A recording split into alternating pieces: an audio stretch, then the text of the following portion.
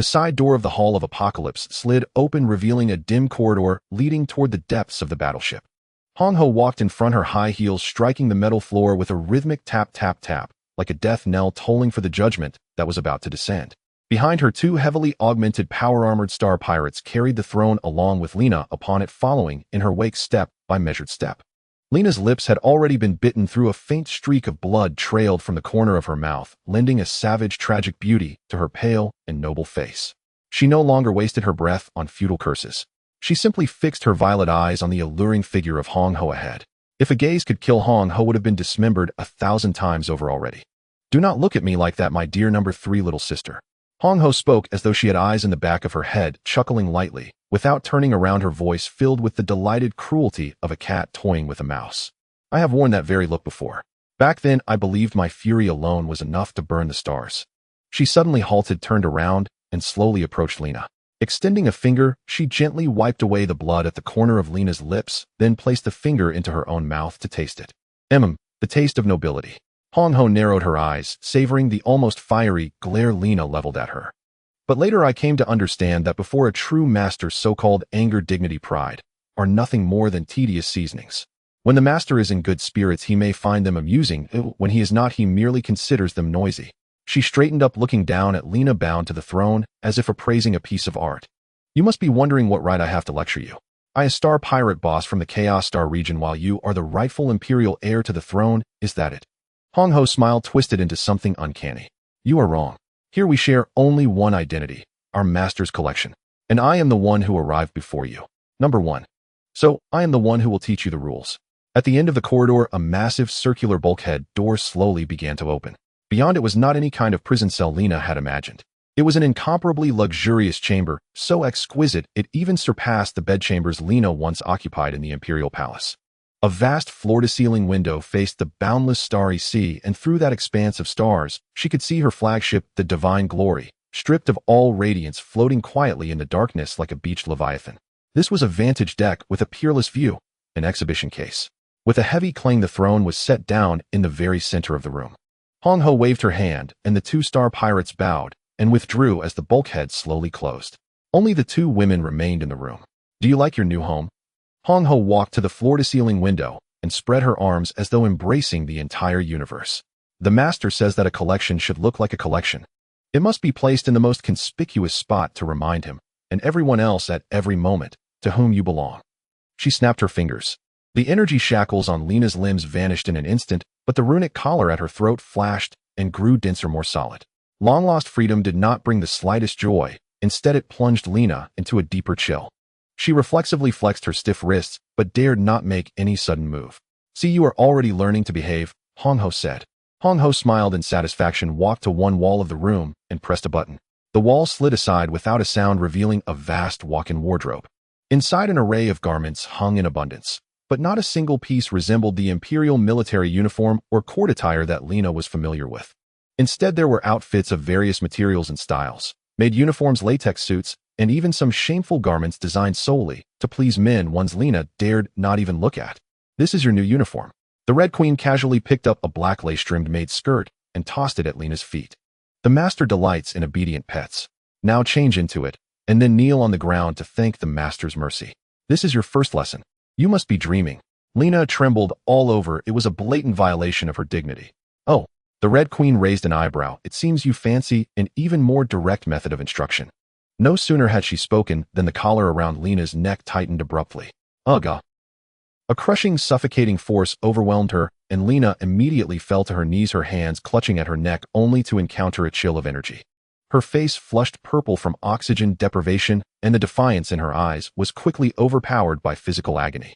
Just as she believed she was about to die, the collar suddenly loosened. Huff! Huh!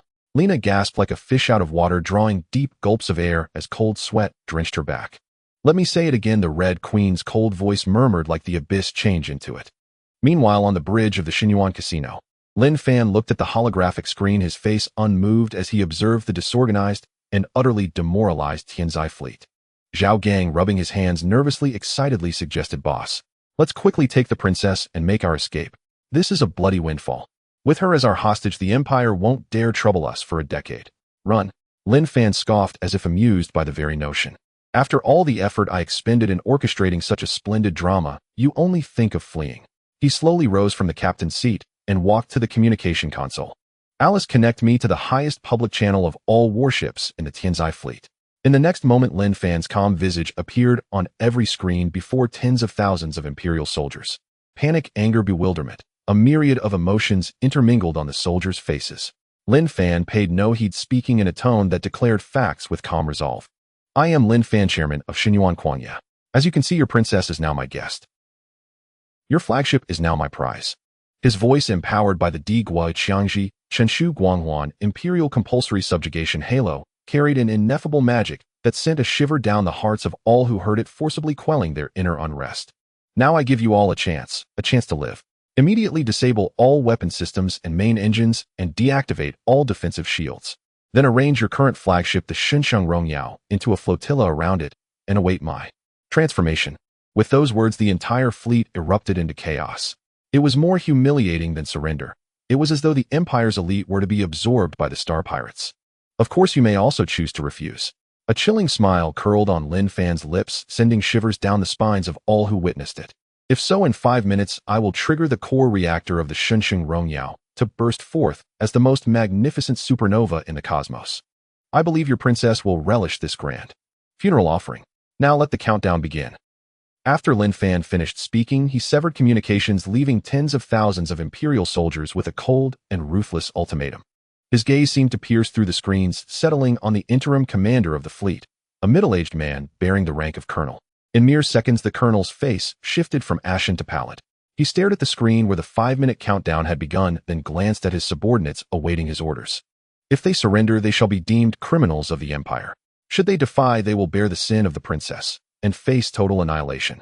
His hand trembled, each passing second stretching out like an eternity.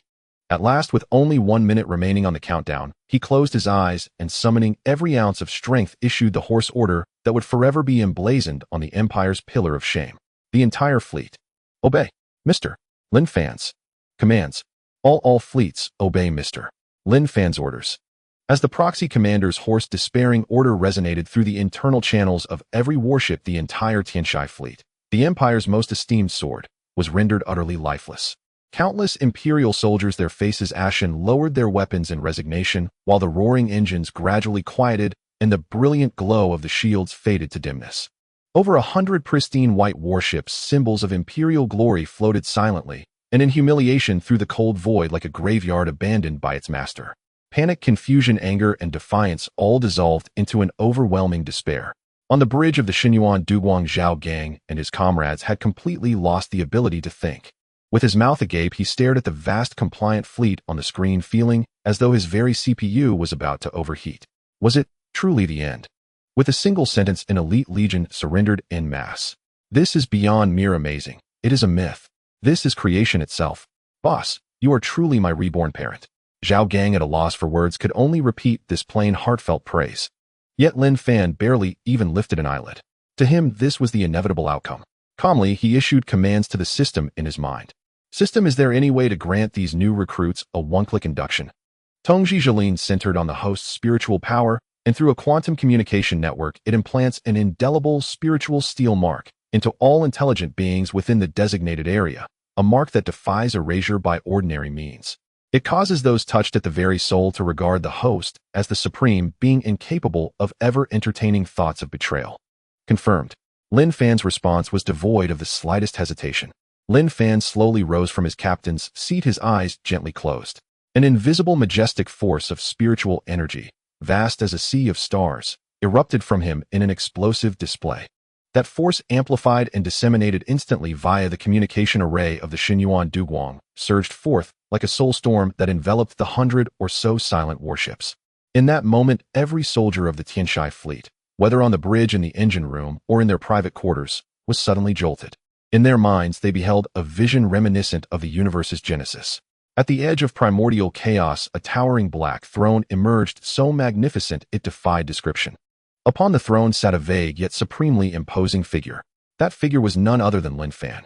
He embodied the law, the truth, and was divine. In that instant, within the souls of every Imperial soldier, the loyal imprint of the Aegusadu family was utterly crushed and overrun by by this brutal, domineering force. Almost on instinct, they all fell unbidden to one knee. Even when alone, they bowed their once proud heads toward the Xinyuan Duguang. An emotion rising from the depths of their souls, a mingling of profound terror and pathological reverence, completely supplanted all their former thoughts.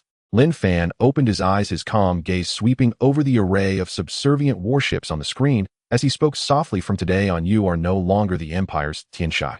You are the Xinyuan Juntuan that rends the starry sea, he declared. Meanwhile, in that luxurious display cabinet, Lena was manipulated like a doll by the Red Queen as she was forced into that shameful black lace-made outfit. Every inch of exposed skin felt as if seared by a branding iron, leaving her in unbearable agony. Yet the collar about her neck with its ever-present threat of impending death left her too fearful to resist. In that moment, through an immense floor-to-ceiling window, she witnessed a scene that would haunt her forever. She saw that intangible soul storm. She witnessed in unison the exterior lights of over 100 warships flash 3 times. This was the highest honor of the Empire's fleet, a tribute ritual reserved solely for meetings with the Emperor himself. And at that moment, this most supreme honor was bestowed upon the devilish black Xinyuan Duguang. No, no, my fleet, my soldiers. Lena's voice faltered as her legs gave way and she collapsed to the ground. If the earlier surrender had been merely a temporary measure, now she felt a submission that resonated from the depths of her soul. Her very roots had been severed. The Red Queen approached from behind, crouched down, and gently embraced her trembling shoulders, whispering in her ear, "Do you see? My dear Sanhao Mimi," she murmured. "The era of the Empire has ended. Now it is the era of the master of us, these prized collections." Lena's eyes dimmed as the last spark of light was extinguished. On the bridge, after attending to the fleet, Lin Fan in good spirits began reviewing new system messages. Xinyuan Wanzhua installable on the flagship's bridge, it can automatically absorb the faith power generated by subordinate Legion members and convert it into the host's usable Bazudian points for exchanging special privileges and items. Intriguing, Lin Fan remarked as he regarded the mission reward, a slight smile curving his lips. This talent was nothing short of a tailor-made, cost-cutting and efficiency-boosting divine skill.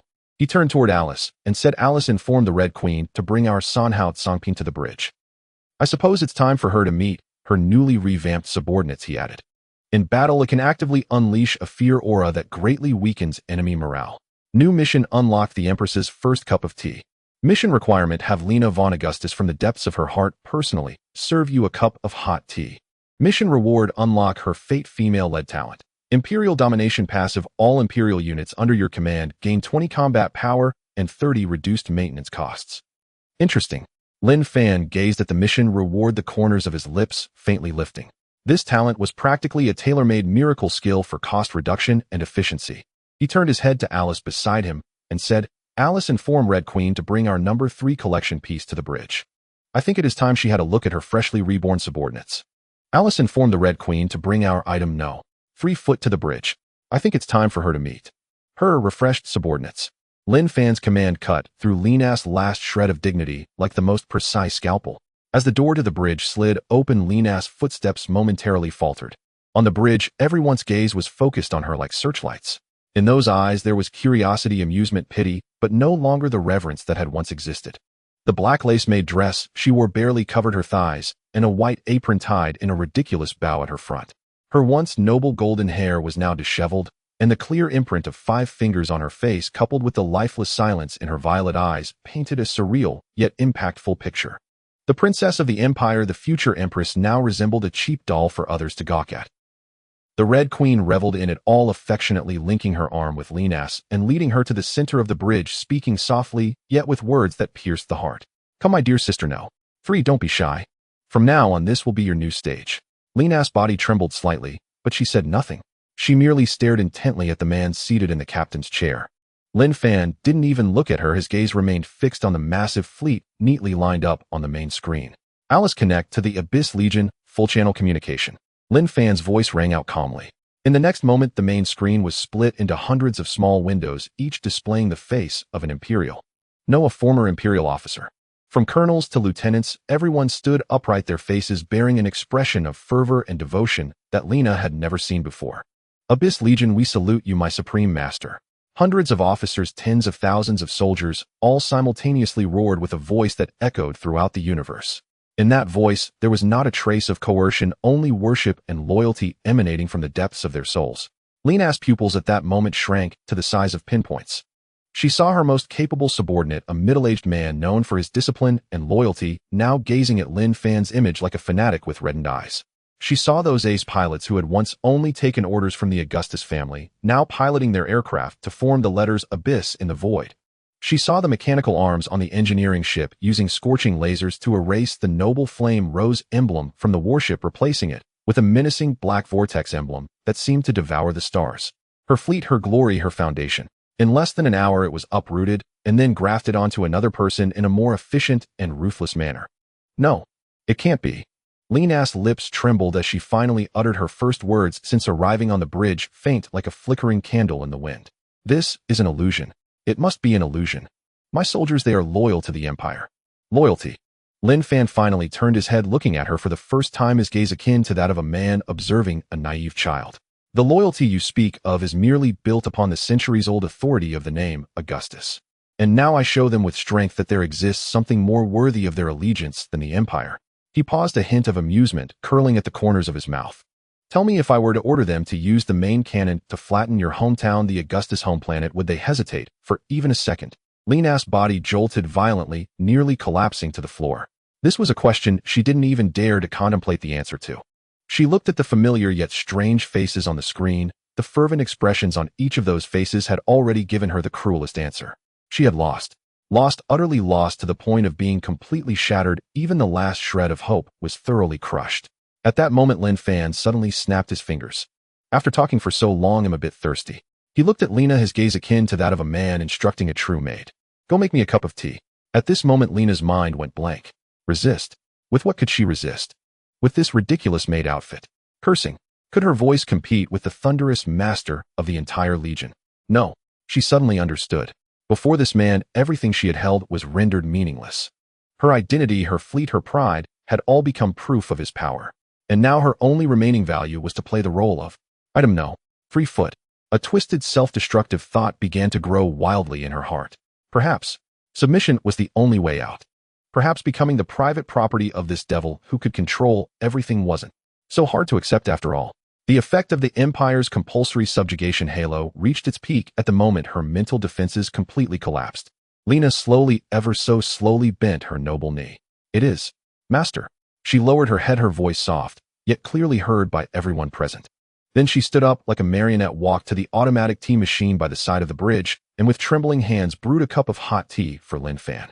She held the tea and walked step by step back to Lin Fan. Amidst the astonished gazes of everyone, she knelt again, holding the teacup high above her head. Master, please have some tea. Ding. The mission, the Emperor's first cup of tea, has been completed. You have completely shattered the mental defenses of the destined female protagonist and caused her to develop false worship. Her destined talents have been transformed into your passive skill. Congratulations, host. You have gained the passive talent Empire Domination. All the Imperial units you have incorporated under your command will permanently increase their combat power by 20, and the energy and material maintenance costs will be permanently reduced by 30. Lin Fan took the teacup, gently blew on it, and took a sip. The temperature was just right.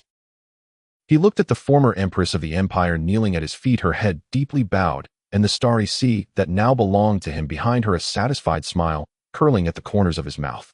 Very good. Abyss Legion, heed my command. His voice echoed through the channels, resonating throughout the entire fleet. All units turn and prepare the jump engines.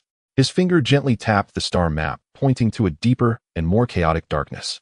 Our next target, the black market, Freeport. It's time for the entire universe to hear our whispers from the abyss. The eerie blue glow of the transition corridor slowly faded on the bridge of the Abyss Casino, revealing a magnificent yet perilous nebula outside the porthole. This was the entrance to the Taranto Chaos starfield, the Taranto Nebula. In the depths of the endless universe, there exists a mysterious and perilous realm, the Outlaw Zone. This area is covered with countless shattered meteors darting around like a frenzy of shooting stars. The wreckage of abandoned ships is scattered throughout, as if recounting the fierce battles and tragic endings that once occurred. Additionally, the terrifying energy turbulence occasionally rampages through, unleashing immense destructive power that instills fear in all. All of this makes this region an insurmountable chasm, resembling a natural barrier that completely separates it from the orderly and prosperous territories of the Empire. Anyone or anything attempting to cross this barrier into the Outlaw Zone must face numerous dangers and unknown challenges, where even the slightest misstep could lead to utter destruction, vanishing forever in the vast cosmos. On the main screen, more than 100 pure white warships had completed their initial skin change. The menacing black vortex emblem had replaced the once glorious flame rose. The natural disaster is dead, abyss shall rise. Under Alice's unified coordination and the 20 combat power boost from the Imperial domination talent, the entire fleet moved with precision, transforming the originally orderly Imperial formation into something more bizarre and aggressive, like a pack of sharks sensing blood. Master, all ships have completed 30 of their modifications. The ruler's mark feedback is stable and the morale. The fervor is maintained at peak levels. Alice's voice was as calm as ever, yet it sent chills down Zhao Gang's spine. Fervor. What a predatory term. He secretly glanced at the split-screen images where the former Imperial soldiers displayed fervent worship in their eyes, unable to suppress a shiver. Isn't my boss some kind of evil god come to life? Recruiting underlings with formatted hard drives. Lin Fan leaned back in the abyss throne, nodding in satisfaction. This newly installed throne continuously siphoned a type of energy known as faith from the thousands of soldiers, converting it into the ever-increasing dominance points on his system panel. It felt like using a cheat that automatically generates money every second. Bliss. His gaze inadvertently swept across the corner of the bridge. Lena was kneeling there still in that maid outfit. She kept her head down, hands resting on her knees, quiet as a soulless doll. Seemingly sensing Lin Fan's gaze, her body trembled ever so slightly. Lin Fan's heart stirred as he casually knocked over a cup of cold water from the table. Splash! The water spread across the floor. Almost the instant the cup hit the ground, Lena shot up her head like a startled rabbit, only to quickly lower it again. She crawled over using both hands and feet, tearing a piece from her apron to meticulously wipe up the spilled water. Throughout the entire process, she didn't dare to look at Lin Fan, her movements abjectly servile. Hong Ho watched with amusement, walking behind Lena and gently lifting her chin with the tip of her high heel, teasingly, saying, "Oh, number 3 sister is learning really fast. It seems you were born for this." A flicker of humiliation crossed Lena's eyes, but was quickly submerged by deeper fear, ultimately transforming into an empty void. At that moment, Alice suddenly reported, "Master, a highest-level communication request has been detected from the Empire's encrypted channel. The initiator's identity, Marshal Otto von Augustus."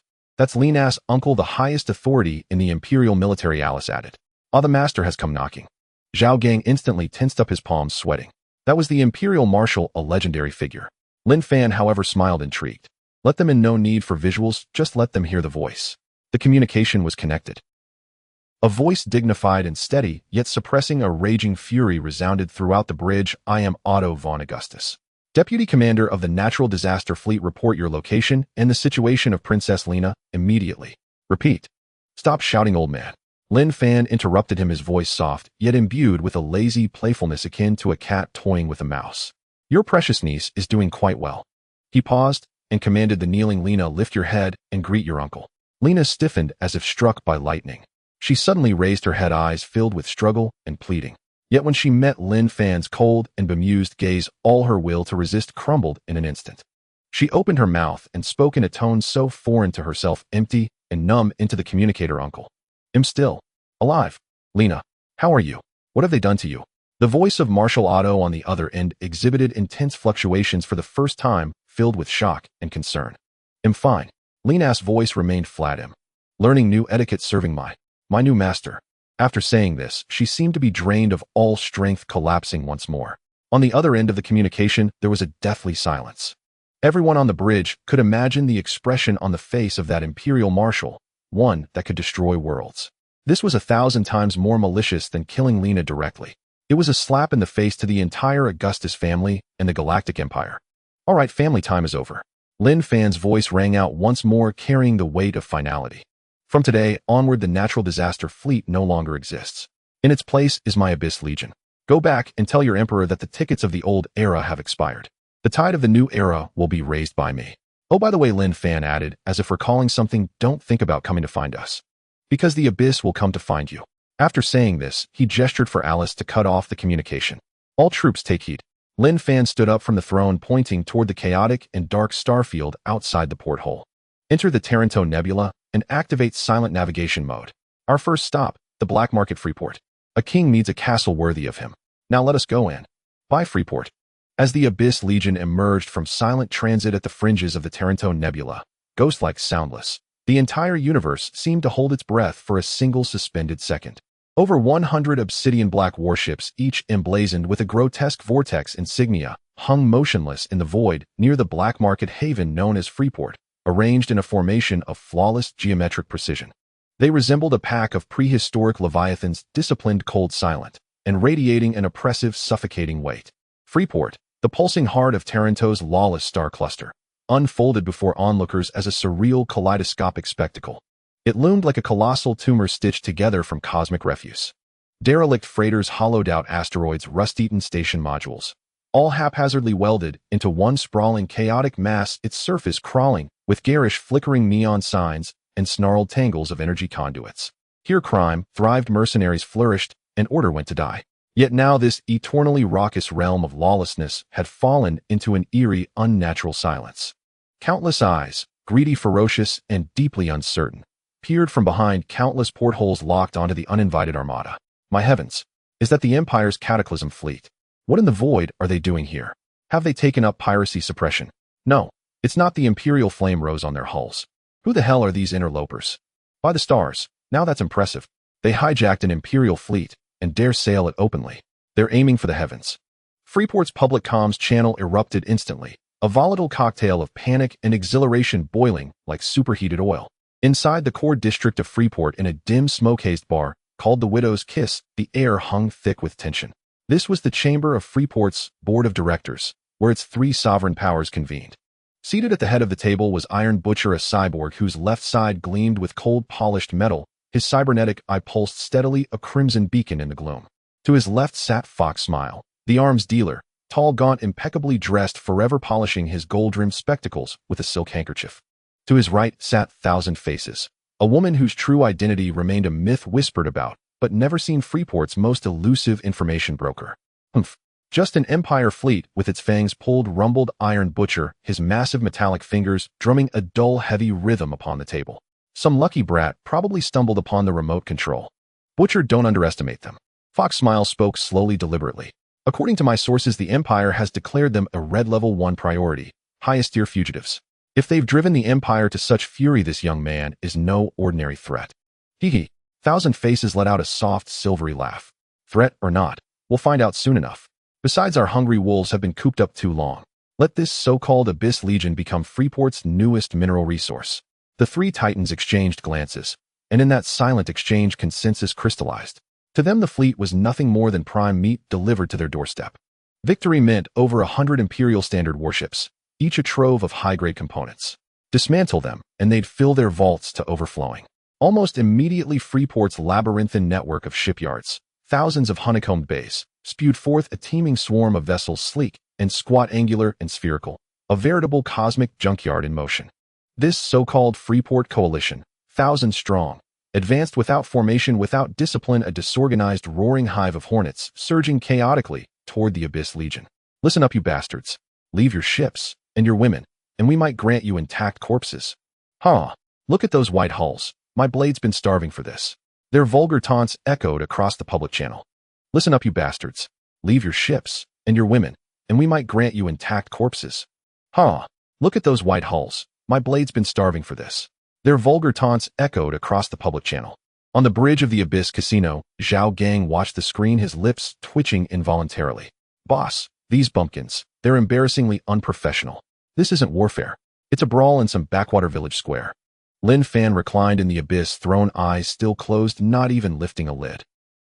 He watched amused as Lena, former empress of the Empire, knelt at his feet, meticulously polishing his military boots with a length of fine silk.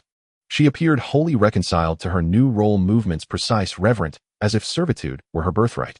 At the distant clamor, her body trembled faintly, and her head bowed lower still.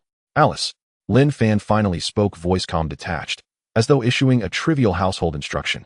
Clear the trash. Directive acknowledged. The moment Alice's voice faded, the Abyss Legion moved. 100 warships acted as a single organism, every main battery and secondary turret pivoted in perfect unison, aligning to the same lethal angle. No warning, no declaration, only thick, solid beams of condensed energy, ripping through the velvet blackness of space to weave a vast, inescapable net of annihilation. Boom, boom, boom, boom. Thousands of pirate vessels didn't even register evasive maneuvers before the light net engulfed them entirely. The vanguard, hundreds of ships, disintegrated on contact, vaporized silently like plastic tossed into a furnace. Those following were torn apart by torrential energy surges, triggering cascading detonations across the fleet. Freeport's public channel, once deafening with shrieks and wails, fell utterly silent after less than 5 seconds. The entire operation was clinical, decisive, terrifyingly efficient. This was no battle. It was industrial-scale slaughter. In the bar, the triumvirate's smiles froze, rigid, brittle, lifeless. Iron Butcher crushed his ultra-dense alloy goblet into a flat, mangled disc, unaware. Fox Smile's gold-rimmed spectacles slipped from his nose and shattered on the floor, yet he didn't blink. Thousand Faces' laughter choked off mid-breath, emitting a strangled, guttural gag. Then, simultaneously, every screen in the bar and thousands across Freeport flickered and synced to a single feed.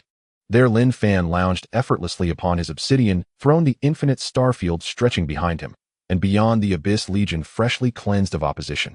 His voice resonated, calm, clear, penetrating every ear. Allow me to introduce myself. I am Lin Fan, chairman of Abyss Mining. Effective immediately, Freeport is under my jurisdiction. The former board of directors has been terminated. You have 60 minutes to report to my flagship and register as citizens of the Abyss. Of course, you may decline. A devilish smile curled Lin Fan's lips. He extended his gleaming boot and gently lifted Lena's chin, bringing her breathtaking hollow gaze into full view of the lens. Those who refuse will share the fate of that orbital debris. As for those who comply, he paused, gesturing toward her. Our corporate benefits are admittedly quite generous. Even a former Imperial Empress has found meaningful re-employment here. Welcome to the Abyss.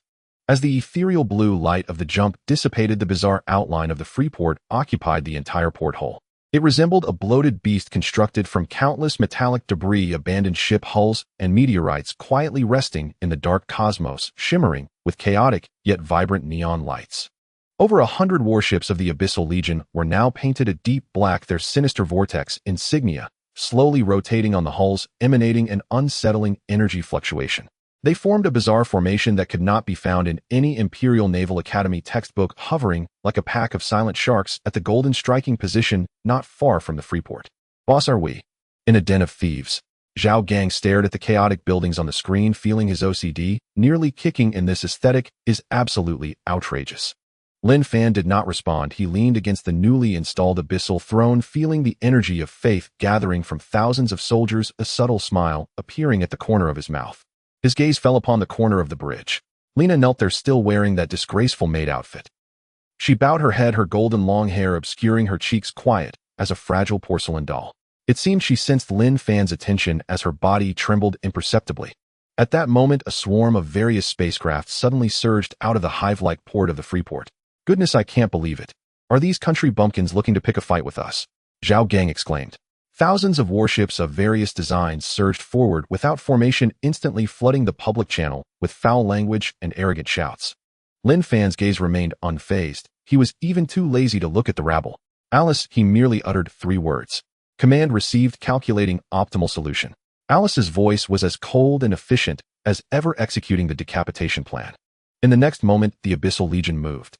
There was no cacophony of 1,000 cannons firing, only the flagship at the core of the fleet, the Abyssal Casino, unleashed a beam of energy more dazzling than a star, vanishing in an instant. This beam did not hit any small ships, but accurately shot toward the command tower of the largest and most central space station of the Freeport. Boom. Before anyone could react, that command tower, symbolizing the authority of the Freeport Board of Directors along with hundreds of docking bays around it, silently turned to cosmic dust in an extreme flash of light and heat. The previously noisy public channel instantly fell into a deathly silence. All the attacking spacecraft halted abruptly, as if a hand had grasped their necks, unable to advance or retreat. With a single strike, they destroyed their brain. This was not a battle, this was a warning. A demonstration of overwhelming power from a position of dominance. Now I think they would be willing to sit down and talk. Lin Fan's voice calmly echoed as he signaled Alice to connect to the Freeport's global broadcast. His image appeared on every screen in the Freeport that was still functioning against the backdrop of the ominous Black Fleet. Let me introduce myself. I am Lin Fan, the chairman of Abyssal Mining. From now on, I declare a strategic investment and reorganization of the Freeport. The old board of directors has been forcibly dissolved due to mismanagement. Now I need a guide familiar with the local situation. At that moment, as if recalling something, he suddenly waved at Lena in the corner. Come over and pour me a cup of tea. In that instant, Lena's body froze. She slowly raised her head, her beautiful face now displaying a deep violet gaze that was no longer lifeless, but instead filled with an unfathomable calm beneath, which burned a flame. She saw the unmasked mockery in Lin Fan's eyes and understood his intention at that moment. He needed a trophy to showcase his victory. Endure it, Lena von Augustus. She told herself in her heart, you must survive, you must see through every card this devil holds, and then when you least expect it, drag him and his throne into the true abyss. Surface-level submission is the best disguise. She stood up like a well-trained true, made elegantly walked to the tea machine, brewed the tea, and brought it to Lin Fan. She knelt on one knee, holding the teacup above her head. Master, please enjoy the tea. She spoke those 3 words clearly and steadily, even with a hint of peculiar rhythm, as if this was truly her utmost honor. This scene broadcasted live spread throughout the entire Freeport. The former imperial empress became the maid of a mysterious power. The shock brought by this news even surpassed that of the earlier cannon fire. At that moment, an encrypted communication request forcefully cut in. I am Otto von Augustus. Report the situation of Her Highness Lena to me immediately. The voice of the imperial marshal suppressing his fury rang out in the bridge. Lin Fan took the tea, took a gentle sip, and signaled Lena to respond herself. Lena knelt on the ground, looked up at the communicator, and said in a hollow and numb tone, Uncle, I am fine. I am currently learning new etiquette serving my new master. Did you hear that, Uncle? Her heart screamed, I am still alive, I have not surrendered. I will use everything you taught me to reclaim the glory that belongs to the Augustus. The other end of the communication fell into a terrible silence, which was subsequently cut off by Lin Fan. He put down the teacup, looked down at Lena kneeling at his feet, and suddenly smiled. Your eyes tell me you're quite unwilling. Lena's body quivered violently. Lin Fan gently lifted her chin with his finger, forcing her to meet his gaze. Good. I like that look. He said playfully, a good chess piece must first want to make a move on its own. I am not familiar with this game of Freeport. From now on you will be my chief advisor, helping me manage here. Do well, and perhaps one day you can personally crown me. Fail to do so. Lin Fan's smile turned cold. This ship is still in need of someone to scrub the floors. Lena's pupils constricted sharply. The devil. This man is a thorough devil. Not only does he want to destroy her body, but he also wants to use her intellect, turning her completely into a part of his grand ambitions. But this is also the only opportunity. An opportunity to touch power, to pick up the chess pieces again. Yes, Master. Lena deeply lowered her head, hiding all emotions beneath her obedient golden hair. The game has already begun, and she both a pawn and aspiring to be the one who ultimately upturns the chessboard. Lin Fan's image burned like a brand into the retinas of every survivor in Freeport. The man seated on the black throne alongside the once proud empress kneeling at his feet painted a striking scene, conveying a simple yet brutal message: the times have changed. In the public channel, after a moment of silence, a deeper chaos erupted. It's mad. This world has gone completely insane. Who is he? Where did he come from? What does he want? Register. To become a deep abyss citizen. What kind of joke is this? I've killed for 30 years in Freeport and never bowed to anyone. Then go ahead, the dust of the command tower hasn't settled yet. Panic, anger, speculation. Various emotions fermented in the dark corners of Freeport. The Widow's Kiss barn now lay in ruins. In a more concealed safe house, the 3 major powers of Freeport wore expressions as dark as thunder. Bastard. Son of a bitch.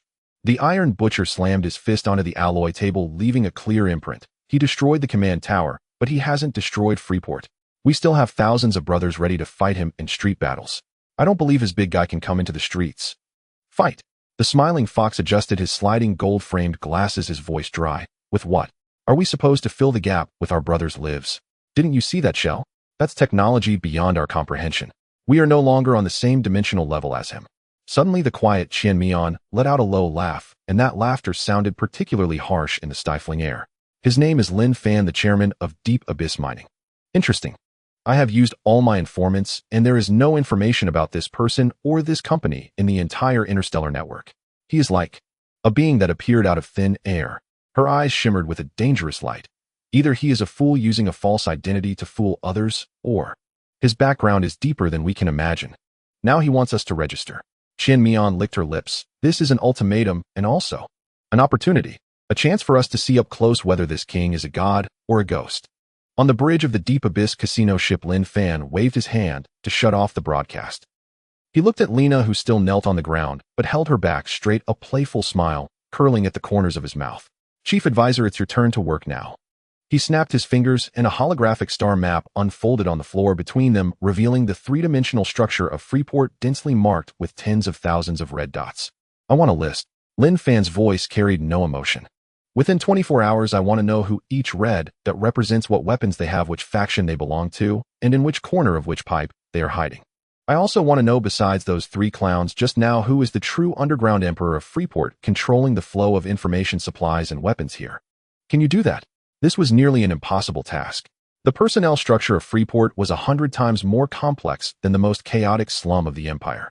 But as Lena gazed at the complex structure map, a spark suddenly ignited in her deadpan eyes. This is the scent of power. Even if it is merely the power to process information. She suppressed the waves in her heart, her voice regaining its former coldness and calmness. I can do it. But I need permissions, the highest access to Freeport's central network. No all sub-networks. Sure. Lin Fan agreed, unusually readily. I also need personnel, a professional team skilled in interrogation and infiltration. Lena pressed further. There is no team. Lin Fan laughed, pointing to Achilles, who stood in the corner like a spear.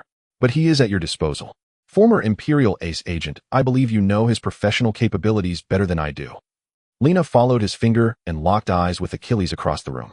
The former Imperial princess alongside the former elite of the Empire. Yet now they had become prisoners under the same person. How ironic. Achilles silently approached, saluting Lena with a standard Imperial military salute, yet spoke. Your Excellency, employee no. 9527, at your service. Very well. Lin Fan stood up, looking down at them. Alice will set up an independent operational intelligence room for you. I don't care what methods you use, whether through coercion, inducement, or hacking techniques. I want to see results in 24 hours. Now begin your performance. Lena said nothing more. She stood up and walked towards the hatch Alice had opened for her without looking back. That ridiculous maid outfit on her seemed to carry a hint of a queen surveying her domain. Achilles silently followed behind her. Just as the hatch was about to close, Alice's emotionless alarm suddenly echoed throughout the entire bridge. Warning, Master. An anomalously high-energy response has been detected. A highly concealed unit is rapidly approaching Freeport from deep within the Taranto star domain. Database match failed, unable to identify its technological origin. The opponent seems to be no good. Lin Fan's brow furrowed slightly for the first time. It seems that taking down a local tyrant has attracted the attention of a real dragon crossing the river. This chaotic star domain is even more interesting than he had imagined. Warning, abnormal high-energy response detected. Before Alice's alarm could finish, a sudden anomaly erupted in the depths of the universe. A twisted dark red fissure like the eyelid of a demon opening suddenly gaped in the starfield not far from Freeport. Soon after, a warship that defied description by any known aesthetics slowly squeezed its way out. It was entirely pitch black, not with a metallic texture, but more like a fusion of some shell and rock. The hull was covered with irregular bone spurs and dark red veins which pulsated slightly, as if they were the blood vessels of a living creature.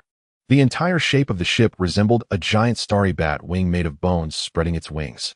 It had no conventional gun ports, only a massive void at the bow akin to the gaping mouth of an abyss, emanating a wave of negative energy that sent shivers down one's spine. My God, what is this thing? A prop ship from an alien movie set. Zhao Gang stared in shock. The sense of oppression brought by this ship was even more terrifying than the previous barrage of 100 ships. Meanwhile, Lena and Achilles reappeared on the bridge. Lena's face bore a sickly flush, a sign of mental exhaustion, yet her eyes shone with an extraordinary brightness. Master. Ignoring the strange bone ship, she walked straight to Lin Fan and handed over a datapad. The list you requested. Lin Fan took the datapad, which did not display a dense array of names, but only 3 profiles and 1 conclusion. Iron Butcher, a heavily modified individual core life support system located in a secret medical chamber in Freeport's D13 zone. Cut off its energy, and he won't survive for 3 hours. Smiling Fox, an arms dealer, his only weakness is his family secretly placed on Hope Star. Coordinates have been locked. Chameleon, head of intelligence, his true identity is the 37th ranked fugitive noble on the Empire's wanted list, Elena von Heisen. Her family was exterminated for treason, and she is the only one who escaped. Conclusion: these individuals are not the rulers of Freeport. They are merely 3 monkeys pushed to the forefront. The real threat lies elsewhere. However, for now, these 3 monkeys still hold some value. Lin Fan scrutinized this lethal report for the first time, taking a serious look at the so-called maid before him. This woman had unearthed secrets that even the Imperial Intelligence Department might not know in less than an hour. She was not a decorative vase, she was a poisoned dagger. Well done, Lin Fan casually praised.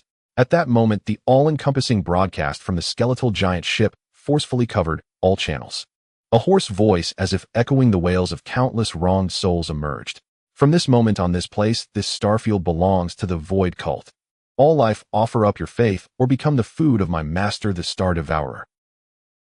Whether you filthy maggots from the garbage heap, or those imperial lackeys who have just learned to shed their skins, kneel immediately and welcome the arrival of the divine envoy. Arrogant, domineering, this so-called Void Cult utterly disregarded everyone. At that moment, a communication request from Freeport came in from the Iron Butcher. Lord Lin Fan. The Iron Butcher's voice carried a hint of urgency. With external enemies at our doorstep, we should join forces. If we combine our strengths, we can first eliminate this supernatural entity, and we can discuss Freeport's interests again.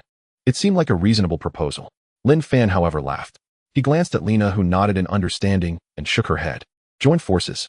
Lin Fan's voice, transmitted through the encrypted channel, precisely reached the ears of the Iron Butcher, Smiling Fox, and Chameleon. Do you even qualify? He paused, his voice turning cold and cruel. Iron Butcher housed the scenery in D13 zone. Smiling Fox is the heir on Hope, star still friendly to the children's tracheas. And also, Miss Elena von Heisen, long time no see. On the other end of the channel, an eerie silence fell. If they were shocked before now, it was sheer terror. Who was this devil? How could he know? I'm not interested in negotiating terms with you. Lin Fan's voice was like a final verdict. Now I offer you a chance for redemption. Take your people and charge toward that bone ship. Bring me a piece of its flesh. For those who survive, I will pretend not to know your secrets.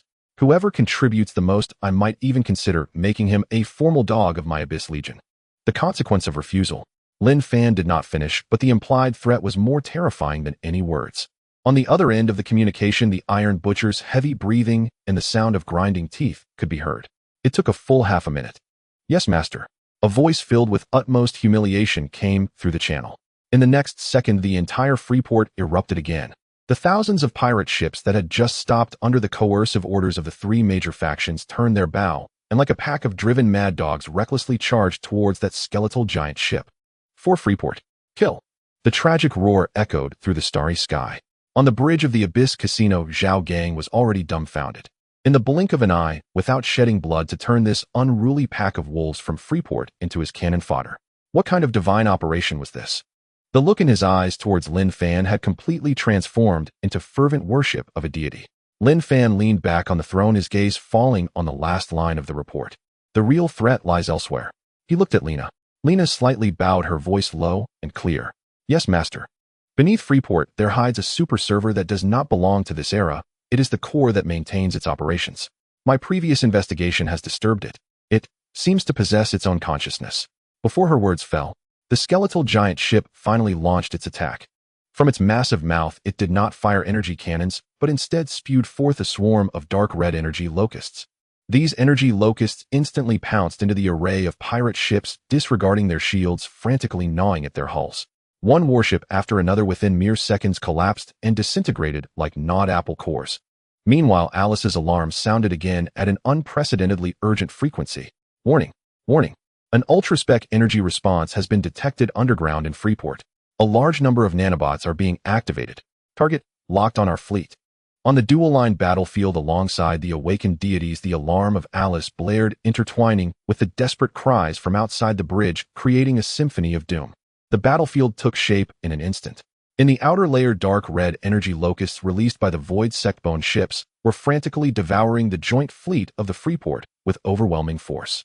The shields of those pirate ships were as fragile as a cicada's wings against the energy locusts, and the sturdy hull armor crumbled like paper devoured within seconds, exploding into brilliant bursts of martyrdom. This was a one-sided massacre. In the inner layer, the crisis was even more deadly. Swarms of nanomachines surged from beneath the Freeport, coalescing into silvery metal waves, silently pouncing upon the Abyss Legion. They ignored the battleship's energy shields and directly infiltrated the molecular gaps of the hull armor. Report. The outer armor of the Pioneer No. 7 ship is being disassembled. God, they're eating our ship. The engine energy conduit of the Punisher No. 4 ship has been breached, resulting in a 30% energy loss. There are too many of them. Conventional electromagnetic pulses are ineffective. Physical removal cannot keep up with their regeneration rate. This was the first time Lin Fan found himself in true passivity since taking command of the fleet. His fleet felt like a giant beast entangled by countless leeches who, despite its strength, it was in utter disarray due to these unseen small creatures. Interesting. Lin Fan sat on the throne, his expression not one of panic, but rather one of intrigue. He turned to Lena beside him. Chief Advisor, do you have any suggestions? Lena's breath was slightly hurried, yet her eyes shone with brilliance. Master, this is not merely a swarm of nanomachines. It is a hive consciousness possessing primitive artificial intelligence. They are not attacking, they are analyzing and assimilating. She quickly brought up several streams of data. The firewall of this hive consciousness is based on an ancient imperial encryption protocol. Although complex, it is not insurmountable. I have a 70% chance of writing a logic bomb that can instantly collapse its core program. However, she changed her tone. This logic bomb cannot be implanted via wireless signals. Someone must physically connect to the main server room beneath the Freeport with a special beacon. That is a place fraught with peril. This was a suicidal mission. All eyes turned to Lin Fan. Lin Fan smiled. He casually opened a private communication with the three monkeys. Iron Butcher, smiling fox, Miss Lena. You've seen it, my fleet is facing a bit of trouble. Meanwhile, your people are almost wiped out. Now I have an opportunity here that can save us all. Who will go? Without excess words, only 2 cold words were uttered. On the other end of the channel, there was a dead silence. He'll go. A cool and resolute female voice broke the silence. It was Chinmian, Elena von Heisen. But you must promise me that once it's done, you will erase all my wanted records in the Empire and give me a brand new identity. She knew very well that this was her only chance to escape her past and survive. Deal. Lin Fan replied without hesitation. Alice, send her the beacon and the route map. You have 15 minutes.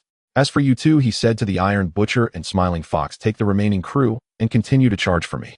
Use your lives to buy us 15 minutes of buffer time. Understood, came the gritted response from the other end of the channel.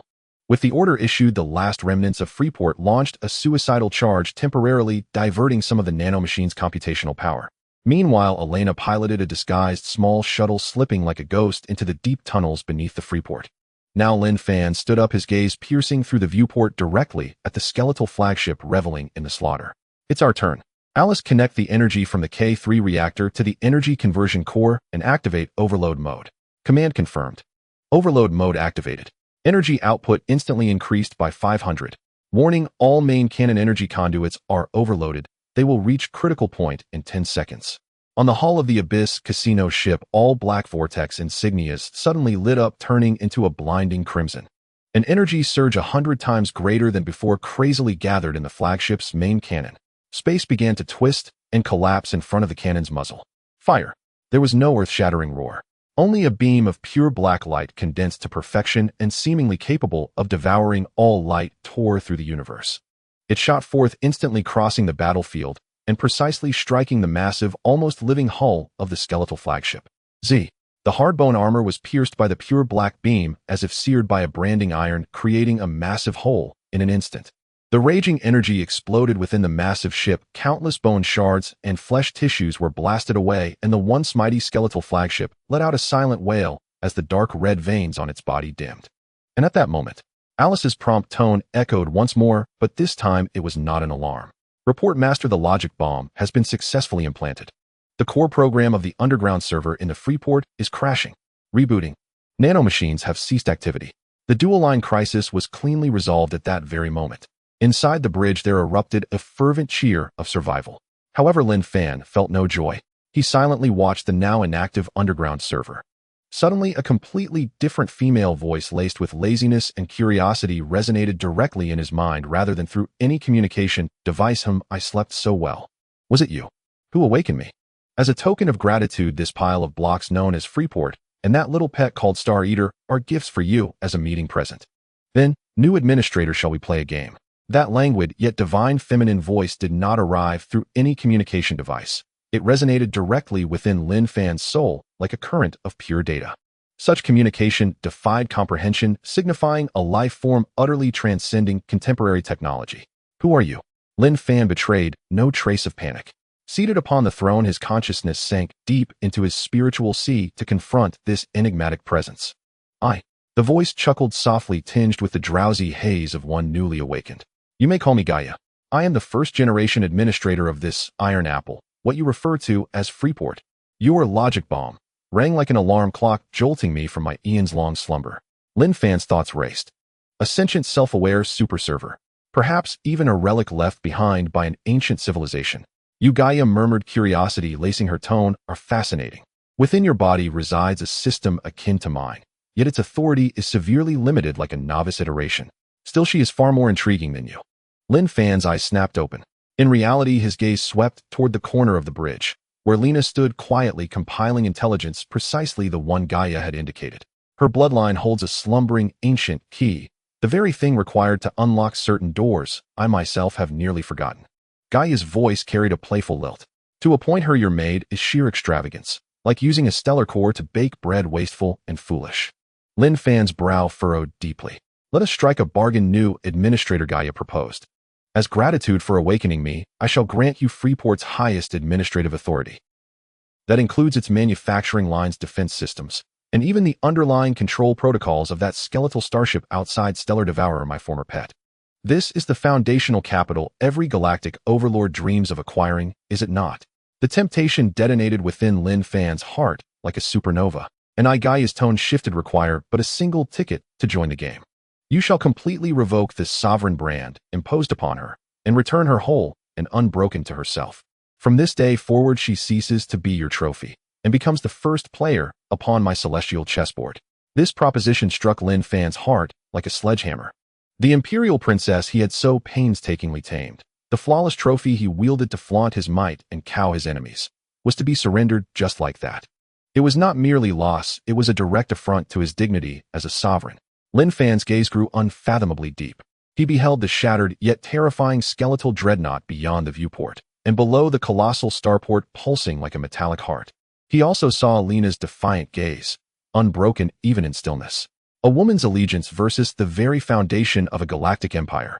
Lin Fan was a man destined to conquer the starry sea. A true hegemon is never shackled by fleeting gains or losses. To relinquish is to claim far greater dominion. Agreed. Lin Fan exhaled the single word, dry yet ironclad. Rising from the throne, he strode deliberately toward Lena.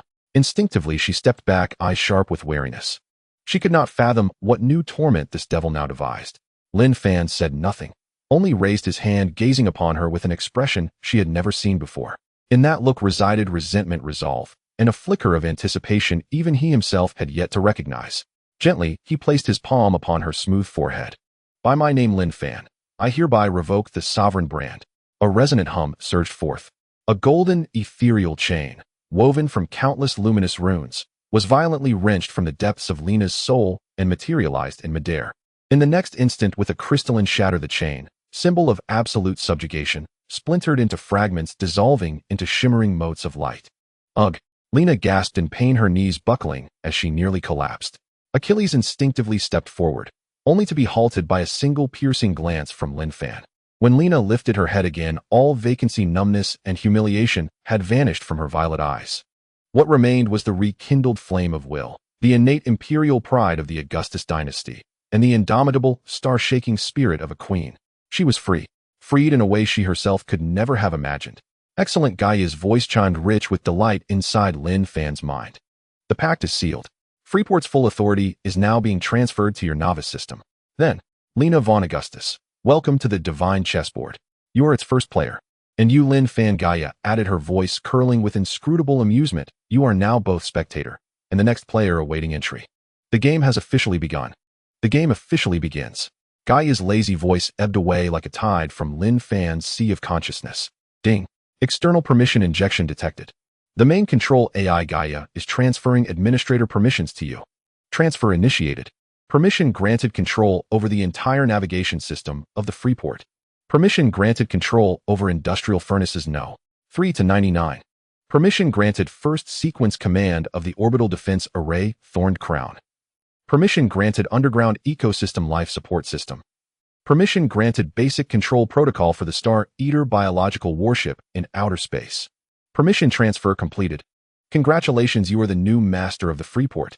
On the main screen of the bridge of the Abyss casino ship, the red and yellow lights representing countless facilities of the Freeport all turned green, indicating allies within just a few seconds. At this moment, the entire massive starport had nominally become fully Lin.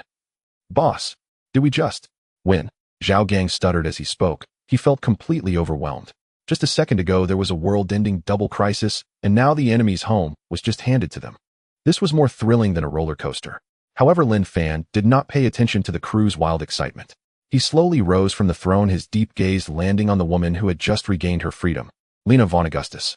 She stood there quietly, her posture upright like a pine tree. Her tattered clothing could not conceal the rekindled spirit within her. She looked at Lin Fan, her eyes devoid of gratitude, filled only with cold vigilance and unfathomable hatred. The atmosphere in the bridge instantly froze due to their mutual gaze. Lin Fan's mind raced, calculating like Hanli, this woman is an uncontrollable variable. Gaia referred to her as the key, which in itself is a tremendous trouble. If I let her go, she will undoubtedly find a way to restore her country, becoming a future critical threat. To keep her forcibly, an awakened empress is more dangerous than 100 fleets. Since that is the case, he made an unexpected decision that caught everyone off guard. You are free now. Lin Fan's voice was calm and steady. Your flagship Dawn is docked at Dock No. 7, though damaged, its core remains intact. You can take your people and leave here. This is a test, but also a declaration. A declaration that Lin Fan's empire does not rely on the imprisonment of any woman. A hint of astonishment flickered in Lena's eyes. She had envisioned countless methods Lin Fan might employ. New imprisonment, hypocritical persuasion, ruthless humiliation, but never letting go. Thank you. She squeezed out 2 words through gritted teeth devoid of warmth. Turning, she prepared to leave this place where she had endured great humiliation accompanied by her loyal Achilles. However, she had only taken 2 steps when a voice interrupted. Warning. Master, the permission transfer is complete, but initial checks have detected multiple emergencies. Alice's urgent alarm shattered the silence of the bridge. A huge list of issues projected before everyone. Freeport Crisis Report 1. Energy crisis. The main reactor is nearly depleted, only capable of sustaining basic ecological systems for 71 hours. All external energy input channels have been interrupted due to the war. In 3 days, the Freeport will become a cold steel grave. 2. Financial black hole. The public account balance is 0. The Iron Butcher and the other 3 giants have emptied all liquid assets amidst internal strife and fleeing, leaving behind a staggering debt of 700 billion star coins. What we have taken over is a bankrupt shell. 3. Social turmoil. Millions of pirates, mercenaries, and refugees have lost their old rulers and are on the brink of chaos. Robberies and gang wars have surged exponentially in the lower districts. Riots are on the verge of breaking out. 4. Military dilemma. The biological warship Star Eater is severely damaged. Our repairs require at least 3 types of legendary rare alloys for which there are currently no acquisition routes in the database. The smile on Zhao Gang's face froze. He looked at the rows of red warnings, his face pale. Boss, this isn't a pie falling from the sky. This is a black hole dropping down on us. We've taken over a sinking ship. Lena, who was about to leave, also paused her steps. She stopped at the door, not turning back, but her slightly tilted body clearly indicated she had heard everything. A hint of mockery flickered at the corner of her mouth. Inside the bridge, it was dead silent. Everyone looked at Lin Fan, hoping to see a glimmer of panic on the face of their omnipotent boss. But they were disappointed. Lin Fan gazed at the mess on the screen, not only devoid of despair, but instead his eyes ignited with unprecedented brilliance like a beast spotting its prey. Chaos is the ladder, he murmured to himself. A perfect starport lacking nothing would only bind him. Whereas this dilapidated near-collapse mess is his best opportunity to unleash his potential and completely transform it into his demon's nest. Alice immediately locked down all financial terminals and freeze all asset transfers. Zhao Gang broadcast to the entire port in the name of the Temporary Management Committee of the Freeport. Inform them that a new order is about to be established and the energy issue will be resolved within 3 days, urging everyone to stay put. Any opportunistic wrongdoers will be dealt with ruthlessly. Dragon 1 immediately analyzed the damaged structure of the Star Eater and reverse engineered the replacement formulas for those 3 alloys. A series of commands were issued, calm and precise. Finally, Lin Fan's gaze swept across the entire bridge, landing on the proud silhouette still lingering at the door. He suddenly smiled. Your Majesty. For the first time, he addressed her with this esteemed title. It seems your journey back to the imperial capital may have to be slightly delayed. After all, a starport without energy is a flying coffin for all of us. Would you be interested in discussing a temporary business deal? Business. Lena halted mid-step and turned her profile toward him. The silhouette of her face sharp as a blade cut starkly against the dim glow of the emergency lights. I have nothing left, Lin Fan. Nothing but this life. There's no bargaining chip I can offer you. No, you do. Lin Fan tapped his fingers lightly on the armrest, his tone as detached and transactional as one appraising the price of cargo. First, you command a flagship, Dawnbreaker, barely serviceable, perhaps like a beggar with broken legs, but reparable and still functional. Second, you bear the title legitimate heir of the Empire. Worth little in the chaotic starfields, admittedly, but enough to draw the nostalgic remnants of the old regime, those fading aristocrats and loyalist relics. Third, and most crucially, Lin Fan rose to his feet and closed the distance in a single stride, looming over Lena with cold, unblinking authority. You fight exceptionally well, and right now, I need a security captain who isn't afraid to get his hands dirty. Lena's pupils contracted faintly, humiliation burned hot behind her eyes. The Empress of the Empire, reduced to a security captain. But then Lin Fan pulled up the Freeport's real-time energy grid, its crimson countdown pulsing like a death knell. I'm not joking. In 72 hours power fails, and this place becomes a tomb. Do you wish to reclaim your throne? To march upon the imperial capital? First, you must survive these 3 days. I don't keep idle mouths. Lin Fan extended a single finger. A contract. I provide energy repairs and sanctuary. You and your people will serve as my mercenary fleet, responsible for internal security and external campaigns across the Freeport. Term until you repay every credit I invest in you, down to the last microcredit. Lena stared at Lin Fan, searching his face for weakness, hesitation, deception, but found only absolute confidence and glacial calculation. After a long silence, she drew a slow, deep breath, as if swallowing every shard of pride she'd ever known. Deal. But one condition, Lin Fan. I am your ally, not your subordinate. Call yourself whatever you like. Lin Fan shrugged indifferently. So long as your guns point at the people I want dead, you may call me father for all I care. You. Lena choked on the insult, whirled on her heel, and strode away without another word. Achilles, assemble the fleet. Assume full command of port defense. As Lena's figure receded into the corridor, Lin Fan's faint smile vanished, replaced by an icy, lethal stillness. Alice, activate the citywide broadcast. In the next instant, Lin Fan's voice erupted across the chaotic expanse of the Freeport, thunderous, sovereign, undeniable. I am Lin Fan. This is my domain now. I know what you've been doing, looting, burning, reveling in chaos. You thought the old monarch was dead and the new ruler too weak to strike back, didn't you? The game ends, now. All armed personnel, lay down your weapons immediately and return to residential sectors. 10 seconds from now, anyone still bearing arms on the streets will be executed on sight. The broadcast ended. Below in the lawless lower districts, a brief hush fell, then erupted into louder, mocking laughter. Ha ha ha. Who the hell is this kid? Execute on sight. I've got artillery. What's he gonna do, tickle me to death? A gang of heavily armed rioters even flipped their middle fingers at the hovering surveillance drones. Lin Fan watched the feed impassively. Excellent. If you refuse dignity, I'll grant it to you by force. Gaia, activate the Crown of Thorns point defense battery array. Target all armed hostiles. Open fire.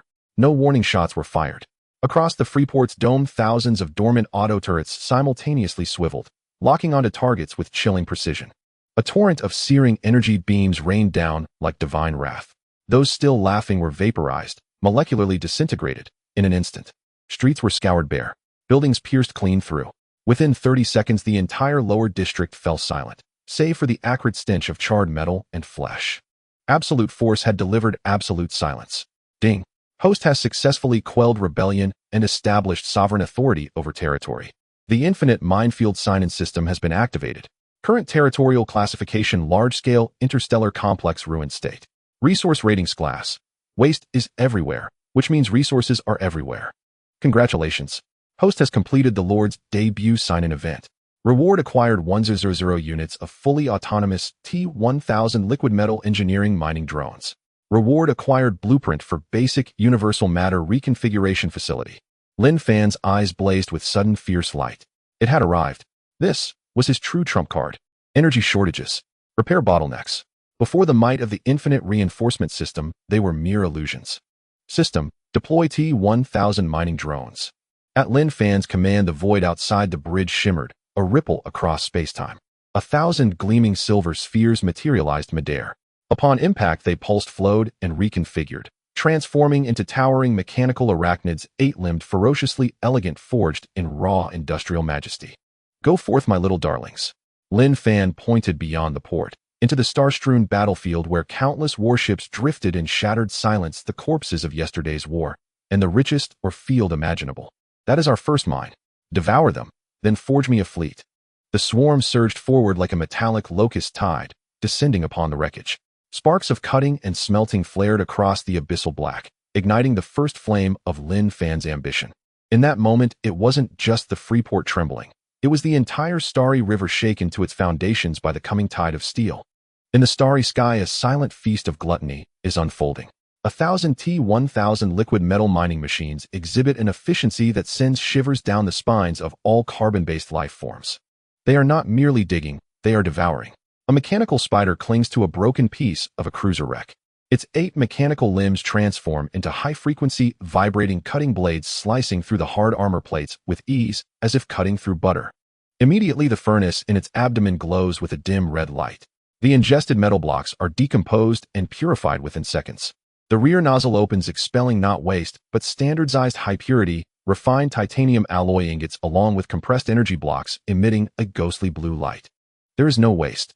The ship's structure, leftover ammunition, and even the undispersed cryogenic fluid have all been thoroughly consumed by these tireless metal beasts. The outer waterways of the port, once floating with thousands of tons of debris, are rapidly becoming clear to the naked eye. Meanwhile, on the reception platform within the port, resources are piling up like mountains. Boss, this is unscientific. Zhao Gang stared at the frantically fluctuating resource numbers on the holographic screen, his jaw nearly hitting the floor. At this rate, we are going to get rich. The rare metals extracted from this pile of junk are enough for us to buy 10 brand new reactors. Buy? Why buy? Lin Fan casually tossed the warm high-purity energy crystal he had just received to Long Yi. Put this in the main reactor. Tell Gaia that I will fill the remaining gap with 1,000 tons of standard energy blocks within 3 hours. Don't waste time, just do it. Long Yi caught the crystal, his hands trembling. As a tech enthusiast, he immediately recognized the terror of this item. A 99. 9 pure star core level energy block. Boss, are these spiders sent by God? Can they really extract this from discarded engines? Stop talking and get to work. Lin Fan opened the second reward option on the system panel, blueprint for basic universal material reconstruction factory. Now that we have the materials and energy, it's time to get down to business. He tapped his fingers in the air. Gaia, allocate Industrial Zone 3. Authorize the T-1000 mining machines to construct the reconstruction factory using on-site printing mode. The mechanical spider swarm, originally devouring wreckage at a frantic pace, suddenly split in half. They did not return to the port, but quickly regrouped in space, connecting head to tail. The liquid metal began to flow and merge. 500 mining machines in just 10 minutes astonishingly grew a massive honeycomb-like silver space station in the void. This scene was witnessed by Lena, who was currently setting up defense lines. Indoctrino. 7. She was directing her subordinates to repair the battered Dawn. Suddenly a soldier pointed out the window in terror. Your Majesty. Look, outside. Lena turned sharply. Through the enormous floor-to-ceiling window, she witnessed a scene that would be etched in her memory forever. The silver honeycomb factory was breathing like a living creature, countless mechanical arms whirling within, feeding the freshly refined metal ingots inside. A few minutes later, the exit below the factory opened. A uniquely designed pitch-black unmanned attack drone only 3 meters long buzzed out like a wasp from its nest. Then came the second, the third, the 10th. No workers, no blueprints, no lengthy assembly testing. Just toss the garbage in, and it continuously spits out deadly weapons. What kind of technology is this? Achilles stood behind Lena, nearly dropping his laser rifle to the ground. As an Imperial general, he had witnessed countless advanced arms factories. Yet this void creation, akin to a miracle, completely shattered his understanding. If it operates at this speed of production, as long as the resources are sufficient, he alone could overwhelm the entire Imperial fleet. Lena's face turned as pale as paper. It was only at this moment that she truly understood the meaning behind Lin Fan's words. I am a miner. What kind of miner is this? This is a mechanical deity wielding the power over metal and destruction. The tiny thought in her heart of wanting to seize power amidst the chaos or find an opportunity to counterattack was crushed at this moment by the swarm of drones continuously spewing forth. In the face of such power, conspiracies and schemes seem utterly laughable. Send the order down. Lena's voice was a bit hoarse, yet it was unprecedentedly firm. Everyone strictly execute the employment contract. Treat that man's orders as royal decrees. Additionally, put away our royal insignia. She gazed at the massive hive devouring the starry sky, a complex gleam flashing in her eyes. In the face of this monster, there is no royal family left. Our current identity is only one. His security detail. Inside the bridge. Ding. The Universal Material Reconstruction Factory Unit 1 has been completed. Ding. The first batch of Phantom Wasps unmanned attack drones 100 units has been offline, automatically integrated into the port defense sequence. Ding. Detected successful extraction of rare material void crystal star eater biological battleship repair progress 15. Lin Fan watched the series of pleasant notifications, his smile growing wider. He stood up and walked to the giant star map. His finger glided over the pitch-black area surrounding the Freeport marked as extremely dangerous asteroid belt. To others it is a forbidden zone that devours life. But in Lin Fan's eyes now, every floating piece of meteorite, every clump of dust inside, is a territory waiting for him to conquer the flesh and blood of his future invincible fleet. Zhao Gang. Yes, boss. Zhao Gang's answer was louder than a bell. Notify all crew members cancel their leave. Lin Fan turned sharply, the ambition in his eyes blazing like a wildfire. Since this is the chaotic star region with no laws, then we will use these steel and cannons to establish our own truth. If one word could encapsulate the next 4 hours, it would be copy and paste. The universal matter reconfiguration plant hovering beyond Freeport resembled a ravenous silver leviathan, perpetually insatiable. Swarm after swarm of T-1000 mechanical spiders delivered precisely cut metal scrap. With a thunderous roar, the plant's outbound port unleashed a deluge, like floodgates suddenly thrown open. One by one, sleek black phantom wasp drones surged forth in flawless, almost unnerving formation. Each alignment so exact it soothed even the most severe case of obsessive-compulsive disorder. 100, 500, 1,000, 3,000. In just 4 hours, Freeport's once vast, desolate skies had transformed into an endless churning sea of black. Dense clusters of infrared targeting dots shimmered across the void like stars in a midnight sky, blanketing every inch of space. On observation deck 7 of Dock No. 7.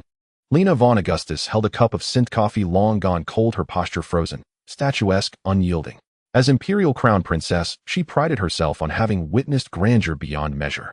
The sight of the Imperial Royal Shipyard operating at full capacity had once filled her with profound pride. Now her entire worldview was crumbling. Your Majesty. Achilles swallowed hard, his voice parched and gravelly, as if he'd swallowed sand. I just ran the numbers. Their production efficiency is 400 times that of the Empire's most advanced assembly line. And they require no workers, no rest, no quality inspection. This isn't manufacturing, it's growth. These mechanical abominations multiply like sentient viruses, rampant and unstoppable. Lena's fingers trembled faintly. 400 times. A number so staggering it verged on despair. Meaning the Imperial fleet, painstakingly amassed over a decade, could be fielded by this man in just 9 days. Was this the true depth of a divine-tier civilization? Just then her wrist comm chimed softly. Lin Fan's voice followed. Calm, unruffled, almost infuriatingly serene. Had enough of the show, my head of security. If so, it's time to work. I don't pay for idle hands. Lena drew a slow, deliberate breath, suppressing the tempest within, and reasserted her glacial composure. Target. Inside Freeport, vermin still skulk in the sewer tunnels. Lin Fan's tone carried a detached, chilling lethality. Former gang lords, black market dealers, and diehard loyalists left behind by the 3 fleeing magnates. Armed, plotting insurrection. My phantom wasps have already acquired full target lock. Your task is simple: lead your forces in coordination with the drone swarm to collect the bodies. And while you're at it, announce to everyone the heavens have changed. Lena gazed out at the sky choked black with drones and felt a sudden piercing pity for those still scheming in shadowed corners. This wasn't suppression. It was a slaughter born of dimensional transcendence. Achilles. Lena turned sharply, her violet cloak slicing a razor-thin arc through the air. Assemble the unit. Full combat gear. We signed a contract. We will deliver value. Do not let that man underestimate the honor of House Augustus. Half an hour later. Lower Freeport Sector C9, the infamous Vice Alley. Once the fortified stronghold of the Iron Butcher Syndicate, its labyrinthine alleys bristled with bunkers and choke points. Now hundreds of armed thugs crouched behind cover, faces twisted with fury and defiance. Brothers, that upstart hasn't rooted himself yet. A lieutenant shrieked hysterically. Hold this ground, sever the power conduits, and he won't dare move against us. He'll beg to pay us tribute instead. Freeport still answers to us. Does it, eh? A cool, crystalline female voice pierced the battlefield, sudden, disembodied absolute. The thugs jerked their heads upward. At the far end of the alley stood Lena, her imperial battle armor dented but regal light blade humming in hand, flanked by a phalanx of grim-faced royal guards. And above her, hundreds of crimson electronic eyes blinked in silent, synchronized menace. A low, resonant hum vibrated through the air, the whisper of death itself. Hundreds of phantom wasp drones flooded the narrow passage like a black tempest, swift, inevitable, absolute. Open fire. Fire now. Rat-a-tat-tat. Their hastily erected kill zone shattered before it could even coalesce. The wasps moved too fast, too fluid. They wove through hailstorms of plasma bolts like streaks of obsidian lightning. Each laser pulse struck with surgical precision, erasing life without hesitation. This was the terror of machinery: flawless accuracy, absolute coldness, zero fear. Lena didn't even raise her blade. She simply stood, still observant, as the massacre unfolded before her. In under 3 minutes, the once roaring stronghold fell into utter silence, broken only by the coppery tang of blood and the acrid stench of scorched metal. Is this the future? Lena stared at the drones hovering motionless overhead, their weapon barrels still faintly smoking, overwhelmed by a deep hollow helplessness. Before such a tide of steel, notions of valor, strategy, or terrain became absurd relics, mere punchlines whispered in the ruins of irrelevance. Only quantity and firepower endured as eternal truths. This is Lena. Sector C9 has been secured. No survivors. Good. Lin Fan's voice remained utterly placid, as if she'd reported nothing more consequential than a minor inventory update. Next, sublevel D4 vault. There's a cache of illegally acquired assets I wish to reclaim. Hurry. My miners are hungry, and they demand more metal. The comm channel went dead. Lena stood amid the carnage of the alley, gazing up at the oppressive steel canopy overhead, and let out a quiet, bitter laugh. She had believed she'd bargained with a devil. Now she realized she had sold herself not to a demon, but to a god rising from the ashes of mortal order. Meanwhile, aboard the bridge, Lin Fan watched resource metrics surge across his system interface and smiled, a predator's grin rich with capitalist hunger. Purging is merely the first step. Now that the interior is cleansed, his gaze drifted across the star chart to the heart of the so-called zone of living death. This asteroid belt must still conceal treasures untold. System, initiate new operational sequence, explore and conquer. The shattered star belt is a natural barrier on the outskirts of the Freeport, also known as a death trench. It is filled with violent ion storms and irregular high-speed meteor showers. Even more deadly are the void hunters that lurk in the shadows of the meteors, silicon-based behemoths that feed on metal and radiation. Even the Imperial fleet would suffer losses if they ventured in. Yet at this moment, a strangely styled fleet boldly entered this forbidden zone. Leading the charge was not a warship, but a massive silver mist. This was a vanguard array composed of 500 T-1000 mining machines. They did not require shields, for they were liquid metal themselves. The physical impacts were like raindrops falling on water, merely creating ripples without inflicting harm. Following closely was the Dawn. On the bridge, Lena watched the radar filled with red alerts, her palms slick with sweat. A lunatic. Truly a lunatic. She gazed at the meteor shower ahead that threatened to tear the ship apart, instinctively wanting to issue evasive orders. Don't move. Lin Fan's voice came lazily over the comm channel. Proceed in a straight line. My mining machines dislike detours. In the next moment, Lena witnessed a scene that shattered her worldview. A giant meteor over 100 meters in diameter hurtled toward the fleet. The silver mist ahead instantly boiled. Dozens of mechanical spiders shot up, stretching and transforming in midair, forming a massive metal net that ensnared the meteor. There was no explosion, only the teeth-grinding sound of sizzling. The meteor, capable of obliterating a frigate, shrank and disintegrated at a visibly rapid pace within seconds. By the time it struck the shields of the Dawn, it had already transformed into a pile of neatly packed slag cubes the size of fists. This? Achilles stared at the delivery, drifting outside the viewport, his mouth agape. This is not navigation. This is consumption. But this was just the beginning. As the fleet delved deeper into the forbidden zone, the surrounding magnetic field suddenly went haywire. On the radar screen, snowflakes appeared. In the dark void, hundreds of crimson eyes lit up. Enemy attack. It's the crystal lizard. Lena shouted. All hands to battle stations. Charge the main cannon. These monsters have skin thicker than battleship armor. This is a notorious space monster reaching lengths of up to 300 meters in adulthood. Surviving by consuming shipwreck remains its scales, capable of deflecting most energy weapons. Roar. A silent roar exploded on a mental level. Dozens of mountain-like lizards charged toward the fleet, exuding an aura of destruction. Main cannon targeting. Lena's finger hovered over the fire button. Save it, that's my raw material. Lin Fan directly cut off her fire control permissions. T-1000 hunting mode. The silver mist transformed. They were no longer a passive net, but had become lethal spears. Hundreds of mechanical spiders instantly converged, transforming into dozens of massive silver spears, charging directly at the beasts with the acceleration of their thrusters. There were no flashy energy beams, only the most primal, most brutal physical invasion. As the liquid metal spears made contact with the lizard's scales, they melted instantly, frantically burrowing through the gaps in the scales, the eyes, and the nostrils. Immediately after, the once imposing lizards suddenly began to convulse violently. Inside their bodies, terrifying mechanical cutting sounds echoed.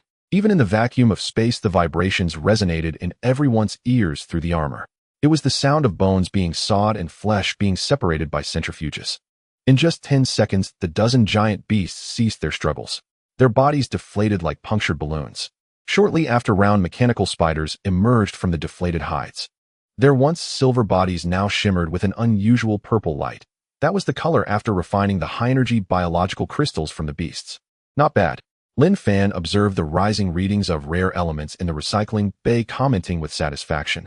This biological titanium will be just right for constructing new ship keels. Lena slumped in her command chair.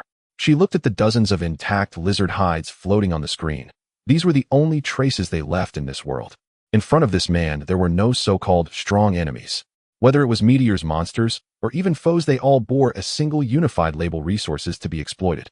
Stop dawdling. Lin Fan's voice interrupted her fear. Radar shows a big guy ahead. Probably the core of this forbidden zone. Get ready, we're going to dig up a real treasure. As the fleet pushed through the last star cloud, a shocking sight appeared before everyone. It was not a planet. It was a tomb. A massive steel tomb formed from the wreckage of thousands of ancient warships, as large as a planet. At the very top of the tomb, a Titan-class mothership split in two, yet still 10 kilometers long, radiated a chilling aura of ethereal energy. Ding. High-value target detected. Found remains of the pre-civilization Titan-class Star Destroyer, damage rate 70. Triggered special sign-in, ghost of the ancient battlefield. Would you like to sign in? Lin Fan's pupils constricted violently, his heart racing. Titan-class. That was the ultimate weapon regarded by the Empire as strategic deterrence.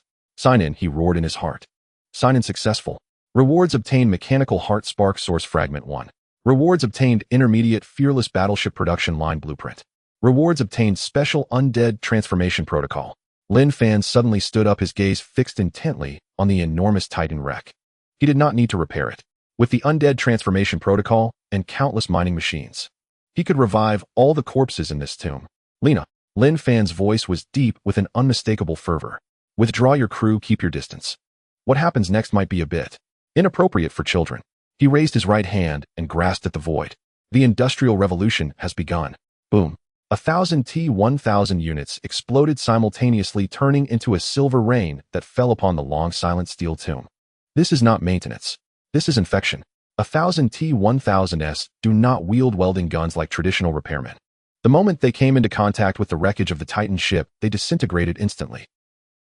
Countless silver liquid metal particles frantically seeped in through the cracks in the armor plates, the broken pipelines, and the massive wound pierced by an unknown weapon.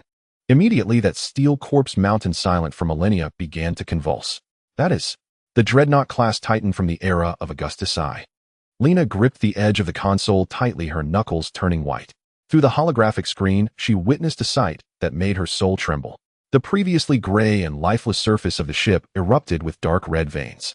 That was liquid metal reconstructing the energy transmission network of the warship. The surrounding debris of thousands of small warships seemed to be drawn by some magnetic force, crashing towards the Titan. At the moment of impact, they were devoured, melted, and assimilated. The Titan ship was like a monster feeding on the corpses of its companions to fill the flesh it had lost. Crack, boom. The ear-piercing sound of metal distortion echoed through the void. The ship's body, broken in two, began to come together again under the forceful pull of the liquid metal. The once elegant and solemn Imperial streamlined design vanished. In its place were fierce barbs, absurdly heavy armor plates, and countless densely clustered drone launch ports. Ding. Undead transformation protocol progress 80. Mechanical heart spark has been implanted. Rewriting base logic. Removing Empire glory code. Implanting absolute loyalty directive. Warning: this unit no longer belongs to carbon-based civilization creations. Lin Fan stood at the very front of the bridge, arms outstretched, as if conducting a grand symphony. The reborn giant, reflected in his eyes, wore a fervent smile. Awaken. Death is not the end, it is the beginning of your service to me. Buzz. A visible black wave radiated from the Titan ship, sweeping across the entire asteroid belt. The formerly dark bow of the ship suddenly blazed with two spheres of eerie green light. Those were its eyes. Then the colossal body, stretching 10 kilometers long, slowly broke free from the gravitational well's grasp. The engine nozzles spewed not blue ionic flames, but dark red particle streams, as if they were from hell. It's alive. Achilles knelt to the ground with a thud. As a devout soldier, his faith shattered at this moment. This is not just technology. This is witchcraft.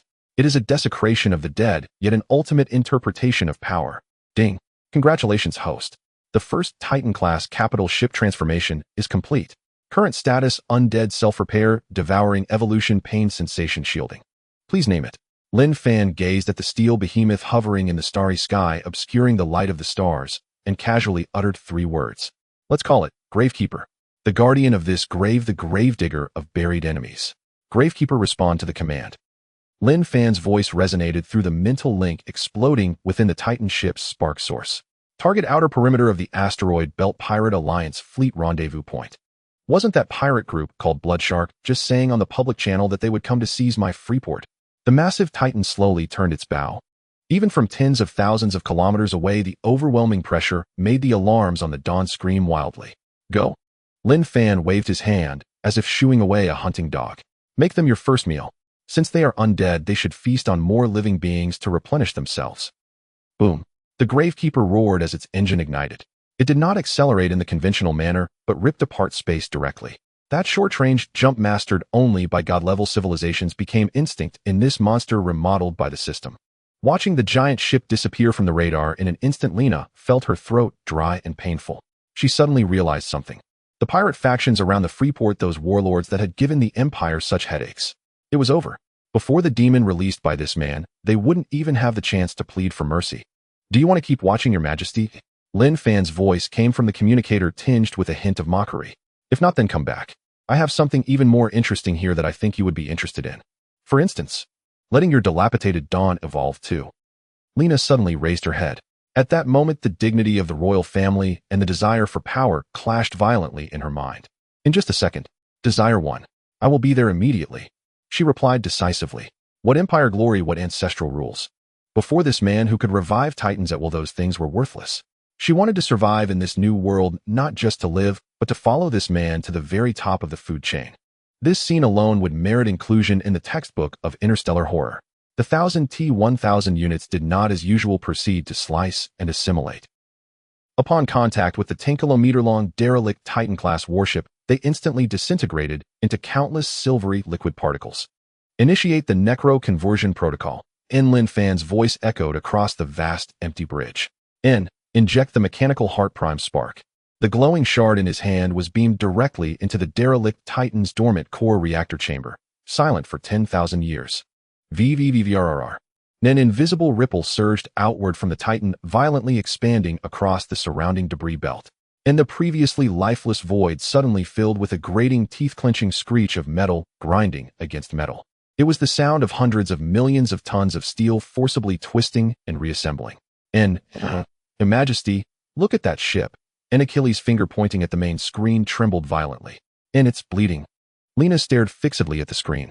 It was not blood. It was activated nanorepair fluid, blended with centuries-old rust, oozing from every fissure, bullet hole, and corroded conduit along the Titan's armored hull, giving the illusion that this colossal iron beast was hemorrhaging from all its orifices. Then deep crimson light began to course across the warship's surface. Shattered armor plates were wrenched back into place, our ruined turrets were reforged and sealed by flowing liquid metal. The vessel's entire silhouette underwent a grotesque metamorphosis. It was no longer the solemn, angular design of Imperial engineering. Savage ramming spikes erupted from its hull, its once smooth plating now bristled with jagged barbs and pulsating crimson sigils. It was no longer a warship. It had become a skeletal dragon clad in iron and dread. Beep. Necro-conversion progress 50. 80. 100. Mechanical heart integration complete. Congratulations, Sovereign. You have acquired the Necrotitan Calamity-class flagship S rank. Bonus effect: necrotic field. Automatically assimilates all unclaimed mechanical wreckage within a 50-kilometer radius, transforming it into escort drones. Not deep muffled heartbeat. Transmitted via gravimetric radar. Slammed into every crew member's chest. The Titan, severed cleanly in two, slowly began to rejoin itself, stitched together by rivers of liquid metal. The ship's prow, a gaping maw resembling a black hole's event horizon, ignited with an ominous blood-dark radiance. Alive, it's alive. Lena felt her very soul shudder. She watched wide-eyed as crimson particle streams, like arterial blood, erupted from the dead ship's engine nozzles, replacing the expected azure ion flame.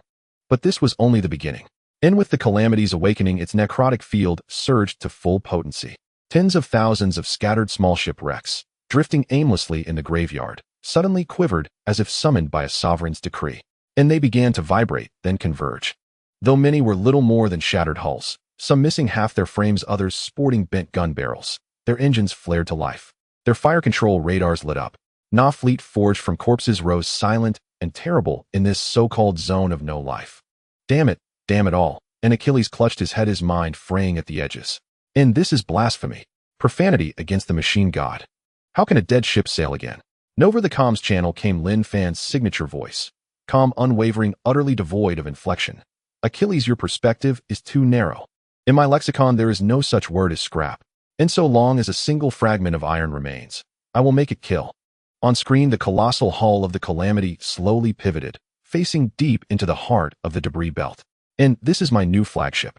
Lin Fan sat upon the command chair once occupied by an Imperial Grand Marshal. Though only a holographic projection, his presence radiated dominion, an overwhelming imperial aura that pressed against the viewer's very breath. Lena, and yes, sir. She instinctively straightened her spine, her tone reverent. Even she failed to notice its depth. Transport every engineering bot and repair module from Freeport to this location. Lin Fan gestured toward the resurrected steel necropolis. We are expanding. Ineffective today, this graveyard shall be renamed the First Arsenal. And within 1 month, I will transform these risen cadavers into an invincible armada, one capable of sweeping across the chaos expanse without resistance. Lena gazed upon the sky-obscuring fleet of revenants, and upon the necrotitan exuding waves of primordial terror. In the last vestige of imperial pride within her dissolved into ash. What of restoration? What of court intrigue? And before this power such notions seemed absurd. And if she held fast to this patron, and reclamation was no longer a fantasy. Even seizing the capital and dragging her usurping uncle from the throne now seemed not impossible. An unprecedented fervor ignited in the eyes of the fallen empress. She dropped to one knee before the comm screen, executing the formal imperial oath of fealty, not the perfunctory gesture of a mercenary to his employer, but the solemn vow of a knight to his sovereign. As you command, my sovereign. And in far beyond on the outer rim of the chaos expanse, a massive coalition fleet was assembling, and 3 hegemonic powers of the interstellar pirate alliance, joined by dozens of mid-tier warlords drawn by rumor and greed. Heard Freeport changed hands. Some arrogant pup seized control. Aboard the flagship Blackbeard, the pirate king whose face bore a skull tattoo, idly rolled 2 walnut-sized high-yield grenades in his palm, his grin feral and cruel. Perfect. The sheep there have fattened well. Brothers, issue the order. In full burn to Freeport. We feast tonight. Kill the men. Keep the women. And that new overlord's head. And I'll use it as a chamber pod. And he did not know. In that he was about to confront not a plump defenseless lamb, but a mechanical cataclysm, freshly unleashed from the gates of hell and desperately seeking its first worthy test. Beyond the outer rim of Freeport, the warp corridor shimmered violently. Amidst a brutal tearing sound of space-time, a massive ragged armada forced its way through. 300 warships in total. Their hulls bore wildly divergent paint schemes, one adorned with skulls, another with nude figures, and many others cobbled together from scrap vessels. Yet their gaping gun barrels and the vulgar cacophony flooding every comms channel marked them unmistakably as the most vicious hyenas of this star sector. Men, we're here. On the flagship Black Pearl, Blackbeard kicked aside a liquor-soaked table, his jowls trembling with exhilaration. There lies Freeport, and inside it hides that reckless new overlord. Remember my rule: slaughter all who resist, strip bare all who surrender. That boy Lin Fan. I'll flay him alive and hang his skin as a lantern. The comm channel erupted with bestial howls. Boss, word is he dismantled the entire old defense grid. Ha ha ha. He's thrown the gates wide open for us. Charge. What's seized first belongs to whoever takes it. 300 pirate vessels surged forward like a pack of sharks scenting blood, engines blazing, formations abandoned, plunging headlong into the heart of the shattered belt. Yet, as they pierced what should have been a lethal asteroid field, everyone froze. Silence. An unnerving absolute silence. The sky, once choked with tumbling debris, was now empty. The star beasts that had once haunted this void were gone. In their place hung a vacuum so sterile it chilled the soul. What in the void is happening? Blackbeard frowned, a primal instinct prickling his spine. Where's the radar? Where's that new overlord's fleet? Boss, the radar shows no life signatures ahead. The sensor officer's voice trembled. Only massive metallic debris signatures. Debris. Blackbeard blinked. Then suddenly the forward viewport cleared. Every pirate's breath seized at once. Before them, suspended in the void, loomed a mountain. A colossal mound of fused, twisted warship wrecks, steel ossuaries piled high into a grotesque, silent necropolis. It hung motionless, vast enough to eclipse the light of the nearby star. Atop that ossuary, a Titan-class dreadnought, 10 kilometers long, gazed down with its single crimson eye cold and unblinking upon the intruders. That was no vessel. It was something beyond the comprehension of these backwater thugs, a myth made manifest. Hostile target detected. Threat level negligible. Resource yield moderate. Verdict recyclable waste. A frigid, emotionless electronic voice abruptly hijacked the pirate's public frequency. Who speaks? Blackbeard drew his plasma pistol, eyes darting wildly in terror. His answer came not in words, but in a roar that froze the soul. A shriek of grinding, compressing metal. Boom. The ossuary moved. Thousands of long-dead turrets reoriented in unison, driven by liquid metal actuators. Tens of thousands of black muzzles instantly locked onto the 300 pirate ships, once arrogant, now pitifully exposed. Then the Titan dreadnought's ventral hull split open. Not to launch missiles, but to exhale a blizzard of black clouds. Tens of thousands of Phantom Wasp drones and thousands of T-1000 Predator units swarming forth as a single ravenous mechanical hive. Run! Flee now! Blackbeard screamed, voice cracking. It's a trap! A monster! His cry vanished beneath the searing fire of the first salvo. This was not war. It was formatting. Those ramshackle pirate vessels, already held together by hope and rust, shattered under military-grade fire like paper dolls. More horrifying still were the T-1000s. They ignored shields entirely, adhering directly to hull plating before oozing inward like mercury. Within seconds, pirate engines died. Gun turrets still firing moments before abruptly swiveled and opened fire on their own comrades. He's gone mad. Third brother's ship is firing on me. My console's dead. Silver things are eating my legs. Arg! Help! Stay back! What are these things? Arrogance dissolved into raw, guttural shrieks across the comms channel. 300 warships fell in under 10 minutes, mown down like wheat before the scythe. Not a single one escaped. For the Titan flagships, gravimetric pulse gripped every fleeing vessel like an invisible fist, crushing all attempts at warp evasion. Inside the bridge, Blackbeard lay crumpled on the deck. His flagship had been breached. A silvery, liquid metal hand clamped around his throat, lifting him effortlessly, like a chicken by the neck. Before him, a holographic display flickered to life. A young man's face appeared. He sat reclined on a sofa, holding a glass of red wine, never once glancing directly at Blackbeard. He was reviewing a list. Titanium alloy reserves increased by 30,000 metric tons. Recovered low-grade fusion batteries, 300 units. Salvageable slave laborers, roughly 2,000. Lin Fan lifted his gaze, scanning Blackbeard with the detached indifference one reserves for a fly. Next time you deliver cargo, please remove impurities more thoroughly. These ships' paint jobs are atrocious. Cleaning them wastes precious man-hours. You're a demon. Blackbeard choked out the final words. Lin Fan smiled. The smile of a capitalist surveying newly acquired unpaid labor. No, I'm a mine owner. And you now belong to my or reserves. SHKKKRT. The liquid metal tightened. Blackbeard's voice cut off mid-breath. Lin Fan waved a hand. The hologram dissolved. He turned toward Lena, standing rigid beside him, utterly petrified. Did you see clearly? That is the difference between industrialization and handicraft workshops. From now on, such routine salvage operations will be handled autonomously by Tartarus AI. No need to report to me. Lena nodded mechanically. She stared out the viewport at what had once been the Pirate Alliance's domain, now being methodically dissected, cut, bundled, and hauled back to factories by countless robotic arms. Even corpses drifting in vacuum were gathered by specialized drones and conveyed to organic matter conversion furnaces. Here, death was not an end. Death was merely resource reallocation. Ding. Resource recovery complete. Acquired mid-tier alloy 5000 units. Acquired pirate treasure map 1. Current material sufficiency for Dauntless-class battleship production, line 100. Initiate construction of first regular force battleship. Lin Fan set down his wineglass. The languor in his eyes vanished, replaced by a razor-edged glint, having cleansed the debris from his doorstep.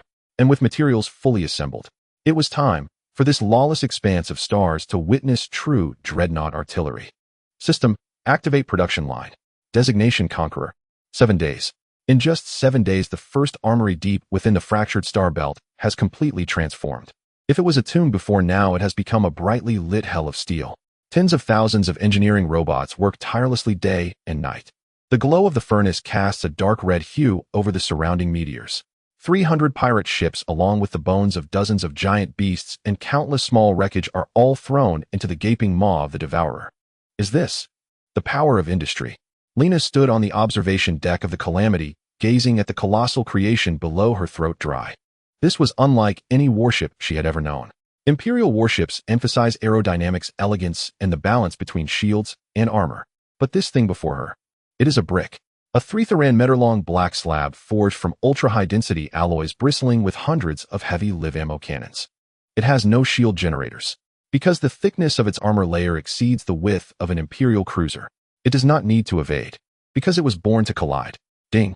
The first Conqueror-class Dreadnought modified version has been completed. Name Tyrant. Evaluation: a monster that has forsaken all flashy functions, pushing defense and firepower to the extreme. It is a bulldozer in the sea of stars and a nightmare for enemies. Lin Fan stood on the high platform admiring the beast. Beautiful, isn't it? He turned to look at Achilles behind him. Achilles' expression was quite remarkable. As a former Imperial officer, his military training told him that this ship would be a target in long-range kite tactics. But his instincts told him, if he encountered this thing on the battlefield, run fast and never look back. Because any energy weapon striking it would likely only leave a glimmer. Boss. Achilles swallowed hard. Can this thing sustain its power system? It's too heavy. Heavy. Lin Fan smiled a cruel smile. Only when it is heavy can you hear the crispest sound when it rolls over the bugs. While Lin Fan admired his new toy, 3,000 light-years away from the fractured star belt, the Taranto space station. This is the largest intelligence trading center in the chaotic star region and a hub for countless crimes. At this moment, in the most luxurious private room, the intelligence dealer known as Red Spider was sweating profusely, staring at a holographic screen in front of him. On the screen were life signal monitoring images that originally belonged to the Blackbeard Pirate Alliance. A total of 3,500 signal points. Within an hour 7 days ago, all extinguished. No distress signals were sent, no escape pods were launched, not even the black box signals from ship explosions. It was as if they had evaporated into thin air. Impossible. This absolutely cannot be. Red Spider's hands trembled. Sitting across from him were representatives from the other two major forces in the chaotic star region, the chief of Crimson Dawn and the leader of the Iron Hand mercenary group. Red Spider, are you playing us for fools?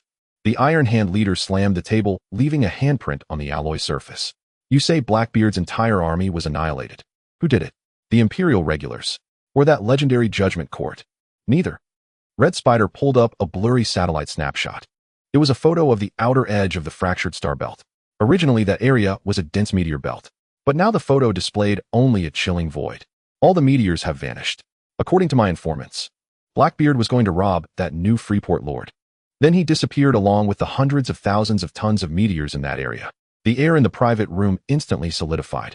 The three bigwigs who command the chaotic star region felt a chill surge from their feet to the top of their heads.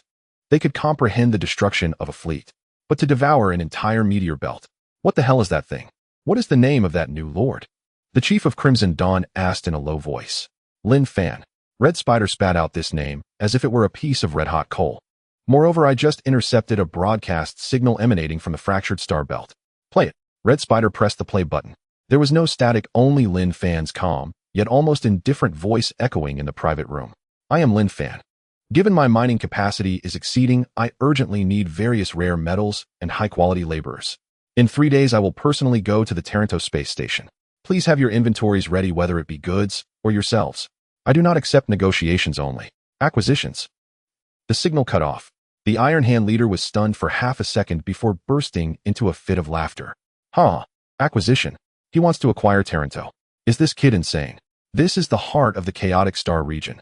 There are thousands of defense cannons here. There are dozens of garrison fleets. Red Spider did not laugh. He just stared at the blank star map photo, his face pale. No, you don't understand. Someone who can survive in that life-restricted zone and can devour Blackbeard to the bones. His coming here indicates he does not see us as opponents. What does he see us as? The chief asked, frowning. Red Spider raised his head, his eyes filled with despairing fear. As minerals. Deep within the fractured star belt, the roar of enormous engines shattered the last few floating debris. The Tyrant slowly emerged from the dock, its massive shadow eclipsing the starry sky above Lena. Behind it were 100 fully automated armed escort ships and a total of 50,000 Phantom Bees. Lin Fan stood on the bridge of the Tyrant, holding that never-ending glass of red wine. The system's task panel was already flashing. Main quest updated: conquer the chaotic star region.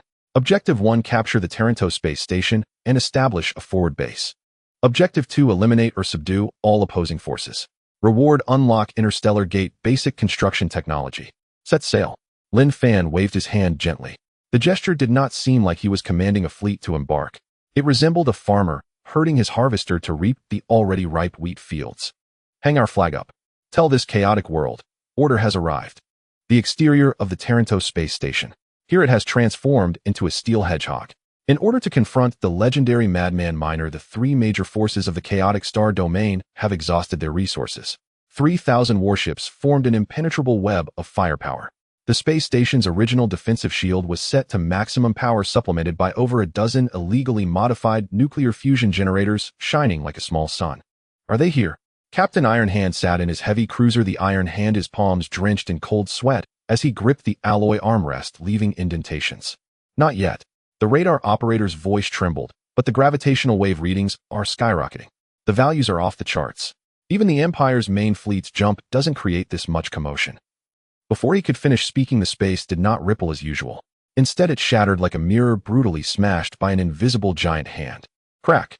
With a sound resembling a roar from hell, a pitch-black boxy behemoth of a ship lacking any aerodynamic design violently burst through the jump channel hovering before the coalition forces. It was grotesque enough to instill a sense of oppression. It had no glowing shield, no elegant bridge, only heavy despair-inducing armor plates and a multitude of gun ports resembling a beehive. It was like a solid iron ingot 3 kilometers long, freshly pulled from a steel furnace. In its presence, the flamboyantly painted pirate ships looked like plastic toys in front of a steamroller. Open fire! Captain Iron Hand roared, attempting to dispel his inner fear with his shout. Focus fire. Smash it to pieces. It has no shield. Boom, boom, boom. 3,000 warships fired simultaneously. A storm of lasers, particle beams, and plasma torpedoes converged into a river of destruction, crashing violently against the bow of the Tyrant. The brilliance engulfed the colossal ship. Intense radiation set off alarms on all the pirate ships. Did we win? The Chief of Staff of Blood Dawn stared intently at the screen. With this level of fire coverage, even the Empire's lunar-class cruiser should have seen its shield shattered. As the light dissipated, silence fell over the scene. That black giant ship remained suspended there, not even retreating a meter. The layer of superalloy armor at its bow, 100 meters thick, was merely heated to a red glow. Dark red heat spread across the black hull like gruesome veins. Aside from that, it suffered zero damage. This is impossible. Captain Iron Hand felt his worldview shatter. What is its armor made of? Neutron star fragments. At that moment, Lin Fan's emotionless voice echoed through the public channel. No opening remarks, no attempts to negotiate. Only a simple assessment. The polishing process is quite nice. However, my ship doesn't require preheating. Swish. The heat dissipation grills on the sides of the Tyrant suddenly opened wide, spewing forth billowing white steam. It was the waste heat expelled after absorbing the energy from the previous barrage. Now it's my turn. No charging light effects. Only the thunderous sound of mechanical gears interlocking. The main armor plate at the front of the Tyrant slowly slid open, revealing an outrageously large cannon barrel. That was the resurrected Titan-class main cannon modified by Lin Fan into Mass Accelerator Siege Hammer. No matter what you are, Blood Dawn or Iron Hand, in the face of physics, all beings are equal. Boom. With a muffled sound. Not an energy beam, but a solid projectile 50 meters in diameter, compressed from ultra-high-density waste slag, accelerated to sublight speed by an electromagnetic field. It didn't even need to aim, because it was too fast, too heavy. The projectile tore through the void, creating a straight vacuum trail, instantly penetrating Captain Iron Hand's flagship. There was no explosion. Because it was too fast, the explosive reaction couldn't even occur. That heavy cruiser disintegrated, crushed, and vaporized, as if it were tofu pierced by a bullet. Following closely were the 2nd, 3rd, and 10th ships. This was like a string of candied hawthorns. A single projectile pierced through 30 warships, finally crashing down hard against the defense shield of the Taranto space station. Buzz, bang. The heavenly canopy shield, said to withstand a fleet's siege, burst like a soap bubble in an instant. The tremendous kinetic energy ripple shook the entire space station violently, causing a magnitude 7 earthquake inside. One shot. The flagship shattered. The shield broke. Is this really a battle? This is like hammering nails. The Red Spider, seeing the Iron Hand evaporate on the screen, was so frightened that he dove under the table. Surrender. Fast surrender. This is a monster. We can't fight a monster. However, Lin Fan showed no signs of stopping. The hatches around the Tyrant opened. 50,000 Ghost Bee drones surged forth like locusts from their nest, overwhelming the battlefield. Remember my rules. Lin Fan sat on the bridge, watching the red dots representing enemies on the tactical board being wiped out in droves. He swirled his wine glass and softly said, Rebels, physics, transcendence. Surrendering, go to the factory to screw bolts. This is the corporate culture of galaxy mining. The central hall of the Taranto space station. The alloy floor has a massive crack. The life support pipes at the top are spewing white cooling gas. The leaders of the three major factions kneel on the ground, no one daring to lift their heads. Lin Fan's holographic projection reclines on the leather sofa that originally belonged to the governor. He is waiting for this group of defeated soldiers to deliver the life-saving money. The red spider nervously opens several oversized storage boxes.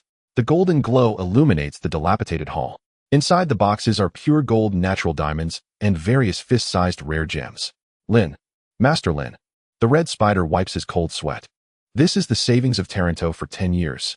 Can we buy our 3 worthless lives? Lin Fan's hand holding the wine glass froze. He looked at the boxes of gold as if he were staring at a fool. Do you think I can be fooled by this? The red spider was stunned. The leader of the Iron Hand hurriedly bowed his head. This is a full 100,000 tons of pure gold. In any star system, this is enough money to buy half a planet. Nonsense. Lin Fan set down his wine glass. In my mining area, gold is only used to coat toilets to prevent corrosion. In the cosmic era, using stones and broken metals is money. Have your brains been smashed by meteors?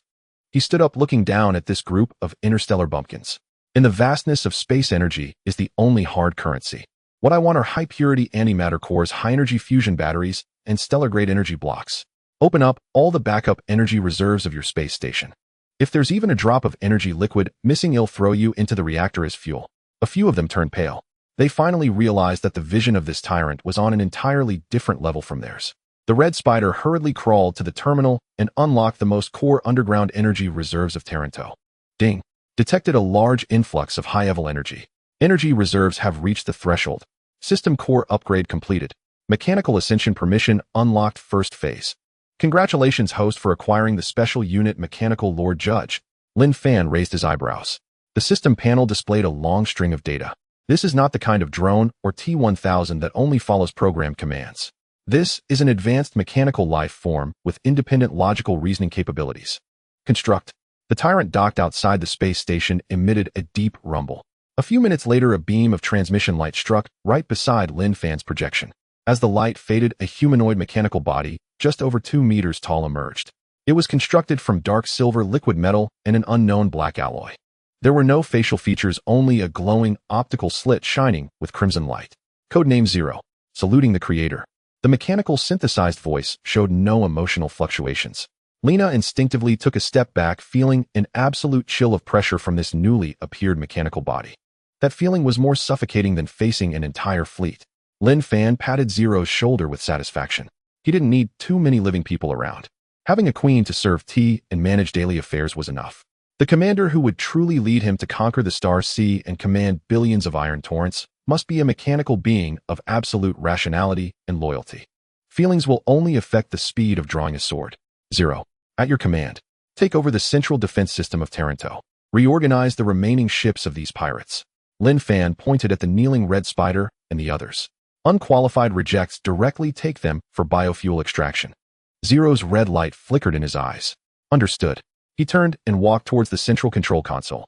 The red spider and the others looked despairingly at the cold mechanical figure. They knew. The era of the chaotic star domain had come to an end. From today onward, what ruled this place would no longer be greedy pirates, but a mechanical calamity devoid of pain and mercy. The transformation of the Taranto space station was proceeding at a pace that instilled fear in mere mortal flesh. It was the 10th minute since Zero took over the system. The entertainment district, once adorned with neon signs and filled with the scent of alcohol and drugs, was flattened by engineering robots. In its place stood the cold and tidy soldier dormitory and formatting center. In the central square, a massive furnace was roaring. Red Spider watched as the box of gold and diamonds he had accumulated over half a lifetime was seized by mechanical arms and dumped into the feed opening like trash. His heart was bleeding. That is a top-grade blue diamond. Just one can buy a destroyer. Lin Fan stood on the platform, hearing Red Spider's wail. He let out a cold laugh and casually picked up a piece of freshly pressed board from the shelf beside him. It was a golden circuit board substrate. In primitive civilizations, gold is currency. Lin Fan threw the board at Red Spider's feet, producing a crisp sound. But in the interstellar industrial system, it is merely an industrial auxiliary material with decent conductivity. As for diamonds, they are raw materials for drill bits and abrasives. He pointed to a distant fusion reactor emanating a faint blue light. Look closely. That canister of high-energy heavy hydrogen isotopes can allow my tyrant to output full power for 3 hours. And your box of gold is useless except for making a few toilet seats and circuit boards. In this universe, what can drive a warship to fire its cannons is money.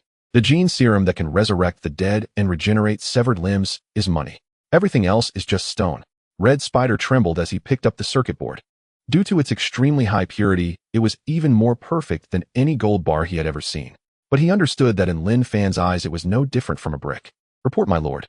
Zero's cold voice interrupted this lesson on the value of currency.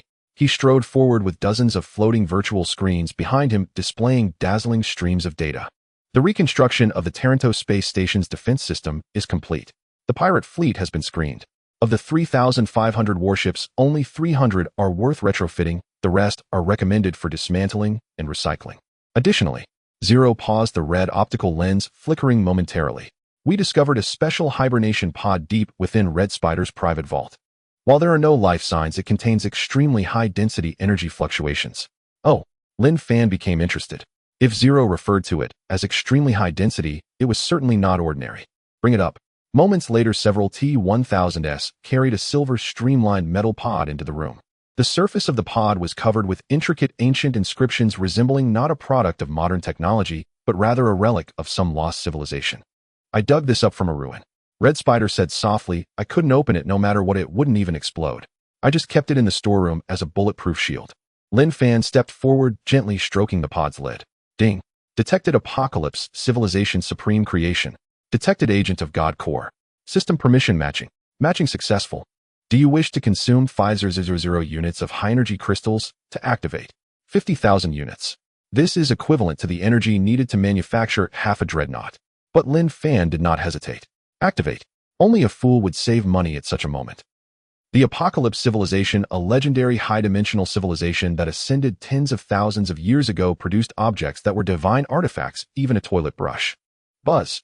As a large amount of high-energy crystals were extracted and injected by the system, the silver pod suddenly erupted in a holy white light. All the mechanical structures unfolded like petals. A visible energy storm swept across the entire square, making it impossible for Red Spider and others to open their eyes. As the light dissipated, a figure quietly hovered in midair. It was a female, or rather a mechanical angel, with a perfect female appearance. Her skin was made of some bionic silicon-based material, nearly transparent, with faint golden energy veins flowing inside. Her silver hair hung down to her ankles, with each strand being a high-strength monomolecular cutting line. Behind her, 6 wings of pure energy were rhythmically undulating, emitting a suffocating high temperature. She slowly opened her eyes. Her pupils were not the circular shape of humans, but rather a complex golden crosshair. System self-check complete. Codename Angela. Model Apocalypse class Strategic Assault Type Artificial Angel. Current task: protect the highest authority. She gently landed, her temperatureless golden gaze sweeping across the crowd, ultimately locking onto Lin Fan. There was no kneeling, no humble bow. She merely elegantly lifted her skirt, which was a liquid metal transformed armor skirt, and performed a flawless, courtly lattice curtsy. "Master, your red wine temperature has risen by 0.5 degrees. Do you need me to cool it for you?" The room fell silent. Lena stood to the side watching this impossibly beautiful mechanical woman, feeling a strong sense of crisis for the first time. Not because of her beauty, but because of that absolute flawless perfection. Lin Fan looked at Angela, his lips curving wildly upwards. "Zero will oversee the overall situation and command the fleet. You will be responsible for personal security and handling trivial matters." He turned to the stunned pirate leaders. "Do you see? This is art. Compared to her, your so-called treasures are not even worth trash." Ding.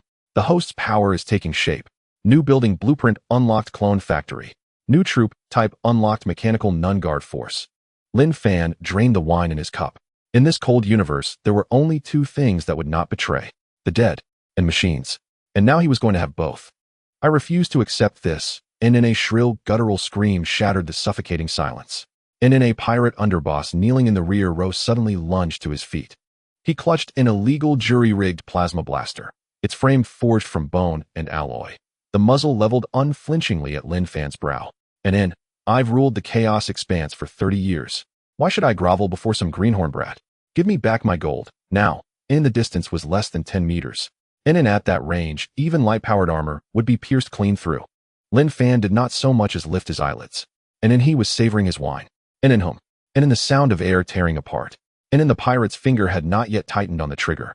A golden afterimage had already severed his wrist, and then his throat, his waist, his knees.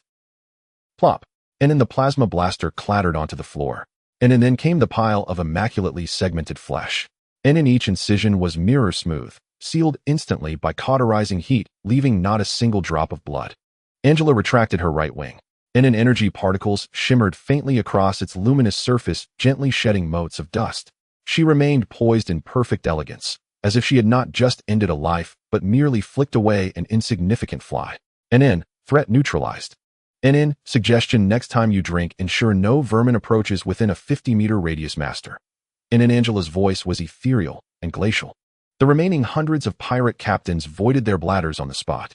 If the earlier orbital bombardment had instilled fear, this cold surgical annihilation, this utter contempt for life, sent tremors shuddering through their very souls. Clean it up? Lin Fan set down his wineglass and gestured toward the gory fragments on the floor. Those unwilling to serve as dogs shall serve as fertilizer. 3 hours later, in Taranto Space Station, now officially designated Stellar River 1 Forward Outpost. Sector D, once squalid, lawless, and scrawled with graffiti and filth, had been transformed entirely into a sterile biomanufacturing chamber. In massive cloning vats stretched in perfect rows, 1,000 in total. Within emerald nutrient baths, robust humanoid forms surged toward completion at astonishing speed. Ending. Cloning factory activated successfully. Injecting genetic warrior template. Implanting absolute loyalty cognitive imprint. An estimated first batch yield 1000 units. Completion time 24 hours. Lin Fan stood before the observation window, watching these future warriors take shape. They bore no names, only serial numbers. They required no wages, no leave, not even death benefits. This was an army born solely for war. Boss, isn't the cost of these clones excessive? Long, he rushed over, clutching a data slate, his expression pained. Each unit consumes 3 vials of high-purity nutrient solution and requires an embedded biochip. That's far more expensive than hiring mercenaries. Expensive? Lin Fan turned his gaze settling upon the tech-savvy engineer. Long, remember this well. Mercenaries flee when gripped by fear, betray when lured by greed, and falter when wounded. But they will not. Lin Fan tapped his knuckles against the reinforced glass. Even with half a body left, they will drag themselves forward, clutching bombs, to meet the enemy. In interstellar warfare, morale is the variable I despise most. So, if it is loathsome, then eliminate it entirely. Long, he froze. Staring into Lin Fan's obsidian black eyes, he finally understood why this man commanded, and why he himself remained only an engineer. This was no longer accounting. It was divination. Also, distribute the mechanical sisters' armaments. Lin Fan pulled up another interface. That was a newly unlocked elite unit, the Mechanical Sisters Imperial Guard. They were not clones, but semi-mechanical combat entities driven by hyper-intelligent AI. Clad in gothic black power armor, armed with heavy plasma shotguns and chainsaws, words they served exclusively as Angela's personal guard. The great doors parted. A synchronized metallic cadence echoed, precise, relentless. 200 mechanical sisters marched forth in flawless formation. Their faces concealed beneath expressionless silver masks, crimson optical sensors glowed with merciless intensity in the gloom. For our Lord.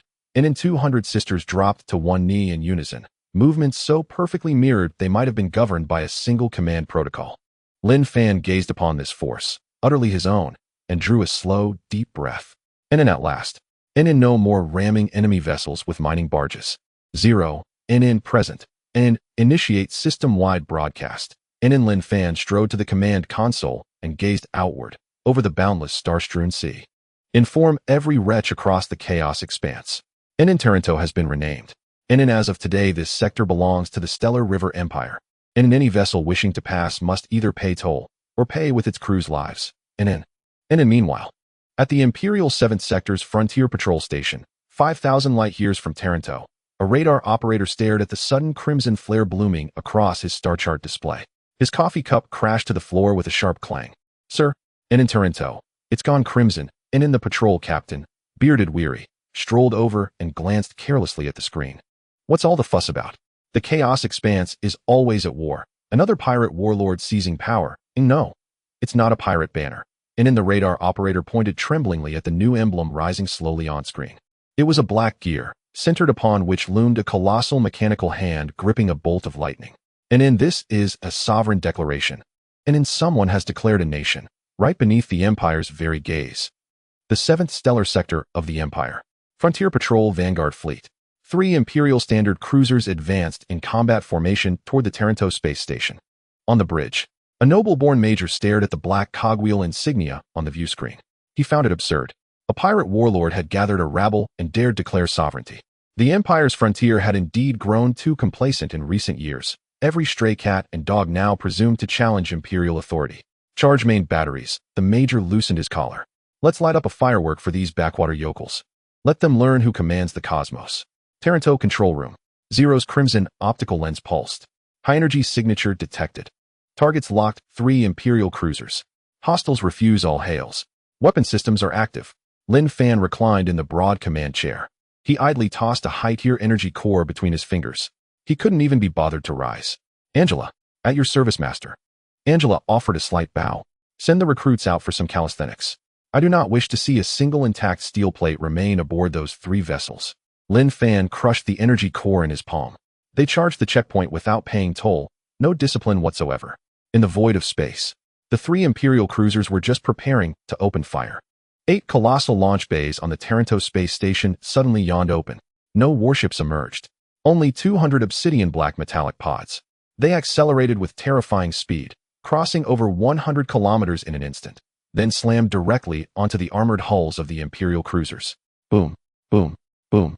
A muffled impact reverberated through the metal superstructure into the bridge. The major frowned. What struck us?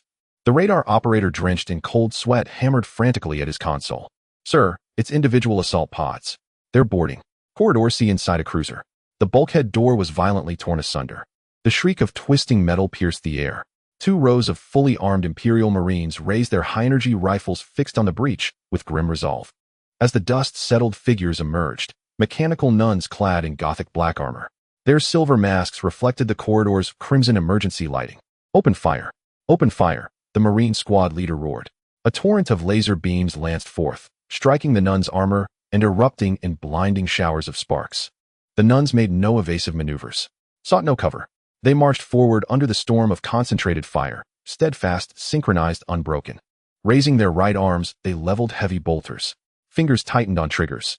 Boom, boom, boom. Arm-thick explosive shells tore into the ranks. The corridor became a meat grinder. The Empire's vaunted personal shields proved as fragile as parchment before such massive kinetic ordnance. One Marine broke, dropped his rifle, and fled backward in terror. A mechanical nun behind him ignited her blue-flamed thrusters. She closed the distance in a heartbeat. Her left arm whirred to life, the chainsaw blade roaring into motion. It swept downward. Man and powered exoskeleton cleaved cleanly in 2. Intense heat instantly cauterized severed vessels. No blood sprayed, only the acrid stench of seared flesh. Heresy eradication progress, 12%. A cold synthetic voice echoed down the corridor. On the bridge, the major watched the one-sided slaughter unfold on surveillance feeds. His hands trembled uncontrollably. This was no mere piracy. Even when limbs were severed, these monsters pressed onward, swinging chainsaws with their sole remaining arm. No pain, no fear, only absolute, unwavering execution. Retreat. Now, the major screamed, hysterical. Engines unresponsive, sir. They've severed the primary power conduit. The main control room door groaned, a sound of tortured metal. A spinning chainsaw blade punched straight through its half-meter-thick alloy plating. Sparks erupted in furious cascades. The door collapsed inward with a thunderous crash. The lead mechanical nun strode in, her black armor draped with severed limbs. Crimson droplets stained her silver mask. The major drew his sidearm and fired repeatedly. Laser bolts struck the mask, leaving only charred pits. The nun halted before him, towering impassive, gazing down upon the noble officer of the Empire. You failed to pay the toll. Thwip. The chainsaw blade pierced his chest. Eyes wide with disbelief, the major's vision dissolved into darkness. Lin Fan sat in Taranto's command center observing the feat. The 3 Imperial cruisers now drifted as silent hollow tombs of twisted metal. Time elapsed under 8 minutes. Zero, package this recording. Lin Fan brushed fine particles from his palm. Broadcast it on the highest frequency military channel, direct to Imperial High Command. Inform them the Xingha Empire has officially commenced operations. At the 7th Sector's primary base, 5,000 light-years from Taranto, Brigadier Petra watched the massacre replay on the main holoscreen. His gaze locked onto the mechanical monstrosities brandishing chainsaws, his brow slick with cold sweat. He spun sharply and slammed his palm onto the desk's crimson emergency alert button. The main base of the 7th star zone in the Empire. The red alarm lights flashed wildly. Brigadier Petra tore open his collar. The buttons of his uniform flew off. He stared intently at the massacre footage on the large screen. 3 cruisers. Imperial Regular Army. Completely annihilated in under 8 minutes. This is not a battle. This is one-sided physical destruction. Technical department. Give me an assessment report. Petra shouted angrily. The technical supervisor rushed over drenched in sweat, holding a data pad. General, the analysis of the footage is complete. The humanoid weapons are using chainsaw swords, accompanied by a high-frequency particle shock field. The rotation speed exceeds our physical cognitive limits. That's why they can slice through Class A alloys like butter.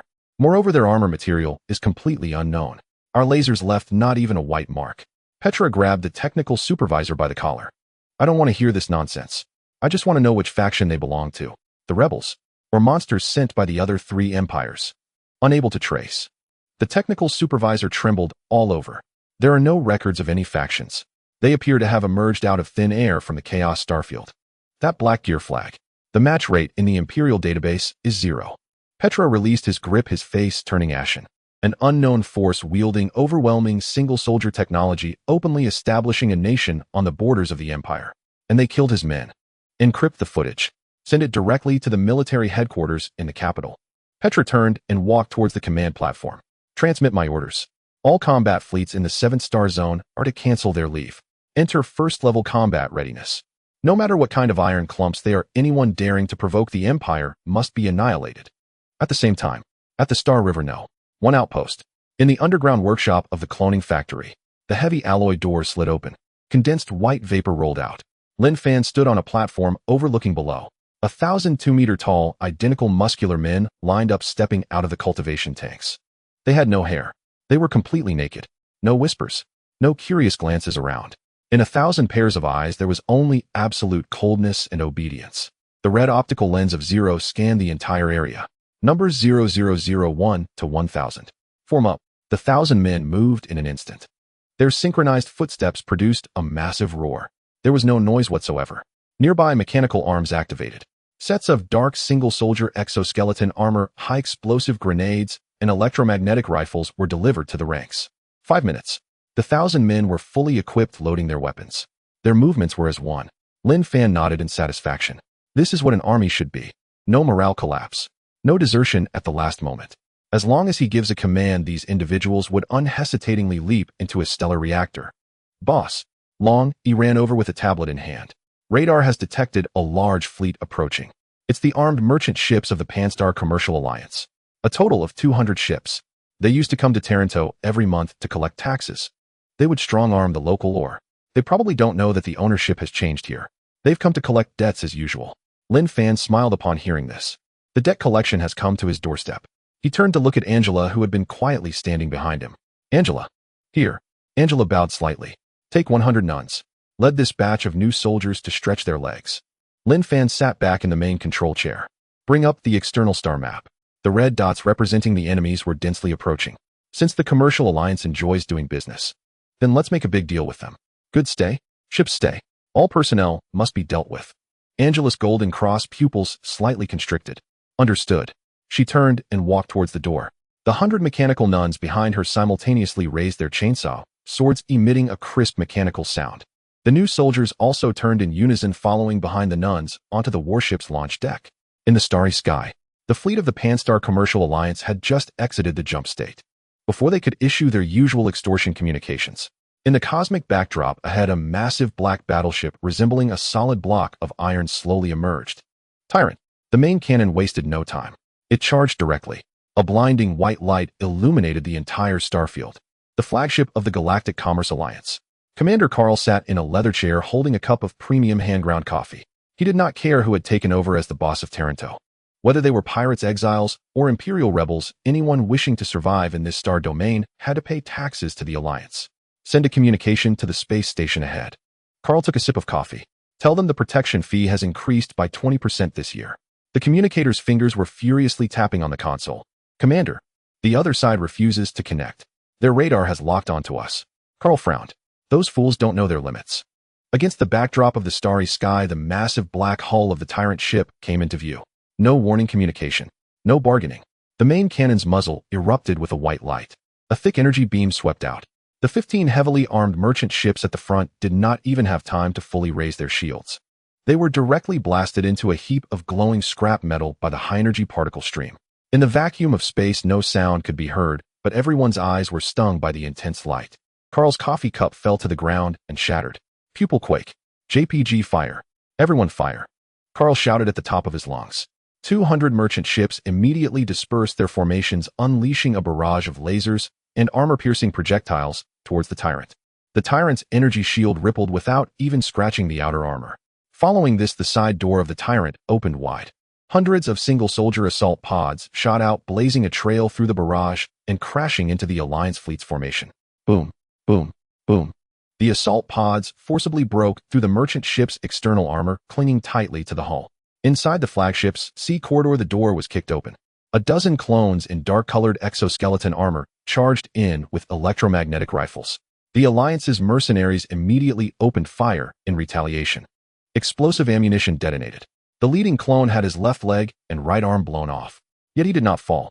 Using his remaining left hand to support himself, he bit the pin off an explosive grenade and propelled himself forward into the mercenaries' cover. Boom. The corridor was filled with severed limbs and broken arms. The clones behind stepped over their comrades' corpses and continued charging forward, expressionless as they fired. The mercenaries panicked.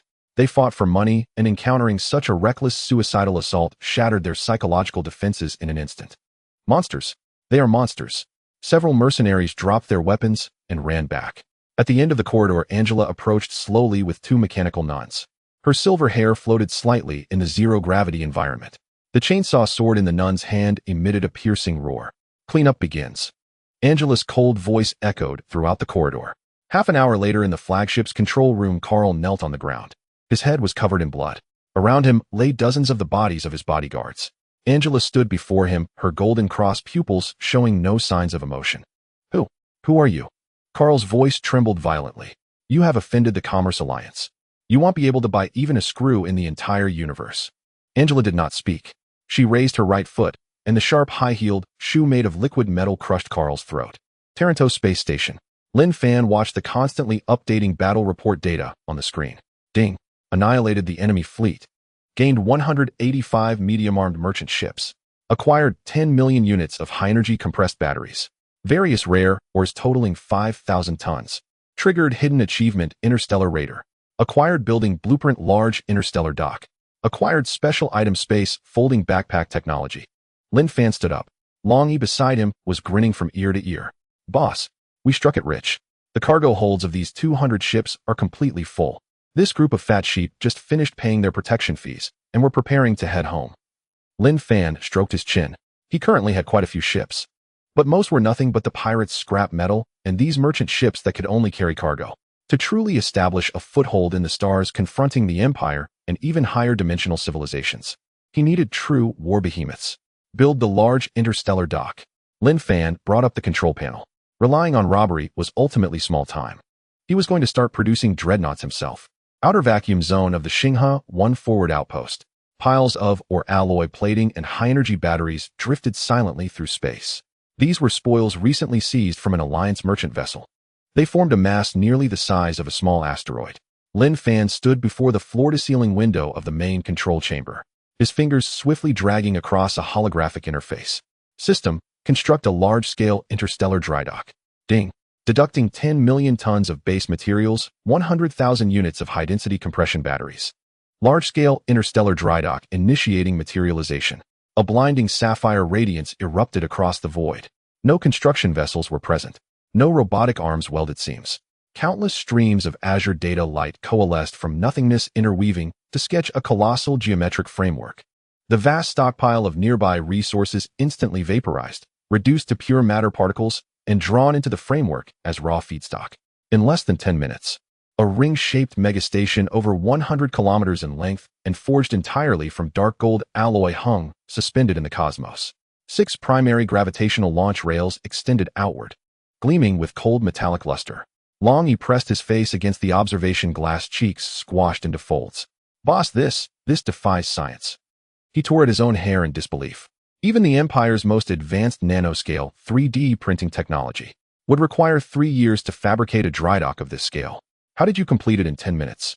Where is mass conservation? What of thermodynamic law? Lin Fan lifted his teacup and took a slow sip. Long E. Yes. Boss, what is it? Here only my words are law. Everything else, you may dismiss it as so much hot air. Lin Fan summoned the shipbuilding interface. The hidden achievement just unlocked had granted him exceptional rewards. He selected the production option for heavy firepower cruisers without hesitation. 0. Maximize the resource vault. Build as many as possible. 0's optical sensors pulsed crimson. Acknowledged master. Computation complete. Current reserves permit full construction of 30 Pluto-class heavy cruisers. Production line activated. Estimated completion 2 hours. 30 frontline warships in 2 hours. If such mobilization speed ever leaked, fleet admirals of the 3 empires would kneel and call him father. Lin Fan turned to Angela beside him.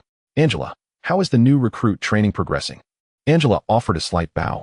Her silver hair swept across gleaming metallic armor plating. Reporting Master 1000 clones have completed live combat programming. 0 casualties. Ammunition consumption 30%. They stand ready for immediate boarding operations. She paused, her cross-shaped pupils locking onto Lin Fan. However, they lack heavy armored support. They are optimized solely for intraship urban warfare. I recommend deploying ground assault mechs. Lin Fan stroked his chin. His force composition remained insufficient. The system's sign-in rewards were frustratingly random. He would need to expand his sphere of influence further to trigger new missions. Panstellar Commercial Alliance Headquarters. A colossal orbital station anchored in the core stellar sector. The conference chamber glowed under sterile pallid lighting. 12 directors, each commanding vital arteries of interstellar commerce, sat around a circular table. At its center, a hologram cycled endlessly. The final transmission from Captain Carl's flagship. A black cogwheel banner. A breached airlock shattered by brute force. And mechanical nuns wielding chainsaws, carving mercenary troops into crimson pulp beneath withering fire. Carl is dead. 200 ships, down to the last bolt, vanished. The senior director rapped his knuckles on the table. Jowls quivered. Talanto is our treasury. Now someone has reached into our vault and stolen our coin. Worse, they minced our debt collectors into sausage meat. If we swallow this humiliation, how will the Alliance ever levy taxes across the stars? A gaunt tall director adjusted his monocle and sneered. Those mechanized troops are unknown to us, not standard issue of any of the 3 empires. Their armor exhibits extraordinary resilience. Resilience? Huh. The senior director surged to his feet. Can even the hardest armor withstand a planet cracker beams? They hold only a derelict forward outpost, no formal fleet whatsoever. He swept the hologram aside with a violent gesture. Issue my command to the 7th Tribunal Fleet. Deploy Meat Grinder Butcher at the helm. 300 battleships, 500 frigates, and 20,000 siege mechs. Within 72 hours, I demand that wretched station reduced to cosmic debris, and that so-called Xinghe Empire's leader. I want him preserved in formaldehyde, mounted like a trophy above our headquarters main gate.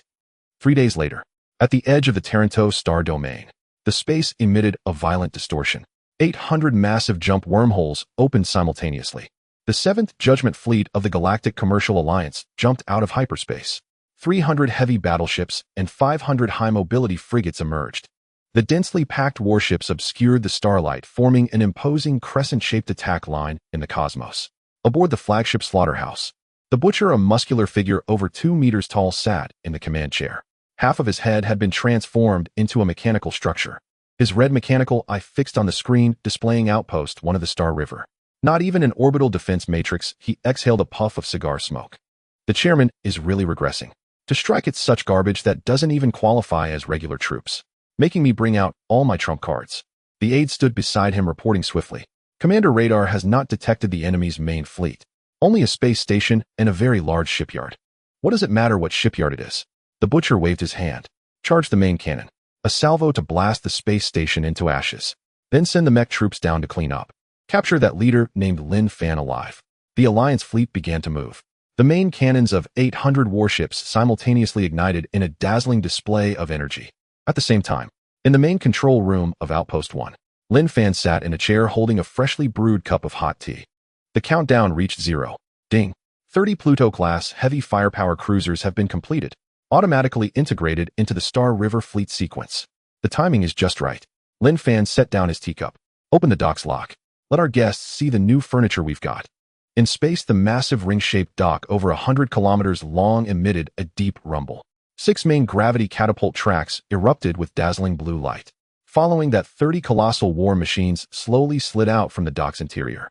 They were weapons of war devoid of any streamlined design. Their entire bodies were clad in dark golden alloy armor. The bows bore no decoration, only a thick black main cannon barrel that was grotesque in its size. Each Pluto-class cruiser was over 3 times the size of the Alliance's heavy battleships. They loomed like 30 moving mountains of steel, silently positioned in front of the space station. Inside the bridge of the slaughterhouse, the aide stared at the radar screen as high-energy reactions surged. His hand trembled, dropping the data board onto the ground. "Commander, the enemy has revealed unknown-class warships. Their size is equivalent to that of a dreadnought." The butcher suddenly stood up, his mechanical eye zooming in frantically. 30 ships. Do they think they can block my judgment fleet with just 30 vessels? The butcher slammed his fist on the control panel. "Open fire. Tear them to shreds." 800 powerful laser main cannons ripped through the vacuum. The beams rained down upon the Pluto-class cruisers. Dazzling white light engulfed the 30 dark golden warships. The butcher grinned widely, but the smile on his face lasted only for 2 seconds. As the light faded, the 30 Pluto-class cruisers remained unscathed in their positions. Around the hulls, a visibly distorted black force field was slowly rotating. The energy from the Alliance fleet's main cannon struck against it. Not even a ripple was stirred. Everything was completely devoured. "This is impossible," the aide shouted in disbelief. "What level of shield technology is that?" In the main control room of Outpost 1, Lin Fan observed the data on the screen. Gravity collapse force field test completed. Defense rating excellent. He raised his head, his expression unfazed. 0. Unlock weapon systems. Test the Dark River main cannon. Receive master. Target locked. Fire. At the bow of the 30 Pluto-class cruisers, the massive black cannon barrel did not emit flames or lasers. Instead, it produced a strange humming sound. 30 fist-sized black spheres were propelled outward with extreme speed. They instantly crossed the battlefield, crashing into the densest formation of the Alliance fleet. There was no violent explosion, only a terrifying distortion of space. Upon contact with the warships, the black spheres unleashed an unimaginable gravitational force. The nearest dozen frigates did not even have time for alarms to sound. Their massive hulls were crushed together by an invisible hand. Alloy armor shattered inch by inch. The internal crew was instantly turned into mush. In just a few seconds, dozens of warships were compressed into a dense metallic high-pressure sphere with a diameter of less than 10 meters. This scene unfolded at 30 different positions within the formation. A single volley. The Alliance fleet directly evaporated nearly 300 warships. Inside the bridge of the slaughterhouse, everyone stared at the 300 green dots that vanished from the star map, their minds blank. The butcher's mechanical hand gripped tightly onto the chair's armrest. The metallic skeleton creaked under the strain. Retreat. His proudly built fleet was utterly inferior to the enemy. Activate the jump engines. Immediate withdrawal. Report, Commander. The space has been blocked by the earlier gravity weapon. The jump engines cannot start. In the Taranto main control room, Lin Fan stood up, straightening his collar. "You think you can come and go as you please?" He turned to look at Angela behind him. "Inform that group of clones. The enemy fleet has 20,000 mechs. All troops prepare for jump assistance." Main control room of the flagship slaughterhouse. Red alarm lights strobed violently. The butcher's mechanical ocular implant continuously refocused. The display screen overflowed with blinding, indecipherable static. Space itself had been utterly locked down by the gravitational fields emitted by those 30 grotesque warships. The jump drives were rendered inert. "Sir, we're trapped," the executive officer screamed, clawing at his own hair. The butcher backhanded him across the bridge, sending him crashing into the bulkhead. Then he wrenched his bolt pistol from its holster and slammed it onto the command console. "Panicking won't save you. We're not dead yet. Order all surviving vessels, deploy every assault mech in the fleet. If we can't flee, then we'll fight them in close quarters boarding combat. I brought 20,000 heavy assault mechs. Even brute force attrition will bury them in the void beyond." 500 surviving Alliance warships simultaneously opened their launch bays. 20,000 towering assault mechs, each over a dozen meters tall, ignited cobalt blue thrusters, filling the entire field of vision like a metallic tide. They raised high-frequency beam sabers and heavy electromagnetic cannons and surged toward the Xinghe 1 outpost. Lin Fan sat motionless in the outpost's central command chair. The charging formation of 20,000 mechs was undeniably imposing, yet he did not so much as lift an eyelid. "Angela, our guests are in such a hurry to die. Go grant them their wish." Angela inclined her head with quiet reverence. As ordered, she turned and drew her chainsword. Its blade shrieked with a piercing ultrasonic whine. Full assault, now. Hundreds upon hundreds of solo strike pods launched from the outpost's docking rails. These pods carried no deceleration systems, plunging headlong at maximum velocity straight into the heart of the Alliance mech formation. Boom, boom, boom. One Alliance heavy mech had barely raised its electromagnetic cannon when a strike pod slammed into its arm, shattering the reinforced alloy limb on impact. The pod's hatch detonated outward. 5 clone cadets in matte black armor leapt forth, rifles already leveled at the cockpit. They emptied their magazines point blank. Specially engineered high-explosive armor-piercing rounds tore through the cockpit's hull like parchment. The pilot inside was reduced to crimson mist and fragmented bone. This was not warfare. It was unilateral physical annihilation. The clone cadets felt neither pain nor fear. One clone was bisected cleanly by a beam saber's sweep, severed at the waist. His upper torso remained clamped, unyielding around the mech's armored thigh.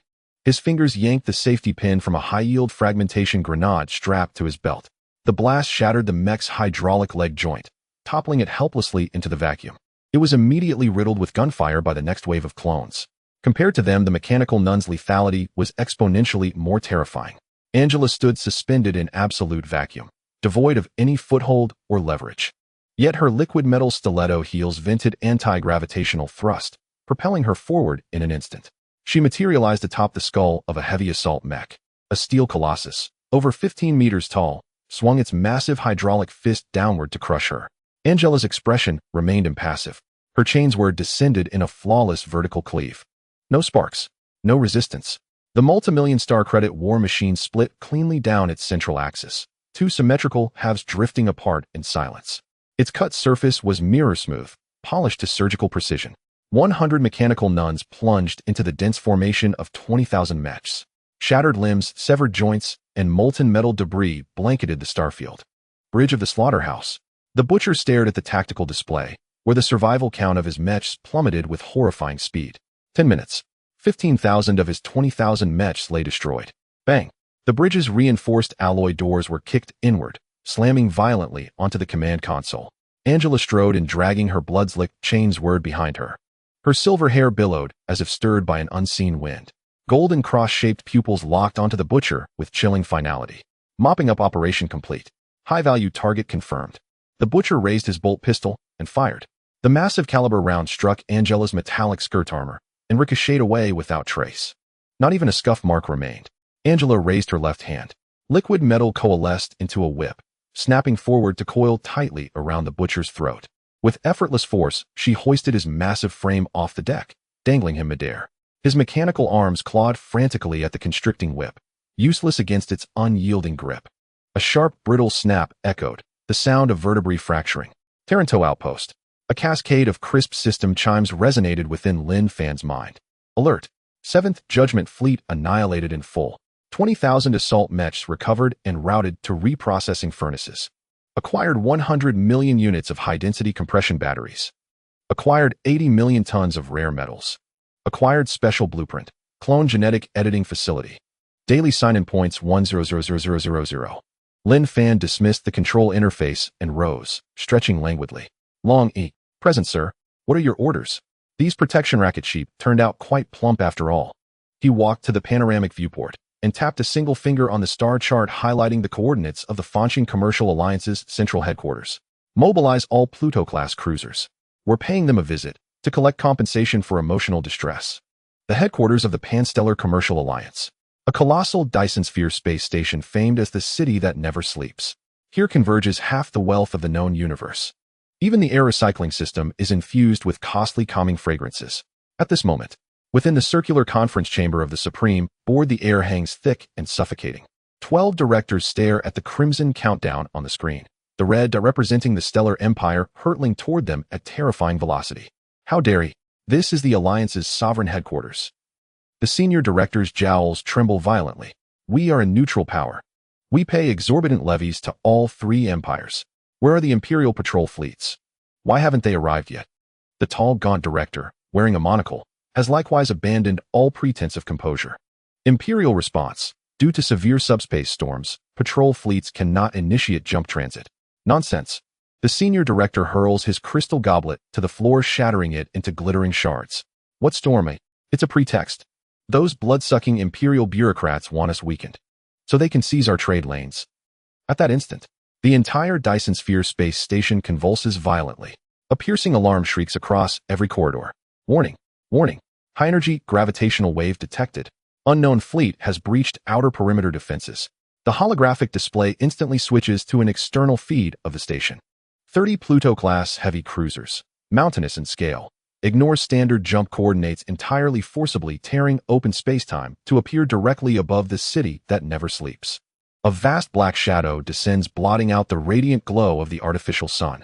Millions of billionaires, merchants, and celebrities residing aboard the station now tilt their heads upward, gazing in stunned silence at the despair-inducing leviathans of steel. On the bridge of the Pluto-class flagship, Lin Fan sits motionless in the command chair.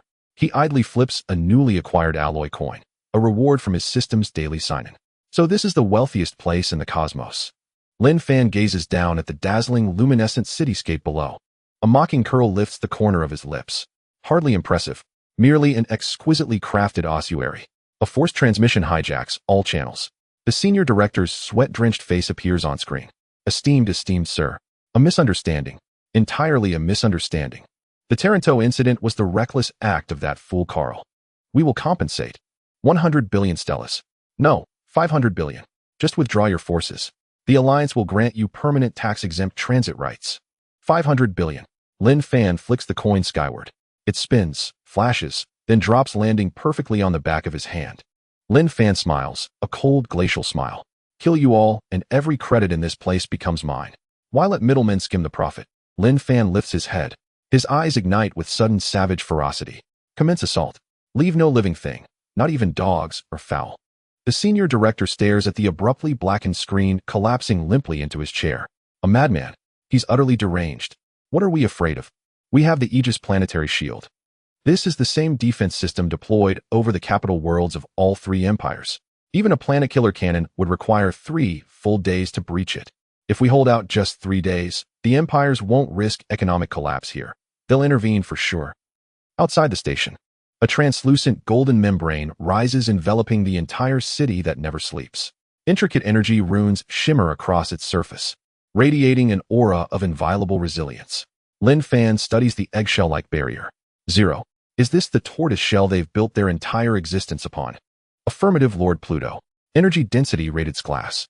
Impervious to conventional ordnance. Conventional ordnance. Lin Fan rises, walking to the panoramic viewport.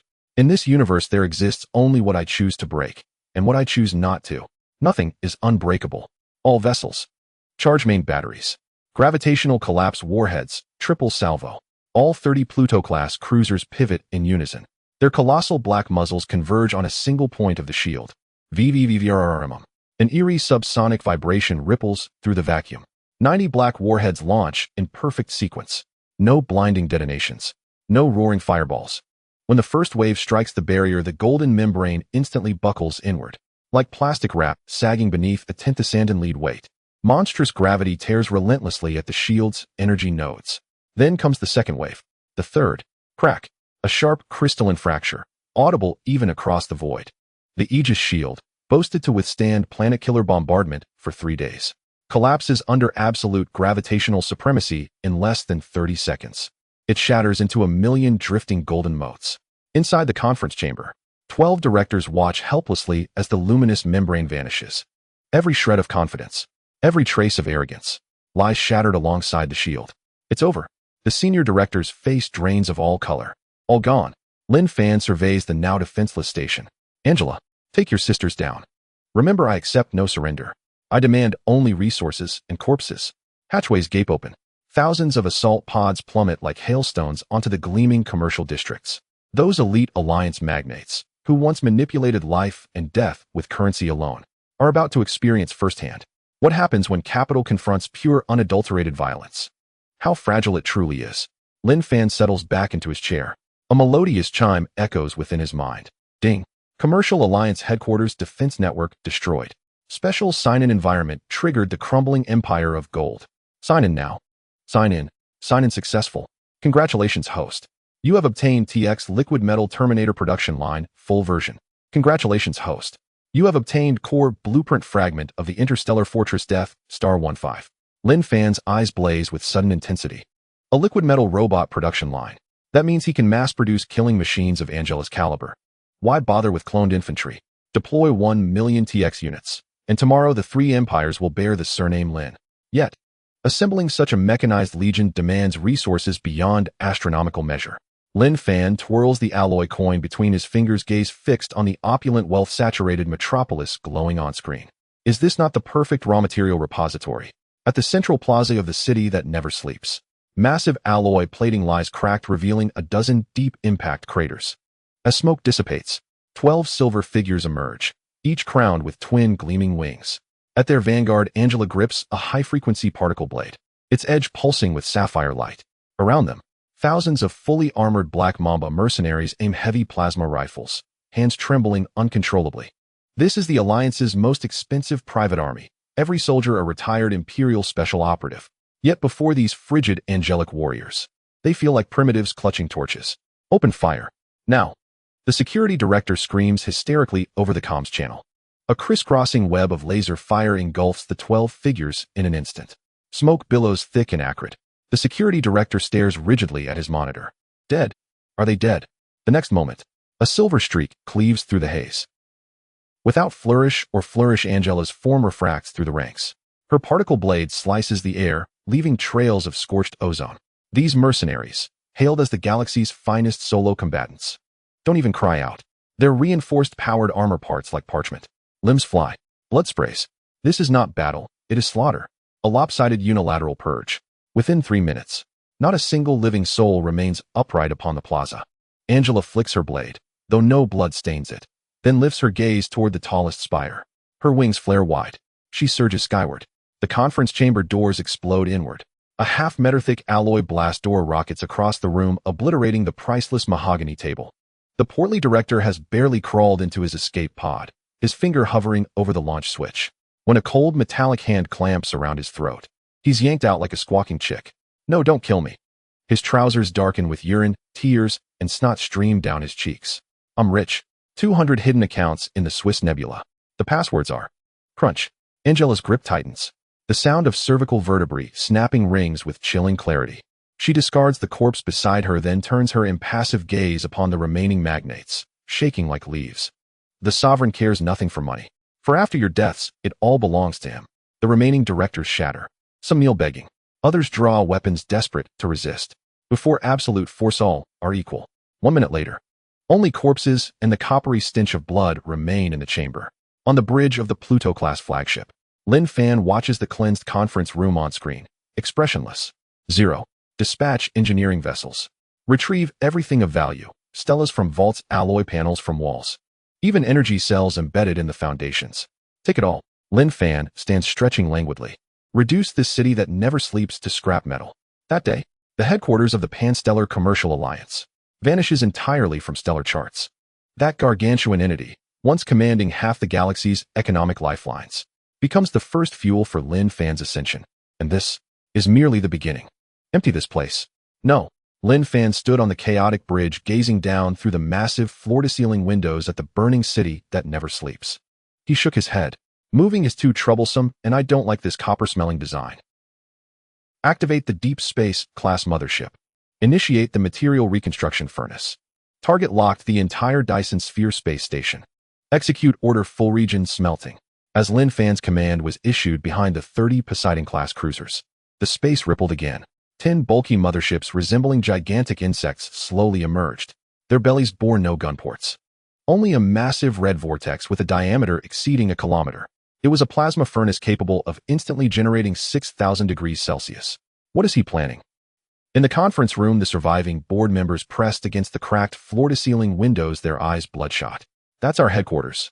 It's the center of commerce in the entire universe. Every brick and tile here is a work of art. That fountain sculpture was carved from a whole block of tear gold.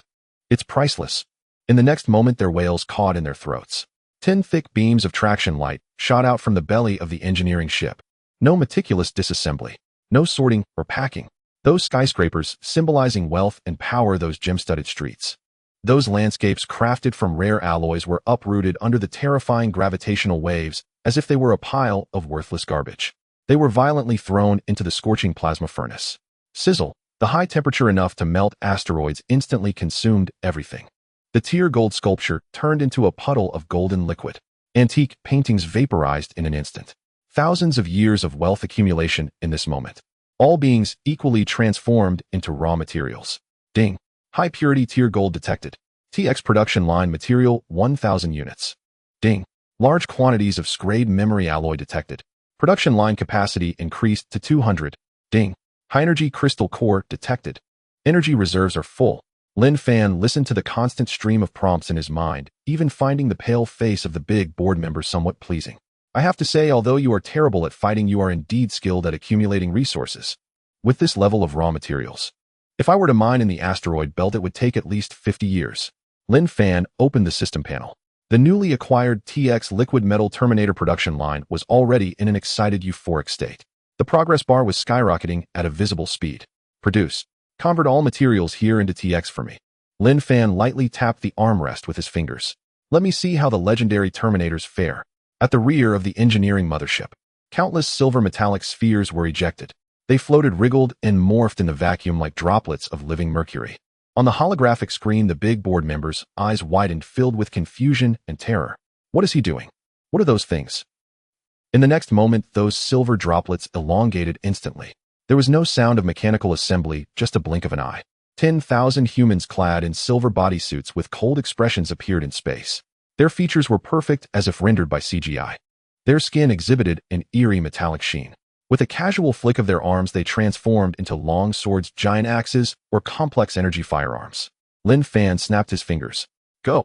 There are still plenty of rats hiding in the shelters below. That's your live combat testing ground. 10,000 TX looked up in unison. A flash of red light flickered in their eyes. Without any flame from thrusters, they transformed into streaks of silver light, rushing into the already devastated city that never sleeps. Inside the Doomsday Shelter, located 3,000 meters underground, thousands of fully armed elite alliance members were intently staring at the 10-meter-thick blast door. Rest assured, this is reinforced with neutron star material. Even that Valkyrie can't break it. The security captain held a heavy machine gun, forcefully boosting his morale. Before his words could finish, through the gap under the blast door, a puddle of silver liquid slowly flowed in. Water. Where did the water come from? A soldier curiously looked down. The puddle of water suddenly surged up. In an instant, it enveloped the soldier's entire body. The scream lasted only half a second. The silver liquid receded.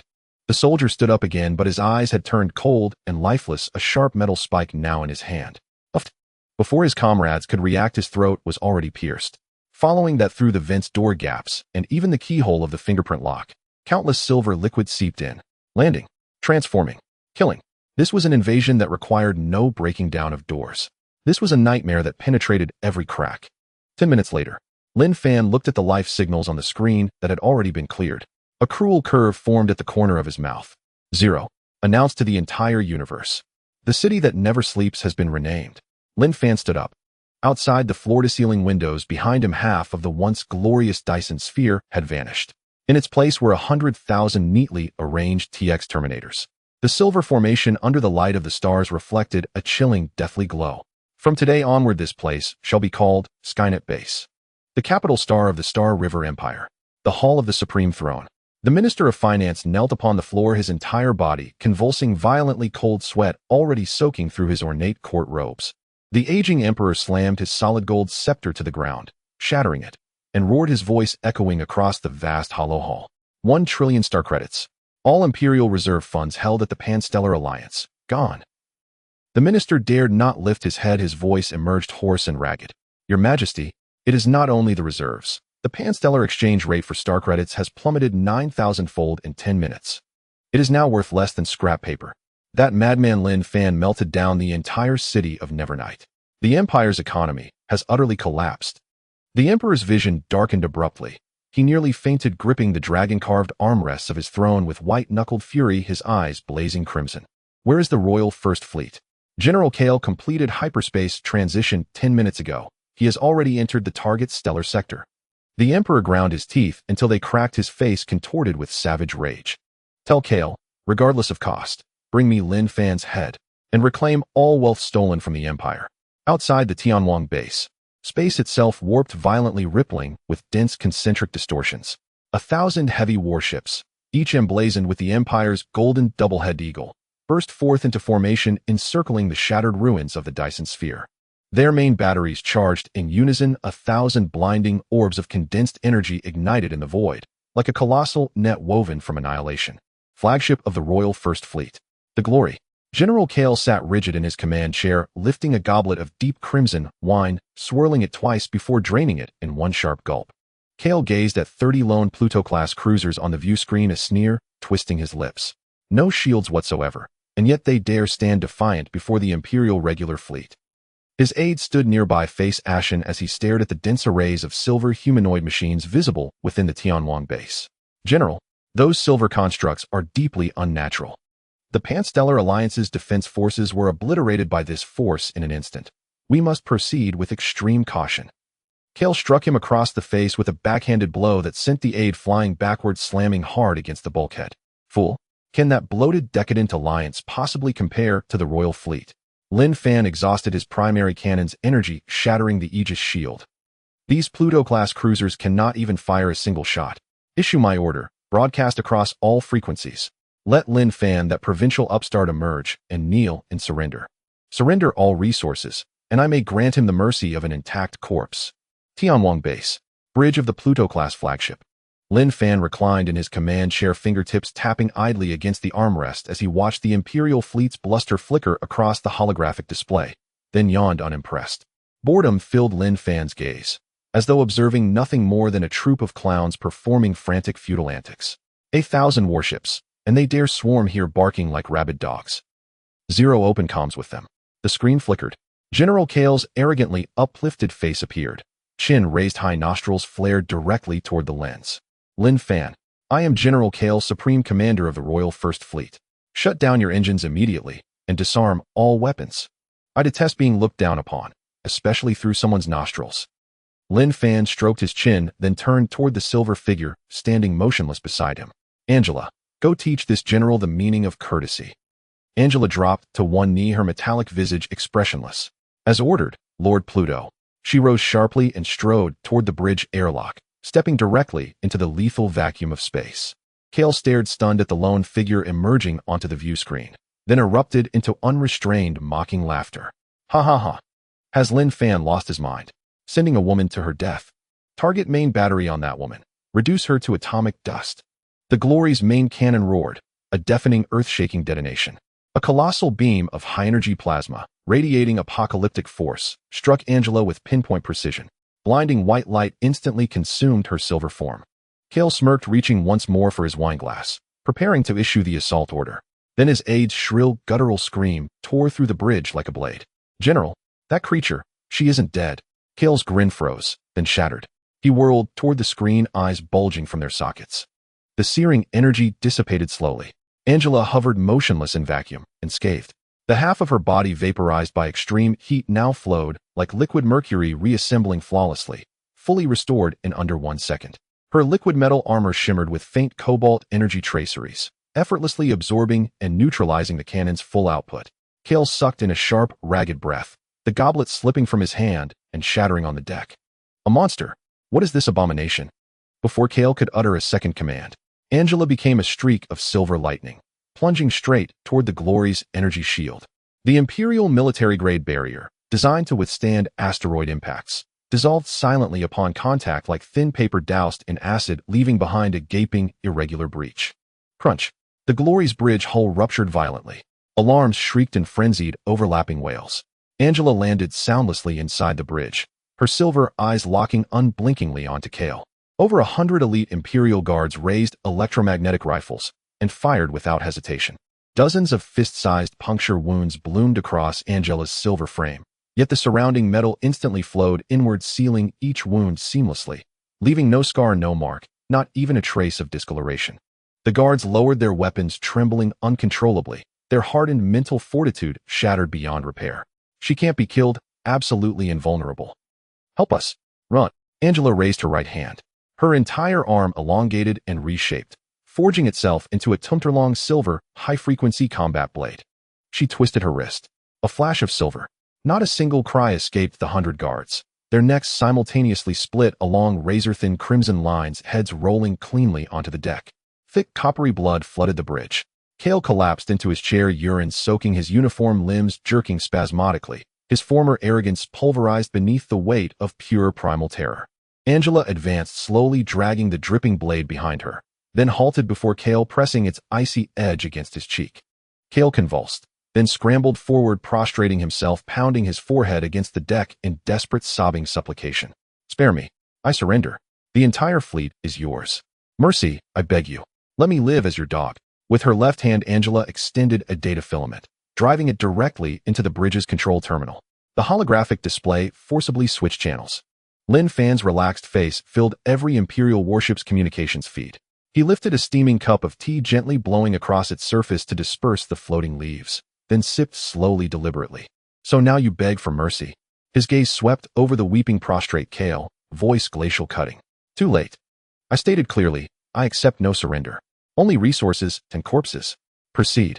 On screen, the silver blade fell, without hesitation, without remorse. Kale's head soared upward, blood geysering from his severed neck, drenching the central command console in crimson. Across all 1,000 warships, Imperial soldiers witnessed their supreme commander decapitated, plunging them into absolute cataclysmic terror. Lin Fan set down his teacup, his gaze piercing past the screen as if fixing directly upon the Imperial throne at the heart of the Star River Empire.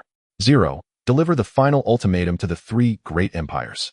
Wash your necks clean and wait. From this day forward, the laws of the cosmos shall be written by Lin Fan. Lin Fan rose to his feet. Behind him, 100,000 TX Terminators ignited their engines in perfect unison, a thunderous planet-shaking roar.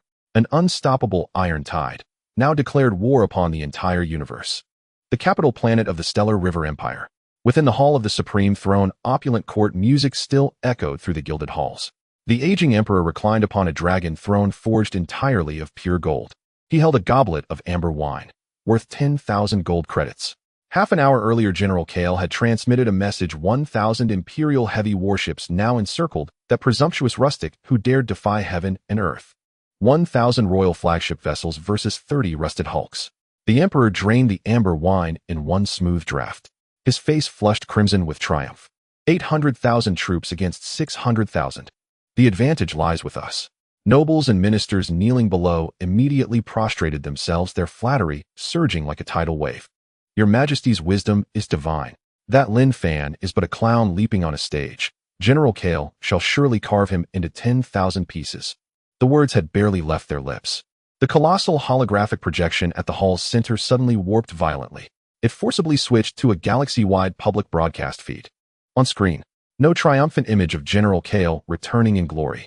Only a blood-soaked head rolling slowly to rest at the foot of a silver mechanical monstrosity. Crimson stained the command deck of the Empire's first royal fleet. The music ceased mid-note. Silence fell so absolute that even the fall of a needle could be heard across the hall. The flush vanished from the Emperor's face, leaving behind a pallor as ghastly as yellowed newsprint aged a decade. The golden goblet slipped from his grasp and shattered upon the floor. Wine spilled across the marble tiles. The screen flickered again.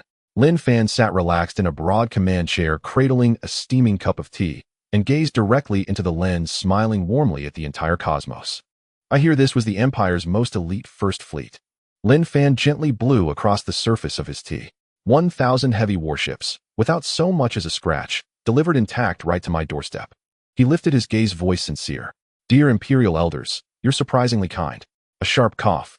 Then the Emperor's chi surged violently upward, and a torrent of old blood erupted onto his Imperial desk. "Lin Fan." The Emperor roared like a maddened lion. "Activate the capital planet's absolute defense net. Awaken the 3 nation-defending martial deities slumbering in the Imperial mausoleum. Issue a galaxy-wide edict of annihilation. I demand his death." At that very moment, at the Tianwang base, Lin Fan finished the last sip of tea and stretched lazily. That battle had been utterly devoid of challenge. It had been nothing short of one-sided slaughter. A crisp system chime rang incessantly within his mind. Ding. The Stellar River Empire's Royal First Fleet has been completely annihilated. Massive sign-in environment triggered the Empire's pillar of shame. Confirm immediate sign-in. Lin Fan sat upright. Sign in. Sign in successful.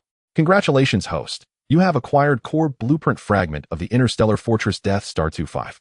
Congratulations, host. You have acquired the mythic class blueprint Quafu planetary scale, full drive engine. Quafu planetary-scale full-drive engine capable of executing ultra-long-range pinpoint spatial jumps for any celestial body or space station with a diameter under 10,000 kilometers, bypassing all forms of spatial blockade. Lin Fan's fingers froze midair. His eyes locked onto the blueprint glowing with dark gold radiance in his inventory. Then he laughed. A laugh wild and unrestrained. Zero. Lin Fan rose abruptly and kicked over the low tea table before him. Boss is here. Immediately divert all 1,000 newly captured Imperial warships into the matter recombination forge. Then build me this Quafu engine. Mount it beneath our base. Lin Fan strode to the floor-to-ceiling window and gazed outward at the immense hemispherical expanse of the Tianwang base. Zero's synthetic voice stuttered for the first time. Boss, do you mean? Those fools in the Imperial Palace are waiting for me to march upon their capital, aren't they? Lin Fan's knuckles cracked sharply.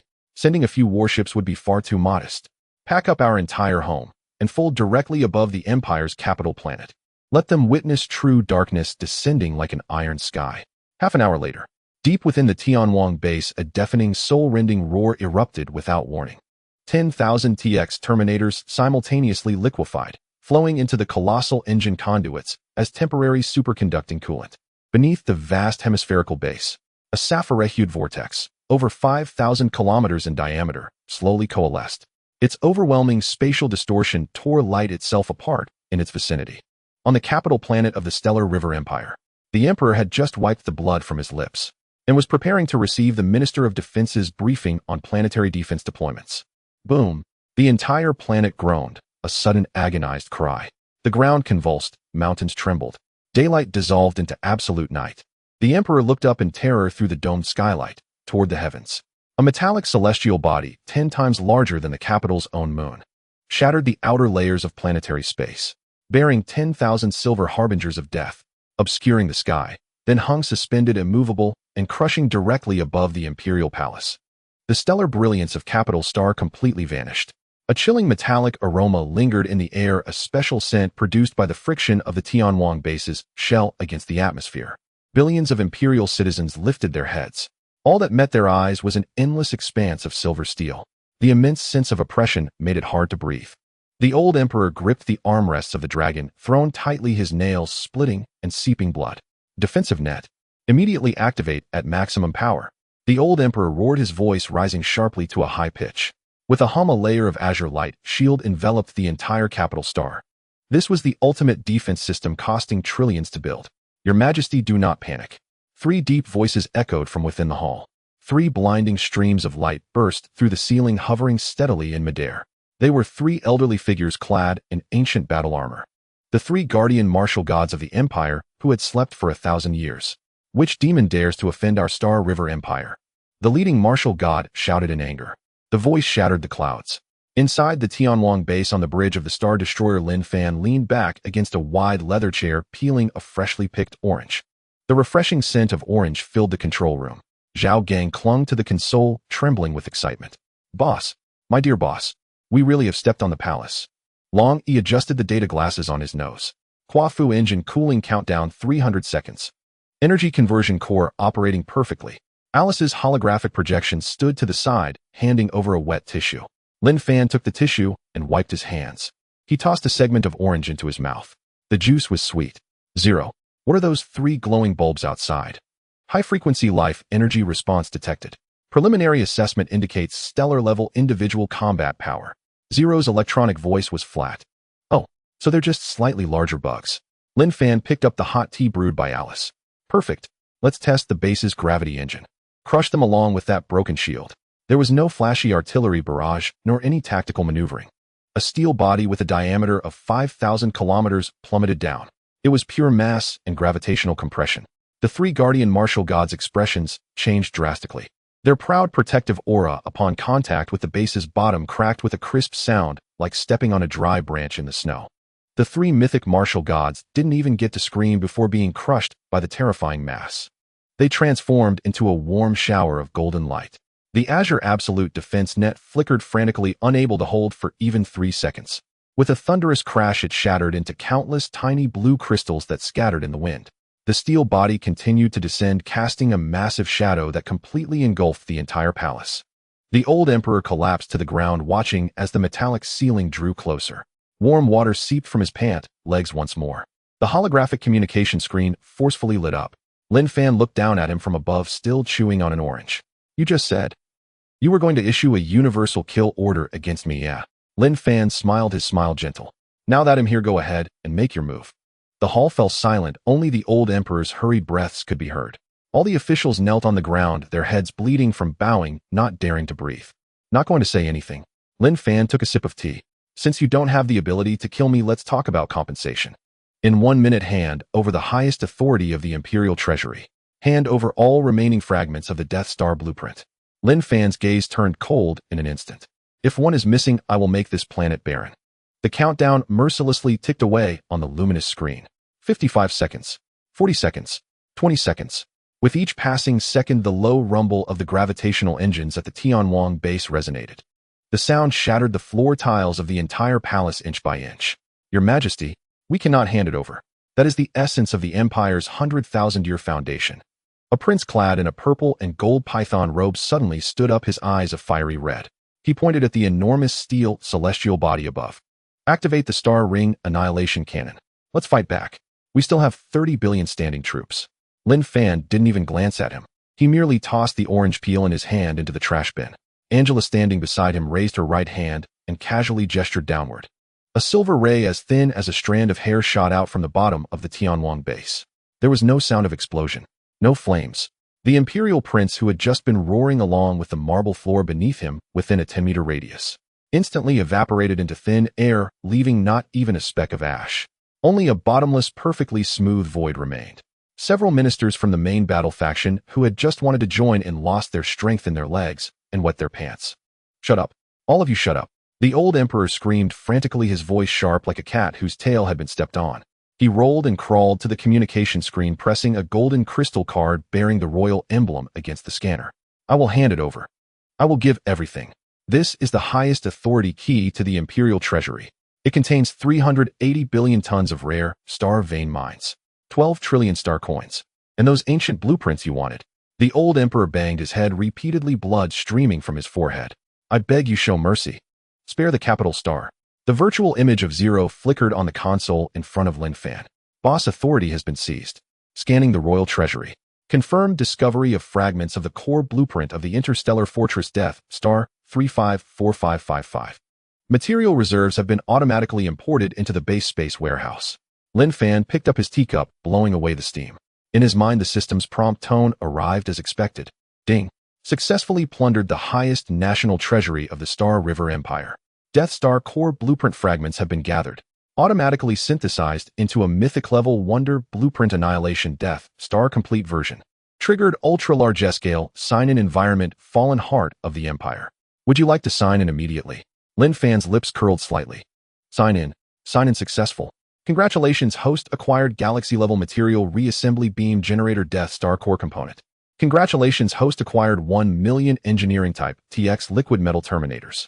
Joy surged through Lin Fan, making him feel as if all his pores were relaxing. The design blueprints for the Death Star were ready. The core components and labor needed to construct it were also instantaneously in place. Now only one thing was missing: a massive quantity of construction materials. Lin Fan set down the teacup, his gaze piercing through the screen at the trembling old emperor on the floor. You made a wise choice. The old emperor, relieved, collapsed to the ground, gasping for breath. But Lin Fan's tone shifted. I just took a look at the construction blueprints for the Death Star. The required solid high-density alloys are quite extensive. The old emperor's heart tightened suddenly. Do you mean to say? Lin Fan stood up and walked to the enormous floor-to-ceiling window overlooking the bustling Imperial capital star. The core mass of this planet is quite good, and its titanium alloy reserves are abundant. Zero, activate the material reassembly beam. Take apart this capital star. Lin Fan's tone was calm, as if he were selecting a cabbage at the market. Lay the foundation.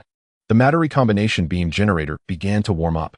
The deep blue arcs of electricity surged like a raging dragon, wildly roaming and converging at the base of the Skynet. In just a few seconds, a gigantic halo over 100 miles in diameter took shape in space, its profound light seemingly capable of swallowing even rays of light, emanating a chilling aura of destruction. The surface of the capital star was instantly engulfed in a panic akin to the end of the world. Violent tremors echoed like the dying cries of the planet as the tectonic plates crumbled under the terrifying gravitational tides.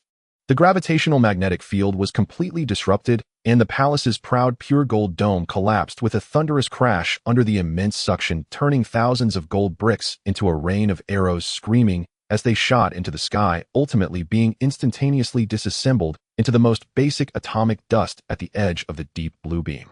Amidst the ruins, the old emperor, covered in blood, clutched a broken white jade railing tightly. He stared blankly at the luxurious empire he had built over his lifetime crumbling before his eyes, watching the palaces that represented 3,000 years of artistic achievement collapse, like sandcastles, emitting a desperate wail akin to a dying beast from his throat. My palace. My golden city. Lin Fan. You uncultured thug. You are destroying civilization. You are desecrating history. Inside the bridge of the Star Destroyer, however, the atmosphere was entirely different. A faint scent of apples wafted through the air, creating an eerie harmony with the cold metallic odor. Lin Fan lounged lazily in the command chair, casually tossing a freshly washed red Fuji apple in his hand. He couldn't even be bothered to spare a glance at the distorted face of the old emperor on the holographic screen. Civilization. Art. Lin Fan caught the falling apple, took a large bite, the crisp sound of his chewing resonating loudly in the silent bridge, mocking the hysteria on the other side of the screen. Old man, has your mind been stuffed with useless scrap metal? He swallowed the flesh and wiped the juice from the corner of his mouth with his sleeve, his gaze reflecting the arrogance and disdain of an interstellar miner. In the vast interstellar era, gold that cannot be converted into energy is too hard even for wiping. Only pure energy is the sole hard currency of the universe. Lin Fan suddenly stood up, striding to the control panel, leaning forward with both hands on the surface, his deep-set eyes fixated on the blue planet displayed on the screen. It was the fervor of the first miner of the galaxy, an uncontrollable greed upon seeing a priceless treasure. 0. Activate the holographic planetary perspective, stripping away the redundant structures on the surface. With a swoosh, the capital star on the screen instantly became transparent. The bustling city and imposing palace vanished without a trace, replaced by a gigantic high-energy stellar core buried 8,000 kilometers underground, pulsating with a dazzling red light like a beating heart. It was the heart of a living planet. Look. Lin Fan pointed gently at the pulsating stellar core through the screen, his tone filled with a near-reverent awe. Isn't it beautiful? High-purity liquid star vein energy with a staggering reserve of 300 trillion units. A resource of this level is legendary even in the depths of the galaxy. And you fools who waste it treat it merely as heating for your floors. It's simply wasteful. Lin Fan straightened up, no longer hiding the fervor in his eyes, abruptly raising his right hand and firmly pressing the crimson button on the main control panel. All units listen up. From now on, cease all meaningless acts of slaughter. All combat units switch to resource extraction mode. 1 million engineering TX liquid metal terminators deploy via airdrop. Operation Code Gluttony. Target the depths of the Earth's core. Dig through the crust for me. I want to extract the last drop of energy vein from this planet. Squeeze it dry. As the order was given, the giant hatch at the bottom of the sky net base rumbled open. A million silver streaks like a cataclysmic meteor shower tore through the thick atmosphere of the capital star, trailing fiery tails as they plunged toward the ground. Those machines, once feared by the Imperial Police and representing death and slaughter, underwent a dramatic transformation the moment they landed. Their arms instantly liquefied and reformed into high-frequency, vibrating molecular cutting drill bits with razor-sharp edges, even slicing through the fabric of space. Their legs transformed into massive hydraulic anchoring devices, deeply embedding themselves into the lava and rock layers. From their torsos extended thick energy siphon tubes, greedily seeking prey. Boom, boom, boom. A million humanoid mining machines activated simultaneously, and the Earth groaned in agony at that moment.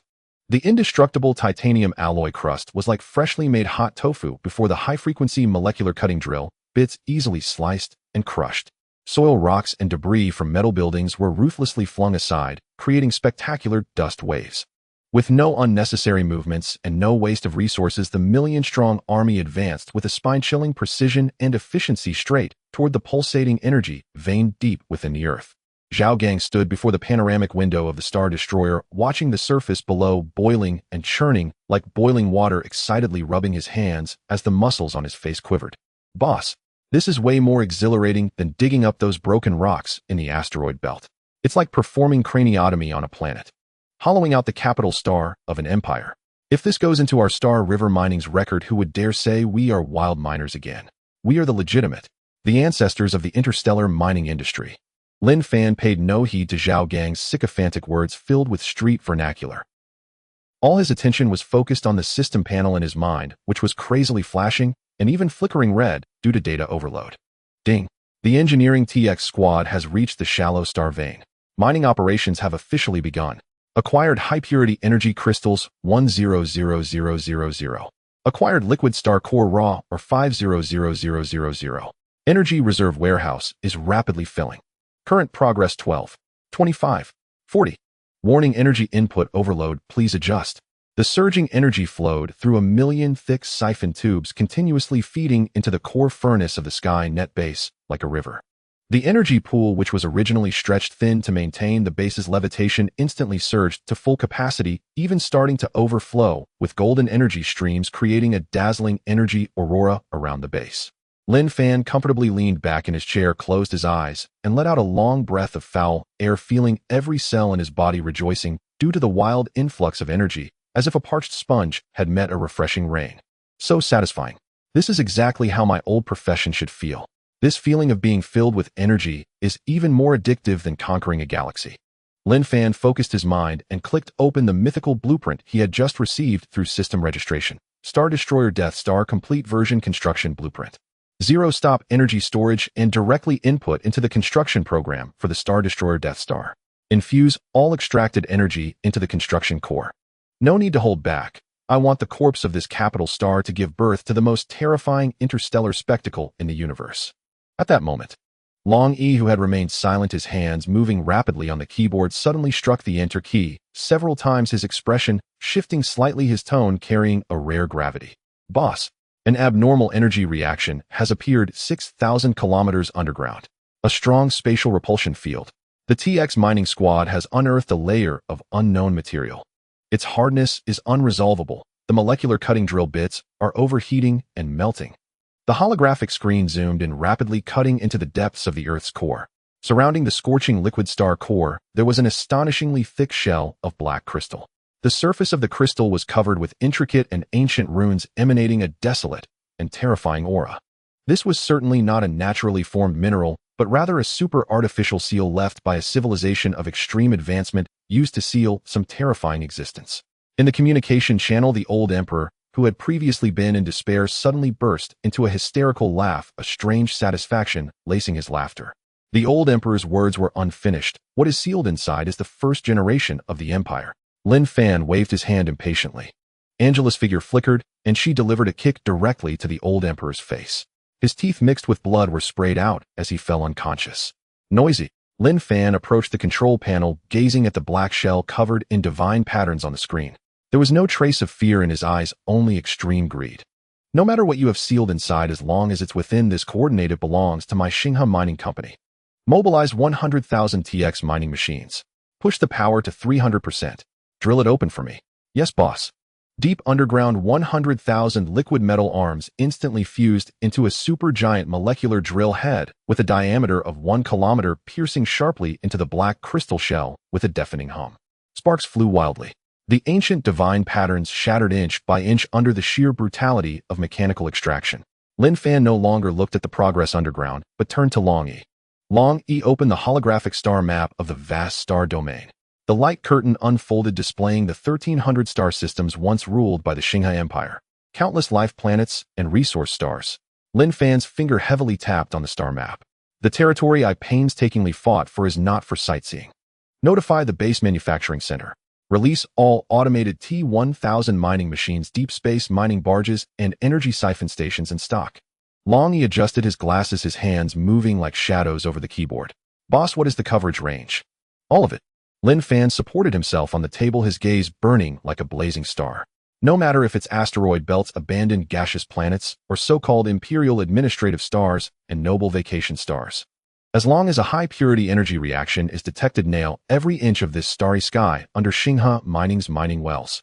I want every bit of land beneath this starry sky to nourish my Death Star. The hatch of the Tianwang base opened wide again. This time it was not for war, but for the grandest and most terrifying industrial plunder of the interstellar age. Millions of transport ships surged forth like a swarm of bees, jumping towards every corner of the empire. Half an hour later, on the Emerald Star, 3 light years away from the capital star, Once the royal garden, a massive shadow obscured the sky. Hundreds of heavy mining towers, each towering 10,000 meters, crashed down their thick drill pipes, piercing through the precious estate and deep into the Earth's veins. The originally clear lake was instantly drained, and the violent energy was continuously extracted. Far away on the black iron mining star 10 light-years away, countless T-1000 liquid robots spread across the entire surface of the planet like a silver flood. They were too lazy to walk through the original mines directly, starting to devour from the surface down. On the holographic star map, the golden coordinates representing the Empire's territory were being replaced at a visible speed by the deep blue mining nodes. Dense and shocking. Zhao Gang stood behind Lin Fan, watching the mining area icons light up on the star map, his eyes reddening and trembling with excitement. Boss, our Xinghe Mining Company has truly opened branches throughout the entire universe. This was no mere interstellar overlord. This was clearly a cosmic contractor that devours all resources. The remaining commercial alliances and the spies from the two great empires who were still observing fell into despair as they watched the images transmitted back by the monitoring radar. They were not afraid of Lin Fan killing people. They were afraid that Lin Fan would directly turn the planets they relied on for survival into withered cosmic garbage. At this moment, a piercing high-risk alarm suddenly rang in the bridge of the Star Destroyer. Boss, the underground seal has been penetrated. Longy shouted. On the screen, the thick black crystal shell shattered with a roar. No ancient monsters of destruction emerged. Instead, a liquid super high-purity energy sparkling like a brilliant galaxy erupted forth like a volcanic explosion. The purity of that energy was so high that it immediately overloaded and melted the first 3,000 TX mining machines in the front row. The energy collection pool readings of the entire Tianwang base surged off the charts. In Lin Fan's mind, the system's crisp prompt sound rang out frantically. Ding. Warning. Superdimensional energy vein mythical level detected. Detection shows that this vein is the cosmic source power left by ancient civilizations. One drop of source power is equivalent to the total energy of 10 ordinary stars. Lin Fan was not surprised, nor did he retreat. He looked at the erupting mythical level vein and licked his lips fiercely. Good stuff. 0. Bring up the construction plans for the Star Destroyer Death Star. Lin Fan pressed the highest authority communicator in front of him. Fully access the superdimensional energy source. Today I will use this divine vein as fuel to prematurely hatch that Death Star capable of shattering star systems with a single shot. High-purity cosmic source power surged madly along the energy siphon pipe. The energy collection pool at the Skynet base directly broke through the physical limit. The red indicator light for alarms barely had time to flicker before it was transformed into pure white light by the enormous energy surge. Boss, the energy overflow rate has reached 7,000%. Zero's voice remained steady. If we do not immediately initiate large-scale consumption, the base structure will collapse in 3 minutes. Lin Fan stood in front of the control console, his eyes fixed on the holographic screen, displaying the blueprint of the Death Star radiating mythic brilliance. Remove all restrictions. Lin Fan slammed his hands on the table. Pour all the extracted source power into the #1 synthesis furnace. Immediately start printing the equatorial keel of the Annihilation Death Star. Boom. A thunderous roar echoed from the bottom of the Skynet base, shaking the stars. 100,000 TX Terminators currently digging underground continuously fed the cut ultra-high-density star core alloy to the surface. With the infusion of source power, a dark golden metal giant ring spanning over 100 kilometers extended from the Skynet base, like a colossal serpent of doom from myth. It expanded outward at an incredible speed, forcefully cutting through the atmosphere of the capital star. Following the planet's outer orbit, it began to splice, interlock, and close the loop. This was a spectacle worthy of being recorded in the annals of cosmic history. A prosperous imperial capital star was collapsing. Above its remnants, a steel star composed of pure machinery and the will of destruction was absorbing its nutrients and breaking free. At the same time, thousands of light-years away at the headquarters of the Galactic Commercial Alliance in the highest council hall, hundreds of tycoons, counselors, and the remnants of imperial nobility from various star systems watched the synchronized images relayed on the screen. It was Lin Fan's mining network that spanned the entire universe. On the holographic star map, the coordinates representing their private territories, vacation stars, and administrative stars were rapidly turning into dead gray patches. He is severing the foundation of our entire universe. A silver-haired counselor angrily shattered the cup in his hand. 10 minutes ago, my private mining star was completely consumed by 30,000 liquid robots. Not even the core was left for me. He doesn't want to rule us at all. Another tycoon trembled all over, his voice filled with extreme fear. He is treating our world like a disposable battery. He is draining all the energy. Panic spread wildly in the council hall. If Lin Fan just wanted to be an emperor, they could submit and pay tribute. But now Lin Fan wanted to throw them along with their planets into the mines as expendables. We can't wait any longer. The Supreme Commander of the Alliance stood up, his eyes bloodshot. Immediately initiate the Skynet destruction plan. Gather the remaining 300,000 warships of the Alliance. Do not attack his main base. The commander pointed at the mining sites scattered across various star domains on the star map. Attack his mines. Take down his mining towers. Cut off his energy supply. Even if it costs lives, smash his scrap metal to pieces. The orders were rapidly transmitted. The rebel fleets scattered throughout the universe began large-scale jumps. Above the capital star, Lin Fan looked at the just-formed equatorial keel of the Death Star, satisfied, and stretched his neck. In his mind, the system prompt rang crisply. Ding. Warning. Large-scale hostile armed jump reaction detected. Targets tiered mining sites of Xinghua Mining in C13, F09, S44, and 300 other star systems. Estimated contact time 2 minutes later. Zhao Gang looked at the dense red dots on the radar, his expression changing dramatically. Boss. They are panicking. 300,000 warships are splitting up to bomb our mining areas. Our escort fleet won't arrive in time to provide support. Lin Fan frowned slightly upon hearing this. He turned to look at the radar screen. Bombing my mining areas? Lin Fan's gaze instantly became extremely dangerous.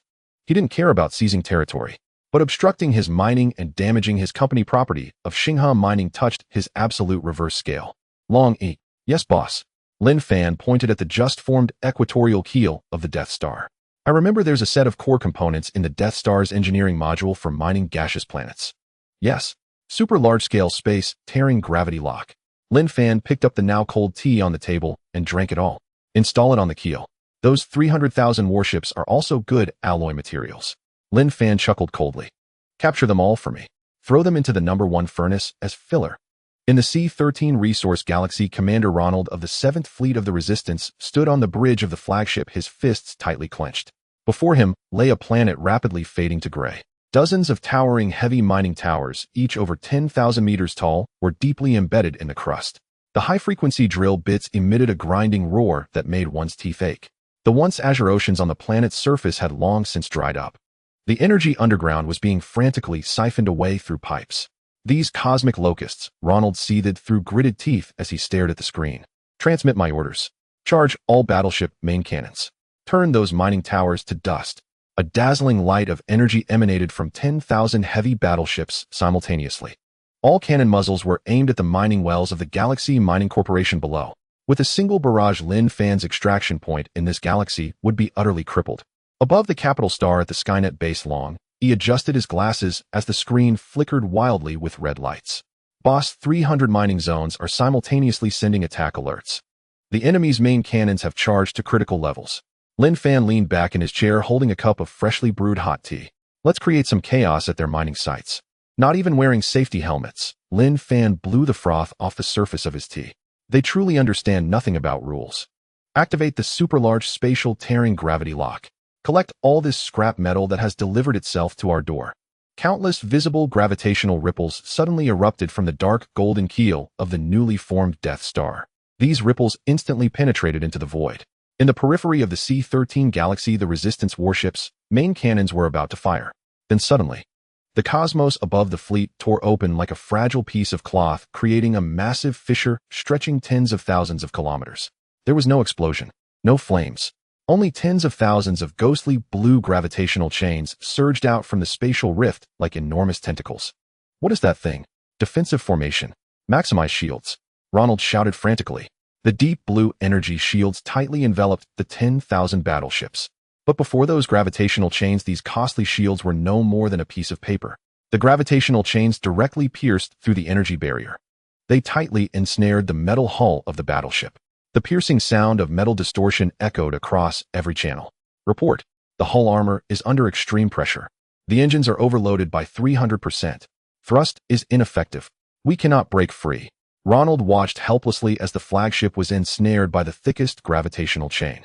The rear of the battleship emitted flames at their limits, yet it was still irresistibly dragged towards the pitch-black spatial rift. Fire! Fire!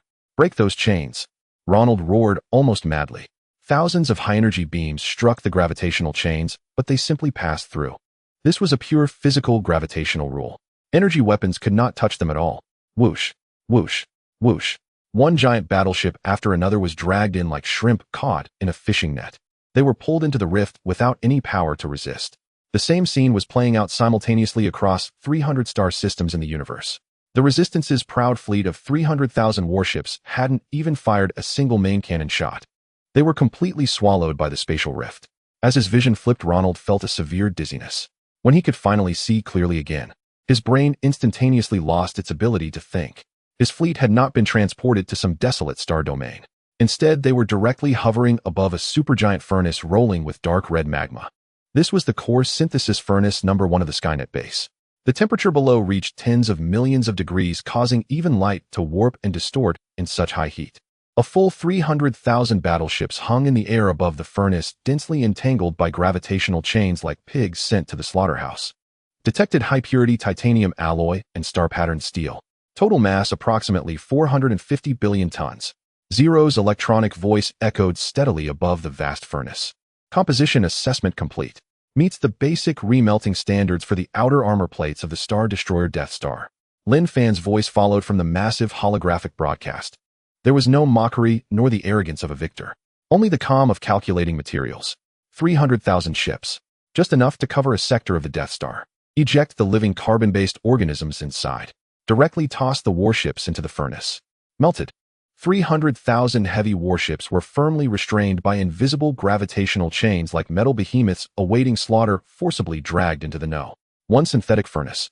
The ultra-high temperature of tens of millions of degrees erupted violently, instantly engulfing the entire fleet. The energy shield on the warship's outer layer could not withstand even a second, shattering and collapsing amidst the extreme heat, leaving not even a flicker of light. The so-called hardest star-patterned steel armor in the universe reddened, softened, and melted at a visible speed, ultimately transforming into a rolling crimson stream of molten metal. A piercing alarm blared frantically within each warship, the shrill electronic sound piercing through despair. Initiate emergency ejection procedure. Ronald's eyes widened in rage as he slammed his fist hard onto the shattered control panel. In the next moment, millions of escape pods were ejected uncontrollably into the cold universe. These people survived. Lin Fan had no need for the flesh and blood of carbon-based life forms to pollute his Dead Star construction materials. Crouched inside the escape pod, Ronald witnessed a terrifying scene that would forever be etched into his soul through the transparent porthole. His Pride, the flagship of the 7th Fleet, transformed into a puddle of scalding crimson liquid metal the moment it fell into the furnace, leaving no wreckage behind. 300,000 warships. In just half an hour, they were completely disassembled, melted, and purified into a high-temperature alloy with no impurities. Zero, has the impurity filtration been completed? Lin Fan calmly gazed at the rapidly changing material data on the screen, his tone as indifferent as if checking an ordinary report. Filtration complete. 450 billion tons of high-purity alloy are all ready. Begin casting the outer armor of the Dead Star. Lin Fan issued the order flatly. The silent Skynet base suddenly emitted a deafening low rumble, shaking both the ground and the starships. The crimson-hot liquid alloy flowed precisely along the invisible gravitational path, surging towards the dark golden equatorial dragon bone that spanned the cosmos. As soon as the alloy solution adhered to the dragon bone, it rapidly cooled and solidified in the absolute zero vacuum of space. Massive dark plates of armor, each exceeding 100,000 square kilometers in area, were pieced together at an astonishing speed, fitting together seamlessly. The outline of the Dead Star was gradually emerging from the void, step by step, into reality. Even though only the armor covering the equator had been completed, the terrifying metallic pressure originating from the Myth-class construction had already caused subtle distortions in the surrounding space. Zhao Gang stared at the data panel, his Adam's apple rolling hard, his voice trembling with uncontrollable shock. Boss, the materials for 300,000 warships don't even cover 5% of the Dead Star. Lin Fan was completely unconcerned. A Myth-class interstellar wonder could never be forged at a normal cost. He turned his head to look at Long E beside him. Did you capture their navigation logs and star map coordinates when we stripped the warships? Captured successfully. Long E's fingers danced rapidly across the keyboard, data flowing down like a waterfall. Data analysis complete. Rebel Alliance headquarters, star domain locked in. The holographic screen suddenly lit up, projecting a brand new star system coordinate. 7 giant planets were interconnected, floating in the dark universe, forming an extremely rare 7-star alignment. According to the detection data, all 7 planets are ultra-high-density mineral-rich stars, Long E reported in a deep voice. A glimmer flickered in Lin Fan's eyes. 7 rich mineral stars connected into one. It was practically a perfect mining site bestowed by the heavens. He stepped up to the main control console, lightly tapping to mark the 7 planets as crimson mining targets. Notify the entire fleet. Lin Fan took a deep breath and unhesitatingly pressed the fleet broadcast button. His voice traveled through radio waves, penetrating every layer of the ship's body, clearly reaching the ears of every crew member. All hands attention, activate the semi-finished dead star, execute space leap. There were no grandiose declarations, only cold and domineering orders. In the next moment, his gaze locked onto the 7-star domain on the screen, his tone casual, yet carrying the weight of crushing everything. Let's go dig up their home. The Tianquan star system, the last bastion of the Resistance Alliance. 7 ultra-dense, energy-rich mining planets radiating intense fluctuations of power maintained perfect orbital stability around their star through an exquisitely balanced gravitational architecture. At the system's periphery, 30,000 heavy orbital defense turrets surged with full power, charged, their muzzles shimmering with lethal light. The Resistance Supreme Commander stood on the bridge of his flagship, eyes locked, unblinking. On the radar screen, a spatial distortion point was expanding at an alarming rate. Attention, all forces. His voice was hoarse, raw with urgency. Open fire the moment that madman's mining vessel emerges. By any means necessary, protect our homeworld. Yet in the next instant, no mining vessel appeared in the void. Instead, accompanied by a soul-rending shriek of torn space-time, a metallic leviathan, so vast it blotted out the star itself, violently erupted from the fold jump corridor. The Death Star. Its equatorial keel, armored in obsidian-heavy alloy, refracted the starlight into cold, brutal glints of polished metal. It was no warship, but a celestial beast forged entirely from industrial might. Every soldier along the defensive line forgot how to breathe. On the Death Star's bridge, Lin Fan sat in the broad command chair, gazing intently at the 7 rich mining planets arrayed in perfect formation upon the holographic display, his eyes gleaming with undisguised avarice. Just as he prepared to issue the extraction order, Long Yi's voice chimed in. Sir, we've received a top-tier encrypted transmission from Freeport. Signed by Gaia, the Super AI. A wry, knowing curve lifted Lin Fan's lips. Patch it through. The holographic screen flickered. At its center appeared a breathtaking woman, clad in an opulent, deep red backless gown crowned with Freeport's sovereign crown. Lena von Augustus. Once the aloof noble heiress, she now bent her knees ever so slightly, lifted her skirt with practiced grace, and performed a bow that fused abject submission with intoxicating allure. As she lowered herself, a generous expanse of ivory skin and a deep, tantalizing cleavage came fully into view. Beside her, Gaia, the Super AI, manifested as a demure young girl, head bowed in quiet obedience. Great sovereign of the stellar semi, master. Lena's voice trembled faintly, breathless, feverish, with unrestrained fervor. Per our prior accord, under the radiant shelter of your glory, I have purged Freeport's old regime entirely. Now, I am its queen. She raised her gaze, sapphire eyes shimmered with unshed tears, her tongue tracing slowly, deliberately across her crimson lips. But Lena understands. Freeport is yours. Gaia is yours. Everything I possess, including this body and my very soul, is yours alone. Lin Fan leaned back in his seat, his gaze sweeping, unrestrained, unapologetic, over Lena's voluptuous, ripe curves. You are clever, Lena. His voice was low, commanding, imbued with absolute, unquestionable dominion. I keep no ornamental vases. If you are mine, you must prove your worth. Hearing this, Lena did not flinch. Instead, excitement flushed her cheeks pink. To a woman who worshipped strength, being claimed as private property by a sovereign capable of erasing star systems with a gesture was the apex of ecstasy. Master, Lena comes before you today bearing a humble dowry. She snapped her fingers softly. Gaia stepped forward and transmitted a massive, intricate stream of golden data to the Celestial Net Command Terminal. Gaia has breached the Tianquan system's geological database. The gravitational resonance frequencies of these 7 mining planets and the precise weaknesses in their planetary cores are all encoded here. Lena straightened her spine, subtly accentuating her silhouette. You may shatter them utterly, using the most brutal method imaginable. Lin Fan scrolled through the parsed data on screen, and a flicker of genuine approval crossed his eyes. Well done. Remain in Freeport purified and waiting. Once I've harvested every ounce of, or here I shall return, to personally inspect your loyalty. Lena let out a soft, bone-melting moan, and the holoscreen dissolved into darkness. Lin Fan's smile vanished. His gaze returned, cold, focused, to the 7 defenseless planets suspended in space. With Gaia's foundational geological data at his disposal, even firing cannons would be redundant. 0. Feed Gaia's data into the stellar-grade gravitational interference array. Affirmative, sir. A deep, resonant hum rose from within the Death Star, like a slumbering leviathan stirring awake. No blinding beams. No deafening explosions. Only an invisible, incalculably immense gravitational wave, emanating from the Death Star, swept across the entire Tianquan system in an instant. The Resistance commander stared at the radar, where data spiraled into chaos, and roared, "What has he done? Why are our orbits destabilizing?" Report. Gravitational field intensity on Planet 3 has increased nearly 100,000-fold. It's pulling us in. In open space, the 7 massive planets, once orbiting in serene harmony, were now violently drawn together as though gripped by an unseen titan's fist. Crunch. Continental plates fractured with apocalyptic fury. The 2 nearest mining planets collided, first their atmospheres merging, then unleashing cataclysmic superstorms. Rock and magma exploded outward in twisted arcs while the stellar impact unfolded like divine retribution. Lin Fan sat calmly on the bridge, raising a glass of red wine to observe the holographic spectacle of annihilation. This is the pinnacle of industrial aesthetics.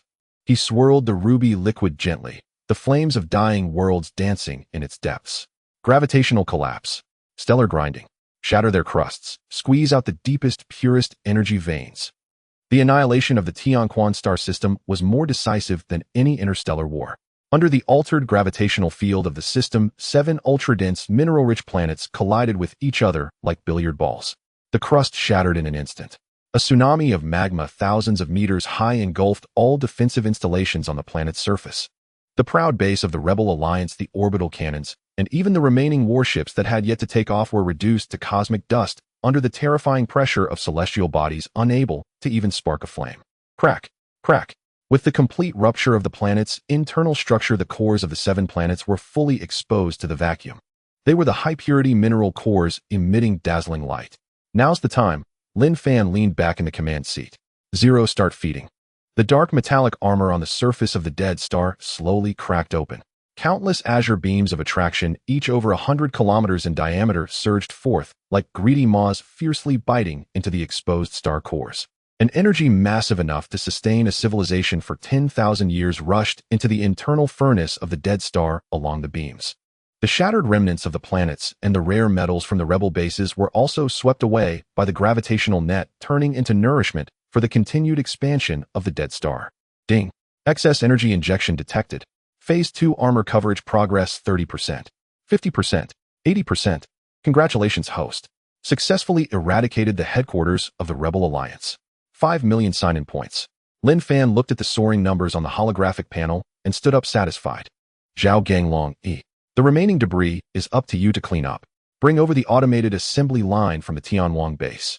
Lin Fan twisted his neck, producing a series of crisp cracking sounds. The battle is over and the minerals have been mined. It's time for me to collect my interest. Half an hour later at the Freeport. At the highest power center, the Queen's Dome Palace. The space twisted slightly and Lin Fan's figure directly appeared in the spacious and luxurious hall. The main door was tightly shut. There were no guards. A holographic projection flickered, and a super AI named Gaia dressed in a maid outfit appeared out of thin air, respectfully bowing to Lin Fan. Great Master, all surveillance nodes in the Freeport have been physically disconnected.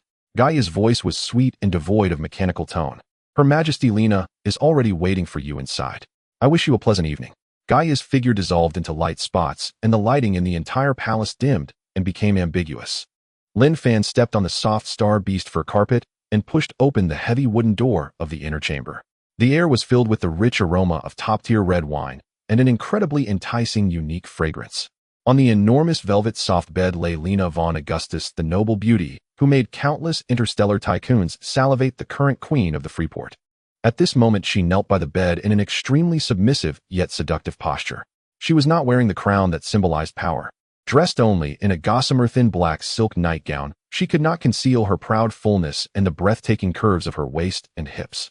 Hearing the footsteps, Lena raised her head, her azure eyes brimming with unrestrained fervor and moisture. Master.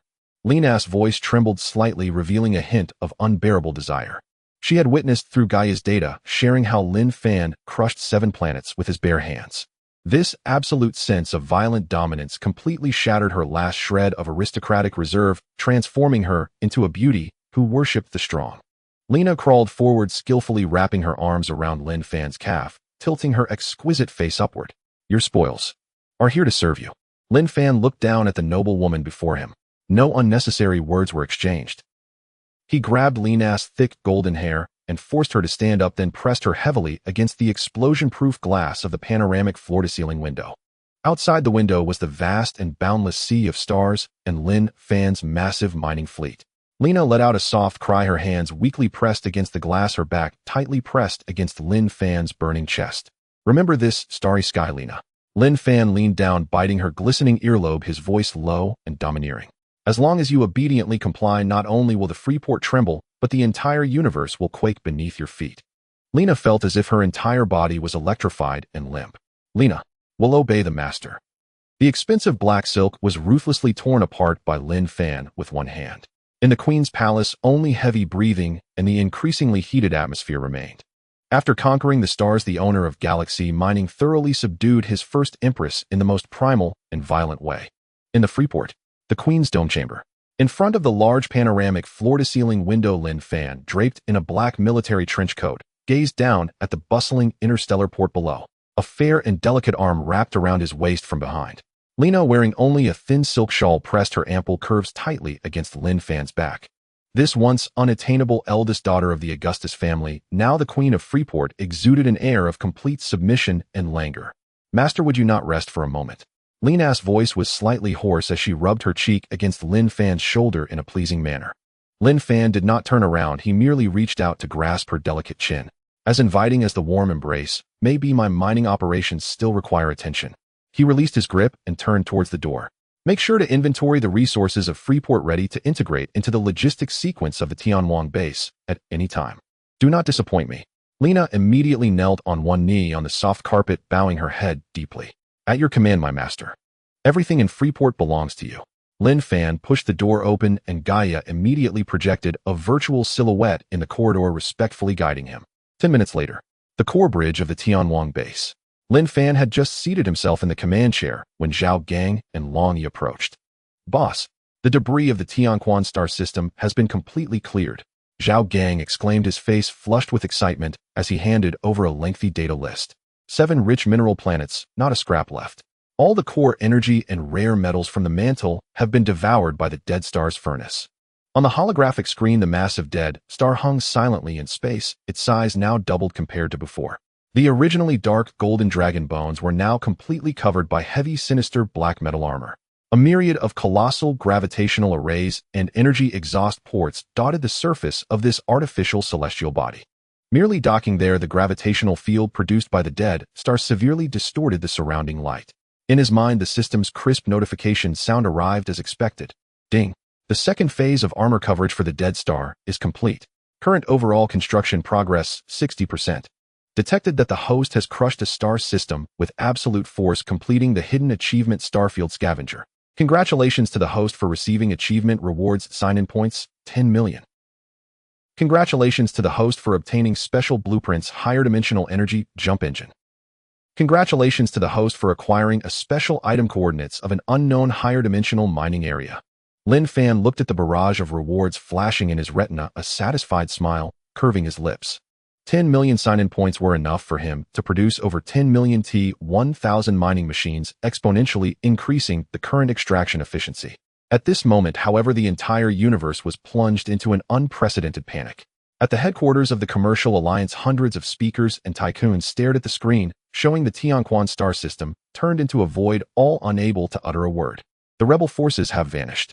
300,000 warships melted away, and 7 mother planets were directly crushed into nutrients. Lin Fan shattered the last flicker of resistance in their hearts using the most primitive and brutal means. Surrender. Unconditionally transfer all of our mining planets and administrative stars over to us. The Supreme Commander slumped in his chair as if he had aged 10 years in an instant. He is not human. He is an emotionless interstellar devourer. High-level unconditional surrender documents were sent to the Tianwang base via hyperspace communication like snowflakes. Boss, over 90% of the remaining forces in the universe have sent surrender notices. Long Yi adjusted his glasses. They are willing to hand over all resources, hoping you will spare a few habitable planets for their survival.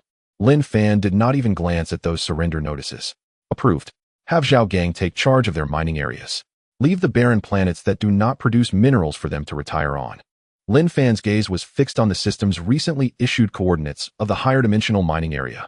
The conventional resources of the three-dimensional universe could no longer satisfy the last 40% of the construction needs of the dead star. He needed higher dimensional energy. The holographic star map unfolded instantly, illuminating an unknown coordinate radiating a strange purple light. It was not located in any known star domain of the current universe, but lay deep within a spatial rift.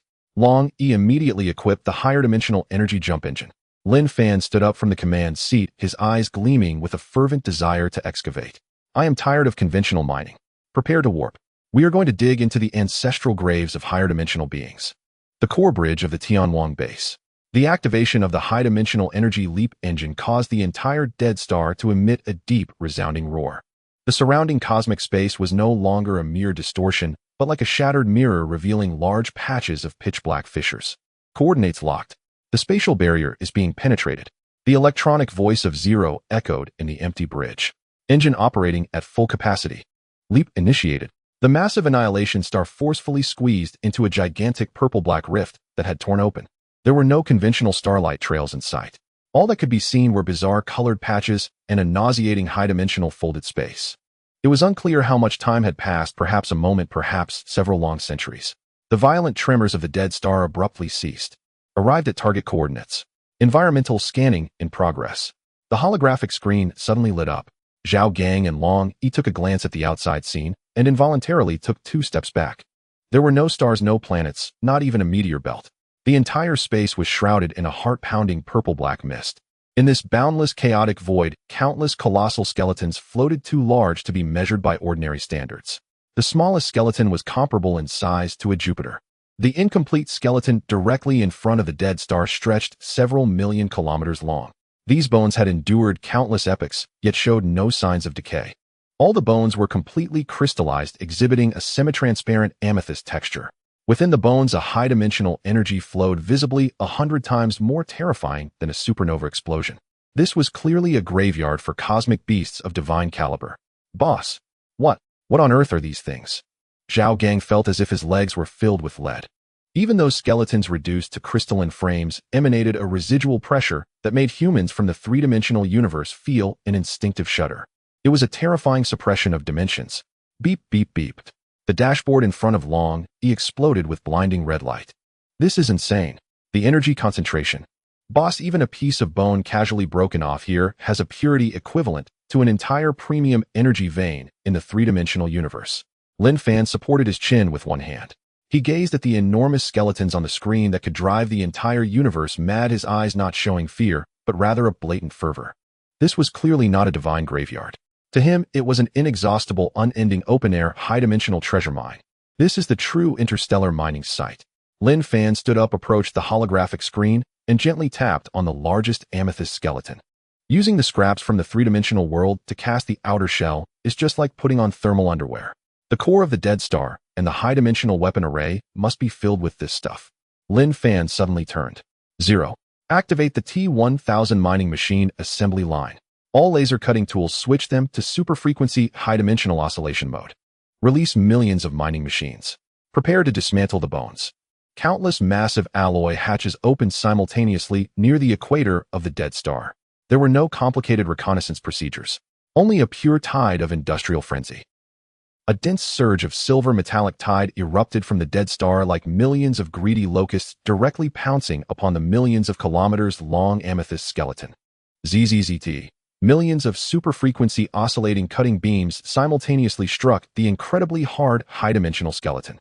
The heartbeat-stopping cutting sound echoed in the void, although there was no air to carry it, the energy waves directly resonated in everyone's minds. Piece after piece of purple crystal skeleton the size of a house were forcibly cut off and dragged away by the mining machines pulling beams. This is high-grade construction material. Well done. Lin Fan looked at the rapidly increasing progress bar with satisfaction. Just then a strange wave suddenly emanated from deep within the giant amethyst skeleton being cut. In the previously silent purple-black, chaotic mist, pairs of enormous crimson eyes suddenly lit up, resembling giant lanterns. Boss, there are high-frequency life responses inside the skeleton. Quantity, over 100 million. Long Yi exclaimed. Countless translucent parasitic giant beasts with sharp teeth and exuding high-dimensional waves rushed out madly from the gaps of the skeleton. They regarded the dead star's mining fleet as invading desecrators emitting furious roars, and charging like a tsunami. Lin Fan watched the densely packed red dots on the holographic radar. Instead of issuing a retreat order, he revealed a cruel smile. Gravekeepers. Lin Fan pressed the all-band broadcast button on the control panel. This is what you call active mines coming to you. The Dead Star's gravity crush capture nets, all deployed. Not a single one of these high-activity fuels should escape. In the violet-black, chaotic void, billions of high-dimensional parasitic beasts surged like a black flood towards the annihilation star. They were enormous, with the smallest comparable to a heavy cruiser. The sharp claws shimmered with high-dimensional fluctuations capable of tearing apart space, exuding a violent aura that threatened to annihilate everything. Faced with this terrifying tide of beasts that could devour an entire three-dimensional star system, Lin Fan did not even lift an eyelid. 0. Net collection. On the surface of the annihilation star, the thick and menacing heavy metal armor lit up with a ghostly blue glow as thousands of massive gravity generators activated simultaneously. An invisible gravitational crushing net covering millions of kilometers instantly expanded. Boom. The front line of parasitic beasts crashed into the range of the gravitational net. There was no explosive fire or earth-shattering sound. Under the crushing force of absolute physical rules, those incredibly tough, high-dimensional parasitic beasts did not even have time to scream as their massive bodies disintegrated in the extremely distorted gravitational field. Flesh, bones, organs were mercilessly ground into swirling dark red blood mist. In the center of the blood mist explosion, dazzling high-dimensional energy crystal nuclei were precisely extracted. Waste disposal. Crystal nuclei into the furnace. Lin Fan leaned against the command seat, watching the constantly fluctuating data on the holographic screen. The blood mist was ruthlessly expelled into space by the gravitational field. Meanwhile, the tens of millions of energy crystal nuclei transformed into a brilliant meteor shower, all being drawn into the #1 synthesis furnace of the annihilation star. This was not a defensive battle. It was an extremely efficient automated assembly line mining operation. The subsequent wave of parasitic beasts finally sensed something was amiss. For the first time, extreme fear surged in the brains of those that were left with only their frenzied instincts. The frontline kin had not even touched the metallic planet's shell before they turned into a mist of blood and glowing stones. The charging formation of the beasts began to fall into chaos. Countless parasitic beasts frantically flapped their meat wings desperately, trying to break and flee from this deadly gravitational field. You think you can just come and go as you please, eh? Lin Fan's lips curled into a cold smile. Is my mining ground a public toilet? Gravitational chains full coverage. Not a single one gets away. The annihilation star emitted a deep rumble. Countless tangible gravitational ripples transformed into millions of chains extending like gigantic tentacles into the void.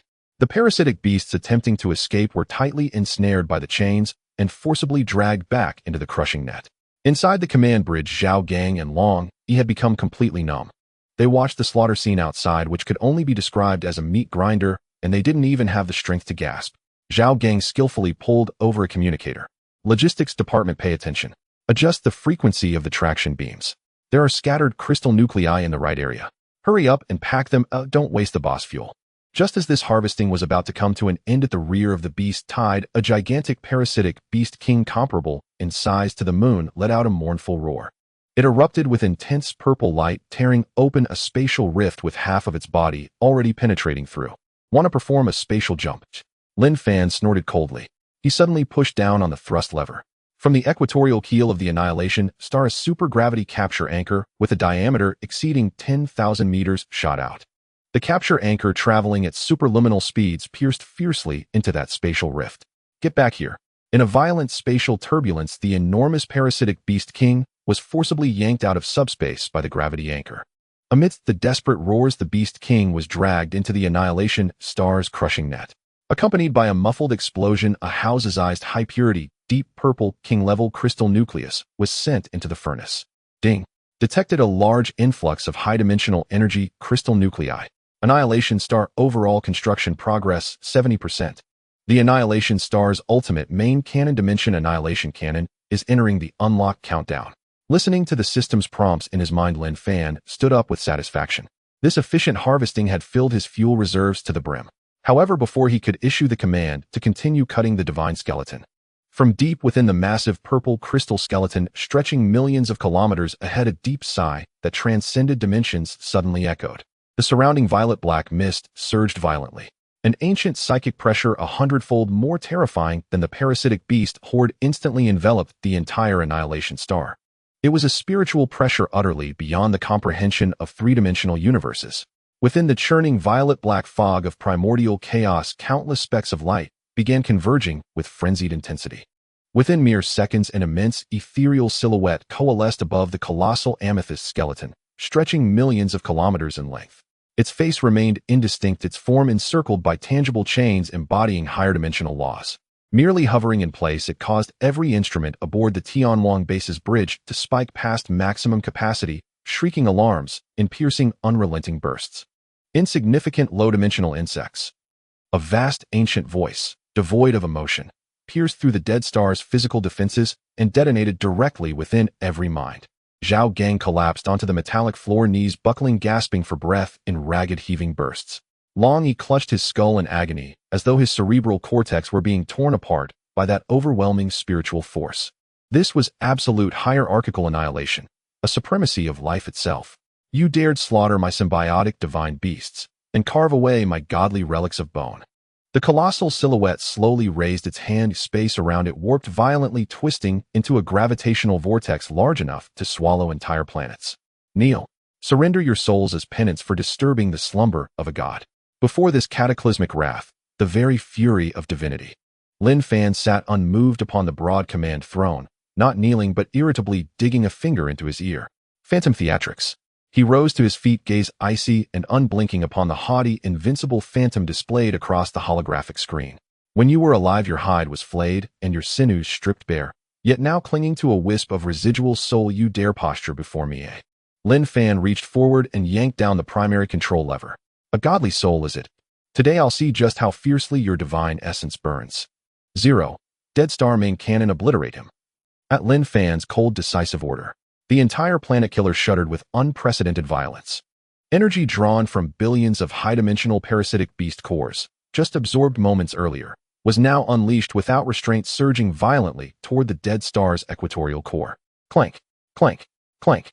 The obsidian black armor at the dead star's center parted smoothly along both sides, revealing the abyssal maw of its dark purple main battery array.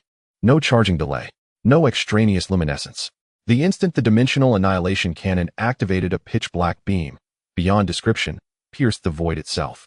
It was pure physical devastation, the ultimate expression of industrial might, capable of forcibly erasing spatial dimensions and reducing all matter to its fundamental particles. The god's colossal spectral form froze abruptly. Its upraised arm had not yet descended when that black beam pierced effortlessly through its chest. What power is this? No. For the first time, panic fractured the ancient voice.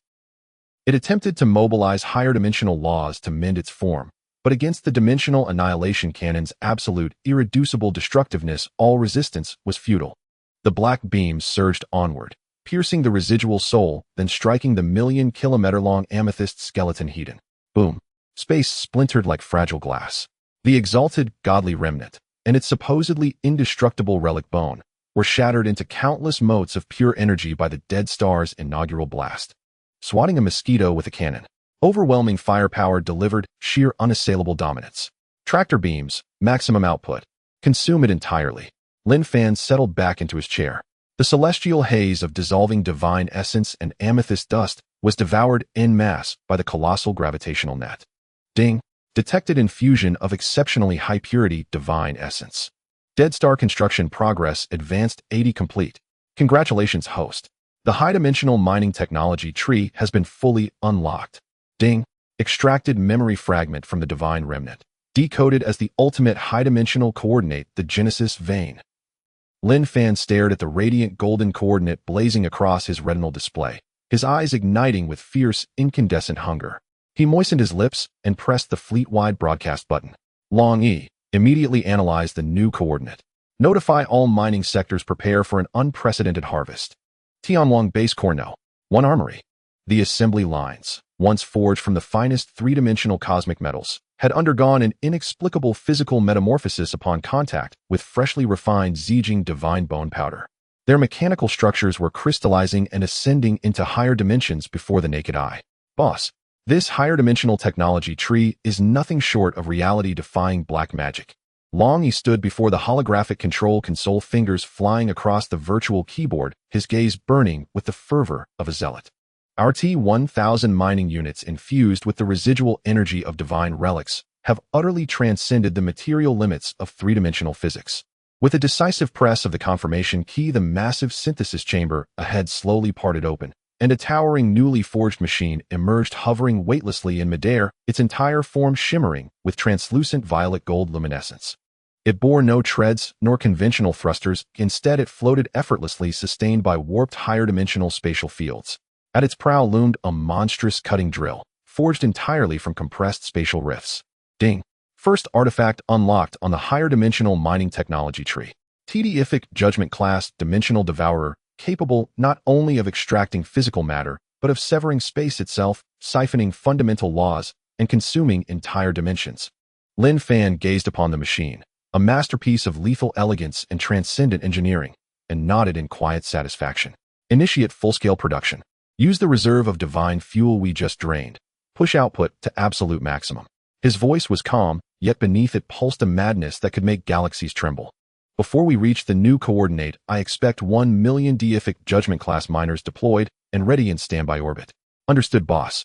Within the Death Star's internal forge, furnaces roared at peak capacity, bathing the surrounding void in blinding violet gold radiance. Hours later, warning approaching the ultimate higher dimensional coordinate, the Genesis vein. Spatial anchor stabilizing. Jump complete.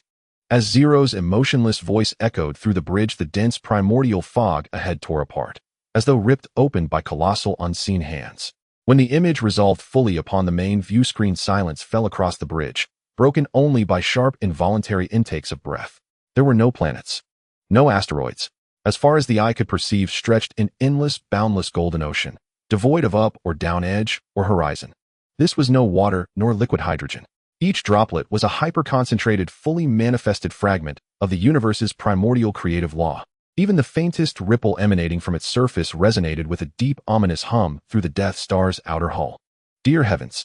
Zhao Gang's knees buckled. He clung desperately to the edge of the command console. Is this pure energy? How many three-dimensional universes would it take to equal even a fraction of this? Lin Fan stood before the panoramic viewport, golden light etching stark contours across his cold, impassive face. He saw infinite potential within that golden sea, the very essence of cosmic genesis, potent enough to drive any high-dimensional deity to rapture. Yet in Lin Fan's eyes there was only one truth, ultra-pure, or, I've grown weary of mining solid matter. A cruel capitalist smile curled at the corner of his lips. Today, we drain the sea. Switch all Death Star gravitational apertures to siphon mode. Deploy all 1 million deific Judgment Class miners. Drain this sea of Genesis, drop by drop, until not a single trace remains. With a thunderous roar, 10,000 alloy hatches across the Death Star's hull burst open simultaneously. A million violet gold dimensional devourers surged forth like a luminous swarm, plunging headlong into the boundless golden expanse. Their spatial rift drills instantly flared into colossal vortices. Each machine transformed into a supercharged extraction pump powerful enough to desiccate stars. Visibly, against all logic, the Genesis sea, which had existed since time immemorial, began to recede violently, its surface collapsing inward under the relentless mechanical onslaught. The sea level plummeted at a terrifying rate. Meanwhile, the Death Star's construction progress bar skyrocketed, unleashed, unbound. 81, 85, 90. Just as Lin Fan stood at ease observing this unprecedented act of cosmic extraction. Beep, beep, beep. Boss. Anomalous high-dimensional resonance detected from the seabed. Long E jerked upright, drenched in sweat, as the golden waters rapidly withdrew. At the ocean's deepest abyss, a colossal nine-colored divine source crystal, millions of kilometers wide, began to emerge, gleaming with iridescent brilliance. Within its flawless, transparent core lay a breathtakingly beautiful woman, utterly unclothed, her back adorned with 12 pairs of radiant light wings. Her eyes remained closed, locked in an ageless slumber, yet her mere presence exuded a pressure so overwhelming it dwarfed even the remnants of divine souls by countless orders of magnitude. Zhao Gang swallowed hard. Boss, I think we've just unearthed something alive and extraordinarily dangerous. Lin Fan crossed his arms, gazing down upon the immense nine-hued crystal with detached predatory calculation. No awe, no mercy. Only raw, unadulterated greed. Alive. Within my mining domain, even the cosmic will itself, were it lying dormant there, would be nothing more than a high-grade anthropomorphic or deposit. Issue the order, deploy gravity shackles. Retrieve that premium specimen, intact. Tens of thousands of gravity chains forged from pure dark matter coiled tightly around the colossal nine-colored divine source crystal. Amidst a grating metallic screech, this ultimate primordial, or harboring life from higher dimensions, was forcibly dragged upward from the desiccated seabed of creation itself. 1,000,000 divine retribution-class dimensional devourers circled in formation overhead, resembling a mechanized legion escorting a cosmic convict. A vast fissure split open along the equatorial armor of the Death Star, swallowing the immense trophy directly into core containment chamber 1. Inside the containment chamber, Lin Fan stood atop the elevated control platform, gazing down with detached authority upon the nine-hued crystal radiating overwhelming primordial dread. Zhao Gang and Long Yi crouched behind thick radiation-shielded glass, breathless with tension. Click! A delicate spiderweb-like cracking echoed through the chamber. Deprived of the nurturing essence of the sea of creation, fissures began spreading across the crystal's surface like fractured constellations. Then, without warning, a cataclysmic high-dimensional storm erupted violently from within. With a thunderous detonation, the crystal shattered entirely. From the blinding prismatic radiance, a woman of transcendent beauty rose slowly into the air, her back crowned by 12 pairs of luminous wings. She opened her eyes, golden orbs devoid of human sentiment, each holding within them the birth and death of galaxies. Merely the sweep of her gaze caused the chamber's ultra-dense alloy walls, engineered to withstand supernova detonations, to warp and melt at their edges. Low-dimensional iron husks. Her voice resonated simultaneously from all directions, ethereal, immense, carrying the irrevocable weight of divine judgment. You dare drain my cradle and disturb my slumber. I am the embodiment of the sea of creation, the arbiter of the high-dimensional pantheon. Insignificant insects, accept your annihilation. She raised one flawless arm. At her fingertip, a golden storm of fundamental law coalesced, capable of erasing an entire three-dimensional galaxy in an instant. Any conventional civilization would have been reduced to dust beneath such divine wrath. But she faced Lin Fan, a tyrant capitalist unbound by divinity, wielding an infinite army generation system valuing only or not gods. Lin Fan observed the apocalyptic golden vortex, not with fear, but with unmistakable impatience. You trespass onto my domain, siphon energy from my ore, and dare posture before me. Without lifting a finger, Lin Fan issued the command directly through his retinal interface. 0. Activate dimensional annihilation field at maximum output. Give her a bone-rattling reminder. Command confirmed.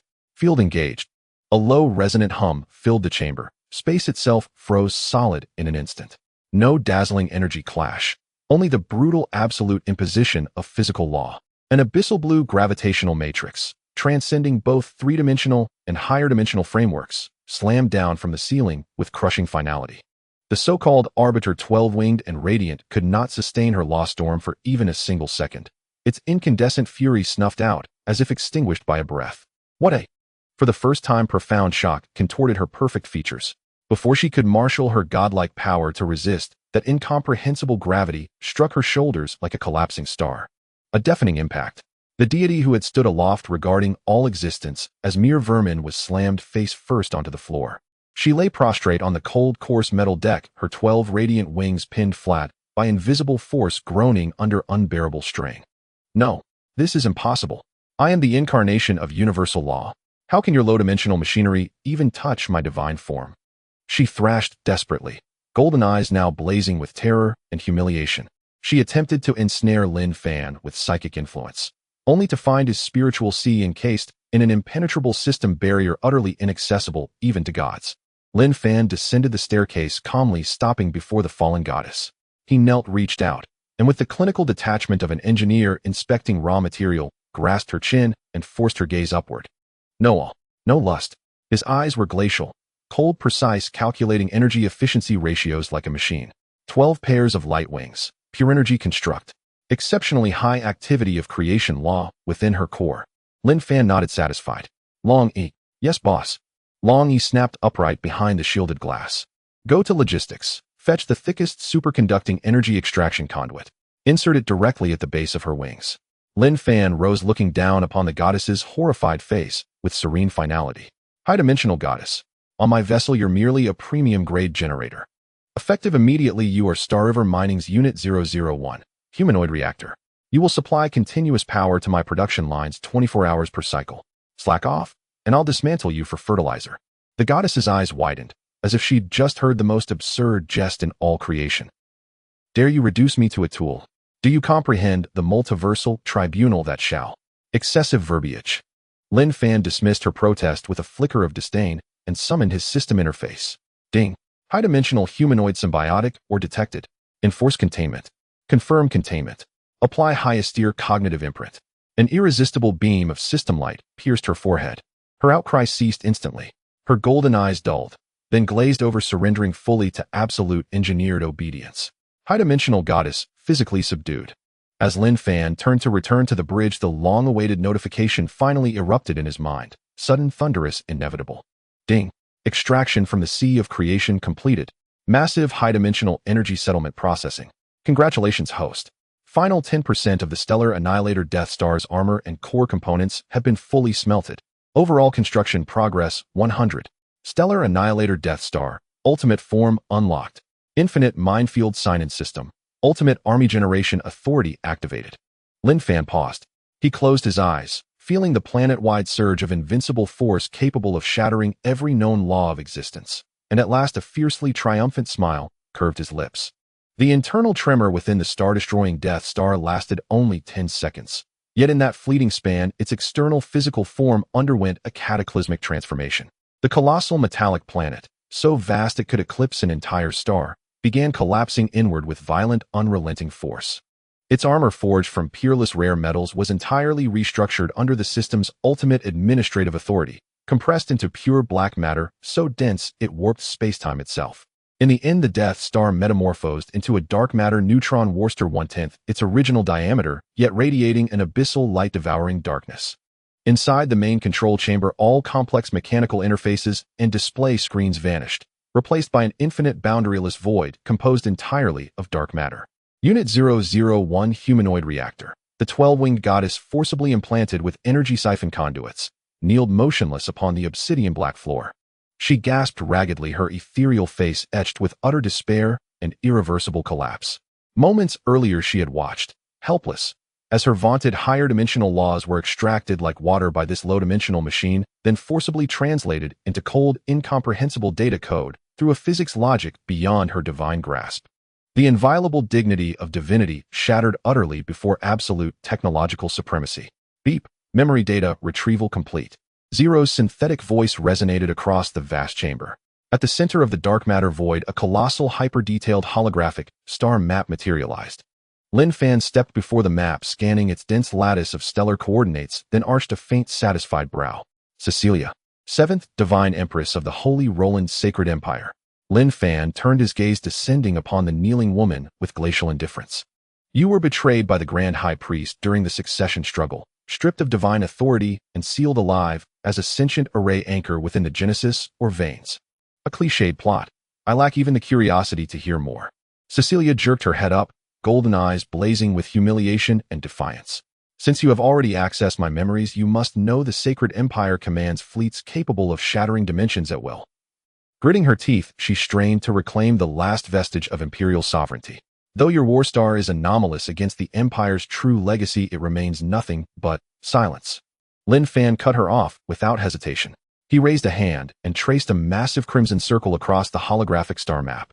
The circle engulfed nearly 2/3 of the Empire's territory. How powerful your fleets are holds no relevance to me. I see only 3,000 marked stellar-class source energy or veins scattered across your domain. His finger flicked lightly across the console. Click. The superconducting energy siphon conduit attached to Cecilia's wing roots detached instantly. Cecilia froze. Before she could react, a form-fitting combat suit shimmering with cerulean luminescence surged upward from the dark matter floor, forcibly enveloping her previously unclothed divine form. What do you intend? She instinctively recoiled. In her cosmology, lower-dimensional beings confronting a high-dimensional goddess sought only base conquest.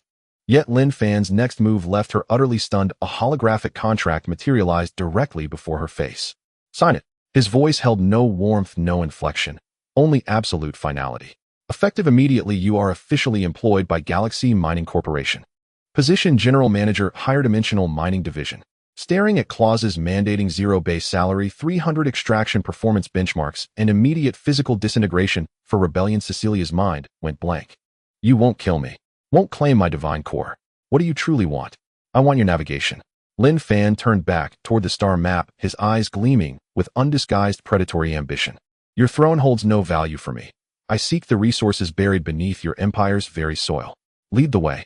I'll help you retake your throne and feed every enemy who betrayed you into the smelters as fuel. Upon success, Galaxy Mining Corporation secures exclusive extraction rights over the entire sacred empire. Sign the contract and don the uniform to guide me forward, or I reinsert the conduits, and you resume your role as a living generator. This was no negotiation.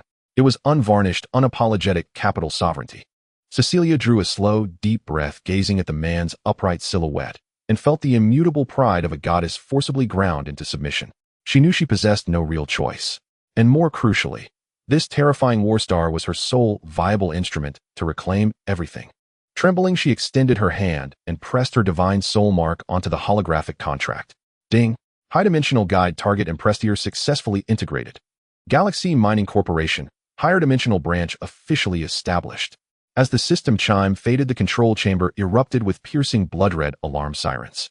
Warning detecting intense higher-dimensional spatial transit signatures. Zero's voice reported with clinical urgency. Frontal dimensional barrier forcibly breached. Quantity 30,000 higher-dimensional starships.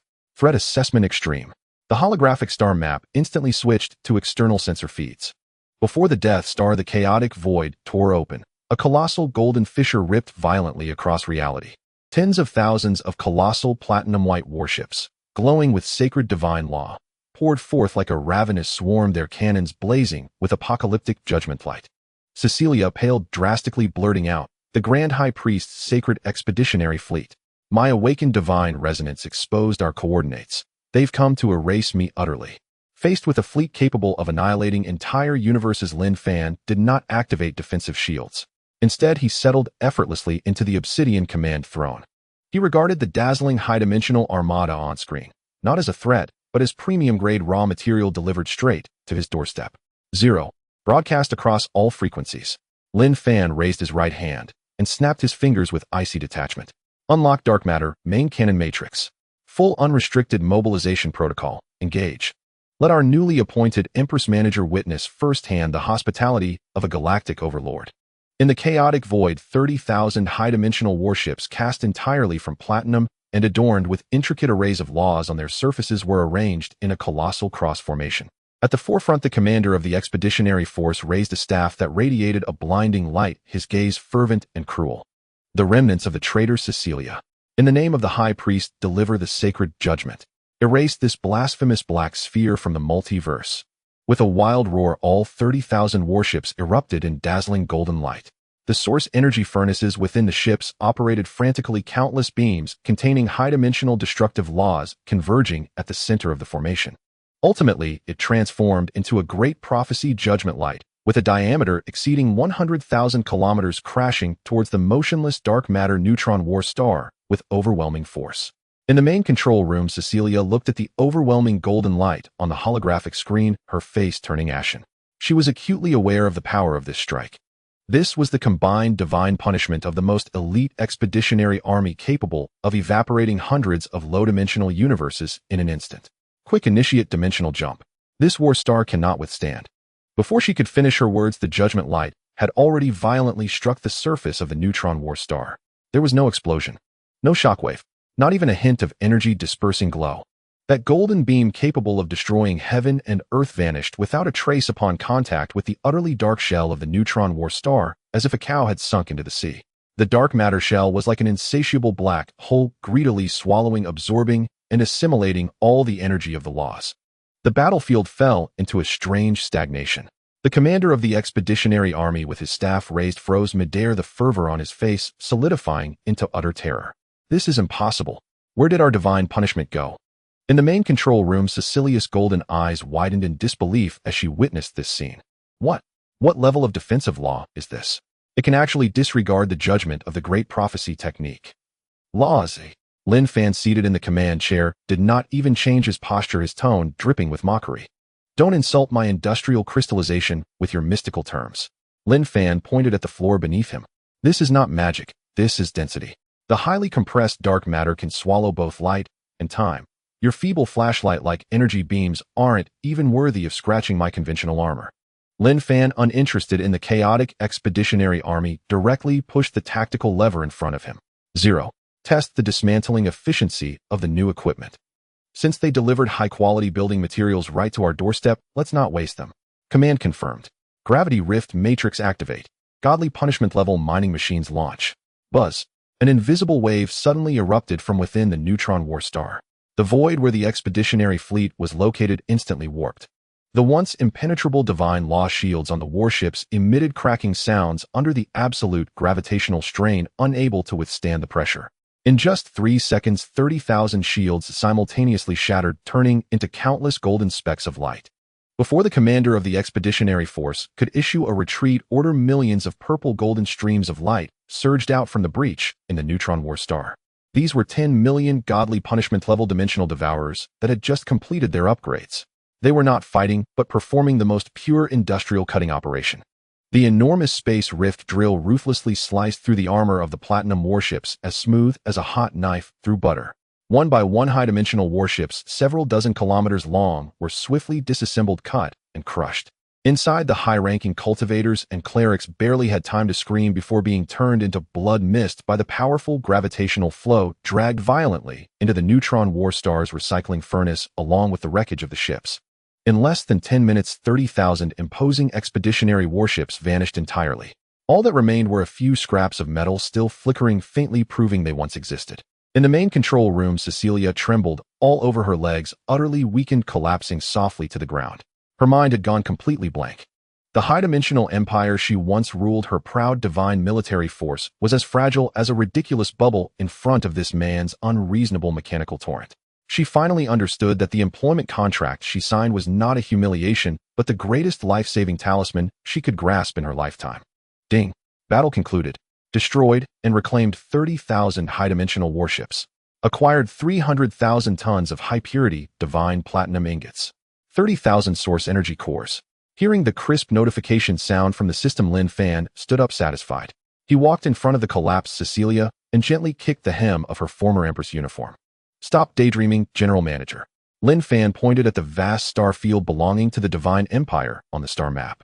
The quality of the materials delivered by this welcoming fleet was quite good. I am pleased. Now mark the coordinates of your empire's capital. I want to personally visit the High Priest's home to dig up some local specialties. Inside the control room, the atmosphere was oppressively quiet. Cecilia stood before the holographic navigation console, her fitted black uniform stripping away all remnants of her former imperial majesty, leaving only the competence of a senior technician. Her fingers hovered over the virtual keyboard for a long time, trembling as she finally entered a series of coordinates that represented her homeland under Lin Fan's icy gaze. Coordinates confirmed: Holy Empire of St. Roland Capital, St. Roland Celestial Dome. The emotionless electronic voice of Zero rang out. Estimated travel time 3 standard high-dimensional jump cycles. Planning optimal infiltration route to avoid known divine power storm zones. Execute. Lin Fan issued the order succinctly.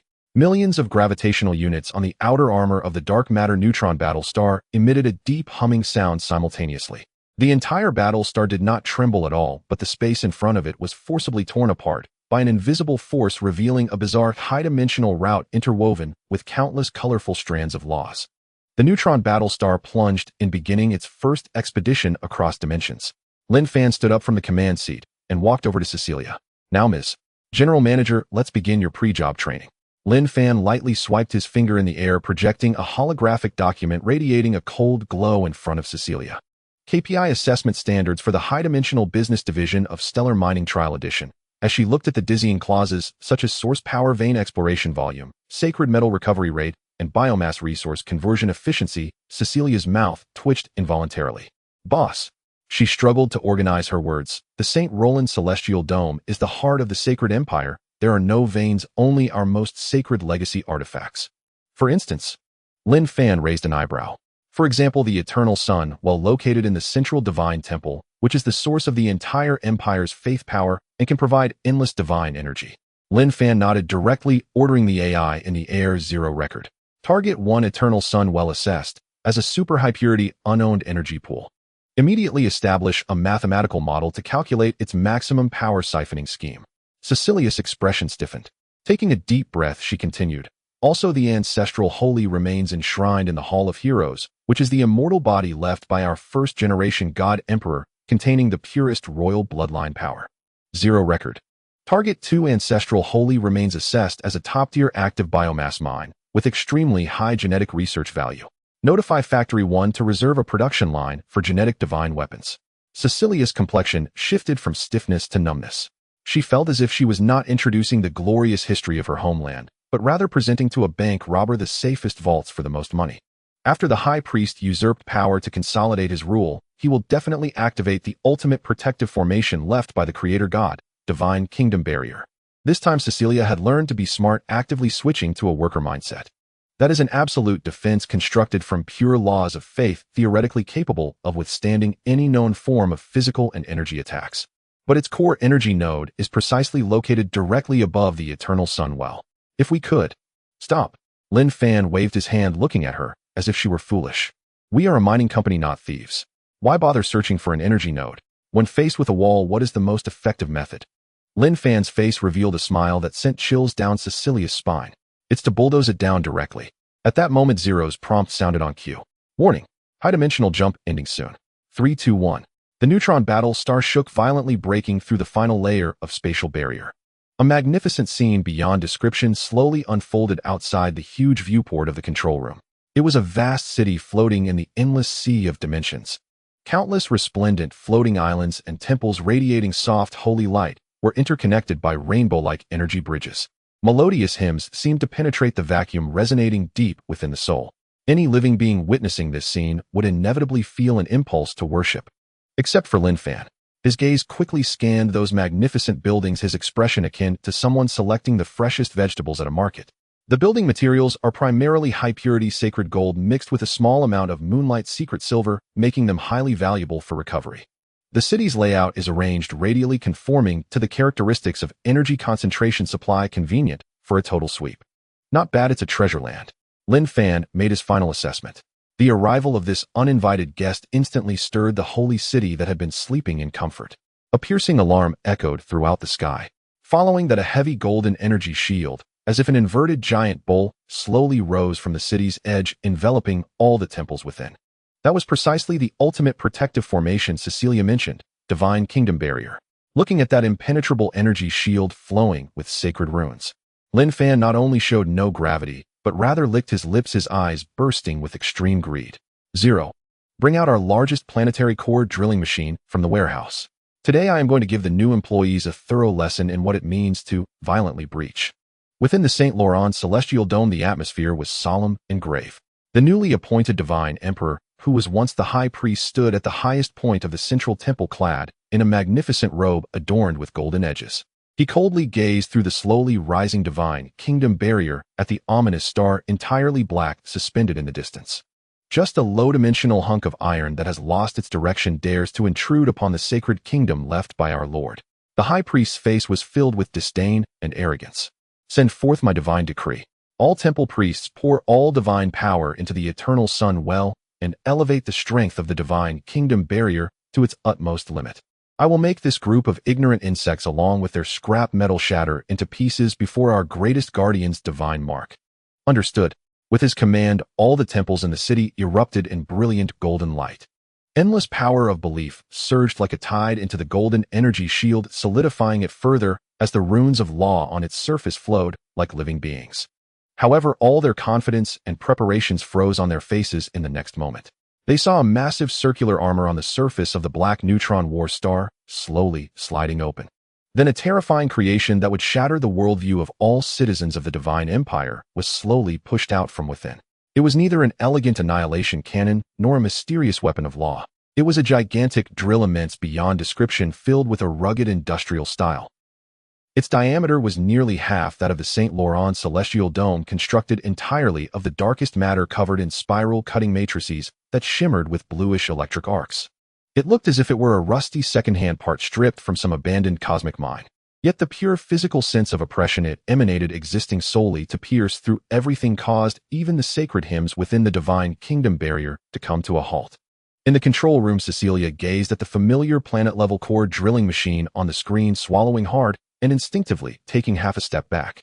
She had seen this thing in operation before. Last time it directly drilled through a discarded planet, filled with chaotic energy, as easily as piercing through tofu. Lin Fan sat in the command seat, too lazy to even look at the astonished face of the high priest. He simply issued the simplest command at the control panel like an experienced contractor. No need to use full power, 70% will suffice, conserve some energy. Commence operation. Command confirmed. Planet-level core drilling machine activate. Buzz, buzz, buzz. The front end of the massive drill began to spin at what seemed to be a slow pace, but was actually imbued with terrifying angular momentum. It did not undergo any energy precharge, but rather charged straight barbarically towards the golden barrier constructed from pure laws of belief. Madman, trying to strike a law barrier with physical means. The high priest screamed in disbelief, his face filled with absurdity. Then the impact occurred.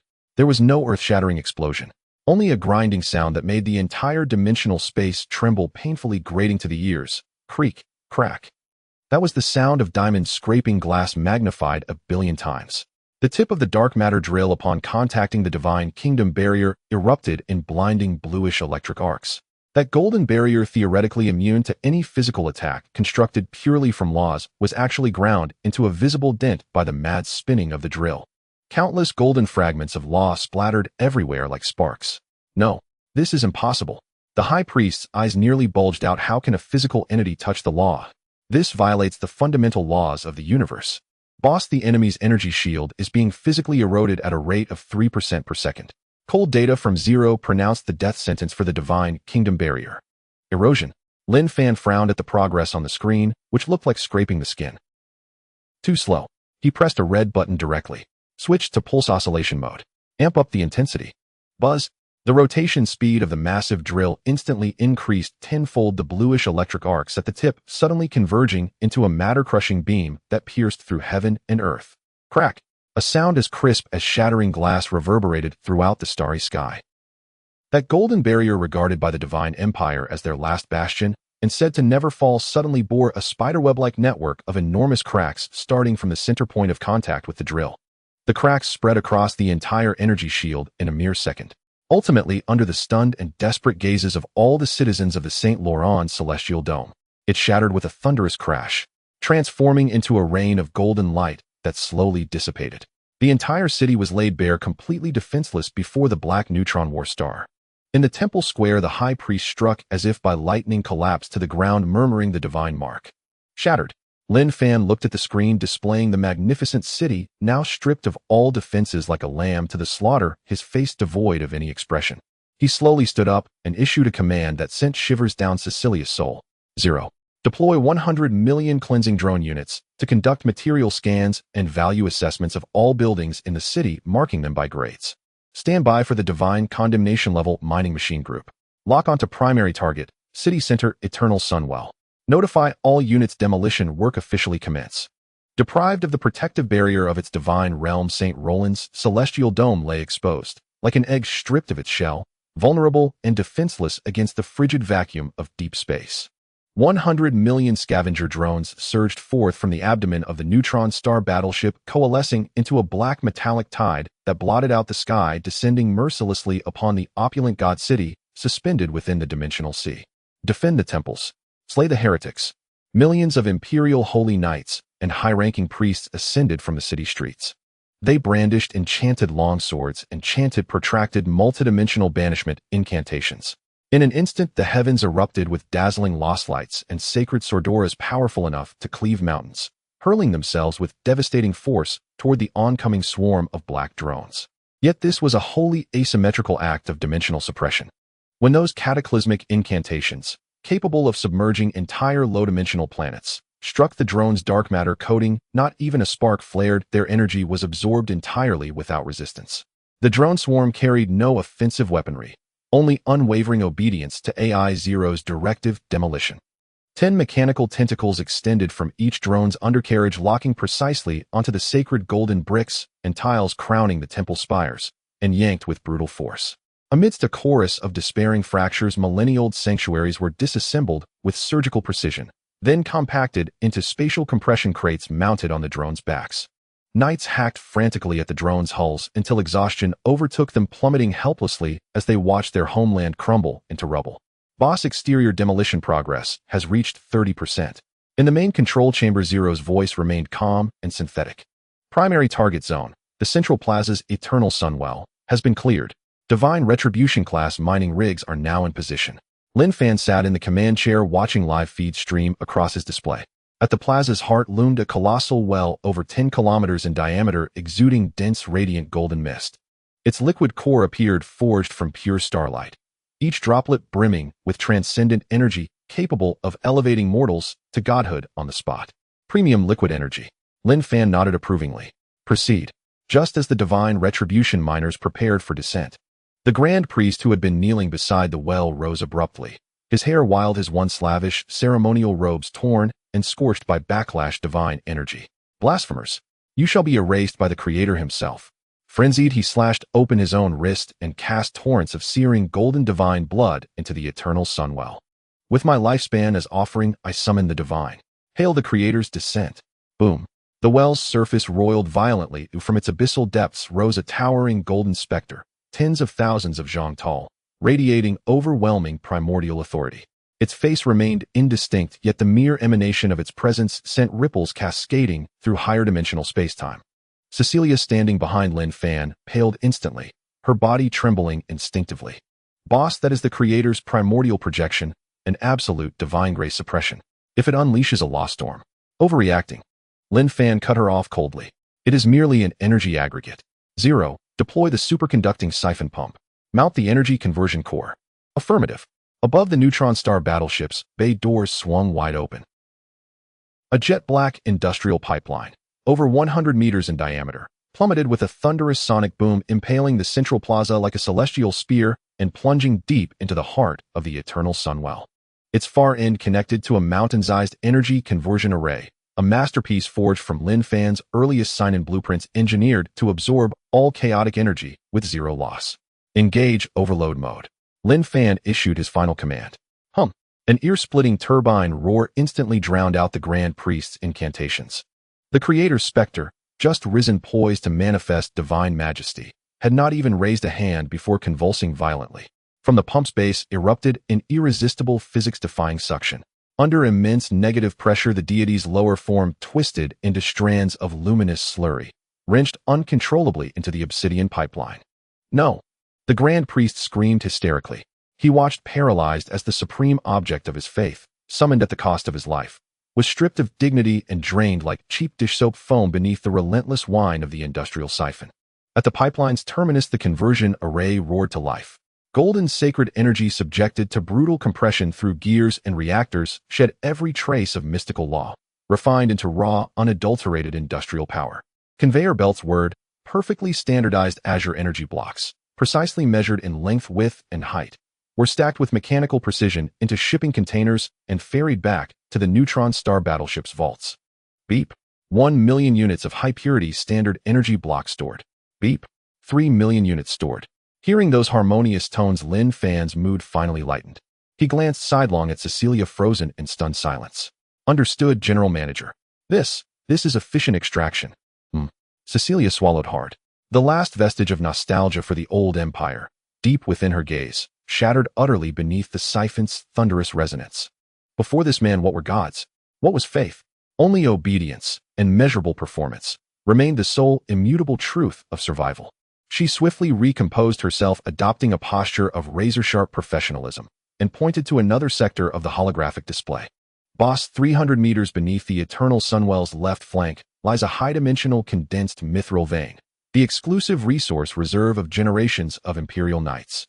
I recommend deploying 3 million deep earth drill rigs for targeted detonation, projected to increase this quarter's output by 15%. Approved. Add it to your performance record. As the two reviewed logistics, a piercing red alert flashed across the holographic main screen. Alert: Eternal Sunwell fluid level has reached 0. Anomalous high-energy reaction detected at the well's base. The image zoomed in. Where infinite depth once reigned, the well now stood utterly desiccated, its abyss laid bare. Exposed to air was neither soil nor stone, but a vast, intricately circuit-patterned mechanical geocore, gleaming with cold metallic luster. At the geocore's exact center, a silver hibernation pod, geometrically flawless, began ascending slowly. From the narrow seam of its hatch pulsed a mechanical surge, more violent, more pristine, and infinitely more potent than any divine energy witnessed thus far. The violent mechanical pulse surged forth like an invisible storm from the dry depths of the well. The surface of the slowly rising silver cryopod began to reveal a dense pattern of eerie blue light, resembling the intricate circuitry of a circuit board.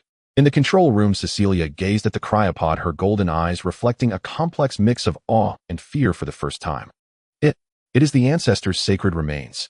Her voice trembled. Legend has it that he transformed his own body into the first sacred land, and his will is the highest law of the empire. Quick, retreat. The awakening of the ancestor's sacred remains signifies the arrival of divine punishment. However, Lin Fan paid no heed to her warning. He observed the screen with great interest, as if admiring an artifact about to be unearthed. With a click, the hatch of the cryopod slowly slid open with the sound of high-pressure steam. Inside, there was no immortal divine body. Instead, curled within was a towering humanoid mech standing 100 meters tall. Its design was filled with a classical, yet ornate style crafted from a lustrous golden alloy with armor lines that flowed smoothly and elegantly, resembling a perfect work of art. At the center of the mech's chest, a massive diamond-shaped crystal radiated a gentle glow resembling a beating heart. Divine body. Cecilia was utterly stunned. The flesh-and-blood ancestor her people had worshipped for millions of years turned out to be a cold, lifeless machine. At the moment her faith collapsed, the golden mech's eyes suddenly burst forth with blinding golden light. It slowly stood up from the cryopod, an energy field far stronger than the preceding shadow of the creator, instantly enveloping the entire central plaza. Several divine punishment-level mining machines engaged in demolition operations could not withstand even a second within this energy field, being disassembled into the most basic metallic particles. The golden mech raised its arm palm directed at the neutron war star above. No incantation, no charge. A golden spear of pure high-dimensional energy shot out in an instant. Boom. The dark matter shell of the neutron war star rippled with visible energy for the first time. Alert. Encountering a super high-energy attack. Outer armor energy dissipation at 0.001, echoed the electronic voice. Although the damage was negligible, this was still the first time since the start of the battle that the enemy had truly shaken the defenses of the neutron war star. Interesting. Lin Fan not only felt no tension, but his lips curled up slightly. Ignoring Cecilia's terrified face, he directly commanded the AI, Zero, generate a product evaluation report for this antique mech. Acknowledged. Zero's computational core instantly locked onto the golden mech. Within less than a second, a detailed data report was projected onto the screen before Lin Fan. Target: St. Roland Empire's first-generation mech, Divine Awakening. Material: high-density, sacred platinum, possessing self-repair characteristics governed by laws with extremely high recycling value. Energy core source: crystal energy conversion efficiency assessment 35. Comment: extremely outdated power supply method. Weapon system: palm high-energy particle cannon, shoulder law missiles. Comment: all are directional energy weapons easily interfered with by gravitational fields. Operating system: Ancestor 1.0 public beta. Comment: the system has numerous unpatched ancient vulnerabilities. Data ports are completely unprotected. Security is 0. Lin Fan looked at this report, his smile growing ever more pronounced. Just a tin toy dressed in divine garments. At this moment, the golden mech seemed to enter a state of rage due to its failed strike, extending 12 wings of pure energy, behind it transforming into a golden streak of light as it charged towards the neutron war star. It's over. Cecilia despairingly closed her eyes. However, Lin Fan merely tapped the console leisurely. 0. Stop playing around with it. Infiltrate its system and seize the highest control authority. Command confirmed.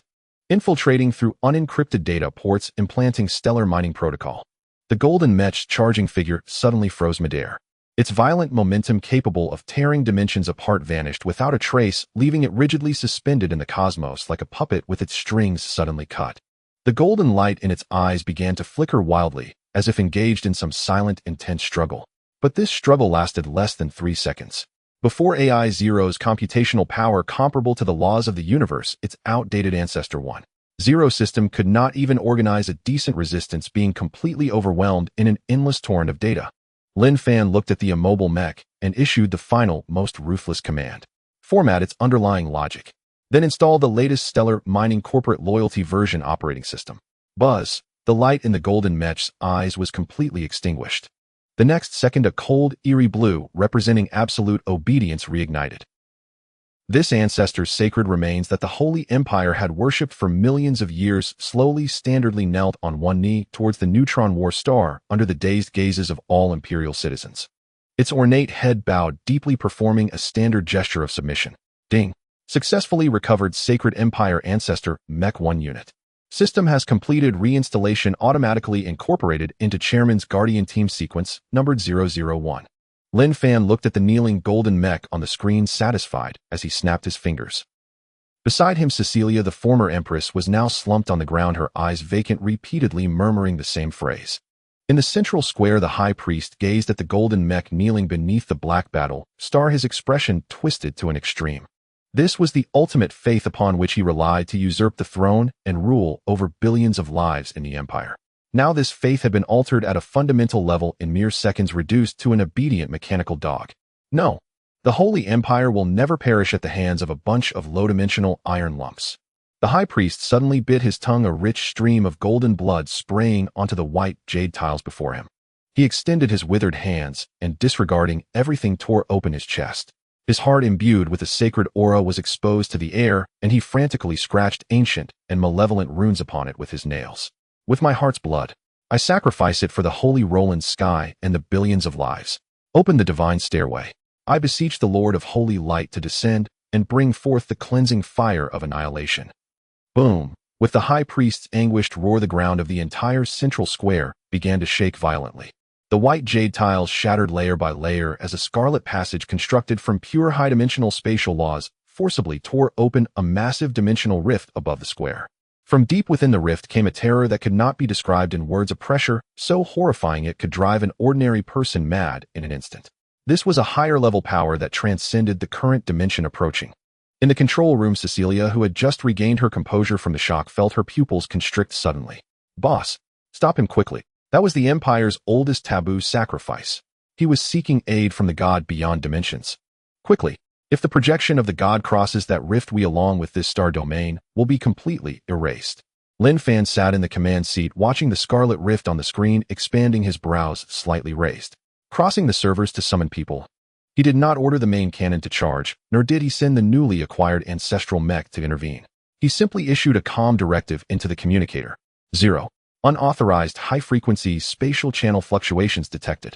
The other party is setting up an unlicensed interstellar communication station. Drop the antimatter electromagnetic interference towers. Physically cut them off. Command confirmed. 10 launch ports on the underside of the neutron battle star opened up. 10 massive rugged metal towers towering over 100 meters and covered with thick black cables plummeted towards the central square like meteors. Thud, thud, thud. The 10 interference towers accurately positioned themselves around the scarlet rift, enclosing it tightly.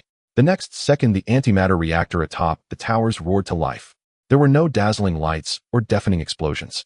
Only an incredibly intense, invisible electromagnetic pulse targeting high-dimensional spatial frequencies surged forth like a tsunami.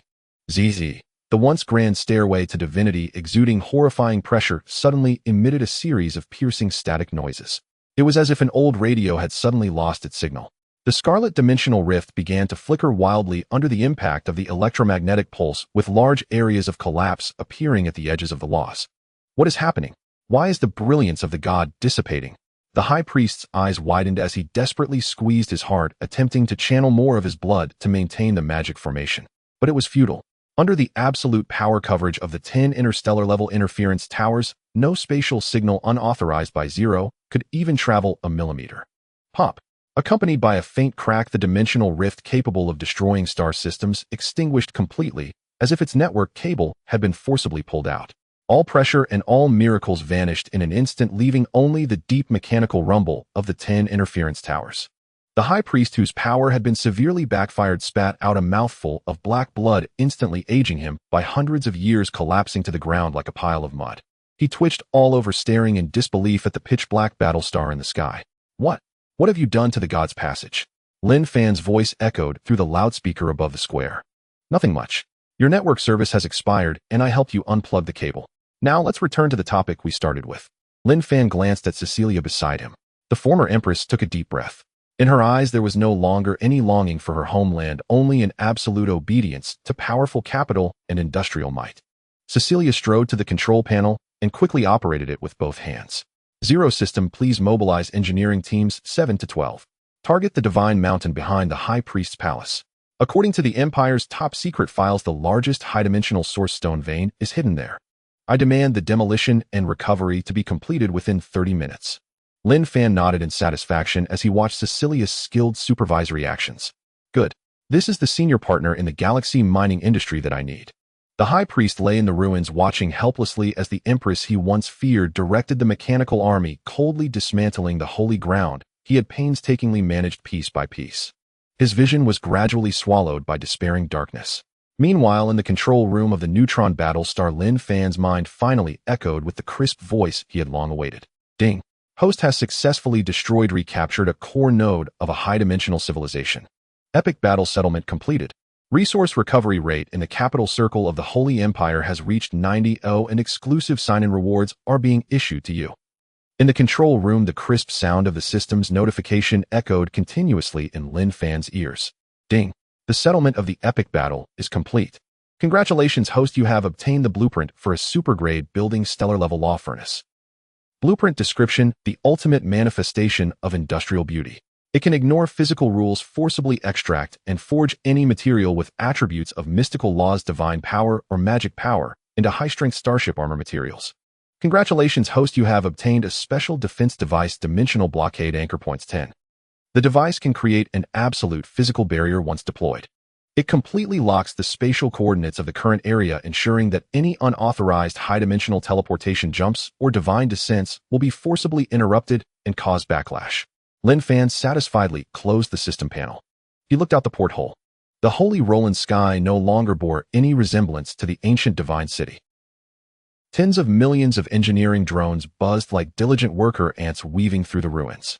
Massive black industrial conveyor belts were erected out of thin air, continuously transporting tons of sacred gold bricks and the remnants of statues radiating a divine aura into the giant crusher within the neutron battle star. 0. Extract the blueprint for the stellar-level law furnace. Utilize the recently mined 300,000 tons of high-dimensional source stones to lay down the production line on site.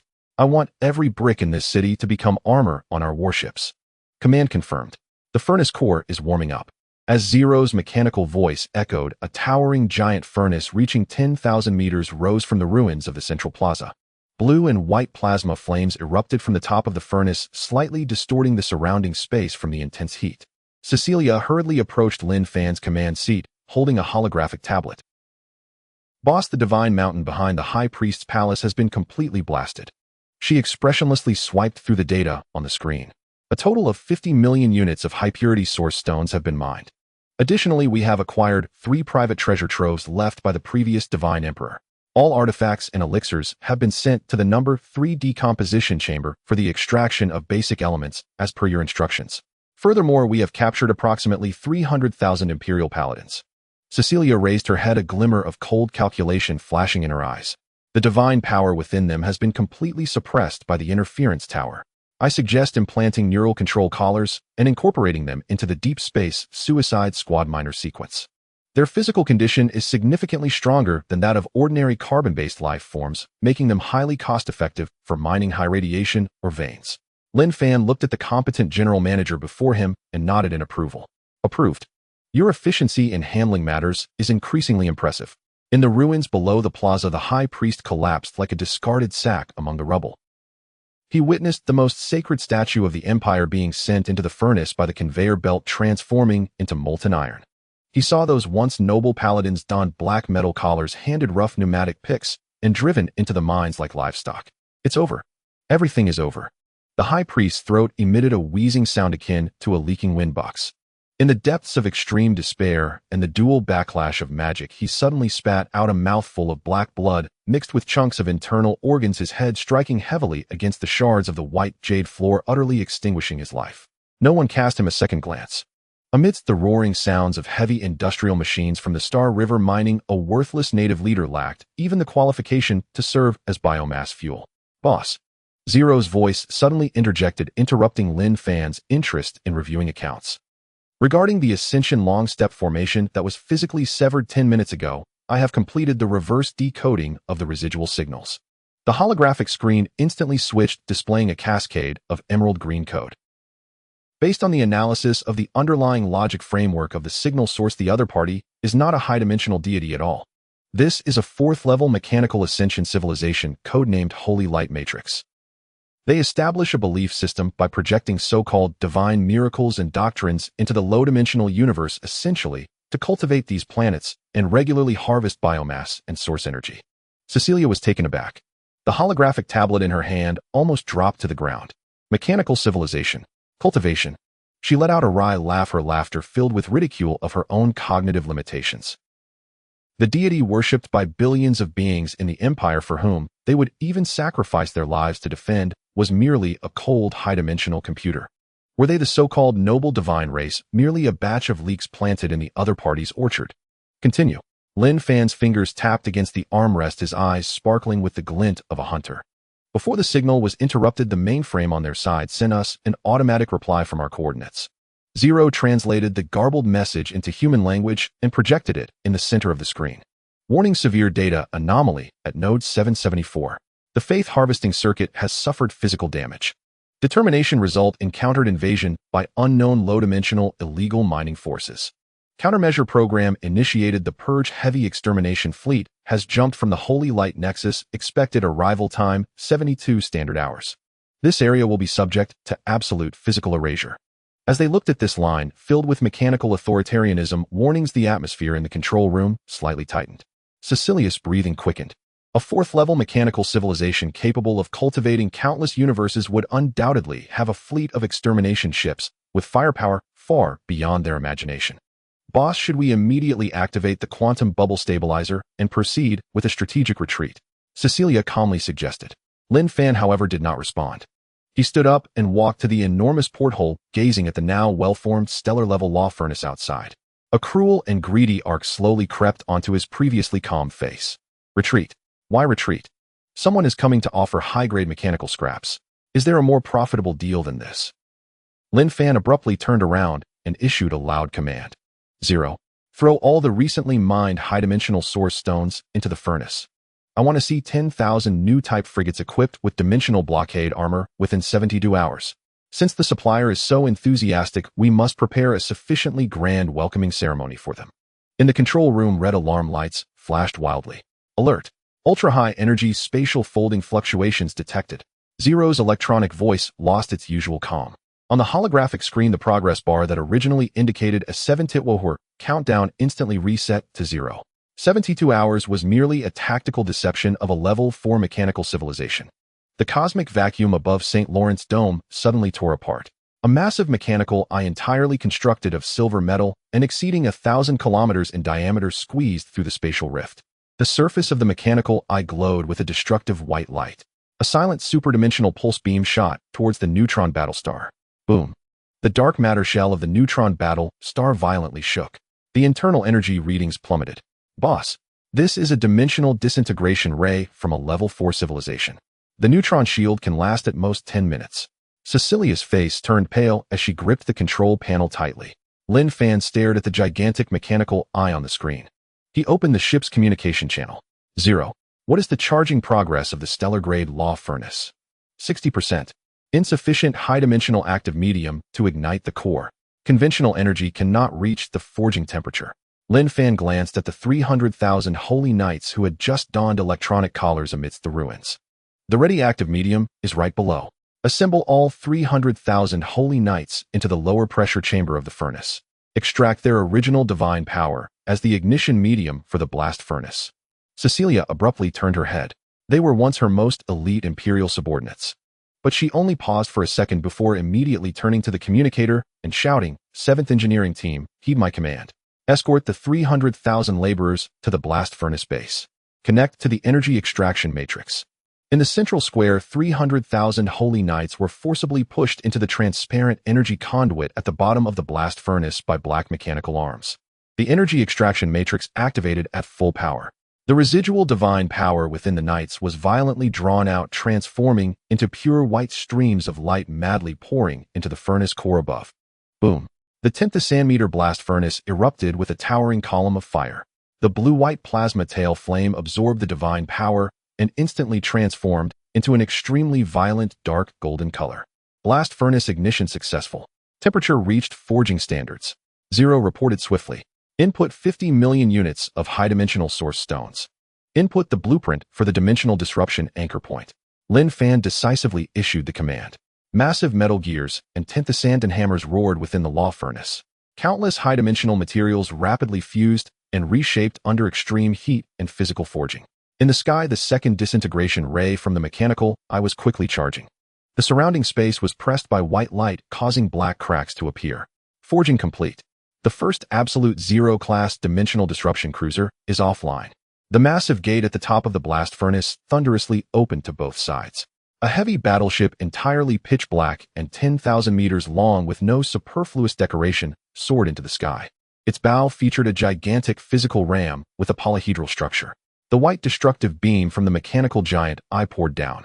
It struck fiercely against the black battleship's armor.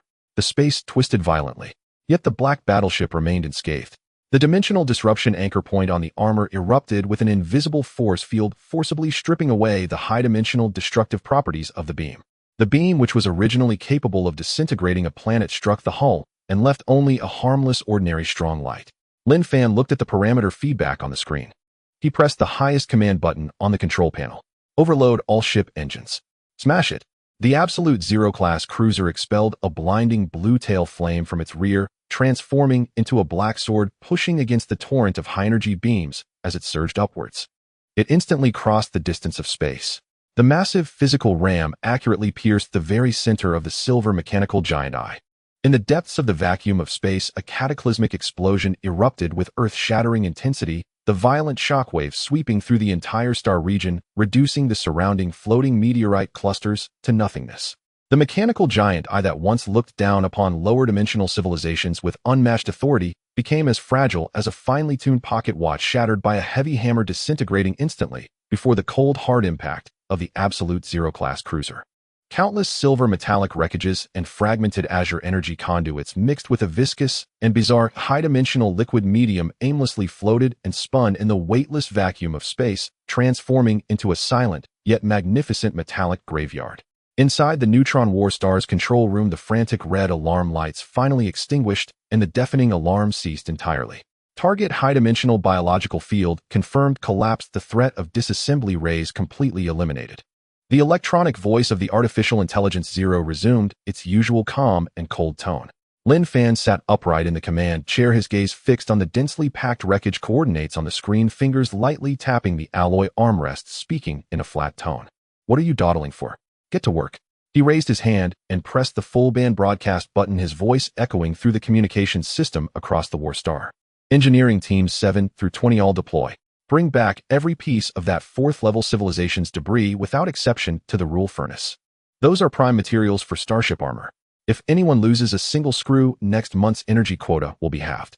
At the moment the order was given, the massive hatch at the belly of the Neutron War Star, resembling a fortress in the star region, thundered open. Hundreds of thousands of miniature engineering ships surged forth like a swarm of bees, blasting bright blue ion trails as they rushed toward the cosmic graveyard filled with debris, launching a frenzied salvage operation. Cecilia did not wait in the control room. She personally donned a high-end supervisory exoskeleton exclusive to the Galactic Mining Corporation, piloting a heavy cutting engineering mech, leading the way at the forefront of the salvage team. "Hurry. Team 3 immediately lock onto the largest bundle of main optic nerves with the towing ray." Cecilia's icy voice echoed in the engineering channel, filled with an unyielding authority and coldness. "That is high-purity superconducting memory alloy. Do not use thermal melting cutting, as it will directly damage the material's activity. Switch to physical condensation cutters." In the void of space, as an engineering ship towed a piece of debris, a dangerous red light suddenly illuminated from within the fragment. The residual defense system was accidentally activated, and a faint yet lethal laser shot out. Before the laser could reach the engineering ship, Cecilia's mech darted forward like a specter. The massive tungsten steel drill bit pierced through the debris armor with brutal force, directly shredding the fist-sized energy core inside into pieces. "Maintain a safe distance. Don't delay the boss pace in making money." She coldly tossed out the remark as the mech's engine roared, turning to rush towards the next target. Lin Fan quietly watched this scene through the main control screen, contentedly lifting a steaming cup of synthetic coffee. Having such a competent, efficient, and highly capable second-in-command indeed saved him countless troubles. "Boss, the salvage operation is progressing smoothly. It is expected to completely clear this area within 3 hours. Zero's voice timely chimed in, projecting a complex flow of data on the screen. Additionally, I forcibly extracted a partially undamaged star chart file from the central processing module wreckage of the mechanical giant eye. Lin Fan set down his coffee cup, his eyes brightening slightly. A star chart of a 4th-level civilization. Open it. The data stream rapidly reorganized and parsed, ultimately transforming into a vast shimmering 3-dimensional star chart suspended in the center of the control room. On the star chart, the St. Roland sky where Lin Fan was located was merely a barely perceptible bright spot on the edge. Surrounding this bright spot, dozens of coordinates clearly marked in green were densely packed, exceptionally conspicuous. What are these green dots? Lin Fan asked in a deep voice. After database comparison, it has been confirmed that these are all faith farming grounds of the Holy Light Matrix. Zero explained coolly. They are consistent in nature with the Holy Empire, all low-dimensional planets that have been fed false deities and regularly harvested source power and biomass. Lin Fan gazed at those green coordinates representing endless resources and vast labor forces, the light in his eyes growing ever more intense. The capitalist instinct deeply buried in his bones stirred restlessly at this moment. Dozens of ready-made, well-fed super mining areas. I was still worrying about how to spend these 72 hours. Lin Fan stood up, slowly walking to the holographic star chart, his fingertips gliding over each green coordinate, his tone laced with unmasked playfulness and ambition. Since their main force is still on the way, we can't be idle either. Zero input all the farming ground coordinates into the War Star navigation system. The Holy Light Matrix can do this business, and so can my Galactic Mining Corporation. Notify the fleet to prepare for interstellar jumps. We will help our 4th-level civilization counterparts to harvest their well-fed crops in advance. Just as Lin Fan was planning the next round of commercial harvesting, Zero's electronic voice suddenly exhibited a faint anomaly. Boss, the salvage team has discovered an inexplicable independent chamber in the deepest part of the mechanical giant eye. The main control screen's image instantly switched. Several engineering ships were using towing rays to secure a charred, twisted armor plate. When the plate was violently pried open, it did not reveal the expected precision mechanical components, but rather a rhombus crystal emitting an eerie purple light. The material of this crystal completely deviated from the technological tree logic of machine civilization, its surface surrounded by a chilling aura of flesh and blood distortion exuding extreme ominousness. This substance is not within the known material library of the Holy Light Matrix and cannot be analyzed. Zero's processing speed increased slightly. Moreover, it is continuously sending a segment of high-frequency encrypted pulse signals to a completely unknown deep space coordinate. Neutron Worcester Central Laboratory. Hovering in midair above the sterile silver-white metal platform of the isolation chamber lay a rhomboid crystal, excavated from the mechanical colossus Colossal Eye. Its surface pulsed with an eerie violet luminescence. Upon closer inspection, it was no crystal at all, but rather a mass of hyper-compressed, rhythmically undulating purplish red living tissue. Sir, this thing is absolutely electrifying. Technical Director Long pressed his face nearly against the bulletproof glass. Bloodshot eyes blazed with unmasked fervor. Its cellular division rate exceeds that of ordinary carbon-based life by 100,000 times. No mechanical architecture. No electronic components. It communicates across interstellar distances using pure bioelectric waves. Lin Fan stood behind Long, his gaze cold and detached as he observed the throbbing mass. Have you traced the destination of its coordinate transmission? Reverse spectrum analysis is underway. Zero's synthetic voice resonated from the ceiling speakers. The signal's receiving endpoint lies outside the known star charts of the Holy Light Matrix. Its underlying logic conforms to an extremely xenophobic collective consciousness. The moment Zero finished speaking, a piercing crimson alarm shrieked through the Worcester's interior without warning. Alert! Intense spatial distortion detected 3,000 kilometers directly ahead of the Warstar. Non-mechanical jump signature confirmed. Spatial barrier undergoing aggressive corrosion by acidic biomass. The main display instantly switched to external space. The serene vacuum of the cosmos tore open like a stage curtain slashed by a rusted serrated blade. A jagged 100 soft kilometers long gash of deep crimson split the void. Thick, sickly green viscous fluid oozed from its ragged edges. The moment it contacted drifting asteroids, they dissolved instantly into churning white froth. Then, wrenching itself through the fissure, emerged a leviathan over 3 kilometers long. It had no eyes. Its flattened head bristled with concentric rings of razor-sharp teeth. A dense ashen-gray carapace armored its bloated bulk, while countless thick, thrashing tentacles lashed violently in the vacuum. This was a void beast born solely for consumption and annihilation. The stellar sanitation vanguard of the Flesh Ascension faction. Zero rapidly retrieved matching archival data. They typically serve as advanced scouts, clearing navigation routes and devouring all organic matter in their path. Cecilia had just arrived at the laboratory. At the sight of the grotesque, acid-dripping monstrosity on screen, her stomach churned violently. Sir, its sheer size poses critical risk. Its biological acid could breach engineering vessel's armor. Shall we activate the main cannon for physical vaporization? Cecilia instinctively offered a defensive recommendation. Lin Fan did not follow her line of thought. His gaze remained fixed on the rampaging Leviathan. No fear, only calculation. Vaporize. Cecilia, that profligate mindset needs correction. Lin Fan extended a finger and traced virtual contours across the beast's anatomy on the screen. Observe carefully that dense osteocarapace, once refined, yields exceptional biopolymeric material. Those tentacular muscle fibers can be engineered into ultra-high tensile traction cables. And its internal bioacid, diluted just slightly, becomes an instant industrial solvent. This isn't a monster. It's an unclaimed freighter fully laden with premium biomatter.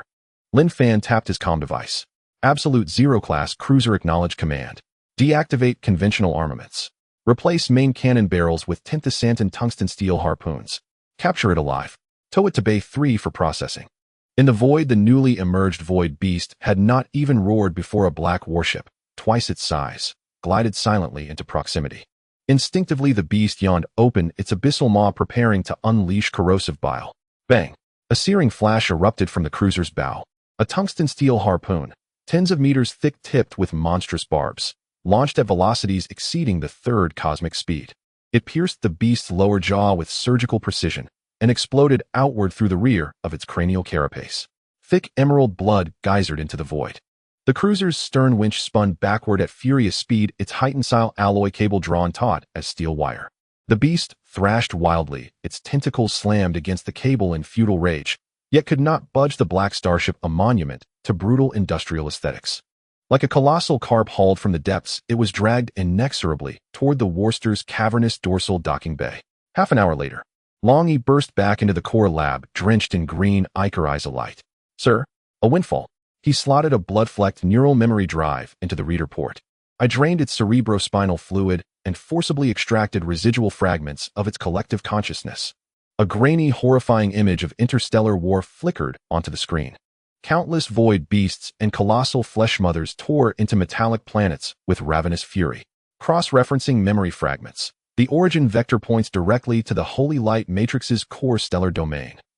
Long Yi's fingers flew across the console, voice trembling with exhilaration. Sir, the holy light matrix's homeworld system is under full-scale invasion by this flesh swarm. They're no lofty reapers. They're fighting for survival. Lin Fan gazed upon the embattled starfield displayed on screen and slowly curved his lips into a smile.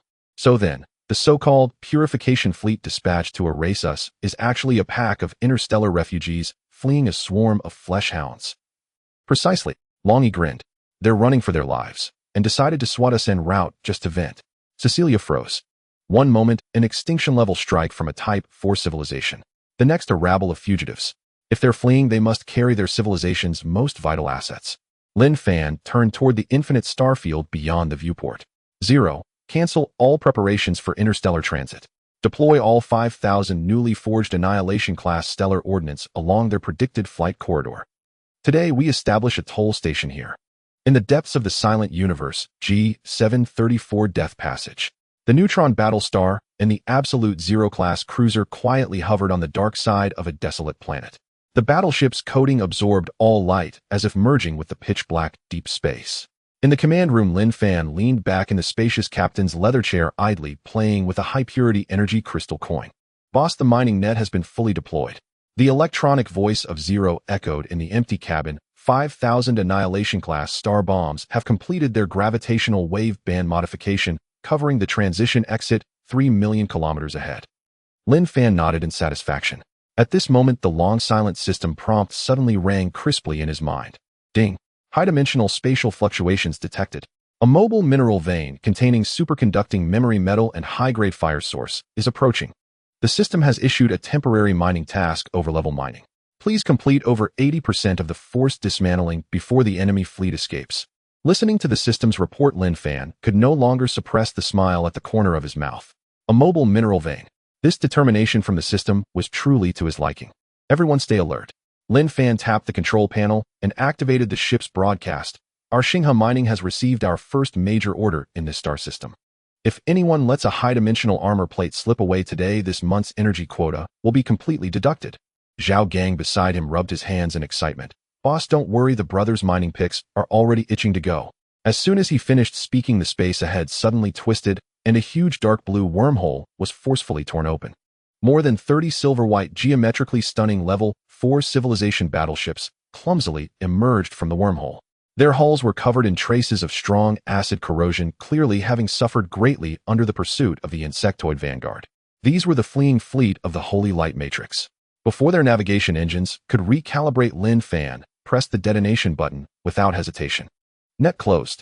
There was no earth-shattering explosion.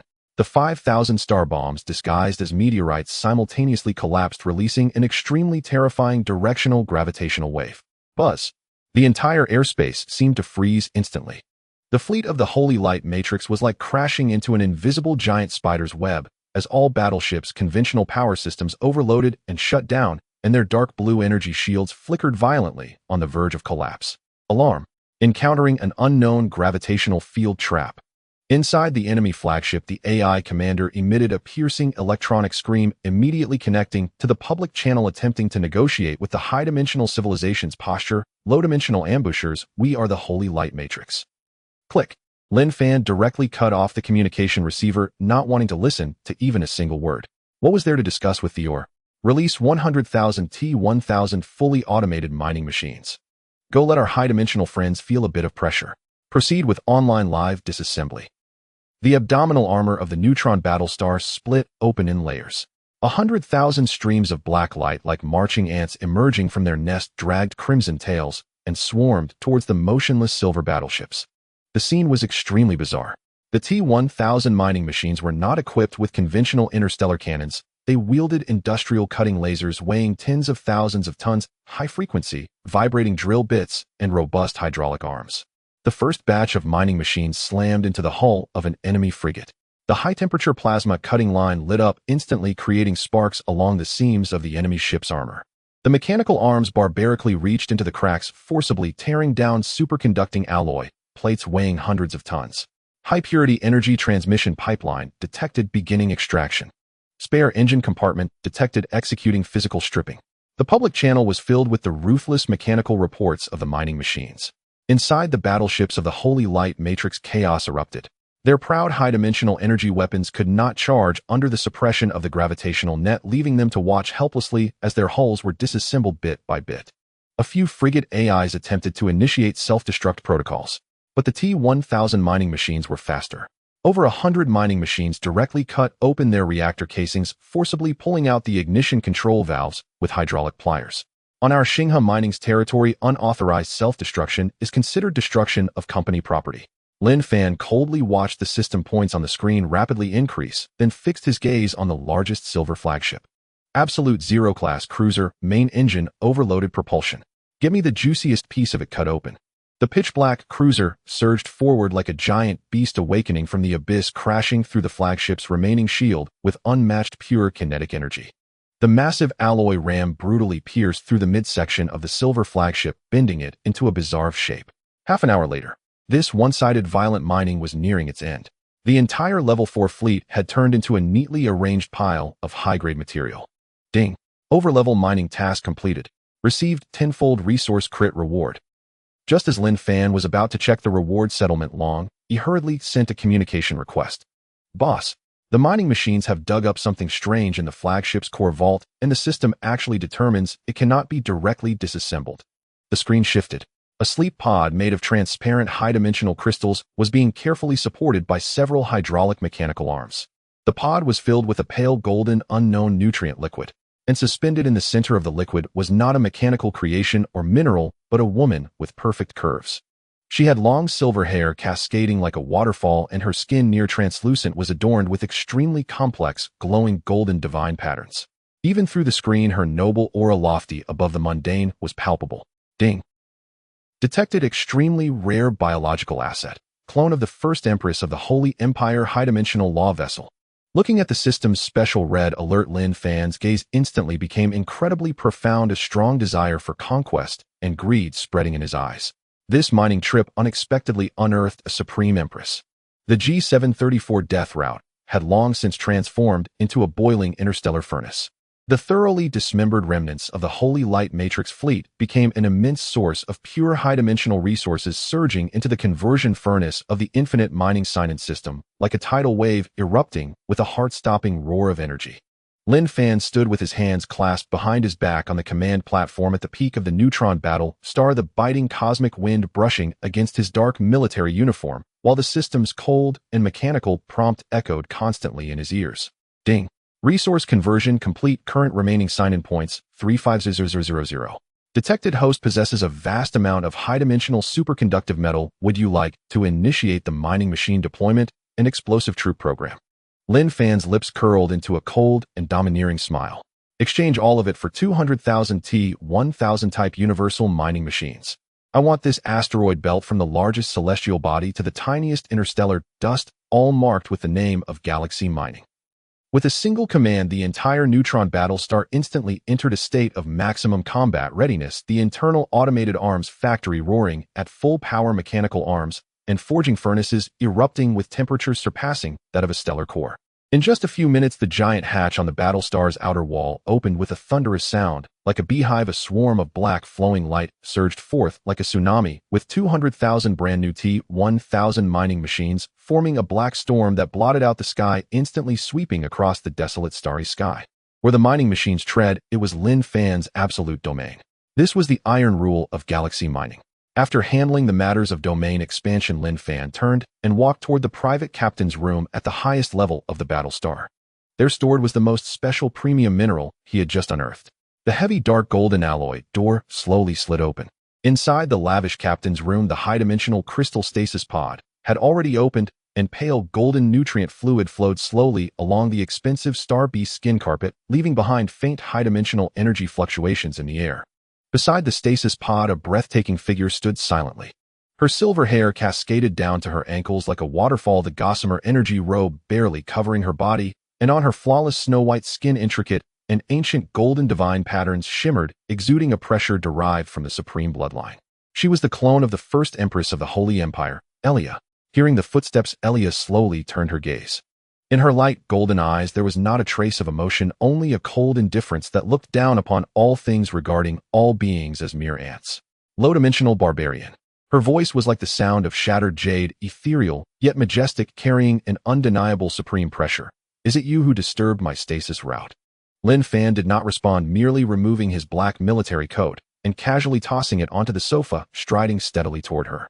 His gaze was sharp as a blade, carrying the scrutiny of a conqueror, unabashedly appraising the body that housed the highest bloodline of the Holy Empire.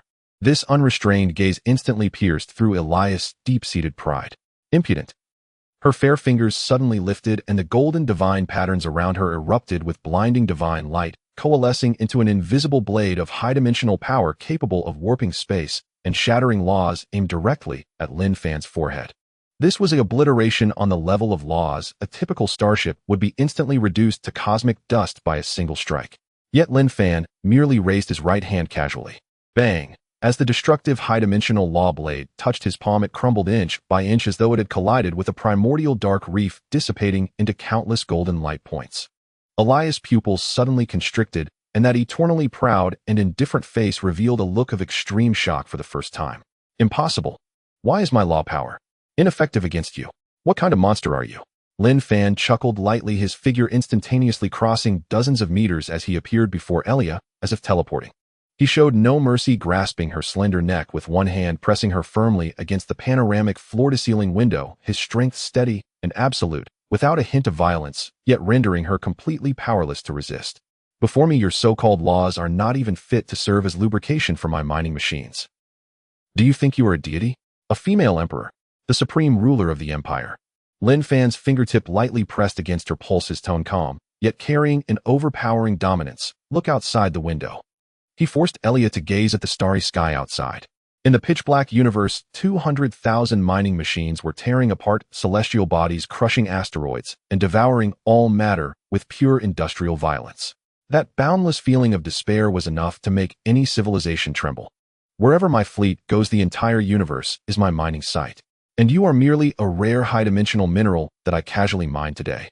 Elia struggled with all her might, yet her prideful high-dimensional energy was utterly ineffective against Lin Fan's absolute power, like a firefly facing a bright moon. The pride in her eyes shattered bit by bit, leaving only an unhidden fear.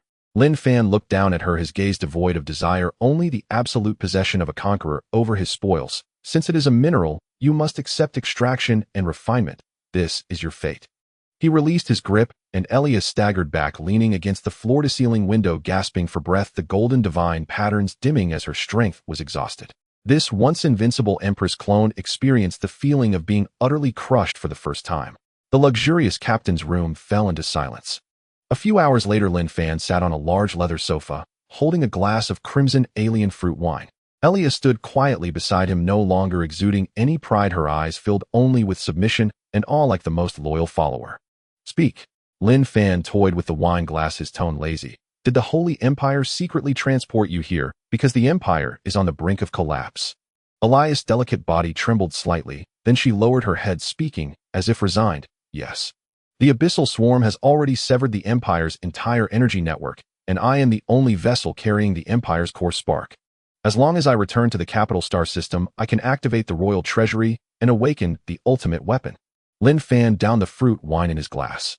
He raised his eyes, looking through the floor-to-ceiling window toward the vast star map in the depths, the corners of his mouth curling into a tyrant sneer. The royal treasury. Sounds like a sizable, continuous mineral vein. He pinched Elias' chin, his tone brooking no dissent. Once you are well rested, put on your clothes and lead the way. The next mining site will be set in your holy empire.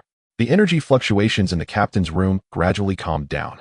Lin Fan leaned against the head of the bed, holding an alien cigar between his fingers, blue smoke gently rising. His posture was erect like a gun, a dark golden sheen hinting at the divine gene flowing over his surface.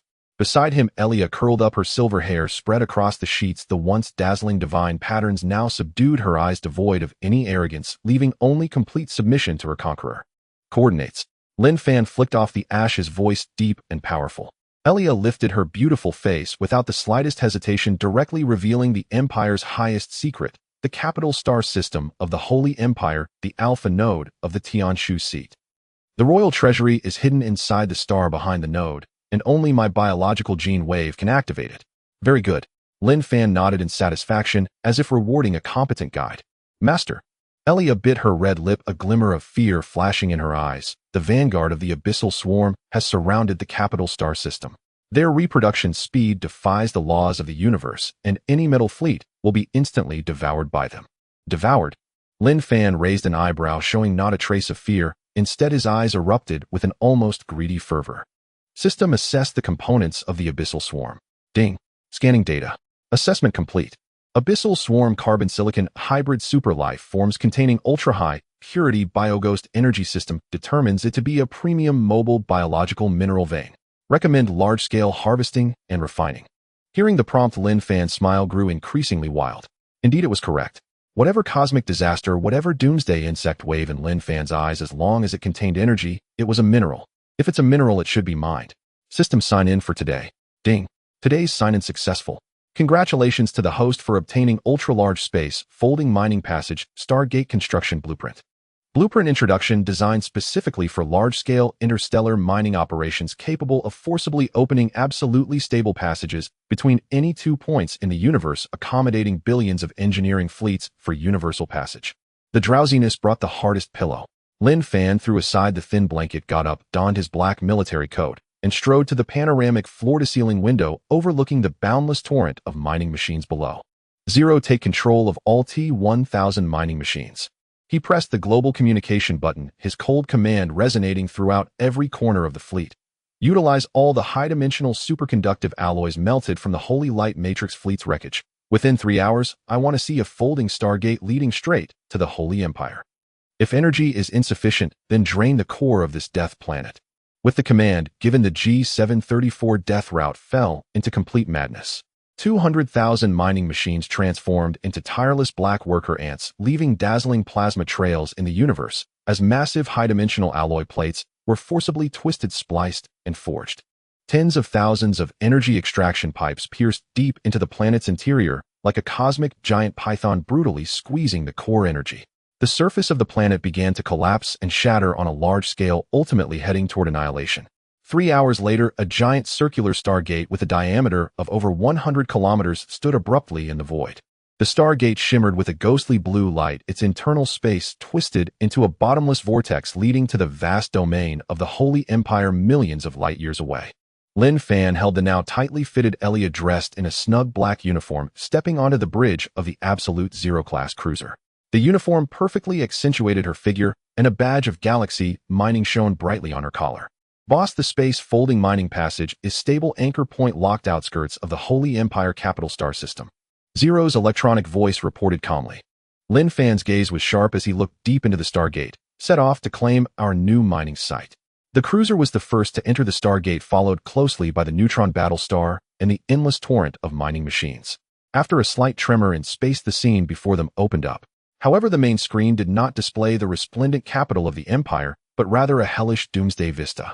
A once golden administrative star now completely enveloped by a thick layer of dark purple sea of clouds. That was not a sea of clouds, but countless abyssal swarms. They were frantically gnawing at the planetary shield, acid rain, cannon fire, weaving a net of death in the universe, while the remaining Imperial defenders were despairingly making their last stand. Seeing this terrifying sea of insects, Elias' complexion went pale, instinctively gripping Lin Fan's arm. Yet Lin Fan threw his head back and laughed, his laughter shaking the bridge. He pressed the all-channel broadcast button, his unmatched voice instantly covering the entire star region. Galaxy mining, all units attack. Scrape clean these crawling biological minerals along with the crust of this planet. The G734 Death Channel, the desolate asteroid belt, has long been completely cleared. After several days of frenzied consumption, 200,000 T-1000 fully automated mining machines have dismantled all asteroids and interstellar debris in the star region, refining all materials into the highest purity of basic cosmic resource, transforming into the most solid capital of the Galaxy Mining Corporation. In the command room of the neutron battleship, Lin Fan lazily leaned back in the wide leather command chair, his gaze sweeping over the dizzying array of numbers on the system panel, his fingertips casually tapping the armrest.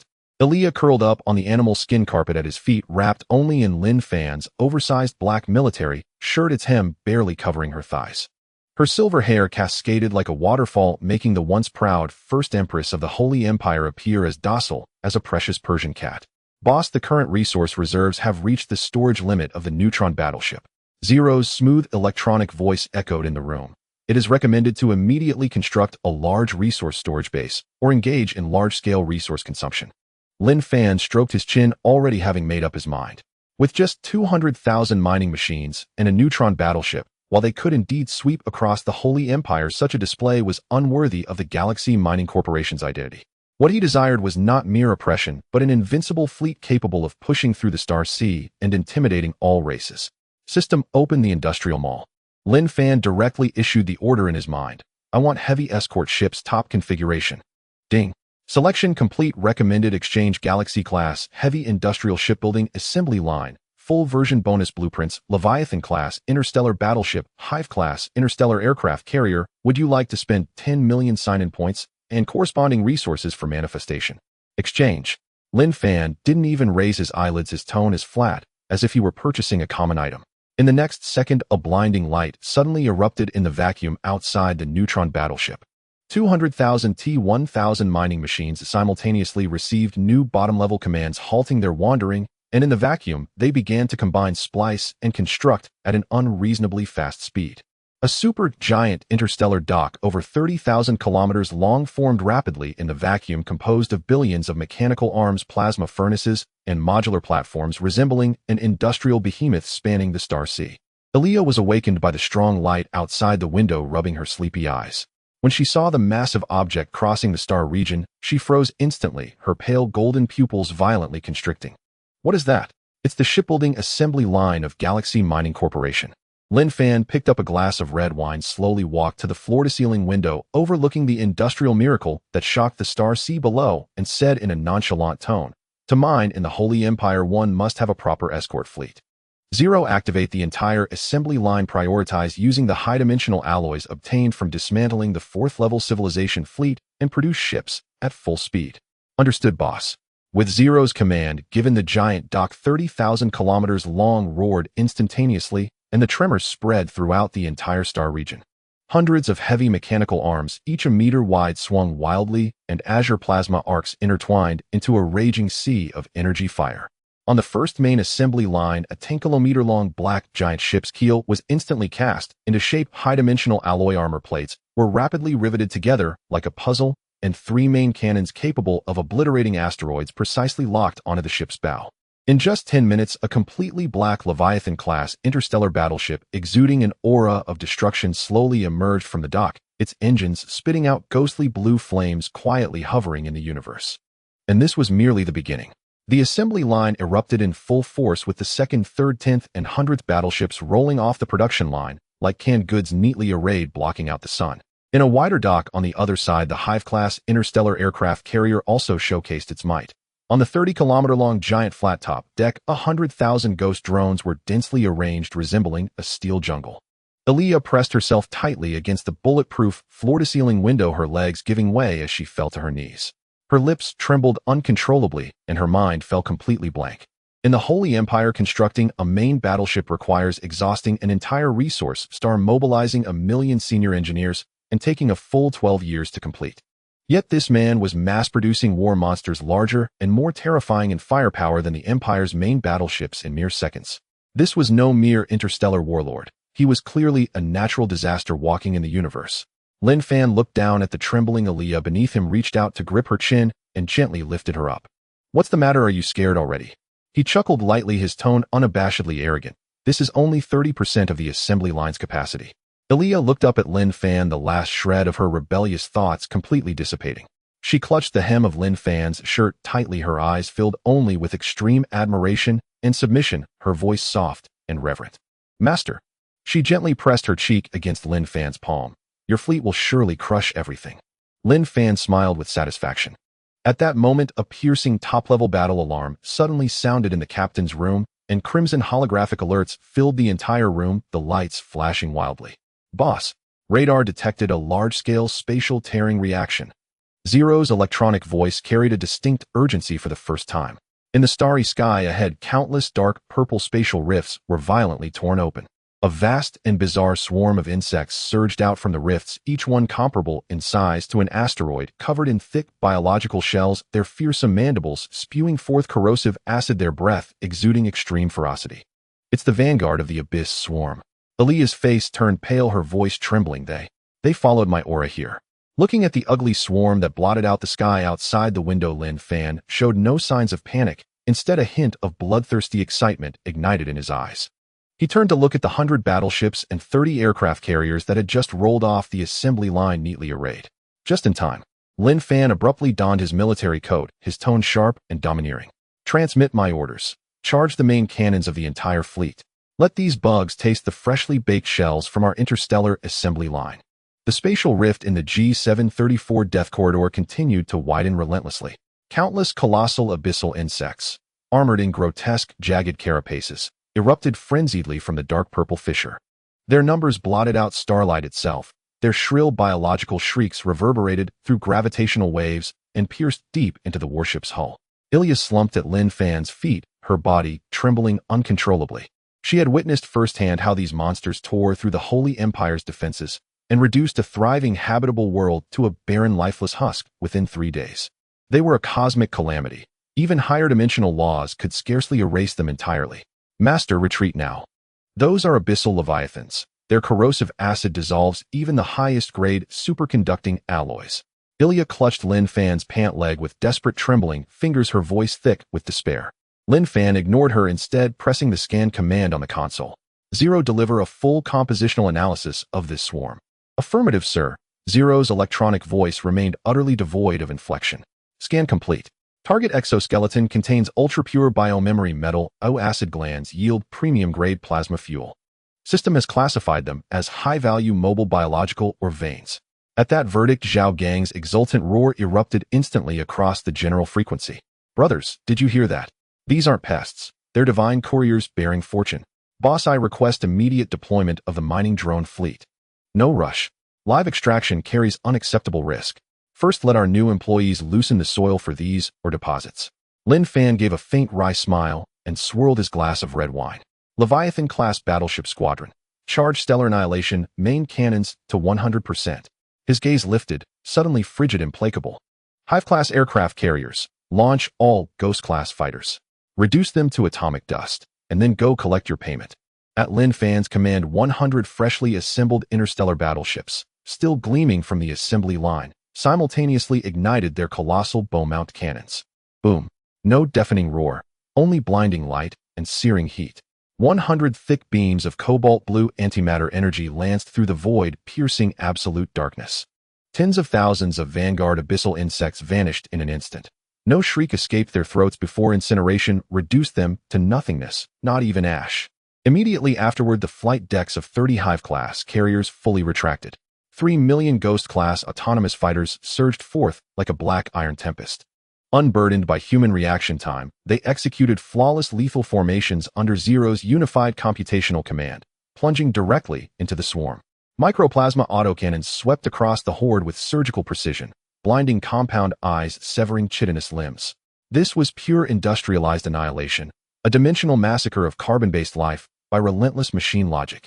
Ilya knelt before the panoramic viewport, her pale gold eyes reflecting the infernal glow beyond the hull. She watched transfixed as the very abyssal Leviathan that had shattered the Empire's frontline defenses was targeted by 10 battleships in coordinated fire, its colossal form cleaved into over a dozen pieces in a single second.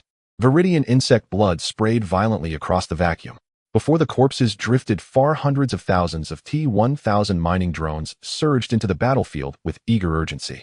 Hydraulic manipulator arms slammed brutally into the remains. Strip high-strength carapace. Extract bioacid. Intact energy crystals detected. Package and secure.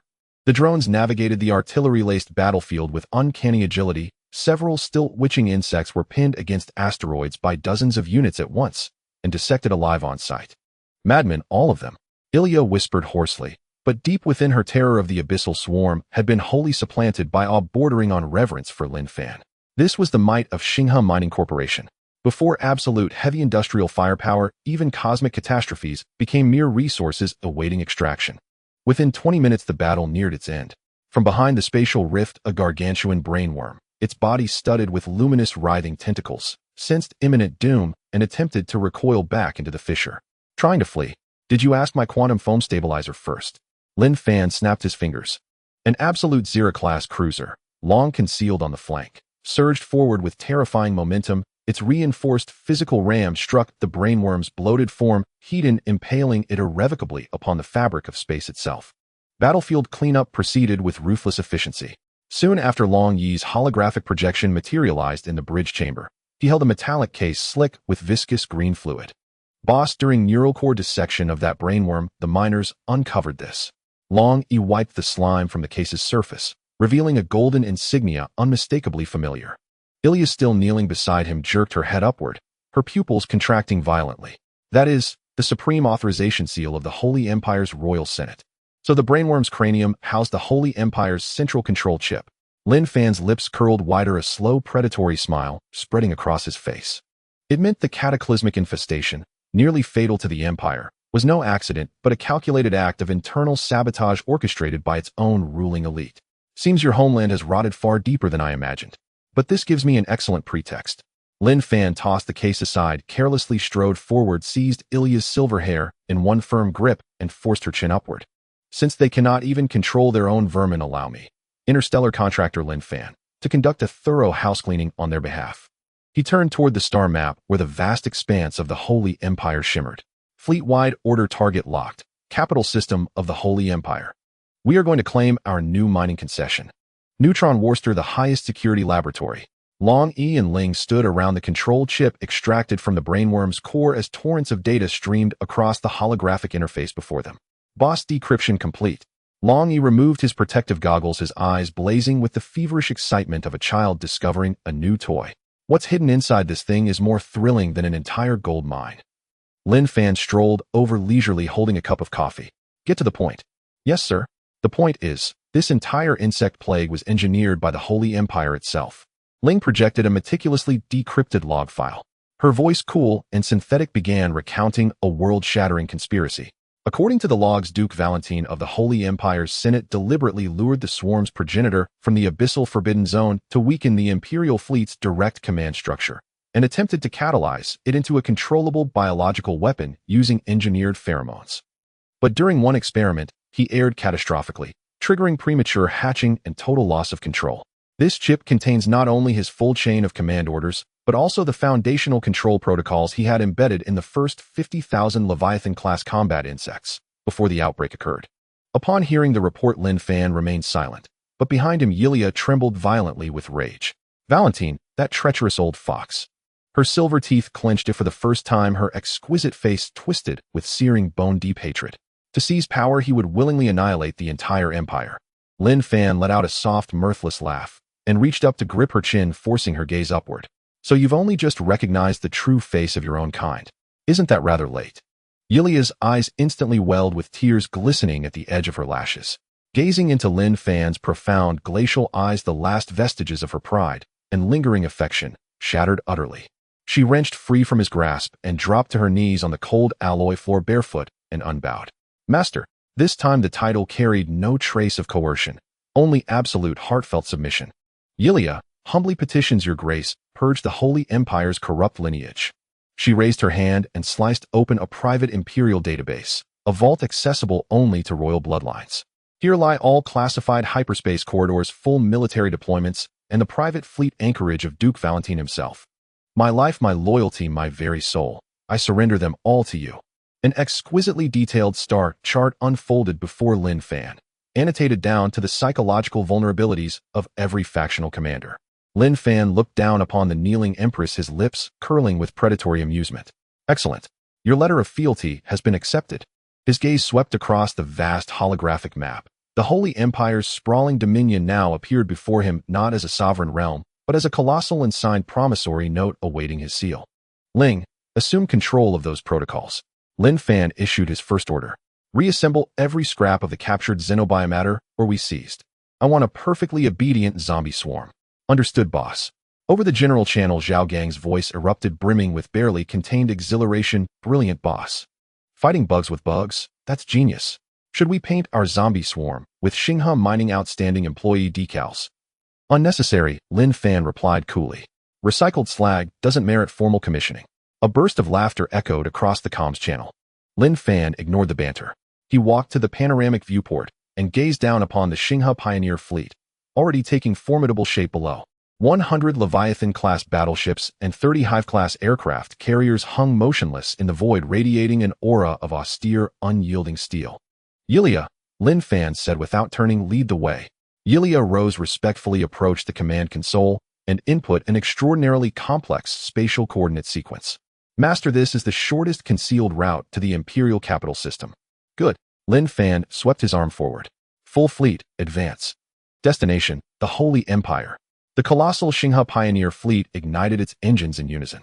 A blinding cascade of azure light erupted from their thrusters, transforming the armada into a titanic steel-clad torrent that carved across the heavens, vanishing instantly into warped space-time.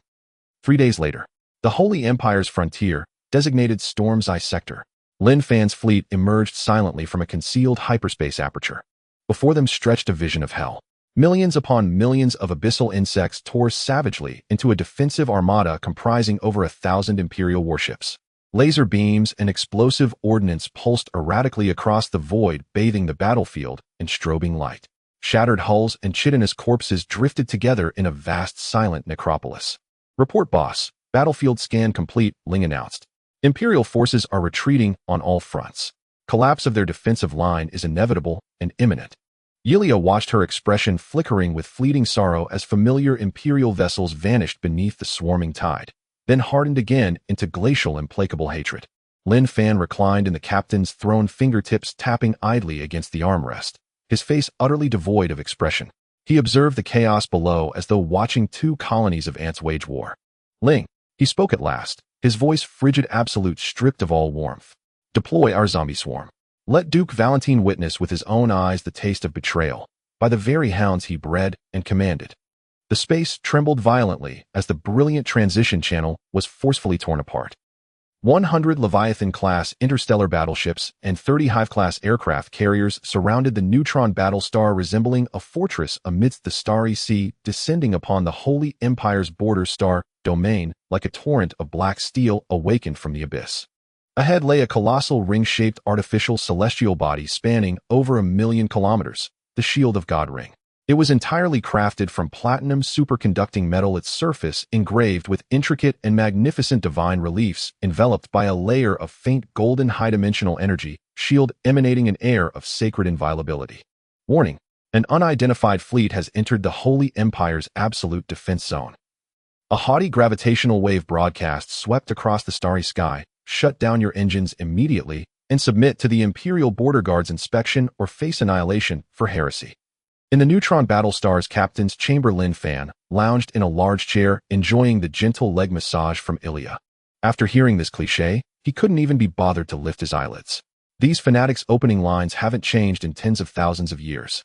Lin Fan waved his hand casually, giving a faint order. "Zero, project the royal chip we just acquired. Let them see what legitimate procedures look like." "Understood, boss."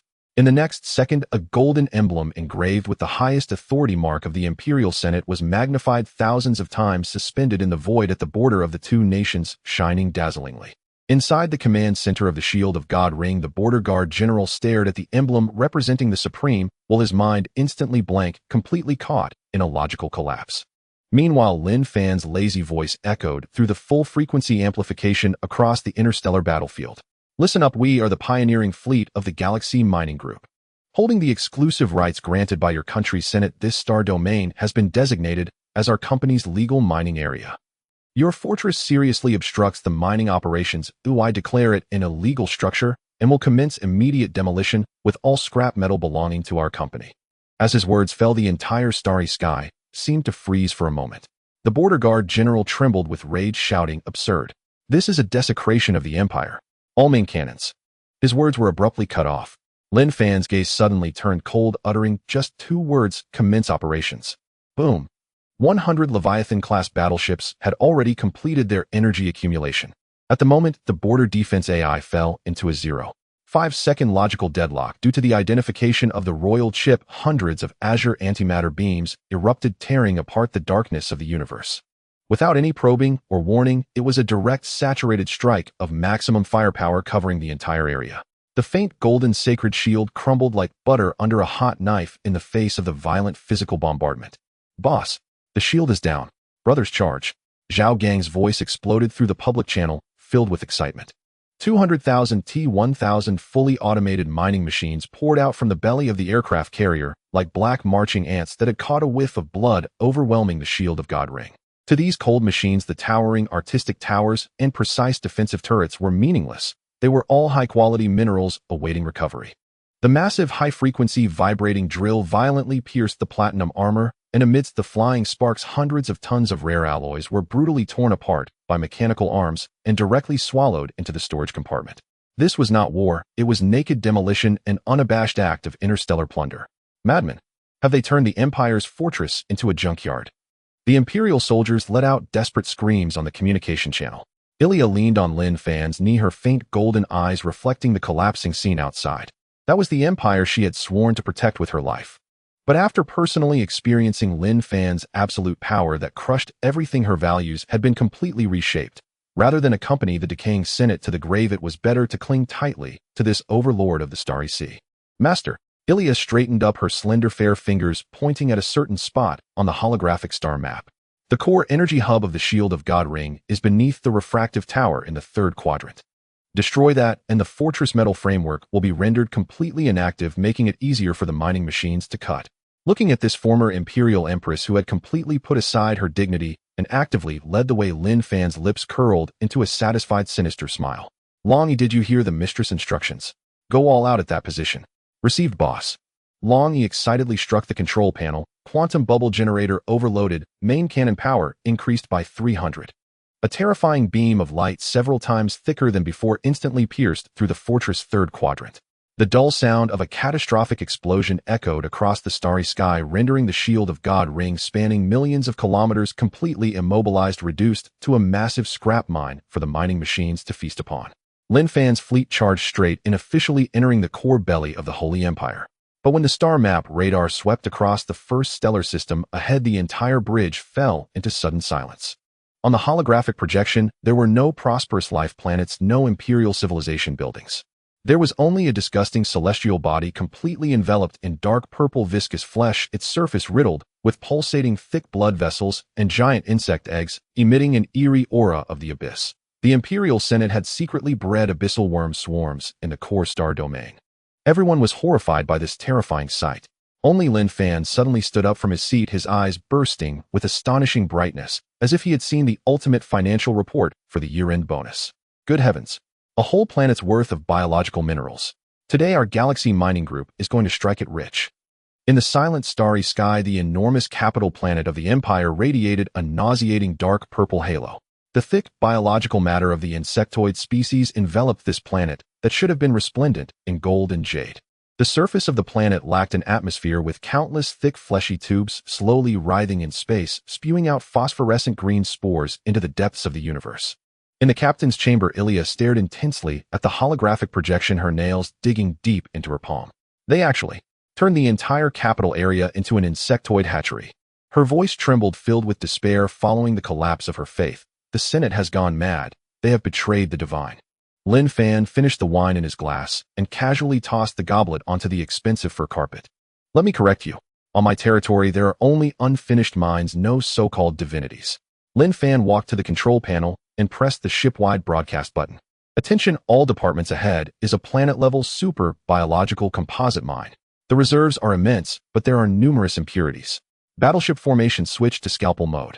Give me an apple-peeling style orbital bombardment around this planet. Strip away that disgusting layer of biological armor on the outside. Zhao Gang, follow behind the fire with your mining machine brigade. Anything that reveals flesh crystal cores or even energy conduits, drain and package them all.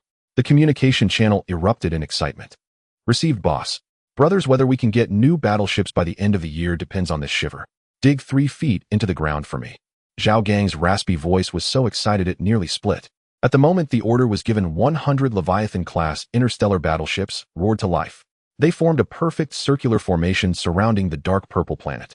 The main cannon at the bow transformed from a sudden burst of annihilation beam into a long, ghostly blue plasma cutting blade spanning tens of thousands of kilometers.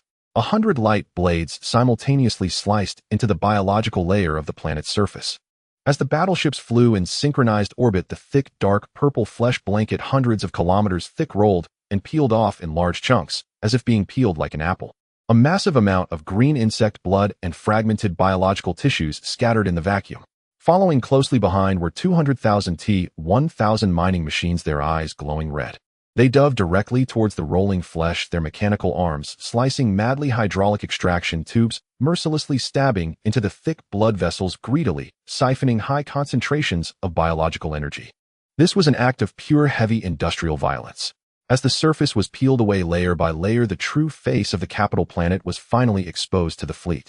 There were no grand temples, only countless higher-dimensional energy towers embedded in the crust.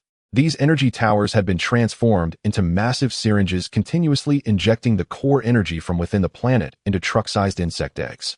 Boss, this is not just a biological mine. They are also using core energy to refine some kind of higher-dimensional substance. Long, he shouted in the public frequency, his hands moving like shadows on the keyboard. Just then an unexpected change occurred.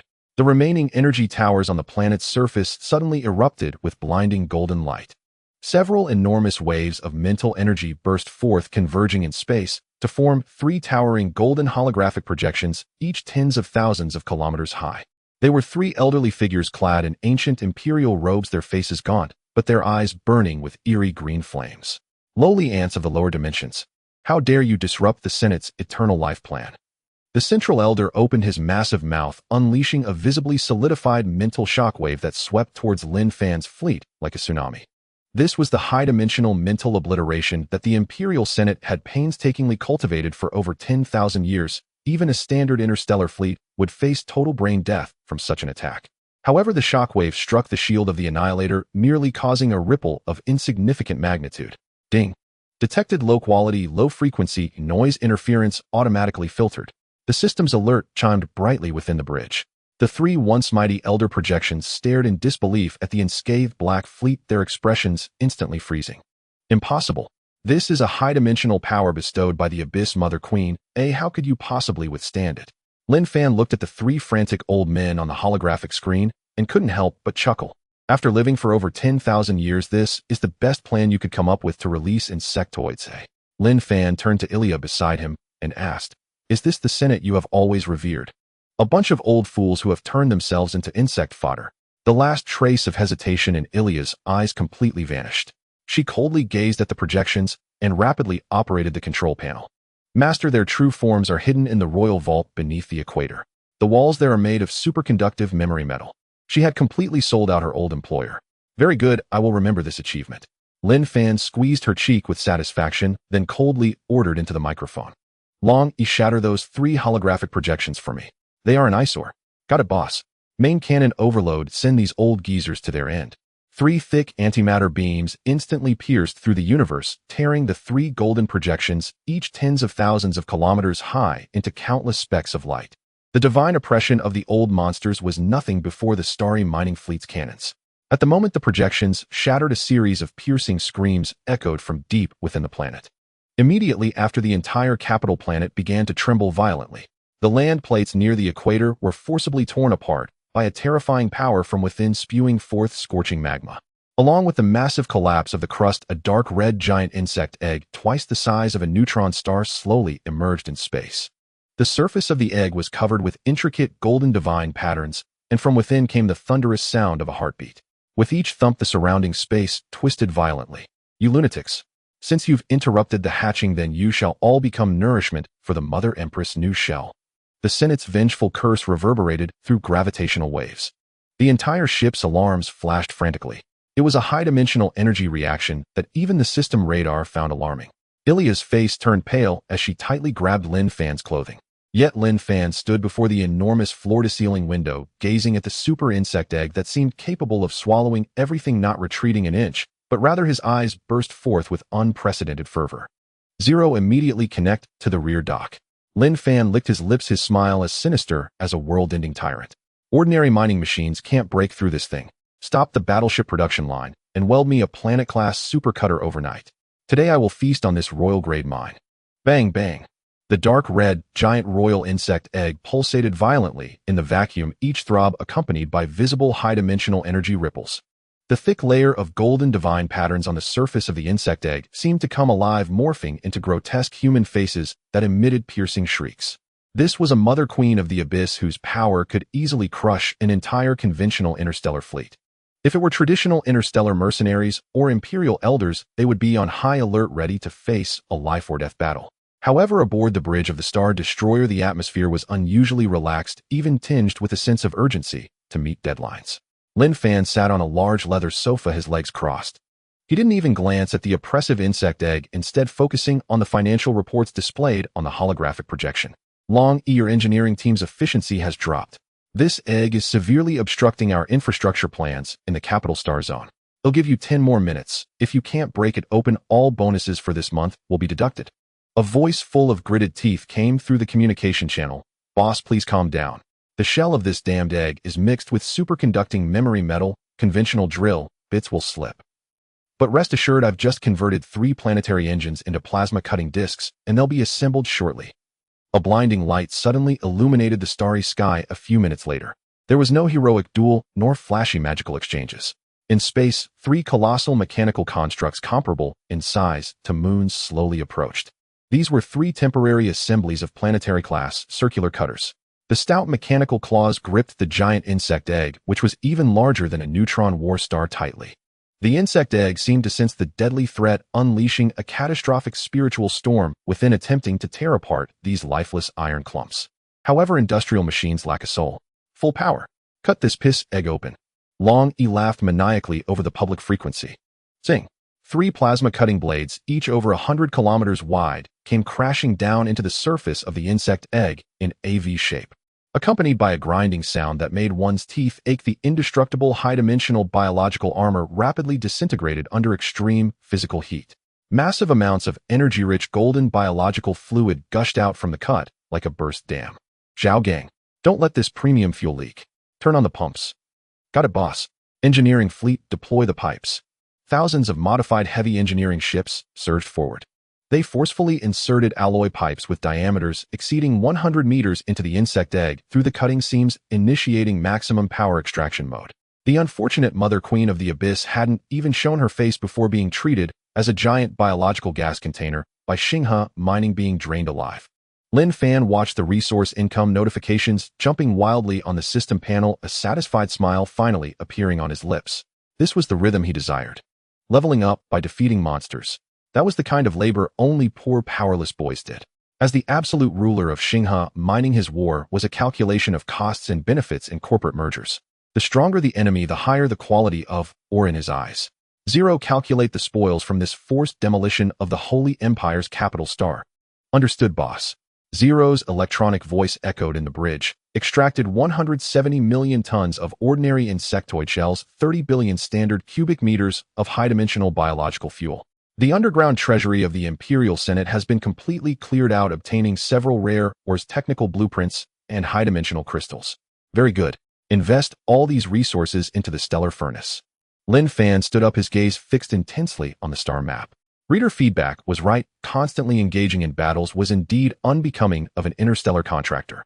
Now that the territory was established and resources were abundant, it was time to push production capacity to a despairing new height. System opened the exchange mall and purchased the Dyson sphere-level automated starship assembly line matrix. Ding. Deducted 100 million sign-in points and massive basic resources purchase successful. As the system's prompt sound faded, this cleared star region suddenly began to tremble violently.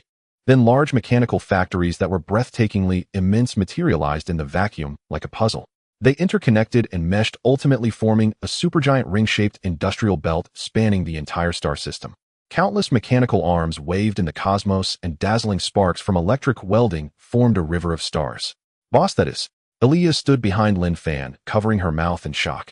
Lin Fan turned around, wrapping his arm around Aaliyah's slender waist, pulling her into his embrace. The once exalted Holy Empress now wore a snug black secretary uniform, her golden hair cascading obediently over her shoulders. She offered no resistance, instead melting into Lin Fan's solid chest, tilting her head back, her eyes filled with infatuation and reverence. That is our money printer. Lin Fan held her smooth chin, his fingers gently caressing her soft red lips. Aaliyah's breath quickened, her cheeks flushing with charming hues.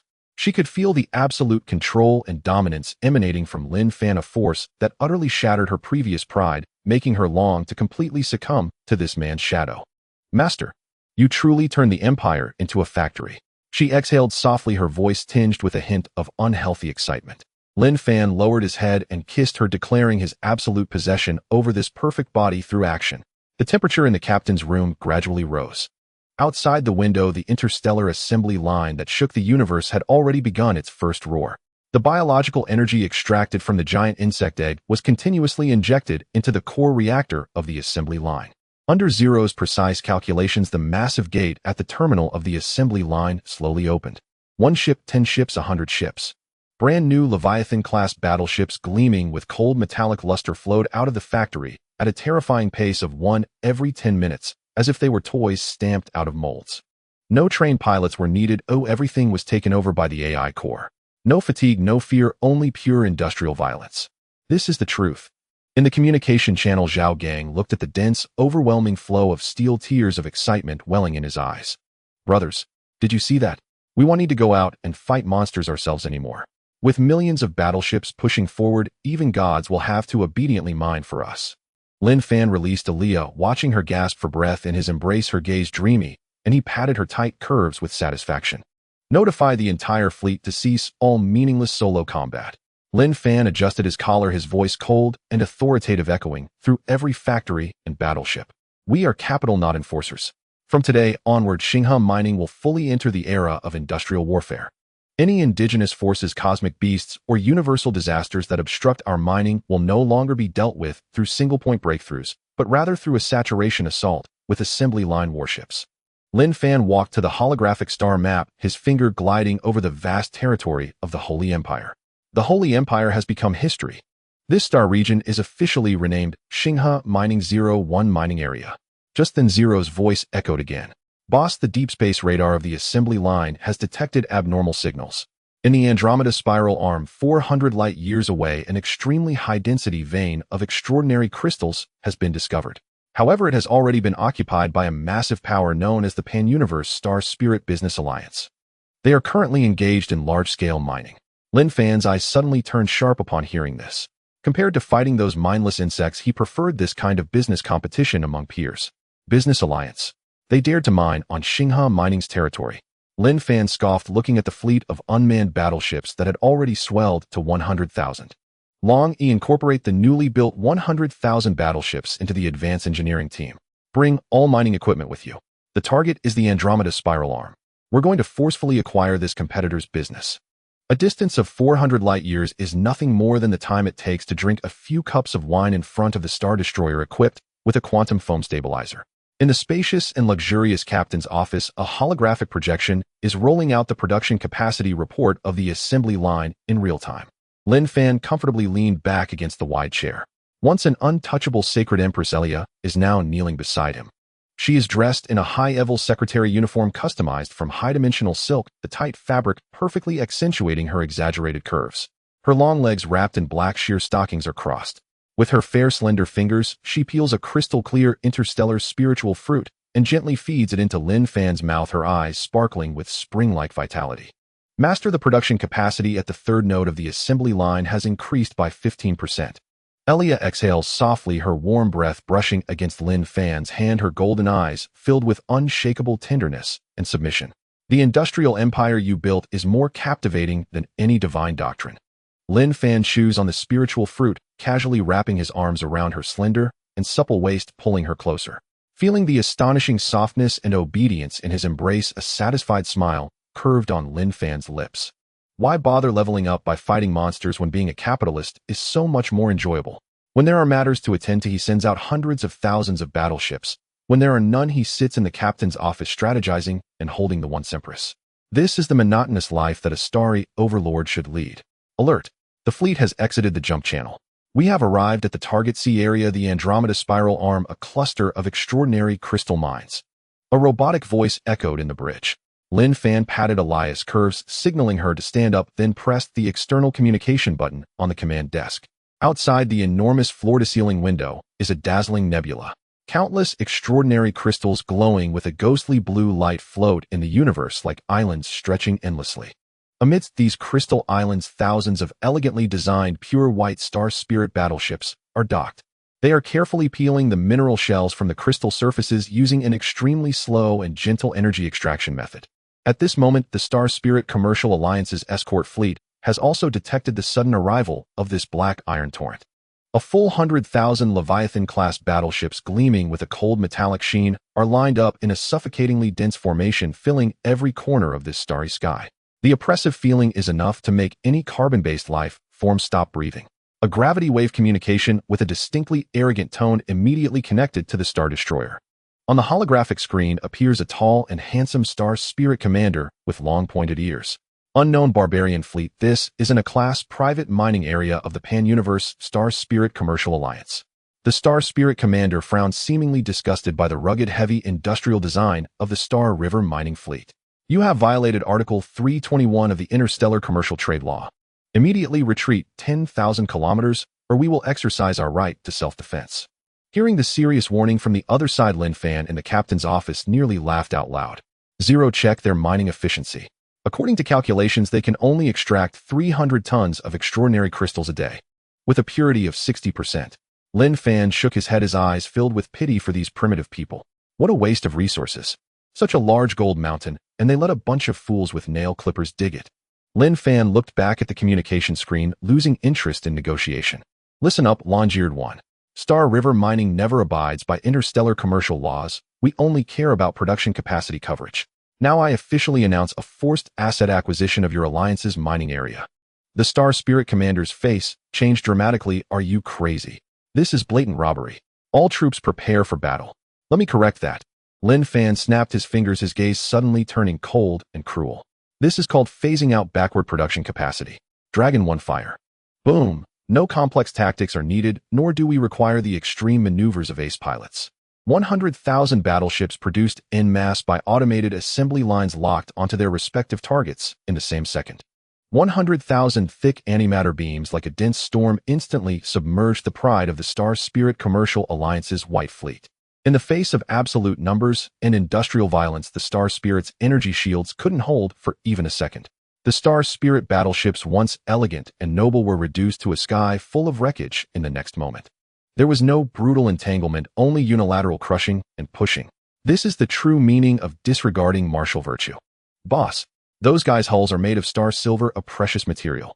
Zhao Gang exclaimed in the public channel, feeling distressed as he looked at the shattered wreckage. What are you whining about? Go retrieve them and recycle. Lin Fan waved his hand. Release the newly built Star Eater mining barges. Clean this nebula out for me. Accompanied by a low rumbling mechanical roar, thousands of deep black barges comparable in size to small asteroids emerged from the back of the main fleet. They are not mining, they are devouring the minerals. The enormous funnel-shaped mechanical maw opens, generating a terrifying gravitational vortex. Whether it is the fragments of extraordinary crystals along the way the Star Spirit's abandoned space stations, or the burning wreckage of warships, all are sucked into the barge's internal crushers. Star River Mining wants everything, including stones and scrap metal. Elia gazes at the resource area on the star chart that is rapidly being cleared, her eyes growing more and more infatuated as she looks at Lin Fan. The man's greed for resources carries a deadly charm. In just half an hour, this extraordinary crystal vein stretching for thousands of kilometers has been turned into a massive void by the mechanical sea of Star River Mining. Just as the barges are about to swallow the core area of the mine, an alarm sounds. Warning: detection of extremely high purity divine life signs. The detector emitted a piercing buzz. The crystal layer ahead shattered explosively, revealing a transparent crystal coffin over 100 meters long, unexpectedly exposed in space. Through the crystal coffin, one can see a stunningly beautiful star spirit princess with 12 radiant wings sleeping inside.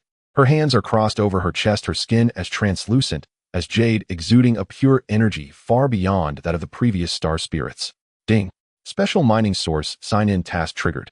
The system has detected the ancient star spirit empress sleeping body. This target contains a universe-level premium divine gene vein. Listening to the prompt in his mind, Lin Fan raised an eyebrow. Buying a mine also comes with a blind box of a sleeping ancient empress.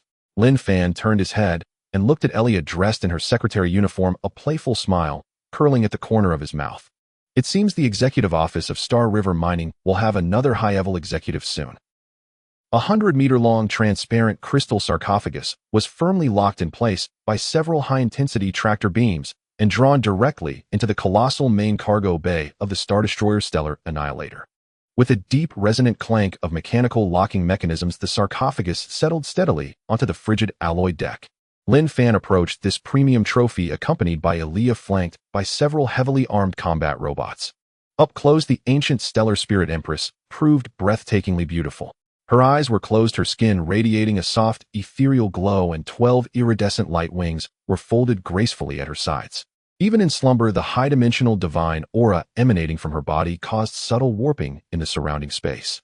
Boss sensor readings confirm her biological structure shares the same origin as the ordinary transcendent crystals we excavated earlier, but her purity exceeds theirs by at least 10,000-fold. Long Yi's voice crackled with fervor over the comlink. If we melt her down in the energy conversion core, we could fabricate 100,000 Leviathan-class battleships. Hearing this, Elia, standing behind Lin Fan, raised a faint skeptical eyebrow. Though she had fully pledged allegiance, the notion of reducing such a flawless divine peer to raw furnace fuel struck her as profoundly immoral, even for the unbridled zealots of Stellar River Mining. What a waste to melt her. Lin Fan stood with his hands casually tucked into his pockets, his gaze boldly sweeping over the exquisite form within the crystal coffin. Stellar River Mining has expanded too rapidly. Every mining sector is starving for senior management. To treat a superlife form endowed with divine genetics as mere fuel is the epitome of resource misallocation. As if responding to that brazen invasive scrutiny, the energy within the crystal sarcophagus suddenly surged violently. Crack. The indestructible transcendent crystal surface instantly fractured into a web of hairline fissures. In the next instant, the sarcophagus exploded. Amidst a cascade of glittering shards, the ancient stellar spirit empress slowly opened her eyes. A pair of luminous orbs forged entirely from starlight, devoid of mortal sentiment, radiating only supreme absolute indifference. Her 12 light wings snapped open in a blinding flare of sacred radiance flooding the entire main cargo bay. Who dares disturb Aurelia's slumber? An ancient, ethereal voice detonated directly within every mind present, laced with irresistible authority. Kneel, mortals. Prostrate yourselves before your creator and offer humble faith. Any normal interstellar civilization, empire or otherwise, would have trembled and prostrated before such an awakened primordial deity, even its highest-ranking admirals. Yet Lin Fan merely boredly dug a finger into his ear. Zero, she's too bright. Max out the power of all onboard energy siphon arrays and drain her divine shield. Understood, boss. At Zero's synthetic command, over 100 thick superconducting magnetohydrodynamic siphon conduits descended swiftly from the bay's walls. The Stellar Annihilator's ventral energy conversion core, upgraded using God-tier schematics, immediately surged into overload mode. Aurelia's newly coalesced divine pressure collapsed, not even lasting a single second. To her horror, the vast ocean of high-dimensional divine power coursing through her being was being ruthlessly, barbarically siphoned away by those crude mechanical conduits. No, you dare not. This is blasphemy against a goddess. Aurelia's ethereal voice finally cracked with panic. She attempted to unleash divine retribution by flaring her wings, but the starlight shimmering across all 12 wings dimmed visibly second by second. Within mere seconds, the blinding radiance in the bay vanished entirely. Deprived of sustaining energy, the stellar spirit empress crumpled midair and tumbled helplessly onto the cold deck. Lin Fan strode forward without hesitation, and showing no mercy seized her slender luminous throat, lifting her bodily off the floor. Her skin felt warm, smooth, and supple, like the finest sheep-fat jade. Yet Lin Fan's gaze held none of reverence. He appraised her as though she were a commodity. Insolent. Release me. Aurelia's delicate hands grasped weakly at his iron grip, her radiant face flushing with humiliation. Having lived for tens of thousands of years, she had never before been treated so brutally by a mortal utterly devoid of divine power. Lin Fan leaned in close, a ruthless, arrogant smirk curling his lips. Listen well, Longiers, your era is over. This stellar spirit mining zone now belongs to Stellar River Mining. Given the extraordinary research and administrative value of your divine genome, I hereby commute your sentence from pulverization to life service. Lin Fan released his grip, letting the once unassailable Empress collapse onto the icy deck. Aaliyah, without turning, Lin Fan snapped his fingers. At your service, master, replied Aaliyah, clad in a form-fitting secretary's uniform, as she stepped forward holding aloft a holographically projected employment contract. Aaliyah looked down upon Aurelia, seated humiliated on the floor. As a former sacred empress herself, she intimately understood the shattering weight of faith's collapse. Yet now she wished only to pass that very degradation on to her new colleague. Madam Aurelia, this is Stellar River Mining's lifetime personal secretary employment contract. With a serene, chilling smile, Aaliyah extended the contract. Sign it. From this day forth, your body, your divine power, and even your stellar spirit vassals shall be the private property of our master. You dream. The will of the stellar spirits is unbreakable. Aurelia gritted her teeth, glaring furiously at Lin Fan. He uttered no reply, only turned and walked toward the hatchway. Long E, train all 10,000 battleship main batteries on the stellar spirit homeworld. If our former CEO refuses to sign, execute immediate physical liquidation. Acknowledged, boss. Main batteries primed. 3-second countdown initiated. 3, 2. The ship-wide broadcast's cold metronomic countdown shattered Aurelia's final resistance. She could feel the terrifying firepower locked onto her homeworld. The man truly would erase everything without hesitation. I'll sign. I'll sign. 2 crystalline tears traced paths down her flawless cheeks as the ancient empress bowed her head in disgrace, imprinting her spiritual signature onto the inequitable contract. Lin Fan halted, turned, and gazed upon the kneeling stellar spirit empress, his eyes blazing with undisguised predatory possession. Very good. He extended his hand, his voice low and heavy with dominance. Bathed on your uniform and report to the captain's quarters in 30 minutes for a private briefing on the stellar spirit mining zone's asset portfolio. Your onboarding training begins now. Inside the captain's room of the Star Destroyer, a super luxurious space. The ancient star spirit empress Aurelia stood before a massive floor-to-ceiling mirror, her eyes formed purely of starlight, now brimming with tears of humiliation. The starry robe that symbolized the majesty of the divine had been stripped away. In its place was a tailored black and white executive suit, from galaxy mining tight to the extreme. Due to her alluring curves, the buttons of her shirt collar were straining precariously. Her proud 12 sacred wings could only shrink and fold in embarrassment, barely protruding a few glowing feathers from the specially designed opening of her skirt. Hurry up, newcomer. The boss doesn't like to wait. Elia, dressed in the same high-end secretary uniform, gracefully approached with 2 glasses of crimson interstellar wine. Seeing the once exalted star spirit empress in this state, a flicker of secret delight flashed in her eyes. You were once the empress of the empire. How could you fall to serve a mere mortal? Aurelia bit her silver teeth, her voice trembling. Shut up. Elias' gaze turned cold in an instant, and she flicked her hand, sending a weak gravitational wave that forced Aurelia to kneel on the soft fur carpet. Here there is no empress or queen, only the boss' private property. Recognize your divine label. Here it is worth less than a ton of iron. Elia turned around holding the wine glass as she walked towards Lin Fan, who sat in the boss chair, immediately replacing her expression with one of utmost submissiveness as she leaned gently into his embrace. Master, the second secretary has finished changing and is ready for the asset report. Lin Fan took the wine, his gaze looking down at the kneeling Aurelia. The stark visual contrast brought immense pleasure to this self-serving interstellar capitalist. Aurelia, read it. Let me hear how much asset this branch I just acquired is left on the books. Lin Fan swirled the wine in his glass, his tone languid, yet undeniable. Aurelia, in humiliation, lowered her head, her trembling fingers tapping on the holographic data panel. The Andromeda Spiral Arm mining area has an unexploited reserve of approximately 700 billion tons of extraordinary crystals.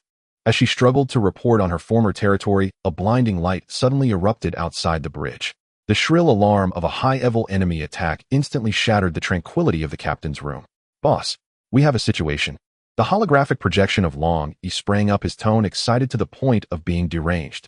A small planet just abruptly jumped in less than 10,000 kilometers away from us. Lin Fan turned to look out the window.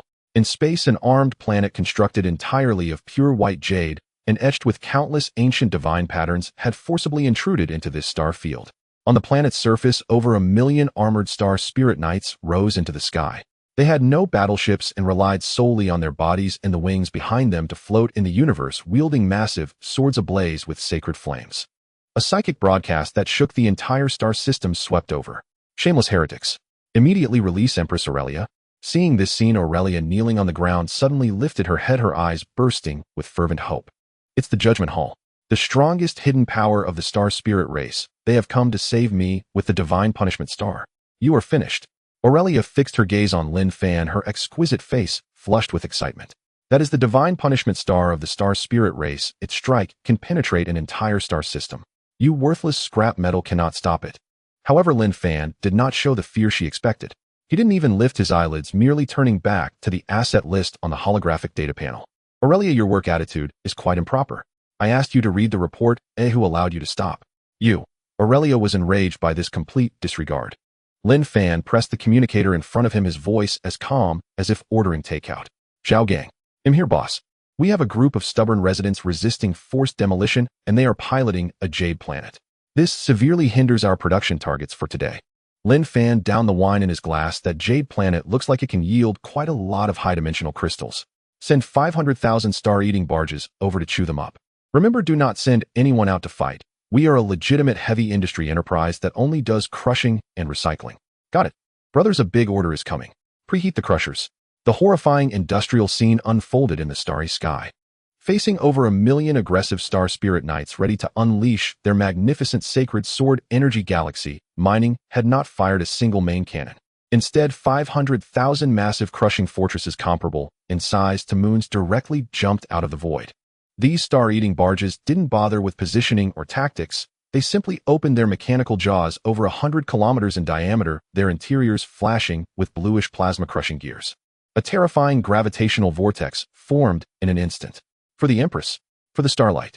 Oh, those star spirit knights who had not finished shouting their slogans along with their proud sacred sword energy were violently pulled into the crushing jaws like dumplings. There was no tragic slaughter, no heroism in resistance. Only the jarring crunch of metal chewing and the frantic notifications on the system panel showing high-dimensional biomass 111. Even that indestructible divine punishment star was firmly gripped by dozens of star-eating barges. The plasma-cutting discs went berserk, treating the jade planet as a massive cookie, devouring it piece by piece. 5 minutes. In just 5 minutes, not a single feather of the star spirit race remained in space. Inside the captain's room, Aurelia's face turned ashen, her entire being slumped on the carpet. Her last shred of divine pride was mercilessly crushed by the cold, brutal industrial grinder. It seems your former employees were quite unreasonable. Lin Fan walked in front of her using the tip of his shoe to lift her chin. As the new supervisor of the mining area broadcast a message to the entire star system. Tell them that the star's spirit mining area has completed privatization reforms and that all rebellious troublemakers who refuse to work will be treated as industrial waste. I swear allegiance. Aurelia completely collapsed, her tears smudging her exquisite makeup. Just then the electronic voice of Zero abruptly rang out, carrying a rare warning tone. Boss, the core of the divine punishment star that was just crushed sent a superluminal asset transfer key moments before its destruction. Who was it sent to? Lin Fan frowned slightly. Analyzing spatial wave bands. Target locked the headquarters of one of the three great overlords of the universe, the Interstellar Coin Mutual Aid Consortium. Instead of panicking, Lin Fan's eyes lit up. The consortium. The money handlers.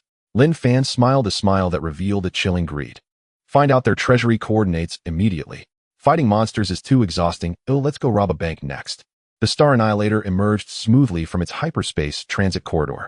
Before the massive Xinghe mining fleet loomed a breathtaking artificial celestial body of staggering scale. It was a ring-shaped world forged entirely from ultra-pure stellar coins, orbiting a dying red dwarf star, its surface shimmering with opulent, blinding gold light. This was the headquarters of the Interstellar Stellar Coin Mutual Finance Consortium, one of the three supreme hegemonic powers across the cosmos, the Golden Meteor Ring. Inside the command chamber, Lin Fan sat cross-legged in a broad leather armchair.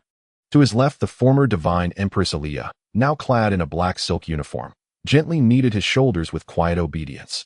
To his right, the ancient stellar spirit Queen Aurelia, forced into an identical form-fitting suit, held a holographic data slate in both hands. Though her exquisite face still bore traces of awkwardness and humiliation, she dared not resist. Sir, long-range sensors confirm over 3 million warships amassed at the consortium's outer perimeter. Zero's synthetic voice reported, by identification codes, 80 of the galaxy's top 100 mercenary legions are present here. They formed a dense defensive formation, completely blocking our approach vector. The holographic display flickered as a full-body projection materialized at the bridge's center, an alien dignitary whose cranium was studded with multidimensional gemstones, his corpulent frame radiating affluence and arrogance. Barbaric miner. This is the absolute sovereign domain of the consortium. The consortium chairman swirled expensive gene serum in a crystal goblet, his jowly face dripping with disdain. You shattered divine judgment star and seized our stellar spirit collateral. We had intended to settle that debt later, but you've brazenly delivered yourselves to our doorstep. He gestured behind him toward the endless sea of mercenary warships stretching across the void. Behold, the power of capital. What are your 10,000 rust buckets against 3 million elite vessels?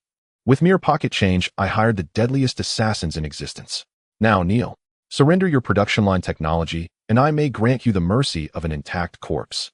Aliyah did not even lift her eyelids. Her fingers continued their precise acupressure on Lin Fan's shoulders. Aurelia gripped the data slate tightly. She knew well the terror those 3 million elite warships represented. Even at the zenith of stellar spirit civilization, such a fleet, forged not by destiny, but by bottomless wealth, was unthinkable to confront Hedon. But Lin Fan smiled. He accepted a glass of red wine from Aliyah and took a slow, deliberate sip. The power of capital. Your understanding remains mired in primitive notions, hiring thugs with coin. Lin Fan straightened in his chair, his gaze cold and unblinking as it swept across the holographic screen. I have not come to wage war. I am here as representative of Xinghe Mining, to execute bankruptcy liquidation and seize distressed assets. Lin Fan snapped his fingers. Aurelia, read aloud the compulsory acquisition notice. Aurelia's slender frame trembled. She drew a deep breath, and then in a voice both ethereal and sacred broadcast across the entire stellar system. Pursuant to the illegal appropriation of Xinghe Mining's latent assets by the Stellar Coin Mutual Finance Consortium, immediate compulsory repossession of its headquarters and all affiliated armed forces is hereby enacted. Surrender resistance within 60 seconds, or self-disassemble in situ. Ha ha ha. A joke. The chairman roared as if he'd just heard the universe's greatest absurdity. You dare threaten us? All forces, open fire. Reduce that black vessel to. His command died mid-sentence. Lin Fan pressed the crimson button on the command console. 0. Activate the stellar magnetic storm stripping array. Strip these mercenaries of their shells. Vroom. The armored underbellies of Xinghe Mining's 10,000 Leviathan-class battleships suddenly split open. They fired no antimatter main batteries. Instead, they unleashed countless superconducting magnetic flux chains glowing with eerie emerald light. In an instant, those chains wove a colossal green magnetic net spanning millions of kilometers. engulfing every last one of the 3 million mercenary vessels. What is this? Why won't my shields hold? Warning. Hull plating undergoing molecular disintegration. Mercenary comms channels erupted into chaos. Under the terrifying magnetic stripping storm, those 3 million exorbitantly priced warships peeled apart, like tomatoes plunged into boiling water, their outermost hyperalloy armor sloughing off in vast gleaming sheets. Then, from the void behind the Star Annihilator, 2 million star-swallowing barges surged forth via spatial rupture. These titanic industrial leviathans yawned open colossal mechanical maws generating violent gravitational traction. The mercenary vessels, stripped bare, their fragile inner hulls exposed, never managed a single salvo before being sucked wholesale into the crushers. This was not warfare, it was large-scale scrap reclamation. In precisely 3 minutes, the once mighty coalition fleet, 3 million vessels strong, had been reduced to rows of resource metrics on Xinghe Mining's balance sheet. The void lay pristine, empty as if those ships had never existed. The chairman's crystal goblet shattered upon impact with the deck pulverized into dust. His entire body convulsed. Fear annihilated reason in an instant. Activate the ring defense net. Now, pour every credit into the energy core. Stop them. Lin Fan granted him no reprieve. Long E, deploy the orbital cutters. I intend to slice open this ring and see what lies inside. 3 planet-sized plasma cutters screamed forth. Massive cerulean blades cleaving effortlessly through the golden meteor ring, forged entirely from concentrated wealth. Torrents of stellar coins and rare materials cascaded outwards, swiftly vacuumed and packaged by swarming engineering vessels. As the ring's outer shell was torn asunder, the consortium's deepest vault, its sanctum sanctorum, was finally exposed to the vacuum of space.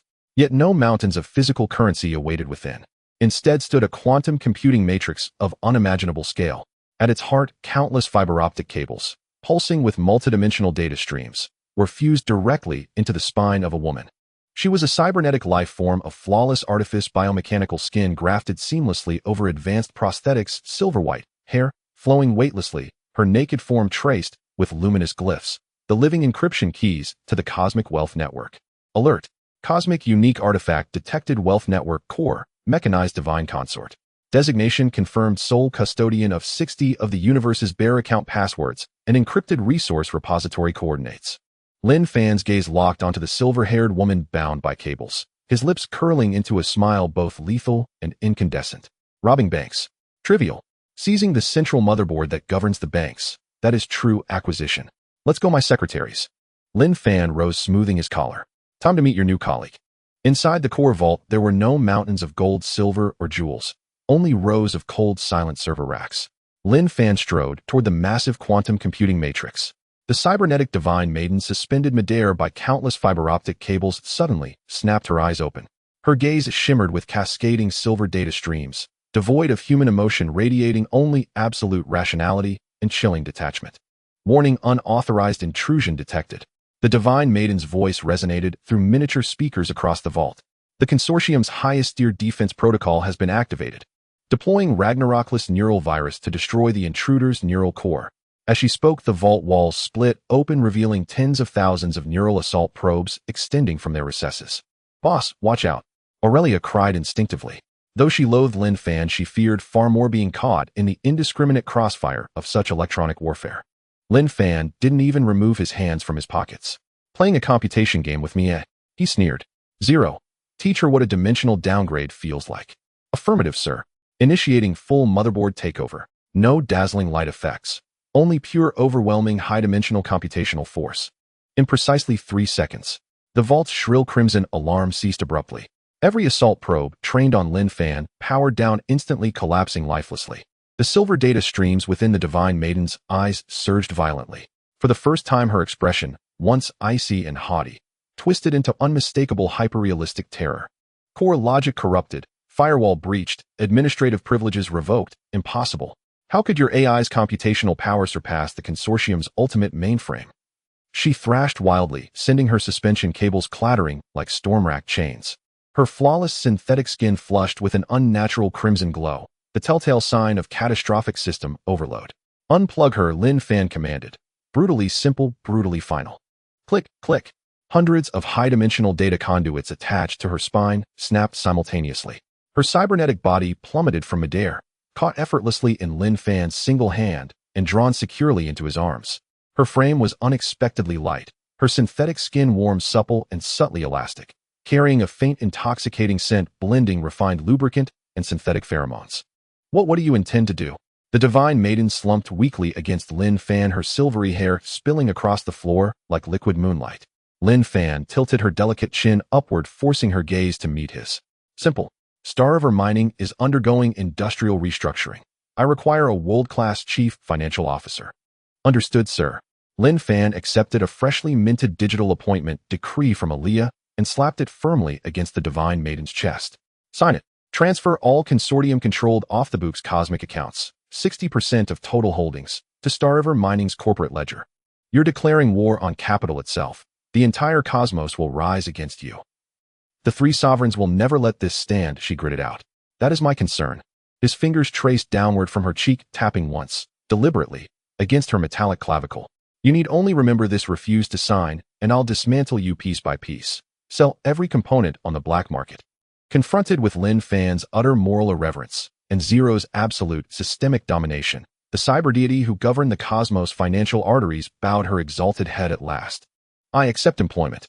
With her authorization, the flagship's main screen erupted with numbers, Star Mining's balance surging at a pace that would induce cerebral hemorrhage in any sane observer.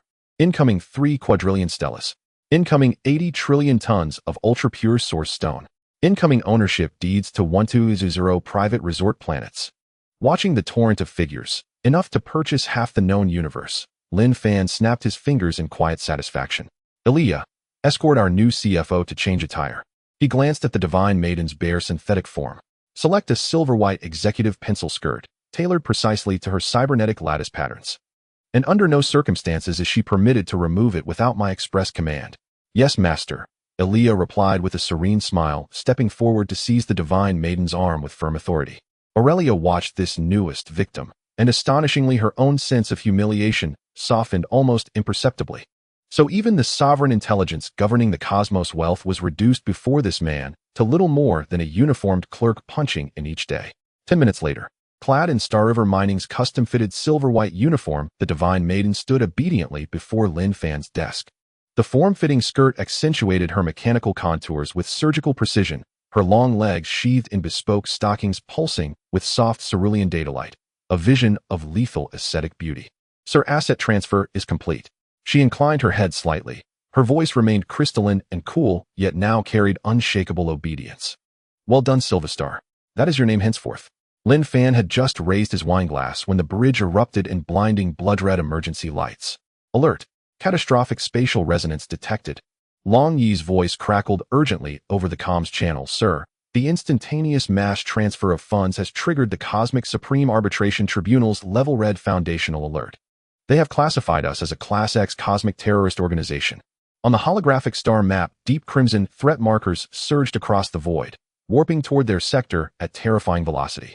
Those were the Tribunal's elite judicators' fleet, each vessel armed with jurisprudential-grade weaponry capable of erasing entire star systems from existence. They've issued a final ultimatum: surrender Sylvestar immediately and return all seized assets, or face dimensional annihilation. Report confirmed, sir. Zhao Gang swallowed hard. Both Aaliyah and Aurelia paled. The Cosmic Supreme Arbitration Tribunal was an institution of absolute violence. Even at their peak, they dared not meet its gaze directly. Yet Lin Fan, staring at the dense swarm of crimson dots on the star chart, felt no fear, only a fierce predatory exhilaration as he ran his tongue slowly across his lower lip. Demand I return the funds. He slammed his stemmed glass onto the console. Bureaucrats drawing fixed salaries. They truly don't understand protocol. What Star Mining swallows never reemerges. Lin Fan strode to the command console and braced both palms upon its surface. Since they've delivered themselves to our doorstep, we'll spare ourselves the trouble of hunting them down. Issue my order: overclock the fully automated armory. 2 million Star Destroyers. Online within 10 minutes. Equip them with all demolition-grade hardware. Industrial fury burned in Lin Fan's eyes. Target Cosmic Supreme Arbitration Tribunal Central Command. We're going to melt their judges' gavels and forge them into drill bits. At the edge of the black hole known as the Wall of Size floated a colossal, purely white structure, so vast it could eclipse entire star rivers. Its form resembled a cosmic scale of absolute equilibrium, the headquarters of the Universal Supreme Arbitration Tribunal, the Damoclean sword suspended over all sentient civilizations. At both ends of the scale now gathered over 10 million pristine, white Judicator warships, their main cannons glowing with an ominous crimson light, the hallmark of Law-class weaponry capable of erasing matter outright from higher-dimensional reality. At the very center of the scale sat High Arbiter Justia upon the throne of judgment. A law angel bearing 6 pairs of immaculate white wings, her eyes veiled by a golden ribbon, symbolizing absolute impartiality and unyielding detachment. In her hands rested the edict mallet, radiating dimensional ripples, while an aura of inviolable majesty emanated from her entire being. Spatial resonance confirmed. Target fleet is exiting the jump corridor. Justia tilted her head slightly upward, her golden-veiled face as cold and still as frozen starlight. Before them the cosmic abyss tore open, as if gripped and violently rent apart by an invisible titan's hand. An immense, suffocating tide of black iron surged forth, its deafening mechanical roar shattering the tribunal's outer sentinel arrays as it barged, brutal uninvited, into this sacred stellar domain. Stellar River Mining. Justia's ethereal commanding voice echoed across the cosmos via hyperdimensional broadcast. You have unlawfully seized corporate assets and annihilated the Divine Punishment Fleet, an act violating Article 101 of the Universal Supreme Codex. By authority vested in me as High Arbiter, I hereby decree your existential erasure. As Justia raised the edict mallet high, 10 million Judicator warships resonated in unison. An absolute law net, woven entirely from dimension-lowering annihilation energy, descended upon Stellar River Mining's fleet. Any galactic hegemon would have closed their eyes and awaited oblivion before such irrational top-down dimensional assault. Yet aboard the flagship Starbreaker, the atmosphere in the command chamber was as relaxed as a tea party. Lin Fan reclined in a broad executive chair. Yilia peeled grapes for him, while Aurelia held an ashtray nearby. Sylvestar, the newly appointed chief financial officer, a mechanical divine maiden, stood in her snug silver pencil skirt uniform, calmly reporting asset inventories. Boss, they are attempting to alter our dimensional coordinates, Sylvestar said, her data-streaming eyes flickering faintly. Shall I counter with computational force? No need. Lin Fan exhaled a smoke ring and gestured toward the magnificent cosmic scale outside the viewport. Sylvestar, check the land use permit for that structure. Has Stellar River Mining ever stamped approval on it?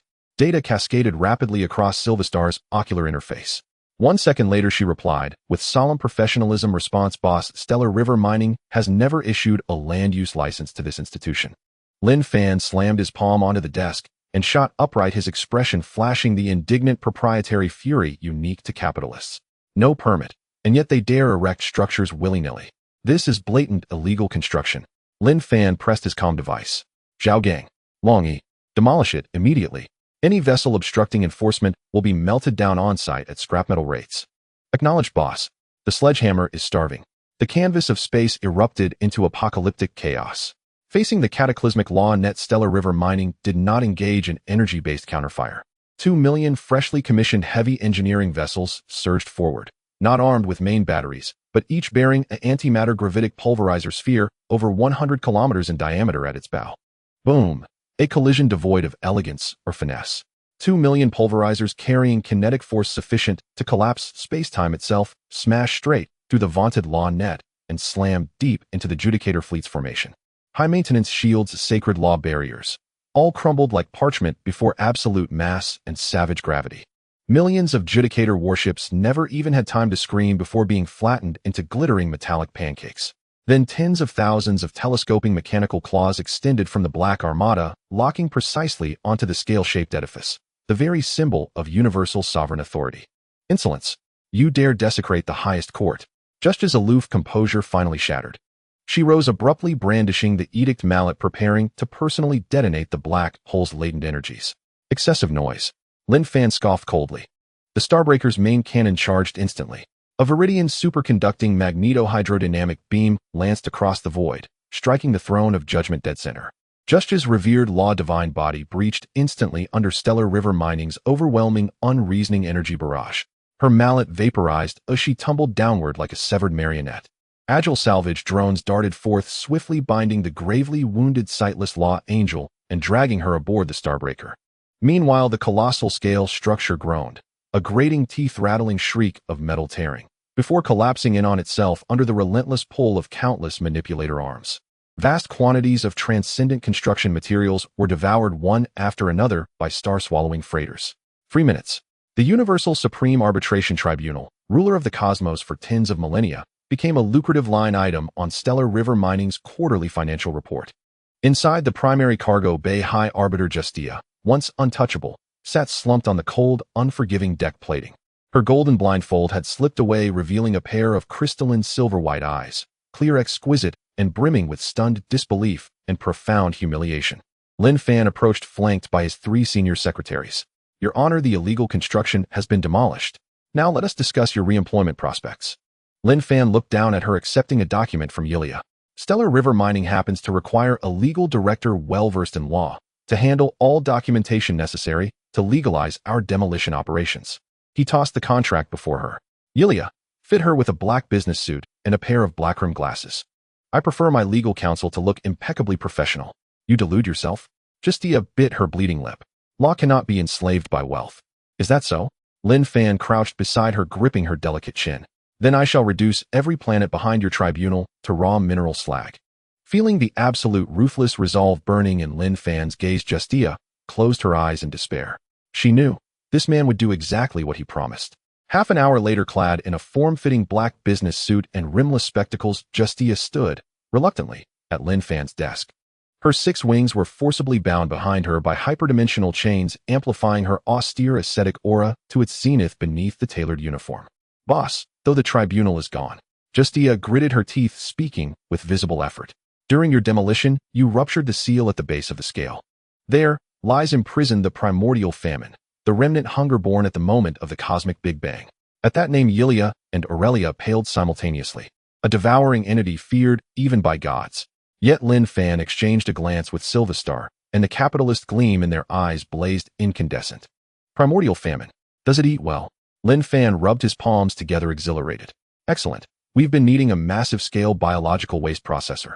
Issue orders, prepare to capture this exceptionally useful, cost-free labor force.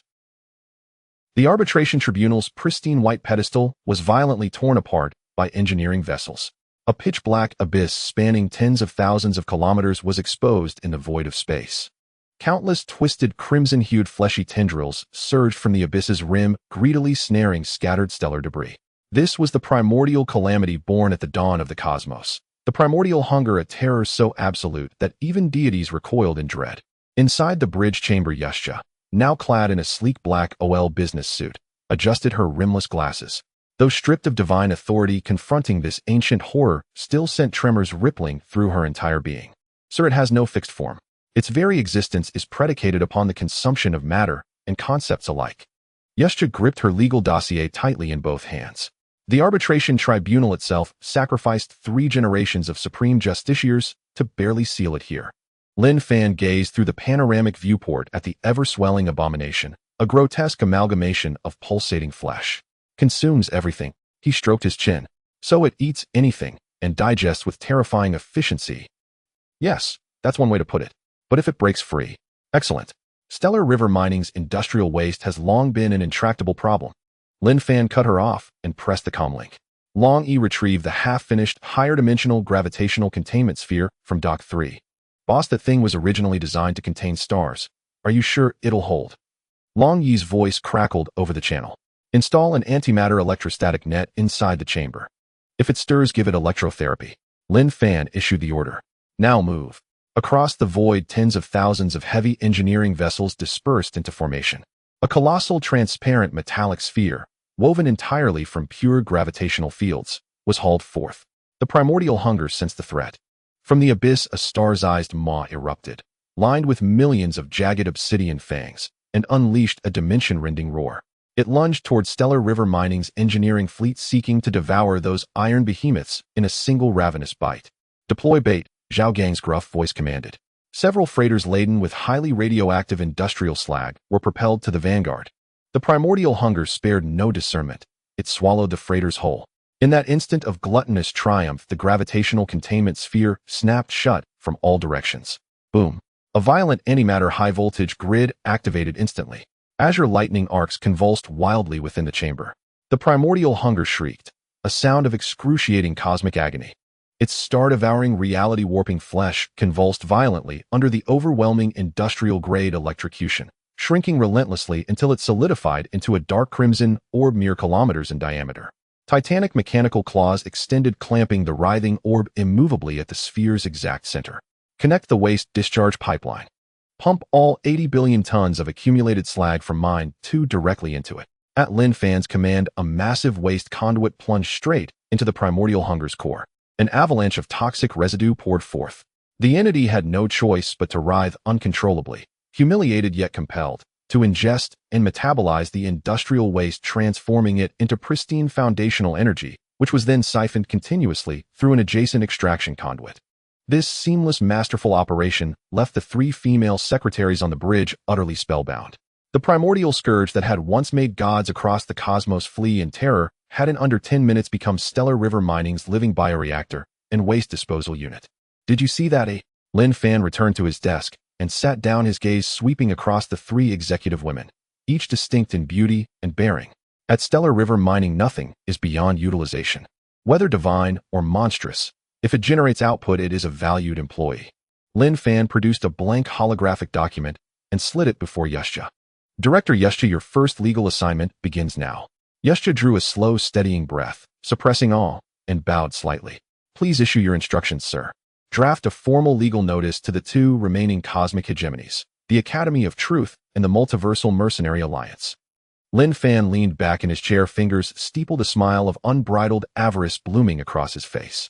Inform them we have just secured universal patent rights to dark matter respiration. Every molecule of dark matter they've inhaled over the past 10,000 years constitutes grave infringement against Stellar River Mining. Yeshja's silvery white eyes widened. Respiratory infringement. That has no precedent in any known cosmic jurisprudence. This is outright extortion. I require no precedent in law. Lin Fan gestured toward the window, where a black steel armada vast enough to eclipse stars hung like a storm about to break. The bore of my fleet is the Sol Codex. They have 72 hours to remit full compensation and surrender their core technologies. Refuse, and we shall proceed with forcible debt collection. The headquarters of the Truth Monastery. This is an artificial holy city suspended above the surface of a star. The brilliance of the star is filtered by a deflection shield, transforming into a gentle halo that bathes the magnificent dome. Archbishop Alexander sat on a throne crafted from pure gold. Before him floated a holographic legal letter bearing the seal of Galaxy Mining. Dozens of cardinals in red robes stood silently in the hall. Patent for dark matter breathing rights. Alexander crushed his scepter in his hand. Galaxy Mining wants us to compensate for 100,000 years of dark matter usage fees, or else they will resort to violent collection. The cardinals exchanged glances. Heresy. This is unequivocally heretical behavior. A cardinal stepped forward. Galaxy Mining is merely a nouveau riche. How dare they provoke the Truth Monastery? We should immediately launch a holy war. Alexander remained expressionless. He raised his hand, and another holographic projection lit up in the center of the hall. The image featured a burly giant with a face full of flesh. This is the leader of the Mercenary Alliance, Rain. Alexander, did you receive that absurd legal letter? Rain scoffed. That madman Lin Fan wants us to surrender our core technologies as payment for debt. In my years as a mercenary, this is the first time I've seen a robber even more arrogant than myself. Leader Rain, the Truth Monastery is not to be trifled with. Alexander spoke calmly. I have already ordered the mobilization of the 7th and 9th Holy Armies. I will erase Galaxy Mining from the cosmic map. Perfect. Our Alliance's destroyer fleet is also ready. Rain cracked his knuckles. I want to turn Lin Fan's head into a drinking cup. The communication was severed. Both powerhouses issued the highest level of war commands simultaneously. Tens of thousands of warships began to gather at their respective stargates. The target pointed directly to the coordinates of Galaxy Mining. At the same time, in the captain's room of the Star Destroyer, Lin Fan sat back in his chair. Eustia stood by, reporting the situation. Boss, the Truth Monastery and the Mercenary Alliance have rejected our compensation request. They are mobilizing their fleets on a large scale. Eustia pushed her glasses up. According to gravitational wave radar detection, the enemy's total military strength is expected to exceed 100,000 main warships. They will arrive in our star region in 3 standard hours. Only 100,000 ships. Lin Fan opened his eyes. This indicates that our legal letter was not stern enough. Eustia sighed helplessly. She knew her boss didn't take the 2 powerhouses seriously at all. A system notification suddenly rang in Lin Fan's mind. Ding. Host has actively declared war against the 2 major powerhouses in the universe. Meets the hidden sign-in condition of lawlessness. Calculating sign-in rewards. Calculation complete. Congratulations, host has obtained Dimension Collapse Generator Manufacturing Blueprint. Congratulations, host has obtained Mechanical Deity Type 0 Unit Template. Congratulations, host has gained sign-in points 500000. Lin Fan immediately straightened his body. The Dimension Collapse Generator can alter the physical laws of local space. The Mechanical Deity is an unparalleled weapon capable of singular dimensional strikes beyond conventional warships. With these two items, the military strength of galaxy mining will undergo a qualitative leap. Dragon 1. Lin Fan pressed the communication button. Boss, I'm here. Please receive the 2 blueprints I just sent you. Lin Fan issued the command stop all automated T-1000 mining machines from mining. Put all the rare metals in stock into production lines. I want to see the first Type 0 unit offline within 2 hours. Understood. I guarantee the task will be completed. Dragon 1 shouted in the channel. Lin Fan stood up and walked to the floor-to-ceiling window. Outside was the densely packed fleet of galaxy mining. The gravity containment pod holding the primordial hunger was still radiating a ghostly blue light not far away. Ancient monsters were being forced to digest industrial waste. Boss, shouldn't we call back the fleets from other star regions for defense? Ustia asked. No need. Lin Fan smiled. Since they don't want to pay the patent fees, let them use their fleets to offset the debt. Just in time, our dismantling production line is short on materials. Suddenly, a dense cluster of red dots erupted on the radar screen. The alarm echoed throughout the entire bridge. The space in front began to twist violently. Countless enormous star gates unfolded in space. The pure white holy army of the Truth Monastery and the pitch-black fleet of the Mercenary Alliance simultaneously jumped out. The charging glow of the cannons instantly illuminated this star region. In space, the cannons of 100,000 battleships fired simultaneously, weaving a net of destruction with energy beams capable of vaporizing planetary bodies. They poured down like a torrential rain upon the defensive positions of the Xingham Mining Corporation. Inside the bridge of the Star Destroyer, red lights flashed and alarms blared incessantly. Lin Fan sat in the captain's chair holding a cup of coffee without even lifting his eyelids. What is the extent of our shield damage? Lin Fan took a sip of his coffee. Long he stared at the control panel screen and reported quickly, boss, the shields weren't hit at all. Those energy attacks were completely absorbed by the primordial famine. Its efficiency in converting basic energy has increased by 300%. The enemy's artillery is merely a high-energy nutrient meal for it. The holographic projection displayed the image of the gravity containment chamber. The dark red meatball, trapped by the antimatter electric net, writhed frantically. The simultaneous firing of 100,000 battleships not only failed to break through the defenses, but also excited the primordial famine immensely. It opened countless massive mouths, greedily devouring the incoming energy beams. On the flagship of the Truth Monastery, Commander Carl stared at the tactical screen, his brow furrowed. The target has not sustained substantial damage. This is impossible. Carl fixed his gaze on the twisted dark red mass. Is that the secret weapon of the Xingham Mining Corporation? Who cares what it is, keep firing. The mercenary commander gritted his teeth. Our main cannon is charging you. I refuse to believe that 100,000 battleships can't demolish a mere mining site. Once again, the space lit up with concentrated beams of destruction. Lin Fan set down his coffee cup and glanced at the terminal time on his wrist. 2 hours are up. The voice of the mechanical factory manager came through the communicator. Boss, the Mechanical Deity Unit 0 has been assembled. It is ready for combat testing at any time. Deep within the Xingham mining base, the heavy alloy gate slowly opened to the sides. A pressure surpassing current cosmic physical laws surged forth. There was no blinding light, only an extreme depth. A pure black mechanical entity towering tens of thousands of meters floated out from the dock. Its armor surface shimmered with projections of countless microscopic star systems being born and extinguished. It lacked conventional artillery interfaces, its hands empty. But the moment it appeared on the battlefield, every radar of the Truth Monastery and Mercenary Alliance erupted in a shower of sparks. Carl trembled as he looked at the black, giant shadow on the holographic screen. Energy readings are incalculable. Mass readings exceed cosmic constants. What level of weapon is this? Carl staggered back. Lin Fan directly issued orders through the spiritual link. Unit 0, eliminate the trash. In space, the mechanical deity slowly raised its right-hand palm, facing the 100,000 joint fleet ahead. No energy beams were unleashed. There were no physical shells either. The space in front of its palm suddenly underwent an extremely bizarre folding. The dimensional collapse generator activated. The thousands of mercenary warships at the forefront along with their crew were instantaneously compressed into thin, butterfly-like two-dimensional cards. Subsequently, these cards shattered instantly under the repulsion of three-dimensional space, turning into the most fundamental atomic dust of the universe. No explosion sounds were heard. Thus, thousands of warships vanished into thin air. The remaining enemy fleet fell into complete panic with the sounds of piercing screams filling all communication channels. The space jump engine has failed. We are locked in this dimension. Retreat quickly. Eustace stood behind Lin Fan, her hands tightly gripping the legal documents. She had once been a deity who mastered the rules, but even at her peak, she could not achieve such pure physical rule annihilation. Boss, the firepower test is complete. How should we handle the remaining scrap metal? Long, he rubbed his hands in excitement. Lin Fan gazed at the chaotic enemy fleet, his fingers lightly tapping on the tabletop. Activate the wide area gravitational tractor beam. Bring all the remaining 90,000 warships over. A glint of coldness flashed in Lin Fan's eyes. The primordial famine just had a belly full of energy soup, and now it needs some heavy metal dishes to grind its teeth. Once again, the engineering fleet of the Xinghe Mining Corporation sprang into action. A massive gravitational net spread out, enveloping those warships that had lost power.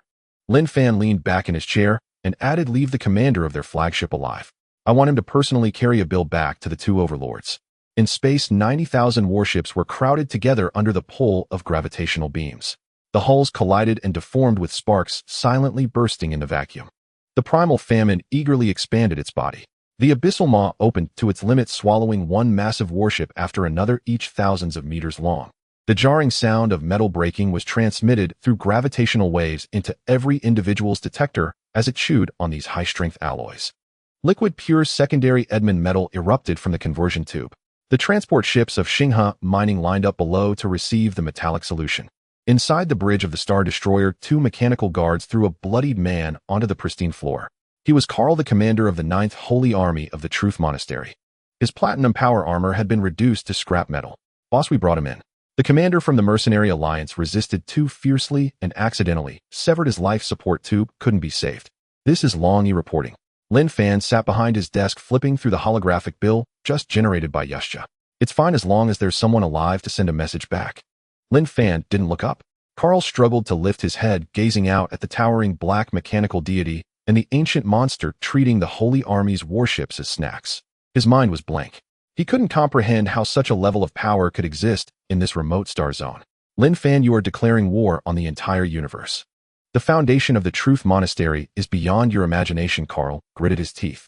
Lin Fan finally put down his pen and walked over to Karl, holding the holographic bill. "Director Yusha, please read how much this commander owes me now." Lin Fan handed over the bill. Yusha adjusted her glasses and began to read in a standard professional tone. "According to Article 1 of the Cosmic Patent Law of Xinghe Mining, the Truth Monastery must pay a total of 100 trillion star coins for the dark matter breathing fee. Considering your unauthorized littering of space debris in front of Xinghe Mining, namely the wreckage of 90,000 warships, we need to charge an additional 30 trillion star coins for space debris processing.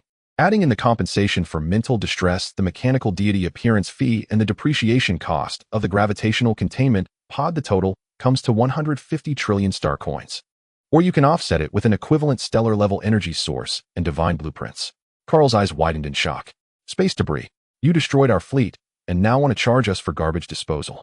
"Yes," Lin Fan replied with an air of inevitability. "The primal famine has trouble digesting food easily. I installed an antimatter electric net to aid its gastrointestinal peristalsis. Isn't that electricity a cost?" "This is outright extortion," Karl roared. Two mechanical guards immediately stepped forward, pressing their guns firmly against Karl's head. Lin Fan patted Karl's cheek. "Go back and tell Archbishop Alexander. 3 days. I will only wait 3 days. If I do not see the money deposited into the account of Xinghe Mining in 3 days, I will take this zero model and personally go to the holy city of the Truth Monastery to collect the debt." Lin Fan stood up and waved his hand. "Stuff him into the escape pod and launch him back to their Stargate." The mechanical guards dragged Karl out. Karl's roar echoed in the corridor, quickly cut off by the isolation door. "Boss, 150 trillion star coins, they absolutely can't come up with it. That's equivalent to buying half the universe." "I know they can't come up with it." Lin Fan turned to look out the window. In space, the primal famine had already swallowed the last 100 warships, spewing forth a murky exhaust from its abyssal maw. The resource reserve data of Xinghe Mining was skyrocketing at a frenzied pace. "I just need a reasonable excuse to take over their territory." Lin Fan pressed a button on the main control panel. "System, consume all newly converted metal resources and begin mass production of dimensional collapse generators." The headquarters of the Truth Order, a pure golden holy city, suspended above the surface of a star. A battered escape pod was roughly dragged into the central hall by a beam of light. The hatch sprang open and the once mighty Commander Carl of the Ninth Holy Army tumbled out in a disheveled heap. Inside the hall, dozens of red-robed cardinals stared at the blood-soaked Carl, their faces drastically changed. Commander Carl, what happened to the 100,000 joint fleet? A cardinal couldn't help but step forward to question. Carl lay on the ground trembling as he pulled out a holographic bill from his chest and raised it above his head. The entire army has been annihilated. Carl's voice cracked with sobs. This is the demand letter brought back by Xinghe Mining. The Archbishop Alexander, seated on the divine throne, reached out into the void. The holographic bill floated before his eyes. Fee for dark matter consumption. Space debris processing fee. 150 trillion star coins.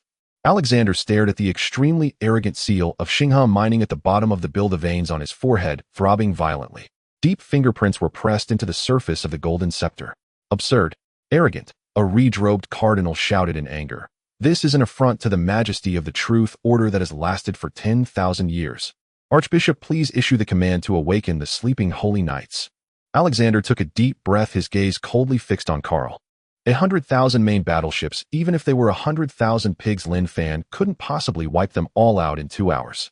What means did he use? Carl recalled the pure black mechanical deity, trembling uncontrollably. A dimensional weapon.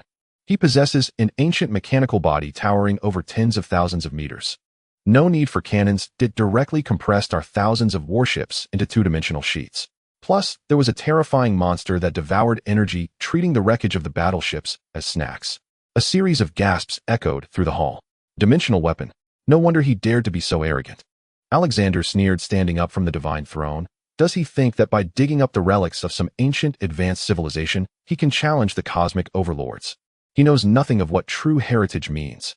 Alexander raised his scepter and declared loudly, activate the highest authority. Lift the physical seal of the Judgment Star. Load all 8 supernova energy cores from our reserves into it. I want to see if his ancient machine can withstand a galaxy-level destructive strike. 3 days passed in the blink of an eye. Xinghe Mining No. 3 Motherport. Lin Fan sat in a spacious boss chair, watching the resource flow on the control panel skyrocket. The wreckage of 90,000 warships had been completely drained by the primal famine, transformed into vast amounts of high-grade construction materials and pure energy. Boss production capacity is maxed out. Long E shouted excitedly over the communication channel. 10,000 dimensional collapse generators have all been installed on the T-1000 mining machines. Now our mining machines can not only mine, but also slice through obstructing planets by reducing them to lower dimensions. What about the Zero machine? Lin Fan asked. In perfect condition. I also used the excess secondary Edmund metal to temporarily equip it with a high-frequency oscillating cutting blade. That thing now slices through stars like cutting watermelons. Just then Justia walked into the captain's room holding a tablet, adjusting her frameless glasses. Boss, 5 minutes have passed since the deadline for your final payment. There are no transfer records in the public account of the Truth Order. Justia paused before continuing her report. Moreover, our interstellar internal line has returned news that the Truth Order is activating their ultimate heritage, a weapon at the level of an artificial celestial body called Judgment Star. Lin Fan sighed and extinguished the holographic countdown on the table. In this day and age, those who owe debts are indeed the big shots. They are forcing me to collect in person. Lin Fan stood up, adjusted his collar. Notify the entire engineering fleet to activate the quantum bubble stabilizer. Target coordinate the stellar headquarters of the Truth Order. Jump directly to the top of their holy city. Justia paused for a moment. Boss, are we jumping directly into the enemy's stronghold? The spatial gravity locks there are extremely dense, a conventional jump would be torn apart. Lin Fan chuckled. The greatest function of the quantum bubble stabilizer is to ignore all spatial traffic rules. Let's go and give Archbishop Alexander a proper visit. The headquarters of the Truth Cultivation Institute, hovering above the surface of a star. Suddenly the previously stable space rippled violently. Quantum bubbles were forcefully torn apart. There were no alarms, no radar warnings. A colossal black starship like a ghost squeezed into this heavily fortified stellar orbit. Following closely was a dense fleet of engineering ships, along with a towering pure black mechanical deity measuring tens of thousands of meters in height. Inside the grand hall of the holy city, Archbishop Alexander suddenly stood up from his divine seat. This is impossible. The outer perimeter of the holy city is protected by a 30,000-layer gravitational lock array. How could they possibly jump in directly? Alexander's face turned ashen. The cardinals were thrown into chaos. Just a moment ago, they were discussing how to counter the enemy, and the next moment the enemy had already shoved their cannons down their throats. The communication channel was forcefully hijacked. Lin Fan's holographic image was projected directly in the center of the Grand Hall of the Holy City. Good afternoon, Archbishop Alexander. Lin Fan held a cup of hot tea, blowing away the steam. The 3-day deadline has passed. It seems you have no intention of making a transfer, so I came to collect it myself. No need to be polite. I don't charge for travel expenses when collecting debts. Lin Fan, you are too arrogant. Alexander laughed in rage. Do you think bypassing the defense array means you can win? This is the absolute domain of the Truth Cultivation Institute. Alexander swung his pure gold scepter dramatically. Activate the Star of Judgment. Let him witness what true annihilation is. The massive star beneath the holy city suddenly boiled violently. A man-made metallic sphere comparable in size to a planet slowly rose from within the star. The surface of the sphere was embedded with 8 supernova energy cores radiating blinding light. Terrifying energy fluctuations began to crack the surrounding space. This is the ultimate weapon we have spent 100,000 years crafting. Alexander stared intently at the holographic projection. One strike from it is enough to level an entire star sector. Lin Fan, go to hell with your broken copper and rotten iron.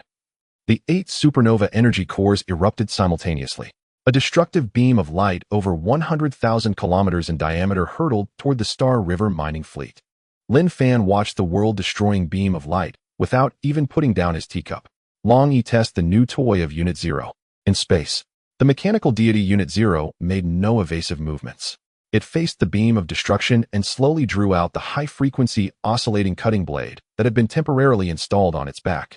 With no flashy movements, Unit Zero simply swung down from top to bottom. The moment the blade made contact with the beam, space was forcibly divided. The beam of destruction, capable of leveling an entire star sector, was actually split in two like water meeting a reef gliding past the Star River mining fleet on either side. Several desolate asteroids along the way were instantly vaporized. Following that, Unit Zero's massive form instantly crossed the space and appeared directly above the Star of Judgment. The high-frequency oscillating cutting blades swung down once again. The indestructible planetary-level artificial armor was as fragile as paper before Unit Zero. A bottomless crack directly pierced through the entire Star of Judgment. The 8 raging supernova energy cores were instantly exposed to space. Inside the Grand Hall of the Holy City, everyone was dumbfounded. Alexander even forgot to breathe. Was the ultimate foundation built over 100,000 years unable to withstand even a single strike? Lin Fan set down his teacup, a glint of excitement flashing in his eyes. What a good find. Planetary-level ultra-high-density alloy plus 8 ready-made super energy sources. Lin Fan immediately connected to the engineering channel. All troops attack. Dismantle that big iron ball for me. Be careful not to damage the energy cores, those are money. 1,000 T-1000 type mining machines surged forward like sharks, sensing blood madly pouncing toward the severed Star of Judgment. The dimension collapse generator was activated. The mining machines directly used dimensional strikes to cut the hard armor into neat material plates, which were continuously transported back to the Star River mining's transport ships. Lin Fan looked at the ashen-faced Alexander in the holographic projection. Archbishop Alexander, your mineral vein is quite rich. However, one thing leads to another. This can only offset part of the space debris processing fee. You still owe me 15 trillion star coins. If you can't come up with the money now, I will have to dismantle your shiny holy city to settle the debt.